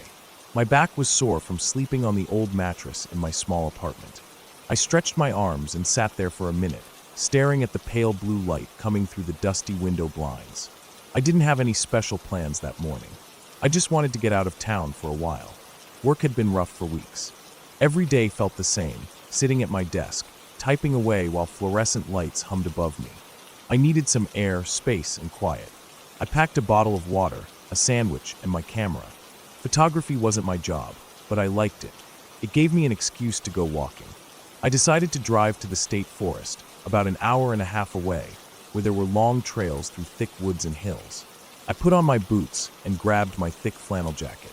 Even though it was late spring, the mornings were still cold in the forest. The drive out there was peaceful. I kept the radio off and just listened to the hum of my tires on the old road. The sky turned orange and pink as I passed empty farm fields and quiet gravel roads. There weren't many cars out at that hour. When I reached the forest entrance, the small gravel parking lot was empty. I parked near the trailhead, finished the last sip of coffee from my thermos, and locked the car. I started walking down the narrow dirt trail, feeling the cold dampness of the morning air sink into my jacket. Birds were chirping in bursts. The woods smelled like wet leaves and earth. As I walked, I kept looking around for good places to take photos. Sunlight started breaking through the trees, making patches of golden light on the mossy ground. After an hour of slow walking and taking photos of tree trunks, mushrooms, and small birds perched on branches, I decided to go off the trail for a while. There was a dry creek bed to my left that looked like it would lead to an open area deeper in the woods. I stepped off the trail, moving carefully through dead leaves and fallen branches. I followed the dry creek bed for about 20 minutes, feeling the terrain slope down slightly. Eventually, it opened up into a wide, flat clearing filled with rocks, small shrubs, and patches of mud. The ground looked torn up in places, with hoof prints and scattered droppings from deer. I set my camera down on a rock and took a sip of water. The silence out there was heavy. No distant road sounds, no airplanes, just occasional birds and wind rustling branches far above. I stood there, breathing slowly, just taking in the stillness. As I packed my camera back in my bag, I noticed a thin trail leading up the other side of the clearing. It was narrow and looked barely used, but I decided to follow it. I walked uphill along it, pushing aside branches that scratched at my jacket and face. The path curved sharply, and after another 15 minutes of walking, I came out onto a wider ridge. The ridge was rocky and covered in old pine needles. I could see through the trees down to another valley on the other side. The slope there was steep and filled with boulders. As I stood there catching my breath, I noticed something down below, between two large boulders about 40 feet down. At first it looked like just a shadow or a fallen log, but as I squinted, I realized it was an old blue backpack. It was half buried under fallen leaves and dirt. It looked worn out and dirty. My first thought was that someone had lost it or left it there years ago. Maybe a hiker. I decided to climb down to check it out. The slope was steep, and loose rocks rolled under my boots as I stepped carefully. I grabbed tree trunks and roots to steady myself until I reached the boulders. Up close, the backpack looked even older. The fabric was torn in places, with moss growing on parts of it. I pulled it out from under the leaves and set it upright. The zipper was rusted shut. I tried to pull it open, but it wouldn't budge. I turned it over and noticed faded letters written in permanent marker on the back panel. It just said Tom 2009. That was 16 years ago. A chill went through me as I wondered who Tom was and why this pack was here. I stood up and looked around. The area felt heavy, silent, and hidden. No one could see this spot from the ridge above. I put the backpack down and took a few steps around to see if there was anything else nearby. Behind one of the boulders, the ground dipped slightly into a small hollow. In that hollow, I saw bones. At first, I thought it was just animal bones. But as I stepped closer, I saw a ripped old sneaker tangled in roots nearby. My stomach tightened. The bones were weathered and dirty, partially covered in dirt and leaves. I saw a cracked pelvis, long leg bones, and part of a rib cage. It was a human skeleton. The skull was lying a little apart, facing down towards the creek below. I felt my pulse hammering in my neck. The air felt colder. I stood there, frozen, staring down at those bones. A million thoughts went through my head at once. Who was this? How long had they been here? Did they get lost, fall, or was this something worse? I stepped back and looked around again, scanning every part of the slope and ridge above. Everything was still and silent. I felt like someone was watching me, even though there was no one there. My breathing became shallow.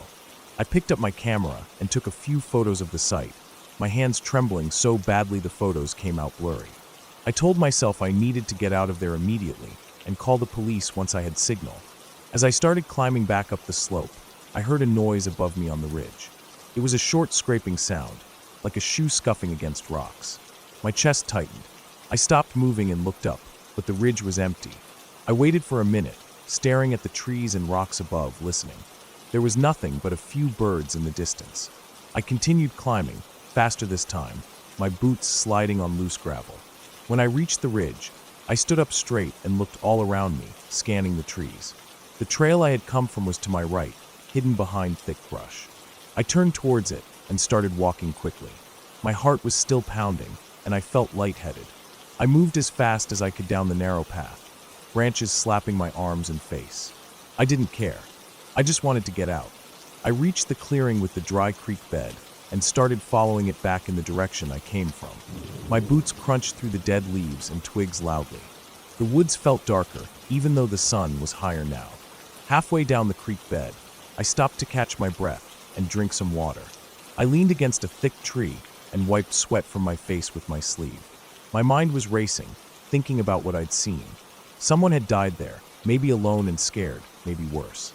I thought about how close I was to stepping over those bones without even noticing them. When I reached the main trail, I felt a small sense of relief. The dirt path looked wide and familiar. I turned left and walked as fast as I could without running. My boots felt heavy, and my legs were trembling slightly. As I got closer to the parking lot, I finally heard faint noises of cars passing far off on the main road. That sound felt like safety to me. When I came out of the forest and saw my car, I almost felt like crying. I unlocked the door, threw my backpack into the passenger seat, and sat down behind the wheel. I sat there for a few minutes, staring out at the trees, breathing slowly, trying to calm down. The steering wheel felt cold under my hands. I turned my phone back on and waited for it to load signal bars.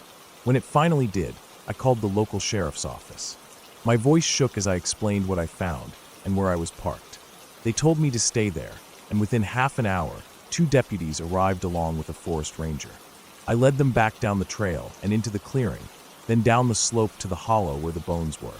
They put up yellow tape around the area and started taking their own photos. I sat on a boulder nearby, staring at the ground, listening to their boots crunching around the site. One of the deputies found the backpack and read the faded name out loud. They called in more people to start investigating and told me I could leave after giving them my contact information. I climbed back up to the ridge, feeling my knees ache with every step. As I reached the top, I turned and looked down one last time at the site. The deputies were moving slowly around the hollow, measuring, photographing, and marking everything. The old blue backpack lay propped against a rock, the faded letters catching sunlight. I walked back to my car in silence. I drove home with the radio off, my mind numb. When I got back to my apartment, I set my camera down on my desk and sat on the edge of my bed for a long time. The images of those bones, the skull, the torn sneaker, and the mossy backpack wouldn't leave my mind. That night, I couldn't sleep.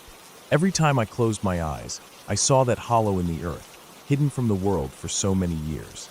A few days later, I read in the local news that the sheriff's office confirmed the remains were of a young man reported missing in 2009. His name was Tom. He had gone hiking alone and never returned. They said there was no sign of foul play. It was ruled an accidental death. The backpack, the bones, the old sneaker, they all belonged to him. For days, I kept thinking about how I found him, about how close I was to stepping right over him and walking on, never knowing what lay under those leaves, about how no one knew where he was for 16 years, and how his family probably thought about him every single day. I thought about how big the woods are and how easy it is for someone to just disappear into them. I still go walking out there sometimes, but now, every step I take feels heavier. Every shadow in the trees makes my chest tighten. I always wonder what else might be out there under the leaves, hidden from the world, waiting for someone to find it.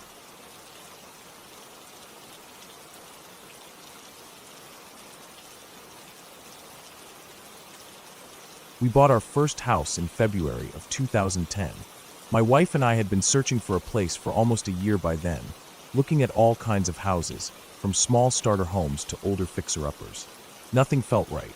But then we saw this house online one morning. It was a newer build, only about 6 years old. It looked clean and simple, with a big backyard, a 2-car garage, and more than enough space for just the 2 of us. We scheduled a viewing for that same afternoon. As soon as we pulled up to the driveway, I knew it was going to be ours. It wasn't huge or fancy, but it felt right. Walking in, everything smelled fresh. The floors were spotless, the beige carpets upstairs looked barely used, and the kitchen counters had no scratches or burns. The backyard had a tiny concrete patio, and I remember standing out there while the realtor walked my wife through the bedrooms. I stood under the weak winter sun, breathing out clouds of steam into the cold air, thinking about summer barbecues and maybe getting a dog. We made an offer the next morning. Within a week, we were signing paperwork, and by the 3rd week of February, it was ours. I felt proud unlocking our front door that first day. My wife was already planning where to put the couch and which room would be my office. We spent the first few days painting the bedrooms with fresh colors. She chose a light gray for the master bedroom and a dark navy blue for my office. We moved in our old furniture, hanging up framed wedding photos in the hallway, and I spent an entire Sunday installing curtain rods and helping her arrange her plants in every sunny corner. Life felt good. We spent every evening eating dinner together in the dining area just off the kitchen, talking about future plans, about maybe starting a family within the next year. At night, we fell asleep quickly, exhausted from painting and unpacking. Every morning, the sun would shine through the blinds and land directly on my pillow, waking me up gently before my alarm. That first month was peaceful, better than peaceful.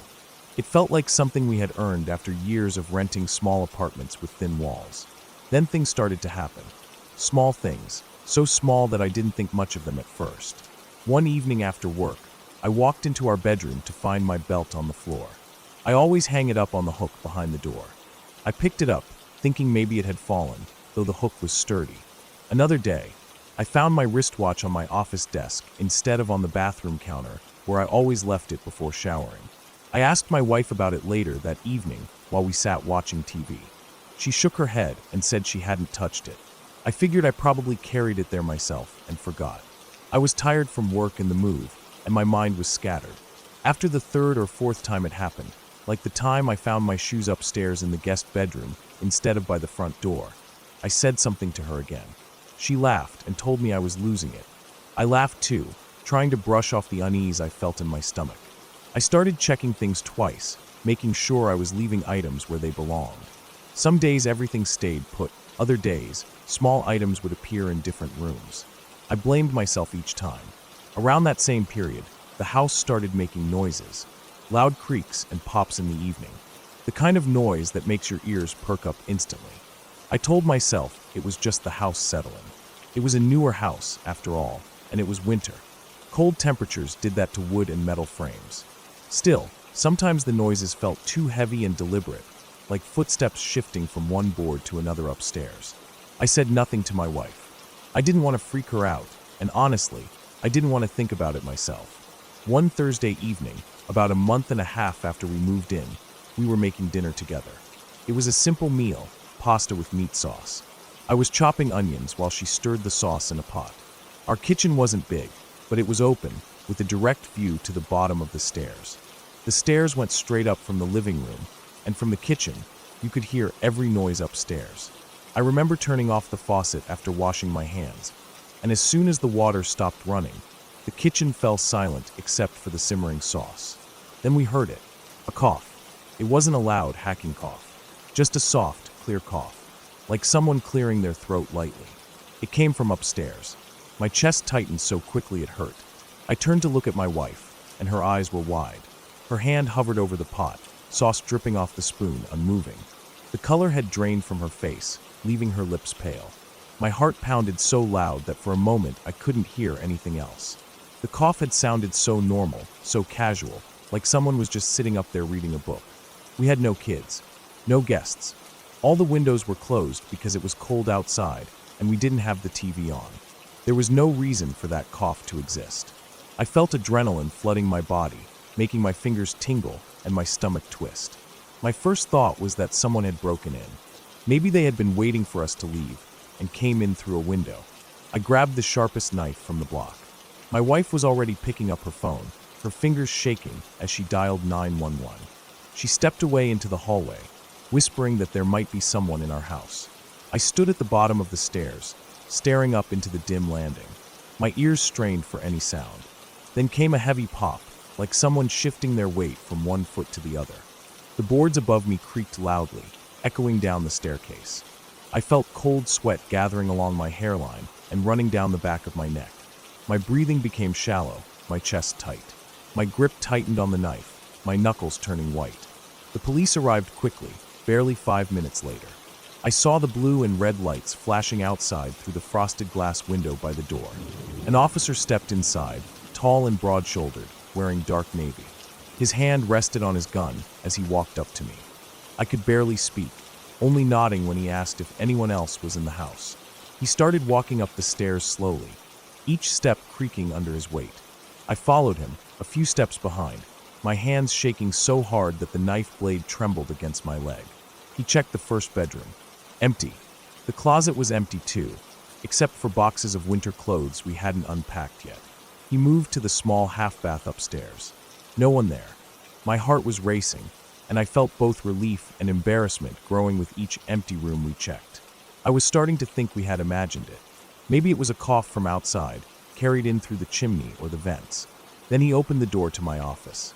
The room was neat, with my desk facing the window and the dark blue walls making it feel smaller than it was. There was no one inside. He checked the closet too. Nothing. I felt my shoulders drop a little, some tension releasing from my neck. I felt stupid for making him search the entire house because of a cough. He turned to leave, and I followed him, feeling relief wash through me. Then above us, in the ceiling, there was a deep creak. My stomach dropped so fast I thought I would puke.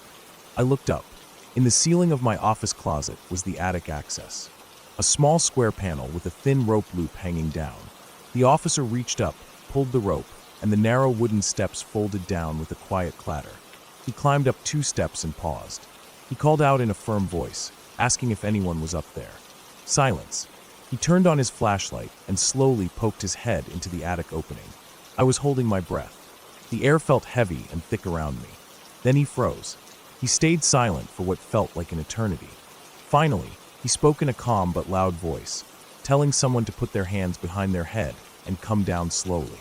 A man came down the attic stairs. He was dirty and scruffy, with tangled dark hair and a beard that looked untrimmed for months. His clothes were torn and stained with sweat and dirt. He kept his eyes down the entire time, never looking at me, never looking at the officer. His skin was pale under the layer of grime, and his lips were dry and cracked. I stepped back, feeling my knees weaken. I held onto the closet doorframe to keep myself from falling over. The officer cuffed him and led him down the stairs. My wife was standing at the bottom, still on the phone with 911, tears running down her face. She backed away when she saw him. He didn't struggle or speak, just walked down silently, his feet shuffling on the carpet. Later that evening, after the police left, after they took him away, after detectives walked through the house taking photos and asking questions, I sat on the couch with my wife under a blanket. Neither of us spoke. The house felt different. It felt smaller, darker. The air felt cold, even though the heater was on. I felt exposed, like I had no privacy in my own home. The police told us later that the man was homeless. He had been living in the attic since before we bought the house, probably sneaking in when it was still on the market. He said nothing during questioning, only telling them that the doors were unlocked and he needed a place to stay. He had been coming down at night to eat our food, moving things around when he used them. The cough we heard was him, probably thinking we were out of the kitchen. The thought made my chest feel tight, like I couldn't breathe properly.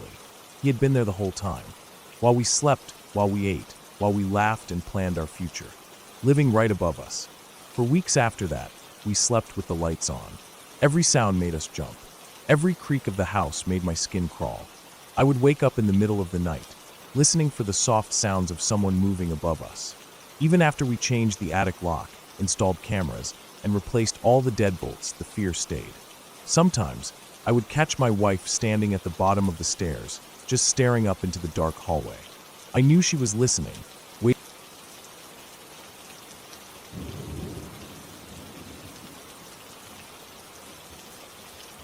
I woke up around 5 in the morning that day.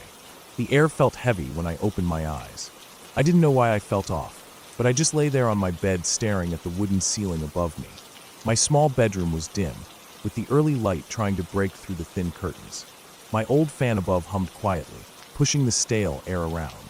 I could hear the faint sound of trucks passing on the highway far off, a sound I was used to every morning. I just didn't want to get up yet. I felt tired in my bones, but I forced myself out of bed, feeling the cold floor hit my bare feet as I walked over to the window. I pulled the curtains back and saw the empty road outside my place, the neighbor's yard quiet, and the sun slowly rising behind the hills. I live alone in a small rented house at the edge of town, near the railway tracks. It's quiet most of the time except when trains go by. I have a habit of walking early before work just to clear my head. That morning, I put on my old gray hoodie, slipped on my worn running shoes, and stepped outside. The cold air slapped my face as soon as I opened the door. I felt awake instantly. I locked the door behind me and started walking down the gravel path that led to a small dirt trail through the woods behind my house. The gravel crunched under my feet, and I could feel tiny rocks shifting through the sols. The woods aren't really thick, but they're enough to block out noise from the town. The trail is narrow, with wild grass brushing my ankles and tall trees leaning overhead. The birds were just starting to chirp as I walked through. The sun was still low, so everything had a bluish tint. My breath fogged in front of me as I walked deeper into the woods. I always follow the same trail for about 15 minutes until I reach a small clearing with an old bench that faces a patch of blackberry bushes. I like sitting there for a bit before turning back home to shower and head to work. That morning felt different though. As I walked, I kept feeling like someone was behind me. I kept glancing over my shoulder, but all I saw were thin trees and brown leaves on the ground. The feeling didn't go away, so I started walking a bit faster. My steps crunched louder on the frozen dirt, echoing through the quiet woods. I reached the bench and sat down, trying to calm myself. I sat there, staring at the bushes, my chest rising and falling with each cold breath. The air was so still that I could hear my own heartbeat. I wiped my nose with my sleeve because it had started to drip from the cold. After a few minutes, I stood up and started to head back. As I was walking, I noticed something on the ground to my right. There was a set of fresh footprints leading off the trail into the trees. The dirt was still damp from the frost melting, and I could see the prints clearly. They were boot prints, heavy ones, the kind with thick tread. I stopped and just stared at them. They weren't there yesterday. I felt that same heavy feeling in my chest as I stood there. I didn't know why, but something about those prints didn't sit right with me. I started walking again, faster this time. My steps turned into a jog, and soon I was running down the trail. The cold air burned my lungs, and my shoes slipped on the frosty patches of dirt. I didn't stop until I reached my backyard again. I slammed the back door shut behind me and locked it. My heart was still pounding in my chest as I leaned against the door, trying to catch my breath. I kept thinking about those footprints. I tried to shake it off, telling myself it was probably just someone out hunting or a neighbor walking early. But I couldn't get rid of the tight feeling in my chest. I took a hot shower, letting the steam fill the small bathroom. My mirror fogged up instantly, and I wiped it with my hand, seeing my pale face staring back at me. I got dressed, made some coffee, and sat at my small kitchen table, staring out the window at the backwoods. I kept expecting to see someone standing there, but there was nothing, just the trees swaying lightly in the morning breeze. I checked the time and realized I had to leave for work. I work at a small warehouse down near the river. It's a boring job, mostly lifting boxes and organizing stock, but it pays the bills. That whole day I couldn't focus. I kept thinking about those footprints and how fresh they looked. Every time the back dock door creaked open, I felt my chest tighten. I just wanted the day to be over so I could go home and lock my doors. When my shift ended, I drove home as the sun was setting. The sky was pink and orange, the trees casting long shadows over the road. I pulled into my gravel driveway and sat in my car for a minute before getting out. The woods behind my house were already dark. I went inside, locked the doors, and made myself a simple dinner of eggs and toast. I ate at the table, staring out into the black trees, feeling like I was being watched the whole time. Later that night, I was sitting on my couch watching some random show on my old TV when I heard something outside. It was a faint sound, like a stick snapping. I muted the TV and just sat there listening. The house was dead quiet. The only sound was the ticking of the small clock above the kitchen door. I heard it again, this time closer to my back window. It sounded like someone stepping on leaves. My hands started to sweat. I slowly stood up and tiptoed to the back window. The lights were off inside, so I could see out clearly. I stood there for what felt like forever, staring into the darkness. At first, I didn't see anything, but then I noticed a shadow move between two trees near the trail entrance. It was quick, but I was sure I saw it. My chest felt tight, and I backed away from the window. I went around the house checking all the doors and windows, making sure everything was locked. I closed all the curtains and turned the lights on in every room. My heart wouldn't stop racing. That night I couldn't sleep. I lay in bed, staring at the dark ceiling, listening to every creak and groan the house made. At one point, I heard the train go by, its horn echoing through the night, and I wished it would just keep honking so I wouldn't have to sit in silence. Eventually, I must have fallen asleep because I woke up to my alarm buzzing next to my ear. My head hurt from not sleeping well, but I forced myself up and got ready for another day. I didn't go for my morning walk that day. I couldn't. I just sat at the table sipping my coffee, staring out the window at the woods. The sun was up, but the trail entrance still looked dark and cold. At work, I tried to act normal, but my coworkers noticed I was off. I just told them I didn't sleep well. When I got home that evening, I parked my car and walked around the back of the house to check if there were any signs of someone being there. I walked along the edge of the woods, looking at the ground. That's when I saw them again. Fresh footprints, the same heavy boot prints, coming out of the woods and stopping near my back window. My stomach dropped when I saw them. They were so clear in the soft dirt, leading right up to my house, and then back into the trees. I felt sick. I turned around and walked straight back inside, locking the door behind me. I grabbed my phone and thought about calling the police, but what would I say? That someone walked near my house? They wouldn't do anything about it. I sat on the couch with my phone in my hand, feeling helpless. I kept the lights on all night, and I didn't sleep at all. Every sound outside made my skin crawl. I sat there staring at the back door, waiting to hear it rattle, but it never did. The next morning, I called in sick to work. I couldn't focus on anything. I just sat at the table with my coffee going cold in front of me. Around noon, I finally decided I needed to do something. I went out to the small shed in my backyard and grabbed an old shovel I kept there.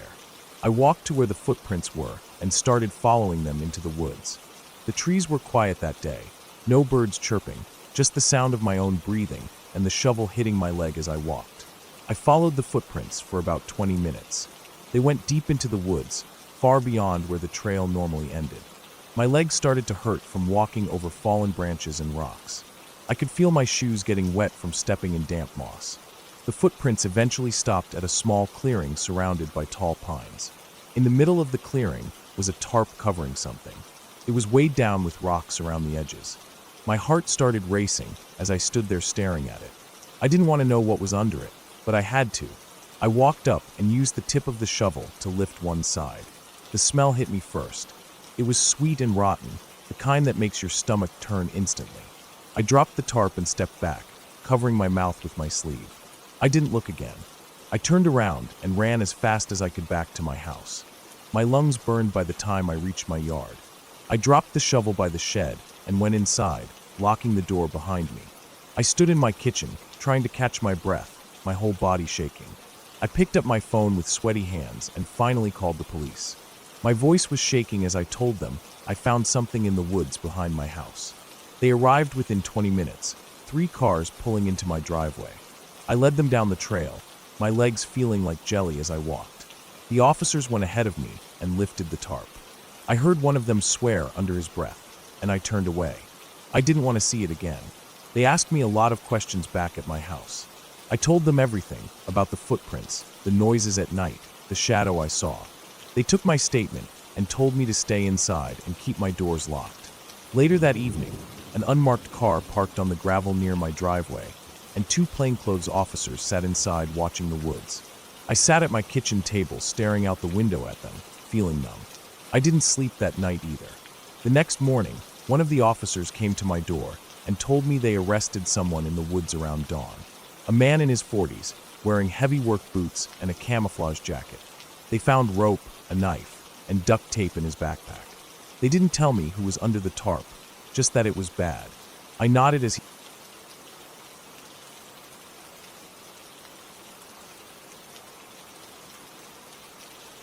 I woke up around 5 in the morning. I hadn't planned to be up that early, but my body didn't want to sleep anymore. I was tired, but the kind of tired that feels heavy in your chest while your eyes stay wide open. The sun hadn't come up yet, but the sky was slowly turning from black to that bluish gray. I sat on the edge of my bed for a few minutes, rubbing my eyes and trying to wake up fully. I could hear the old pipes in the walls making ticking sounds, as they always did when it was quiet. I stretched my legs and stood up, feeling the cold wood floor under my feet. I walked to the kitchen to make myself some instant coffee. My hands were a bit shaky, and I had trouble tearing open the small coffee packet. I poured it into the chipped mug I always used and watched the brown powder disappear as I filled it with hot water. I stood there sipping it slowly, staring out the kitchen window at the neighbor's yard. They still had their porch light on. Their lawn chairs were tipped over from the wind the night before. It was completely silent outside.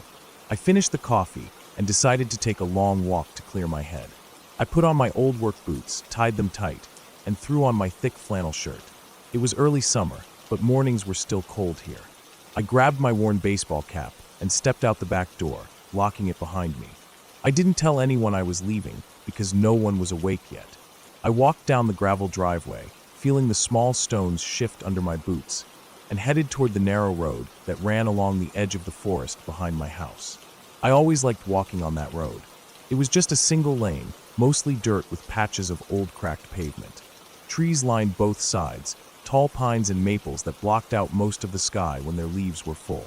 Birds were starting to chirp here and there, but otherwise it was silent. I liked that. No cars, no voices, just the sound of my boots scraping the dirt. I walked for about 15 minutes before I decided to take a shortcut through the woods. There was a thin deer trail I knew well. It weaved down a slight hill, across an old dried creek bed, and back up to connect with another dirt road further out. I stepped off the main road onto the trail. The grass was damp and cool against my jeans. I could smell wet soil and pine needles all around me. It reminded me of being a kid when I used to play in these woods, building forts and pretending to hunt. As I moved deeper in, the light dimmed under the tree cover. There were patches of old dead branches scattered everywhere. Some snapped under my boots, sounding loud in the quiet morning. I walked down the small slope carefully, so I wouldn't slip on the damp earth. When I reached the creek bed, I stopped for a moment to look around. The creek was nothing more than packed dirt and scattered rocks now. But when I was young, it used to run with clear, cold water. I stepped down into it, feeling the soft earth shift under my weight, then climbed up the other side where the trail continued. I kept walking, breathing in the damp, cold air. My eyes scanned the forest floor as I walked, looking for deer tracks out of habit. I reached a small clearing where the sun was just starting to peek through the treetops, casting long, thin beams of yellow light down onto the grass.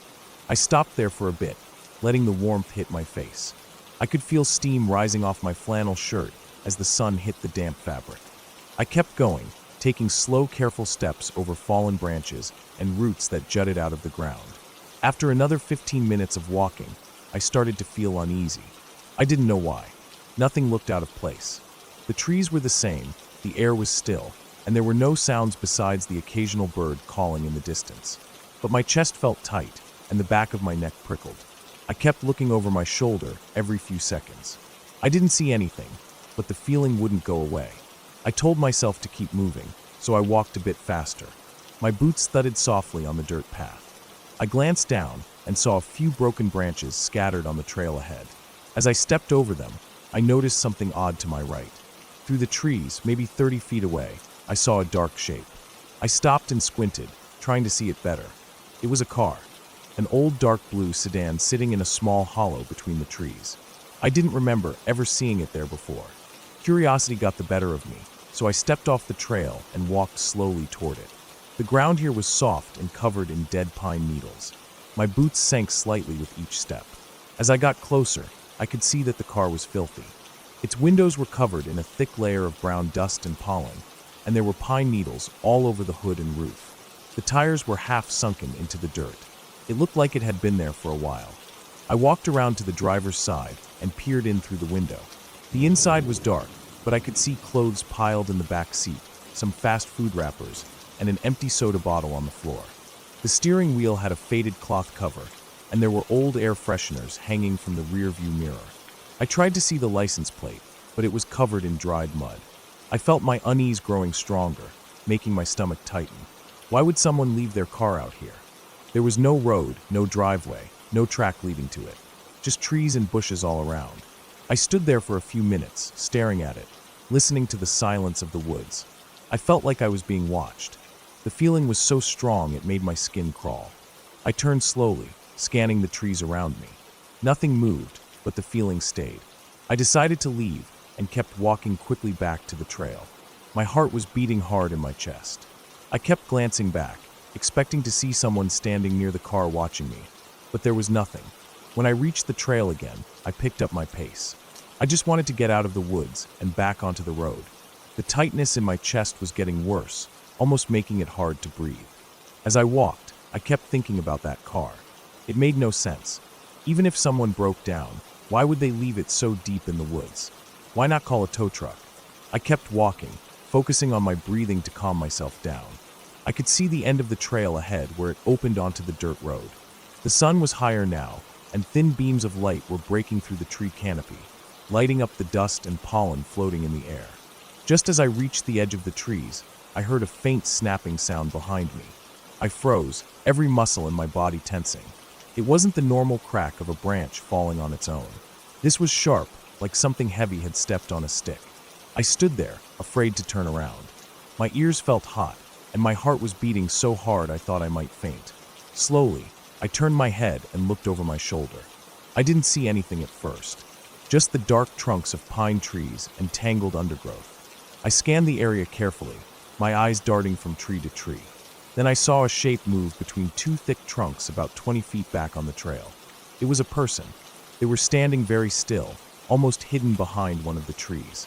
I could only see part of their shoulder and a bit of their head peeking out. They weren't wearing bright colors, just dark clothing that blended in with the trees. My mouth went dry instantly.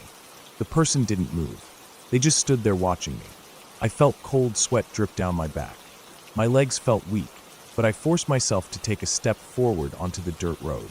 I kept my eyes on them, but they didn't move. I turned fully and walked backward down the road, watching the trees until they were out of sight. Once I was sure I couldn't see them anymore, I turned around and started running. My boots pounded the dirt, sending small clouds of dust up behind me. My breathing was ragged, and my chest hurt from the effort, but I didn't care. I just wanted to get as far away from that place as I could. I ran until my legs burned, and I had to slow down. I stopped for a moment, hands on my knees, breathing hard. I looked back down the road, but there was nothing there, just the trees swaying gently in the breeze. I kept walking quickly, looking over my shoulder every few seconds. The road curved slightly, and as I came around the bend, I saw a pickup truck parked on the side. It was an old rusted Ford with faded green paint. The windows were rolled down, and there was no one inside. I walked past it quickly, glancing at it as I passed. The keys were still in the ignition. I felt a strong urge to get home. My mind kept replaying the image of that person standing so still behind the tree, watching me. I couldn't shake it. Who were they? Why were they out there so early, hiding behind trees? My stomach was in knots thinking about it. I walked the rest of the way home without stopping. When I reached my driveway, I felt some of the tightness in my chest loosen, but I still felt shaky. I went inside, locked the door behind me, and walked straight to the kitchen sink. I ran the tap and splashed cold water on my face, trying to calm down. I could see my reflection in the window above the sink. My eyes were wide and bloodshot, my skin pale. I stood there for a long time, gripping the edge of the sink until my breathing slowed. The house was silent except for the ticking of the kitchen clock on the wall. I looked out the window again at the trees beyond the neighbor's yard.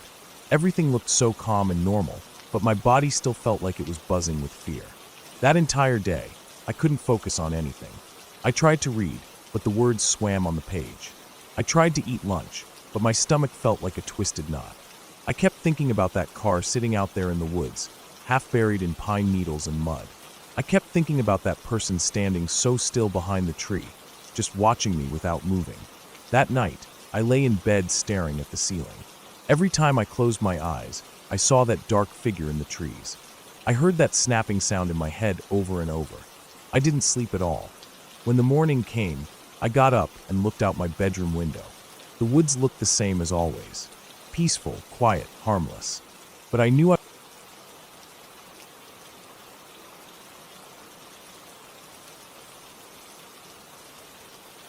I woke up that morning like any other. I had a couple of days off work and decided I needed to get out of the house and away from everything for a while. My mind felt heavy from all the problems piling up lately. Bills, work politics, the constant noise of people demanding things from me. I packed up a small backpack with some snacks, 2 big bottles of water, my hunting knife, and my old binoculars. I grabbed my boots and headed out to my truck parked under the tree out front. The drive was quiet. I kept the windows down and felt the early morning breeze on my face. The road twisted through empty farmland, old barns with paint peeling off, fields growing nothing but weeds and broken fences with rust stains running down into the dirt. Eventually, I left the main road and turned onto a narrower gravel track leading up into the low rolling hills. This area wasn't marked on any tourist maps. It was mostly government-owned forest land, old logging cuts, and random game trails snaking through the brush. I had been there a few times to walk and clear my head. There were no picnic areas, no marked trails, just dirt, rocks, and thick patches of trees.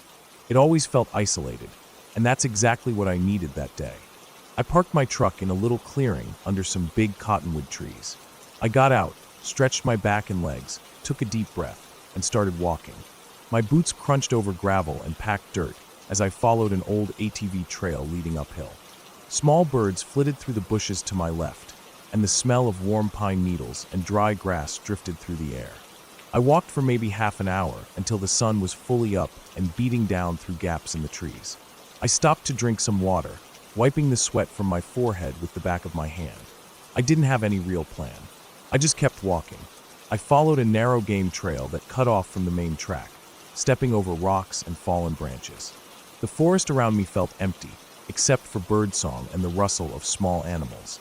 I passed a huge dead tree that had fallen years ago, rotting and broken apart, beetles scuttling over its dark insides. I could smell the earthy dampness of the rotting wood mixed with dust and dry grass. I walked around it and kept going, feeling calmer with each step away from the rest of the world. The trail sloped down into a small gully. At the bottom was a shallow stream with muddy banks. I knelt down and splashed some of the cold water on my face, letting it drip from my chin onto my shirt. It felt good. I sat there for a while, listening to the quiet trickle of water over small rocks. I could hear wind moving through treetops above me, that soft hissing sound like distant waves. I felt like I could sit there forever, just breathing and feeling the sun on my back. Eventually I stood up and continued down the trail that followed along the stream. I walked for another hour or more, crossing back and forth over the stream, feeling mud cling to my boots and pulling sticks and burrs off my pants every few minutes. The trees here were closer together, tall thin pines and dry scrub oak growing out of rocky slopes. I started to feel hungry and stopped to eat an apple one had brought, tossing the core into the bushes. When I started walking again, the trail narrowed so much that I could barely see it in places, just flattened grass and faint scratches in the dirt from deer hooves. I kept going anyway. I liked the feeling of being so far from anyone. At one point I saw an old rusted fence running through the trees, half buried under fallen branches. I stepped over it carefully and kept moving forward. The forest floor was dry and crunchy with old pine needles and twigs snapping under my boots with every step. That was when I first smelled it. It was faint at first, just a whiff of something rotten, like meat left out in the sun. I stopped and looked around, trying to find the source. The smell drifted away as quickly as it came, carried off by the breeze. I kept walking, thinking maybe a deer had died somewhere nearby. The smell returned stronger a few minutes later. It made my stomach clench. I breathed through my mouth and moved slowly, scanning the undergrowth. I stepped around a thick clump of bushes and saw it. A dead cow lying half hidden in the brush. Its body was bloated and covered in flies, the skin stretched tight and shiny in places, torn open in others. Its eyes were gone, probably eaten by scavengers. The smell hit me so hard I gagged and covered my nose with my sleeve. I backed away quickly, feeling the nausea rise in my throat. I turned and walked fast away from it, pushing through low branches scratching against my arms. The smell faded as I moved further away. I walked for a long while without thinking, just putting distance between myself and that dead animal. After some time I realized I didn't know exactly where I was. I stopped and looked around. Everything looked the same: pine trees, dry grass, scattered rocks. I tried to remember which direction I had come from, but couldn't picture it clearly in my head. The sun was high now, hot and glaring through gaps in the canopy, making it hard to see details in the shadows. I turned back the way I thought I had come and started walking. After about 20 minutes, the trees started looking unfamiliar. I checked my phone for GPS, but there was no signal. I tried the compass app and turned to face north, hoping to backtrack to the stream, but every direction felt the same in that quiet heat. I could feel sweat dripping down my back under my shirt, my throat feeling dry and tight. I walked for another hour. Every step started to feel heavy. The water in my bottle was almost gone. My feet were starting to hurt. My right knee ached from an old injury. I stopped and sat down on a flat rock, feeling its warmth soak through my jeans. I ate some trail mix, but my stomach felt too tight with worry to really taste it. I sat there staring at the trees around me, listening to the faint buzzing of flies and cicadas in the still air. I realized I hadn't heard any birds in a while.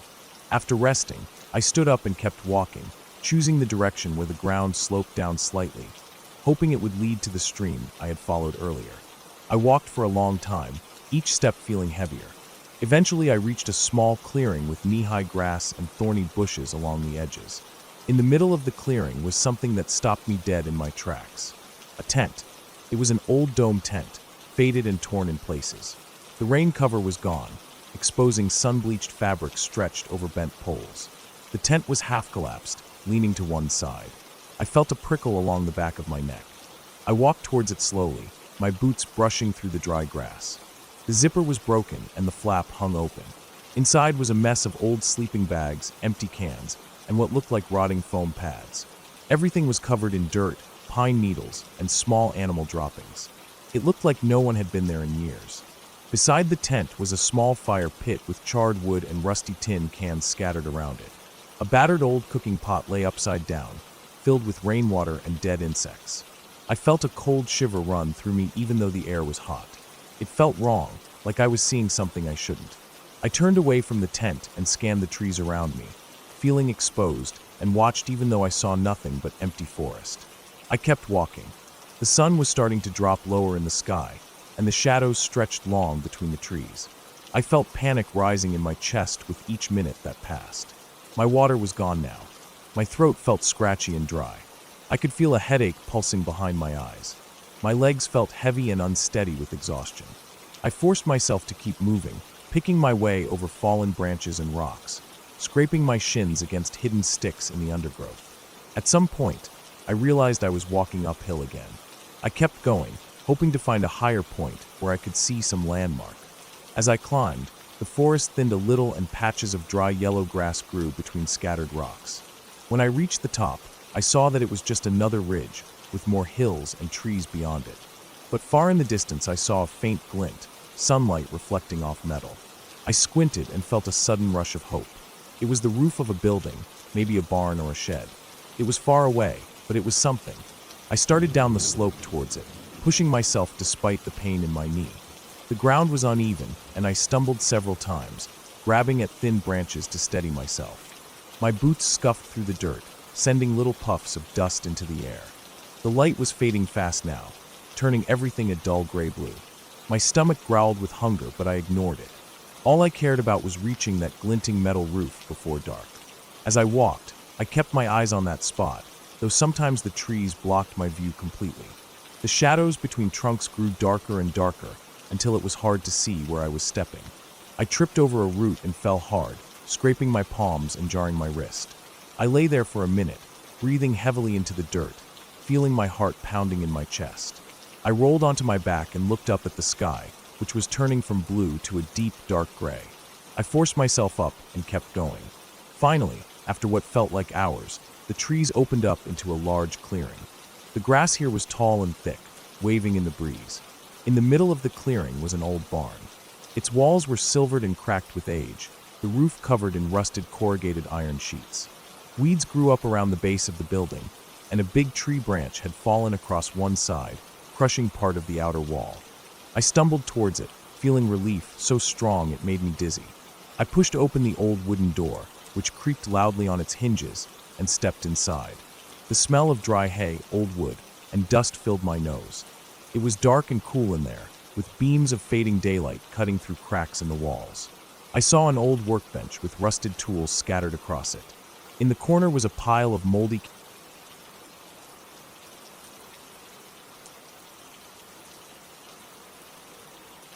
I had always liked taking the long way home. I lived alone at the edge of a small town, the kind of place where everyone knows everyone's business, but no one really wants to admit it. My work hours were odd because I did maintenance for a shipping yard about 30 miles from town. By the time my shift ended, it was already dark, and I liked to take a dirt road that cut through about 5 miles of brush and farmland. It wasn't the safest road, hardly wide enough for 2 cars, full of potholes, and sometimes washed out if it rained. But it felt better than driving the highway with all the big trucks and the same boring billboards. That night was no different at first. My shift had dragged on because a forklift battery shorted out, and I was the only one who knew how to replace it. By the time I clocked out, my back ached from bending over the battery box. I remember checking my phone. It was close to 1 in the morning. The parking lot lights were buzzing with insects. I sat in my car for a minute, letting the engine warm up. It was an old pickup, the kind that rattled when I hit 50. I remember thinking I should get it checked out. I didn't, of course. I never did. I left the yard and got onto the two-lane for about 20 minutes before I turned onto the dirt road. There's no sign for it, just a break in the brush and a cattle gate someone left open years ago. It's a shortcut if you know where you're going. I knew every bend and washboard bump by heart. There were no houses on that stretch, just scrub trees and broken fences. Sometimes I'd see deer or stray dogs, but mostly it was just dark and quiet. About halfway down, I noticed something weird with my headlights. They kept flickering a bit when I went over a bump. I knew it was probably a loose wire. The whole truck was a mess of half-fixed problems. but it made the darkness seem thicker every time the lights blinked. The moon was out but thin, more of a smudge than a real light. I drove slow, partly to keep the lights from cutting out, partly because I liked hearing the gravel crunch under the tires. The windows were down a crack because the heater smelled like oil when I ran it too long. There was that cold wind that slips through bad seals and old doors. It kept me awake. I was maybe 2 miles from the paved road that led back to my place when I saw something ahead, off to the right. I thought it was just another coyote or maybe a stray cow that broke through someone's fence, but when I got closer, I saw it was a car. Not parked right, it was off the road, half in a ditch. The front end was angled down, bumper resting against a scrub bush. I slowed to a crawl, rolled past with my window down. No lights inside, no engine running. I remember leaning over the wheel, squinting through the windshield. I couldn't see if anyone was inside. I didn't stop. I told myself it wasn't my problem. People dump stolen cars out here all the time. Or they break down, and the owners come back in daylight with a tow. About 50 yards past it, I felt that twist in my gut that tells you you're about to do something stupid. I pulled over. I sat there for a bit, radio off, engine idling. I thought about my bed waiting for me at home, about how I'd have to explain to the sheriff if someone found a body in that car tomorrow, and it turned out I'd just driven by. I cursed under my breath, put it in reverse, and backed up slow until my headlights swept over the back end of the car again. I got out, leaving the door open so the dome light stayed on. The cold hit me harder than I expected. I hadn't realized how warm it was inside the truck. Gravel crunched under my boots as I walked back. I could hear wind in the grass, nothing else. My breath came out in short puffs. Up close, I saw the car was an old sedan, probably 10 or 15 years old. A lot of scratches along the side. The rear window was smeared with dust and fingerprints. I stood there for a second, just listening. Then I leaned down, tried to peek through the back window. Nothing but shadows. I knocked on the trunk. Don't ask me why. Maybe I thought I'd hear something if someone was in there. Dumb. I moved up to the driver's side. The door was shut but not locked. I pulled it open slow. It creaked loud in the night air. The smell inside was stale, like wet clothes left in a bag too long. The keys were still in the ignition, turned halfway but not on. The radio dial glowed faintly, stuck between stations. The seat was empty. So was the passenger side. I leaned in a bit, looking for a phone, wallet, anything. There was an old fast food bag on the floor, a soda can in the cup holder. Nothing else. I stood up and looked around. The fields on either side were just dark shapes against the sky. No other lights, no sign of movement. I felt like I was wasting my time. I thought maybe someone hit a deer, panicked, and walked off toward the main road. I told myself that was it. I started back to my truck. I'd taken about 3 steps when I heard something behind me. Not a voice, more like a rustle. I turned fast, heart kicking up. Nothing there. Just the wind through the brush. I waited, trying to pick out any shape that didn't belong. Nothing. I got in my truck, slammed the door, locked it out of habit. I sat there staring at the car. I thought about calling the sheriff's office. Then I thought about how they'd laugh when they found out it was nothing. I'd sound like a spooked kid. I put it in drive, pulled around the car slow, my headlights lighting it up from the front this time. I swear I thought I saw a shape in the back seat. I stopped, leaned over the wheel again. It was just the headrest, the way the light hit it. I told myself that twice. I drove the last mile with one eye on the rearview mirror. Nothing behind me but bouncing dust. I hit the pavement, turned left toward town. The road climbed a bit before dipping into a long straight stretch. I pushed the truck faster, wanting to get home. When I pulled into my driveway, I shut the truck off and sat there for a second. The engine ticked as it cooled. My house was dark except for the porch light. I felt stupid for how jittery I was. I told myself it was just a stranded car, probably stolen, maybe ditched by some teenagers joyriding. I got out, grabbed my bag, locked the truck. Inside, I didn't bother with the lights. I went straight to the bathroom, splashed water on my face. My reflection looked tired. I undressed, tossed my clothes in a heap, and crawled into bed. I left the blinds cracked, so the porch light spilled in a little. I don't know how long I lay there listening to the heater rattle. I must have dozed off because the next thing I knew I heard something outside. Not loud, just a soft crunch, like someone stepping slow on gravel. My eyes snapped open. I held my breath, listening. I told myself it was the wind, or maybe a stray dog nosing through the trash. I didn't move. The sound came again, closer, just under my window. I slid out of bed careful, toes touching the cold floor. My heart thudded so loud I could feel it in my neck. I edged toward the window, peeked through the gap in the blind. The yard looked empty under the porch light. No cars, no people. Then I saw a shape by the side of the house, a dark lump that didn't belong. I squinted, trying to make sense of it. It moved, stood up. A person, thin, hunched. I couldn't see the face. They stepped closer to the window, slow, like they were testing the ground for noise. I backed away from the window, stepped on a floorboard that creaked loud in the quiet. The figure froze. I ducked low, heart hammering. I thought about the old shotgun in my closet, but I knew I hadn't touched it in years. Probably unloaded. I felt stupid for never keeping it ready.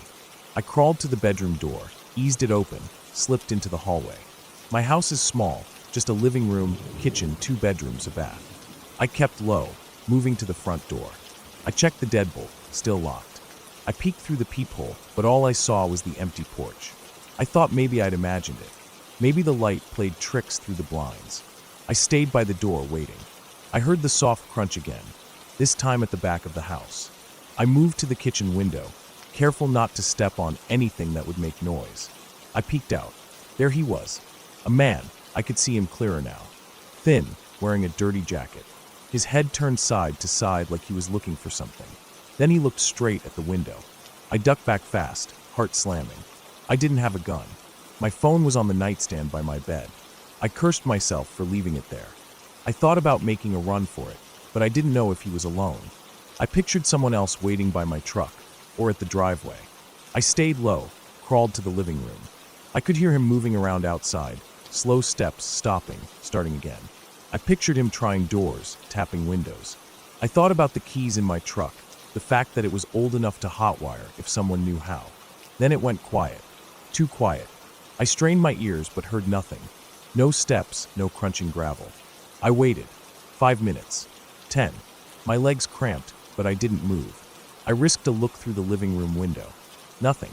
I made my way back to the bedroom, grabbed my phone off the nightstand. No signal. My place is too far from town for good reception.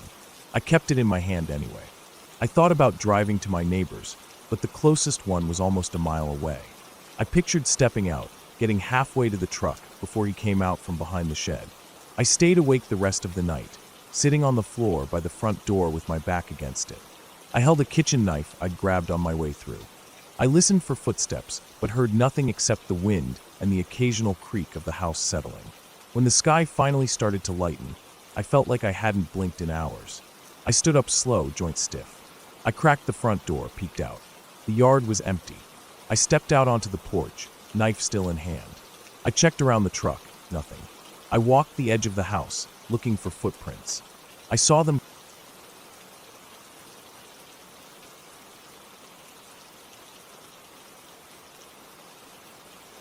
I woke up before dawn. Like I usually did on days I planned to head out into the woods. I liked getting an early start before the sun came up. It was cold that morning, and when I stepped outside to load my backpack into the truck, the air felt sharp in my nose. I could see my breath swirling in the dim glow of the porch light. I'd packed my lunch the night before, just a couple of peanut butter sandwiches, some granola bars, and a thermos of coffee. I liked having coffee with me on cold mornings like that. The drive was about an hour away from my place, down a series of back roads that turned to gravel as they curved deeper into the woods. I didn't see any other cars the whole way there. I liked that. It felt peaceful being alone on those roads. Just me and the forest on both sides, the sky turning from dark gray to a softer blue as the sun rose behind the trees. I parked at the small clearing near the start of the old logging trail. It was grown over in most places, barely wide enough to walk through. There was an old sign nailed to a tree that said private property, but it had been there for decades, faded and barely legible. I had hunted this area for years and never saw another person there. I didn't plan on hunting that day, though. I just wanted to hike and scout a new spot I'd been looking at on my topo map the night before. There was a small creek that fed into a swampy lowland, and I thought it might be a good place to set up in the fall. I strapped on my pack, adjusted my hat, and started walking down the trail. It was quiet except for the crunch of gravel and dead leaves under my boots. The birds hadn't even started singing yet. After about half a mile, the trail dipped down into a shallow valley, then rose back up along a ridge. That ridge curved around the swamp I was heading for. I could see where it flattened out on my map, and I planned to cut across that area to reach the creek. As I walked, I noticed the silence more and more. Usually by that time, I'd hear at least a few woodpeckers or squirrels, but it was completely silent except for my own footsteps. It felt strange, like the forest was holding its breath. I shrugged it off, thinking maybe the temperature had something to do with it. It was still early in the morning, and the sun hadn't touched the forest floor yet. I kept walking. My boots sank into patches of moss and soft ground, making a muffled squishing noise every few steps. I liked that smell, the damp earth, fallen pine needles, a bit of cold air.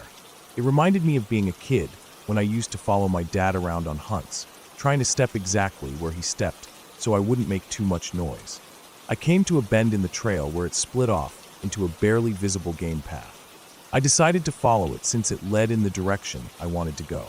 The path was tight with undergrowth, but I pushed through, brushing away branches. My pants were already wet from the morning dew on the tall grass. After about 15 minutes, the ground began to slope downwards, and I knew I was getting close to the creek. That's when I noticed something that didn't fit. There was a faint smell in the air, sharp and sour, mixed with the clean smell of pine. It stopped me in my tracks. I sniffed again, trying to place it. It smelled like rotting meat but fresher, if that made sense. My first thought was that a deer had died nearby. I started looking around for any sign of a carcass. I didn't see anything at first, just trees and undergrowth. I took a few more steps forward, and then I saw it. In a small clearing to my left, there was a young deer lying on its side. Its belly had been torn open, and steam was still rising from the wound into the cold morning air. The flesh was bright red, and the insides were exposed. Flies hadn't even started gathering yet, which meant it was very fresh. That made my hair stand up on the back of my neck. Something had killed it recently. Very recently. I scanned the area, listening for any movement. I didn't hear anything but my own breathing, which had started to pick up. I felt uneasy. I knew that if it was a mountain lion, it could still be close by, maybe watching me. I gripped the strap of my pack tighter and forced myself to keep walking. I didn't want to be near that clearing any longer than I had to. I moved quickly but as quietly as I could. Every step felt loud in the silence of the forest. I could feel my heart beating in my chest. I tried to focus on the path ahead and not think about the carcass. I reached the creek after another 10 minutes and stopped to catch my breath. The water was clear, trickling over small rocks, and I knelt down to splash some on my face. It was ice cold, making me shiver. I took a few sips from my bottle, refilled it, and stood up to keep moving. I followed the creek upstream, thinking I'd loop around and come back down a different route to avoid the clearing with the dead deer. The forest was thicker here, with tall pines and old oaks. Some of the trees were so big it would take 3 men holding hands to reach around them. Moss covered their trunks in patches, and the ground was damp with decaying leaves. I stepped carefully over fallen logs, using my walking stick to balance. After about half an hour, I found another game trail that led up the ridge to my right. I decided to take it to start looping back towards the truck. As I climbed, I started hearing something in the distance behind me. At first, I thought it was just my imagination, but then I heard it again. It sounded like footsteps, faint and slow, crunching on dead leaves and sticks. I stopped moving and held my breath. The footsteps stopped too. I stood there, listening so hard my ears hurt from the silence. I waited for what felt like minutes, but was probably just 30 seconds. I didn't hear anything else. I took a deep breath, told myself it was probably a deer or a raccoon, and started walking again. As soon as I moved, the footsteps started up behind me. This time they were faster, like whoever or whatever it was had matched my pace. My chest felt tight. I didn't turn around at first. I just kept walking, trying to stay calm, but the sound kept getting closer. Finally, I stopped and turned around quickly, scanning the trail behind me. There was nothing there, just the path winding down towards the creek, empty and silent. My eyes darted around, looking between the trees, trying to spot any movement. Everything was still. I felt a cold sweat running down my back. I turned and kept walking, this time faster. The footsteps started again as soon as I moved, crunching the leaves in quick, light steps behind me. I didn't look back this time. I just walked as fast as I could without breaking into a run. My breathing was ragged, and I could feel panic rising in my chest. The path curved around a large boulder, and as I rounded the bend, I saw another trail cutting off to the left. I took it without thinking, hoping to lose whatever was following me. This trail was narrower and steeper, climbing up towards the higher ridge. My legs burned as I climbed, but I didn't stop. I could still hear the footsteps behind me, faster now, almost running.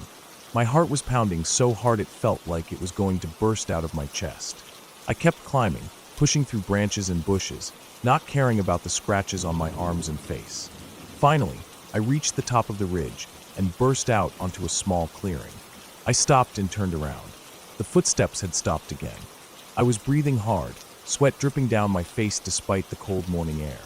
I scanned the forest below me. It was empty, silent. The only sound was the wind moving through the treetops. I stood there for a while, trying to calm down. My hands were shaking, and my legs felt weak. I took a sip of coffee from my thermos to steady myself, though it had gone cold by then. I felt exposed standing there on the ridge, so I decided to start heading back to the truck as quickly as possible. The trail down the other side of the ridge was rocky and steep. I moved carefully, placing each step so I wouldn't slip. I didn't hear any more footsteps behind me, but I kept looking over my shoulder every few minutes. The forest was still silent, which made me even more uneasy. I wanted to hear birds or squirrels, anything to make it feel normal again. After about 45 minutes of walking downhill, I started recognizing where I was. The trail flattened out and rejoined the old logging road. I felt a small wave of relief wash over me when I saw the gravel path stretching ahead. I quickened my pace, wanting to reach the truck and get out of there. When I finally saw the clearing where I'd parked, I felt like I could breathe again. I walked up to the truck and tossed my pack into the bed. I stood there for a moment, looking back down the trail I'd just come from. The forest looked calm and empty in the late morning light, but I couldn't shake the feeling that someone was still standing there in the shadows, watching me. I got into the truck and locked the doors out of instinct. I started the engine and sat there for a moment, gripping the steering wheel. My hands were still shaking a little. I felt exhausted, like I'd just run a marathon. As I pulled out of the clearing and drove back down the gravel road, I kept checking the rearview mirror. I didn't know what I expected to see. Maybe a person stepping out onto the trail, or an animal following me. But there was nothing. Just the trees getting smaller behind me as I drove away. When I got home, I stripped off my boots and muddy clothes and took a long hot shower. As the water ran down my face, I kept thinking about the footsteps and the dead deer. I couldn't explain it to myself. Maybe it was just an animal following me, but I'd been in the woods my whole life, and I knew what animals sounded like. This sounded like a person trying to keep quiet, but not quite managing it. That night, I couldn't sleep. Every time I closed my eyes, I heard those footsteps behind me again, crunching the dead leaves, getting faster as I walked.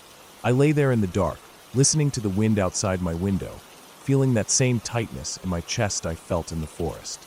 I didn't go back to that area after that day. I told myself it was just because I'd found better.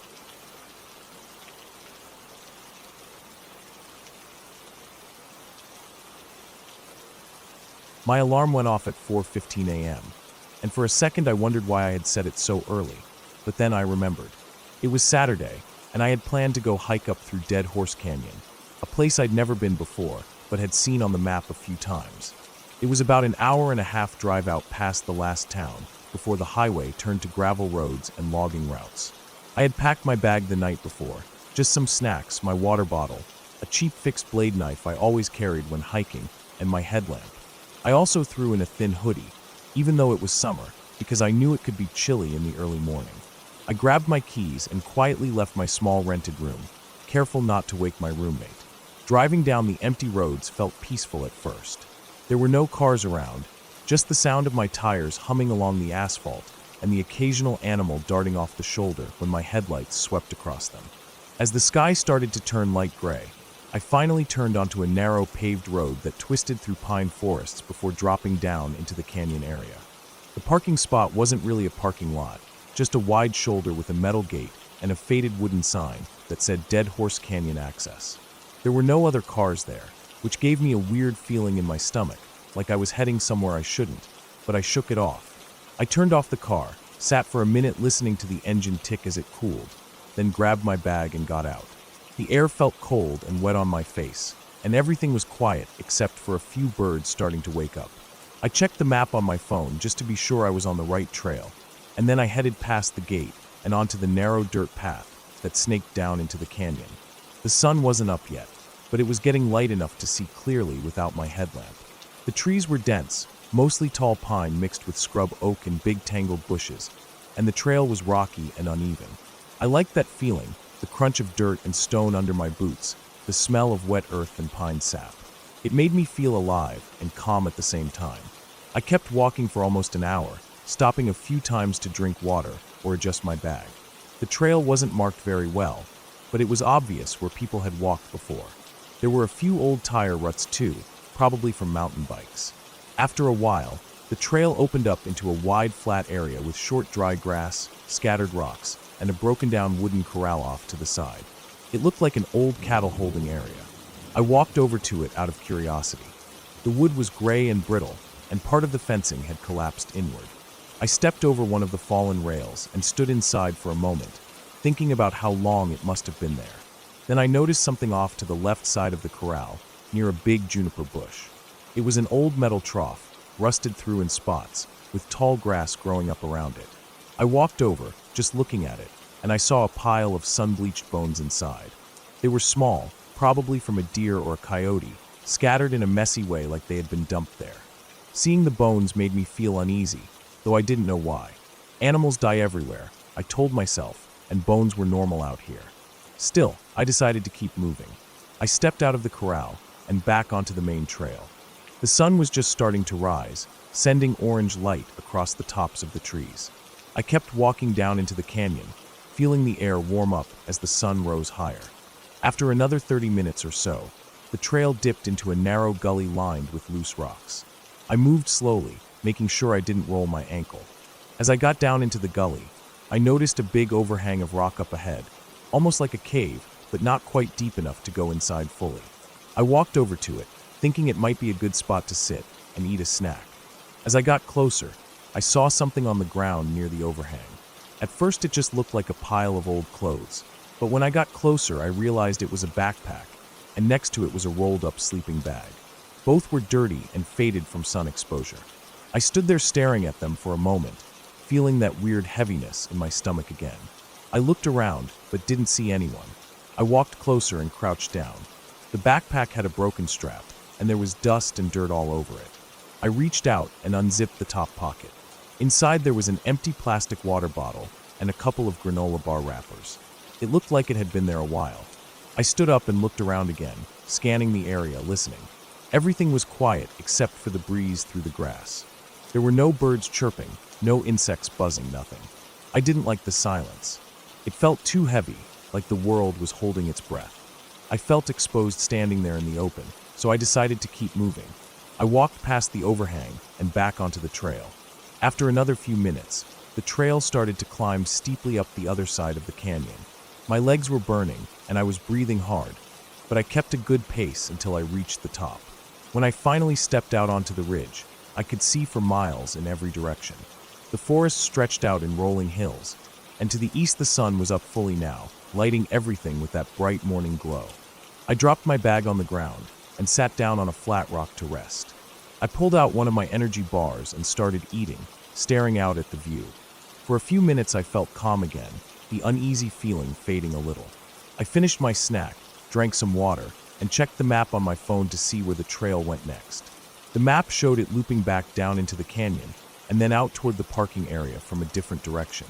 It was a long loop, almost 15 miles total. I decided to keep going. I stood up, stretched my legs, put my bag back on, and started down the other side of the ridge. The trail here was narrower, with bushes and trees growing close in on both sides. I walked for about half an hour without thinking much, just enjoying the rhythm of my steps and the feeling of being alone out here. Then, as I came around a bend, I saw something that made me stop in my tracks. Up ahead, the trail opened up into another small clearing, and in the middle of it was a big white van. It was parked off to the side under some trees, partly hidden by branches. The van was old, with patches of rust along the side, and one of the back windows covered with cardboard and duct tape. I stood there frozen for a moment, just staring at it. There was no one around, no noise, no movement. The van didn't look like it had been there for years, but it wasn't brand new either. I felt my heart start to beat faster. I scanned the clearing, looking for any sign of people. There was no campfire, no chairs, nothing to show that someone was living there. I didn't want to get closer, but the trail passed right by it.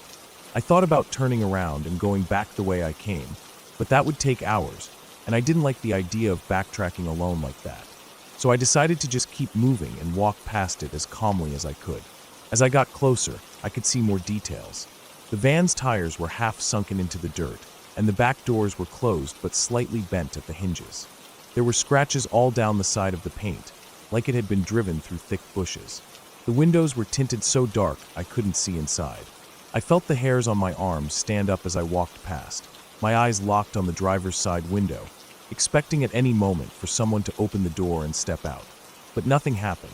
I kept walking, forcing myself not to look back until I was far enough away that the van was hidden by trees again. After I passed the van, the feeling of unease didn't go away. In fact, it got worse. I felt like something was behind me, just out of sight. I kept glancing over my shoulder, scanning the trail behind me, but there was never anything there.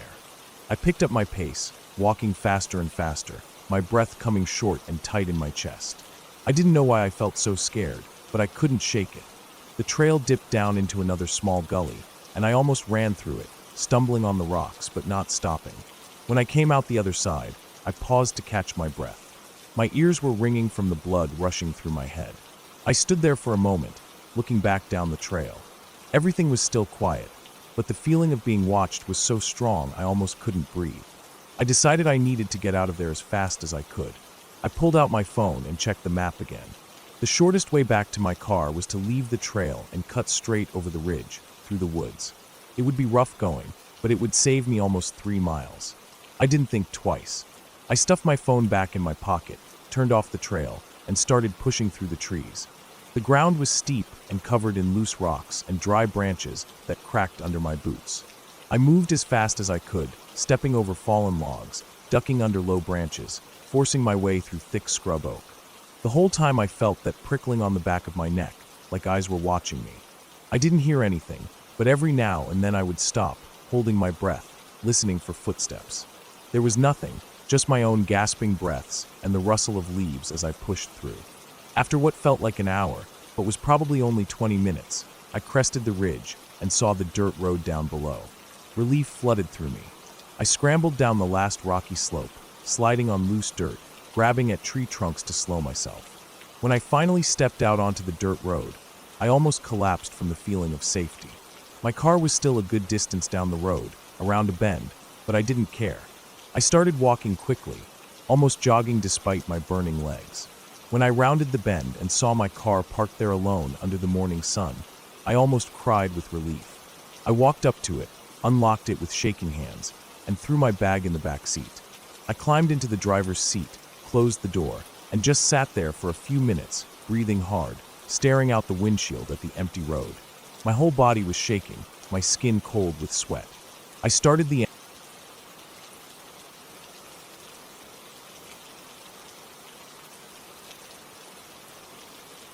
I woke up before the sun rose that day. My alarm went off at 4:30 a.m. I rubbed my eyes for a while, letting the buzzing sound keep me half awake until I forced myself to get up. The room was cold. I put my feet on the floor, and it felt like stepping on ice. I stretched my back and neck and sat there for a minute, staring at the dark window. I could just barely see the streetlight outside lighting up a thin strip of the curtains. I got dressed in my old faded jeans, a gray t-shirt, and my olive green jacket. It still smelled like smoke from the last time I used it, when we had a bonfire near the lake. I grabbed my boots, slipped them on, and laced them up tight. My backpack was already packed from last night. I had water bottles, granola bars, my small knife, an extra shirt, and a rolled-up thermal blanket. I also packed a small metal mug and instant coffee sachets. I didn't plan to stay out overnight, but I liked to be ready. I left the house without making noise. My parents were asleep in their room, and my younger brother was snoring quietly across the hall. I walked down the gravel driveway to my truck. The air smelled like dirt and old leaves. It was still too early for the birds to start singing, but I could hear a few crickets buzzing somewhere in the tall grass. The truck door creaked loudly when I opened it. I winced, hoping it didn't wake anyone up. I started the engine and let it run for a while to warm up. The heater blew cold air at first, and I shivered, rubbing my hands together before driving off down the dark road. There were no cars at this hour, only the orange streetlights passing by as I left town and got onto the narrow country road. The drive was quiet. I didn't bother turning on the radio. I liked the silence when I was heading out to hunt or hike. It helped me stay calm, like it was preparing my mind for a day with no one else around. I parked at a small gravel pull-off near the old forest. The sun still hadn't come up, but the eastern sky had a thin gray line spreading upwards. I grabbed my backpack, locked the truck, and started walking down the path. The trail was muddy in some places. I stepped over small puddles, feeling the soft, wet dirt shift under my boots. The smell of wet leaves and rotting wood filled my nose. Every few steps, I could hear water dripping from the branches onto the ground. My plan was to hike across the ridge to reach a clearing where deer sometimes gathered at dawn. I walked with a slow, steady pace, making sure not to breathe too hard. My breath still came out as mist in the cold morning air. After about 30 minutes, the sky had turned pale gray, just enough to see the outlines of trees without my flashlight. The forest looked dead quiet, but I could feel it waking up. A few birds chirped softly high above me. As I climbed up a steep rocky slope, I stopped to catch my breath. My legs burned a little from the climb. I looked down at the valley below. Thin streaks of fog snaked through the trees. I could see the trail I had come up, weaving between big boulders and dark tree trunks. I drank some water and wiped the sweat off my face with my sleeve. Once I reached the top, the sun had just started rising. The sky turned orange and pink behind the trees. I sat down on a flat rock, took off my backpack, and watched the sun come up. The light spread across the ridge slowly, touching the tops of the pines first, then creeping down to the undergrowth. The air felt warmer already. I sat there for a while, just listening to the sounds of the forest waking up. I got up and continued walking along the ridge. The path was narrow with steep drop-offs on either side. Dead leaves covered the ground, making a soft crunch under my boots. I kept my eyes scanning the trees, looking for movement. The morning breeze moved through the branches, making them sway slightly, casting moving shadows on the ground. After an hour or so, I reached the clearing I was looking for. The grass here was tall and golden, with small wildflowers scattered around. A fallen tree lay near the edge, its bark stripped off in long gray patches. I crouched down near the trunk, rested my backpack against it, and sat quietly. My plan was to wait there until mid-morning, hoping a deer or maybe even a wild turkey would come out to feed. Time passed slowly. The sun rose higher, and I felt its warmth on my neck. I took out a granola bar and ate it slowly, chewing each bite to make it last longer. I drank some water, then poured a little into the cap for an ant that was crawling on the log beside me. It clung to the wet wood and drank. I watched it for a long time, trying not to move. At around 10 o'clock, I decided to head back down to a creek I had passed earlier. I wanted to refill my water bottle and maybe wash my face before walking back to the truck. I packed up my things and walked back down the trail, careful not to slip on the loose rocks. The forest felt warmer now, and I could hear insects buzzing everywhere. Birds flew between branches, chirping loudly. A woodpecker tapped on a tree nearby, its knocks echoing through the woods. When I reached the creek, I crouched down and splashed cold water onto my face. The water was clear, and I could see smooth stones under the surface. I refilled my bottle, screwed the cap on tight, and stood up to stretch. I looked around the creek area, thinking about exploring further upstream for a while. That's when I noticed something odd across the creek. At first, I thought it was just a fallen tree. But as I looked closer, I saw that it was something man-made. There was an old rusted barrel half buried in the dirt on the other side, with black trash bags piled around it. I stared at it for a while, feeling a tightness in my chest. I crossed the creek by stepping on some big flat rocks, my boots slipping slightly on the wet moss. When I reached the barrel, I saw that some of the trash bags were torn open. The smell hit me before I got close. It wasn't just rotten food.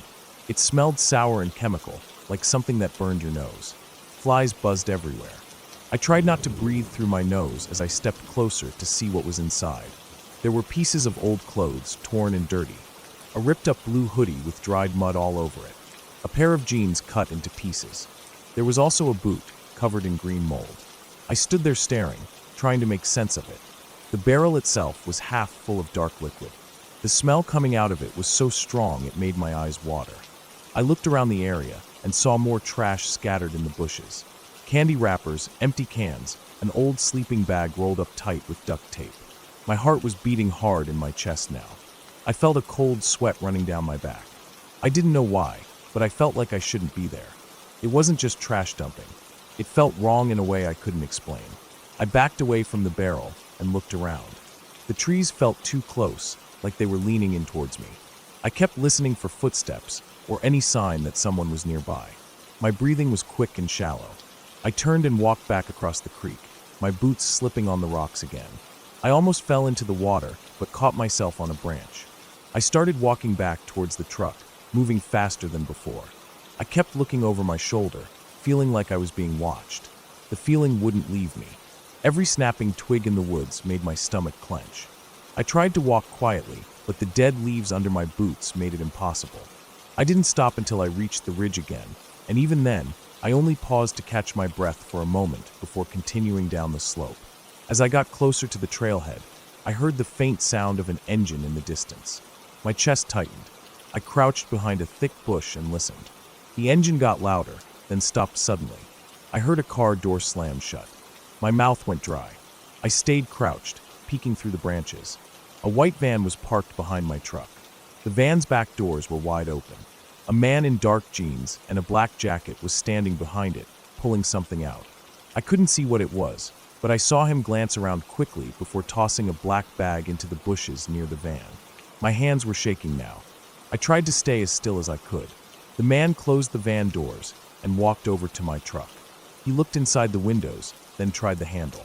My heart was pounding, so hard I thought he would hear it. He walked back to the van, opened the driver's side door, and sat down for a while, staring straight ahead. I stayed hidden behind the bush, breathing as quietly as possible. My legs were cramping from crouching so long, but I didn't dare move. After what felt like forever, he started the van and drove off down the road. I waited until I couldn't hear the engine anymore before standing up slowly. My knees felt weak and shaky. I walked towards my truck, scanning the trees and road for any movement. When I reached the truck, I saw that he had left muddy boot prints on the driver's side door. I unlocked it with trembling hands, got in, and locked the doors immediately. I sat there for a while, gripping the steering wheel tightly. My mouth felt dry and my heart was still racing. I started the engine and drove off down the road, checking the rearview mirror every few seconds. The drive back felt longer than it should have. Every car I saw made my shoulders tense up. I kept replaying what I saw in my head over and over again. The barrel, the torn clothes, the boot, the man with the van. None of it made sense, but all of it felt wrong. When I got home, I parked the truck in the driveway and just sat there. The sun was high in the sky now. Birds were singing in the trees, and I could hear my neighbors talking across the fence. Everything looked normal, but it didn't feel normal anymore. I went inside, took off my boots, and walked straight to the bathroom. I splashed cold water on my face again and looked at myself in the mirror. My eyes looked tired and red. I stood there for a long time, staring at my own reflection, trying to calm down. I never told anyone what I saw that day. I don't know why. Maybe it was fear. Maybe I didn't want to get involved. But I never...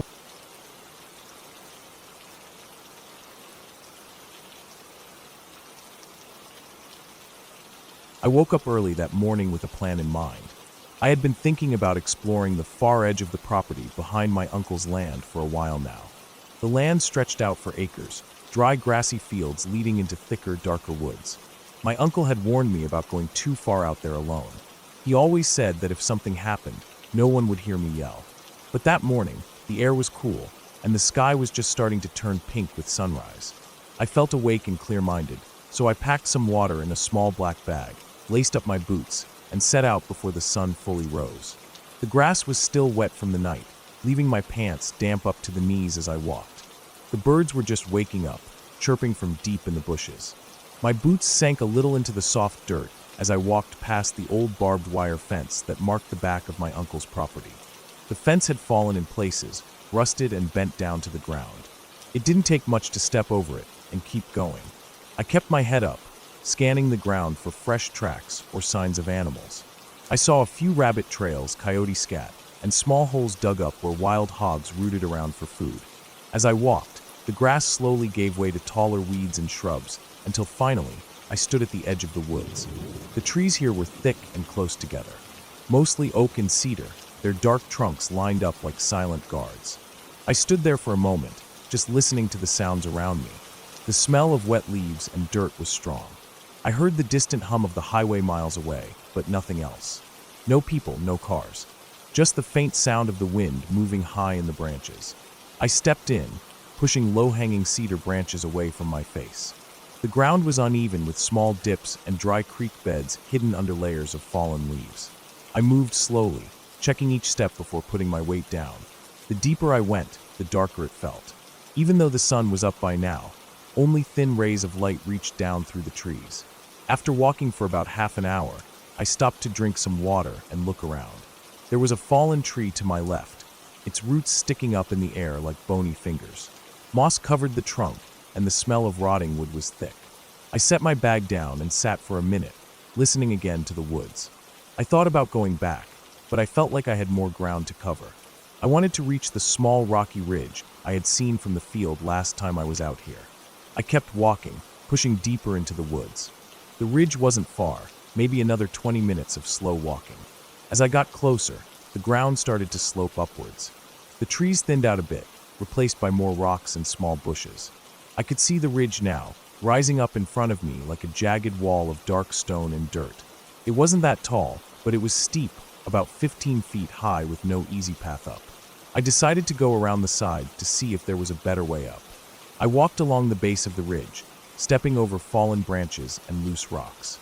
That's when I saw something strange up ahead.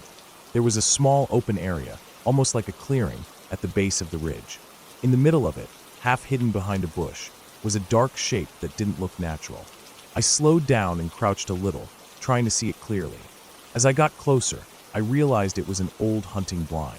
One of those small camo tents hunters set up and leave for the season. It was torn in places, its camo fabric faded from the sun and weather. I walked up to it and pushed the flap aside to look inside. It was empty except for some rotting foam seat cushions, a couple of crushed beer cans, and a small pile of cigarette butts in the corner. It smelled of old damp dirt and mold. I backed out and stood there, staring at it. There was no sign of recent use. The blind looked like it hadn't been touched in years. I decided to keep moving. I finally found a place where the ridge sloped down a bit, and I climbed up, using my hands to pull myself over rocks and small ledges. When I reached the top, I stood up and looked out over the woods. The view was wide and silent, trees stretching out in every direction. The sky above was pale blue with thin white clouds. A small breeze blew across the top of the ridge, cooling the sweat on my back. I stood there for a while, drinking some more water and feeling proud of how far I had come. I thought about heading back soon, before the sun got too hot. I started walking along the top of the ridge, just to see what was on the other side before turning back. As I walked, the ground under my feet changed from solid rock to loose gravel mixed with patches of dry grass. Then I saw something that made me stop. Up ahead, near the edge of the ridge, was a large flat stone. It was about 3 feet across, smooth on top with moss growing around the edges. But what made me stop was not the stone itself, but what was lying on top of it. There was a small pile of bones. At first I thought it was just animal remains, but as I walked closer, I saw that they were arranged in a careful way. They weren't just scattered like a coyote kill. The bones were small, maybe from a rabbit or a squirrel, and they were laid out in a rough circle. In the center of the circle was a small glass jar with something dark inside it. I felt a chill run down my arms. I stood there staring at it, not wanting to get too close. The jar was old and cloudy, but I could see what looked like clumps of hair or something inside. I felt sick to my stomach looking at it. I backed away slowly, keeping my eyes on the bones and the jar. My heart was beating hard in my chest, and I suddenly felt exposed standing up there on the ridge. I turned around and started walking back the way I came. My hands felt shaky, and I kept looking over my shoulder, feeling like I was being watched. The woods were silent again, almost too silent. No birds, no rustling in the bushes. Just heavy, still air pressing down on me.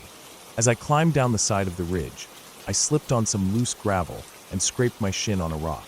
I cursed under my breath, but didn't stop to look at it. I just wanted to get back to the open fields where I could see around me.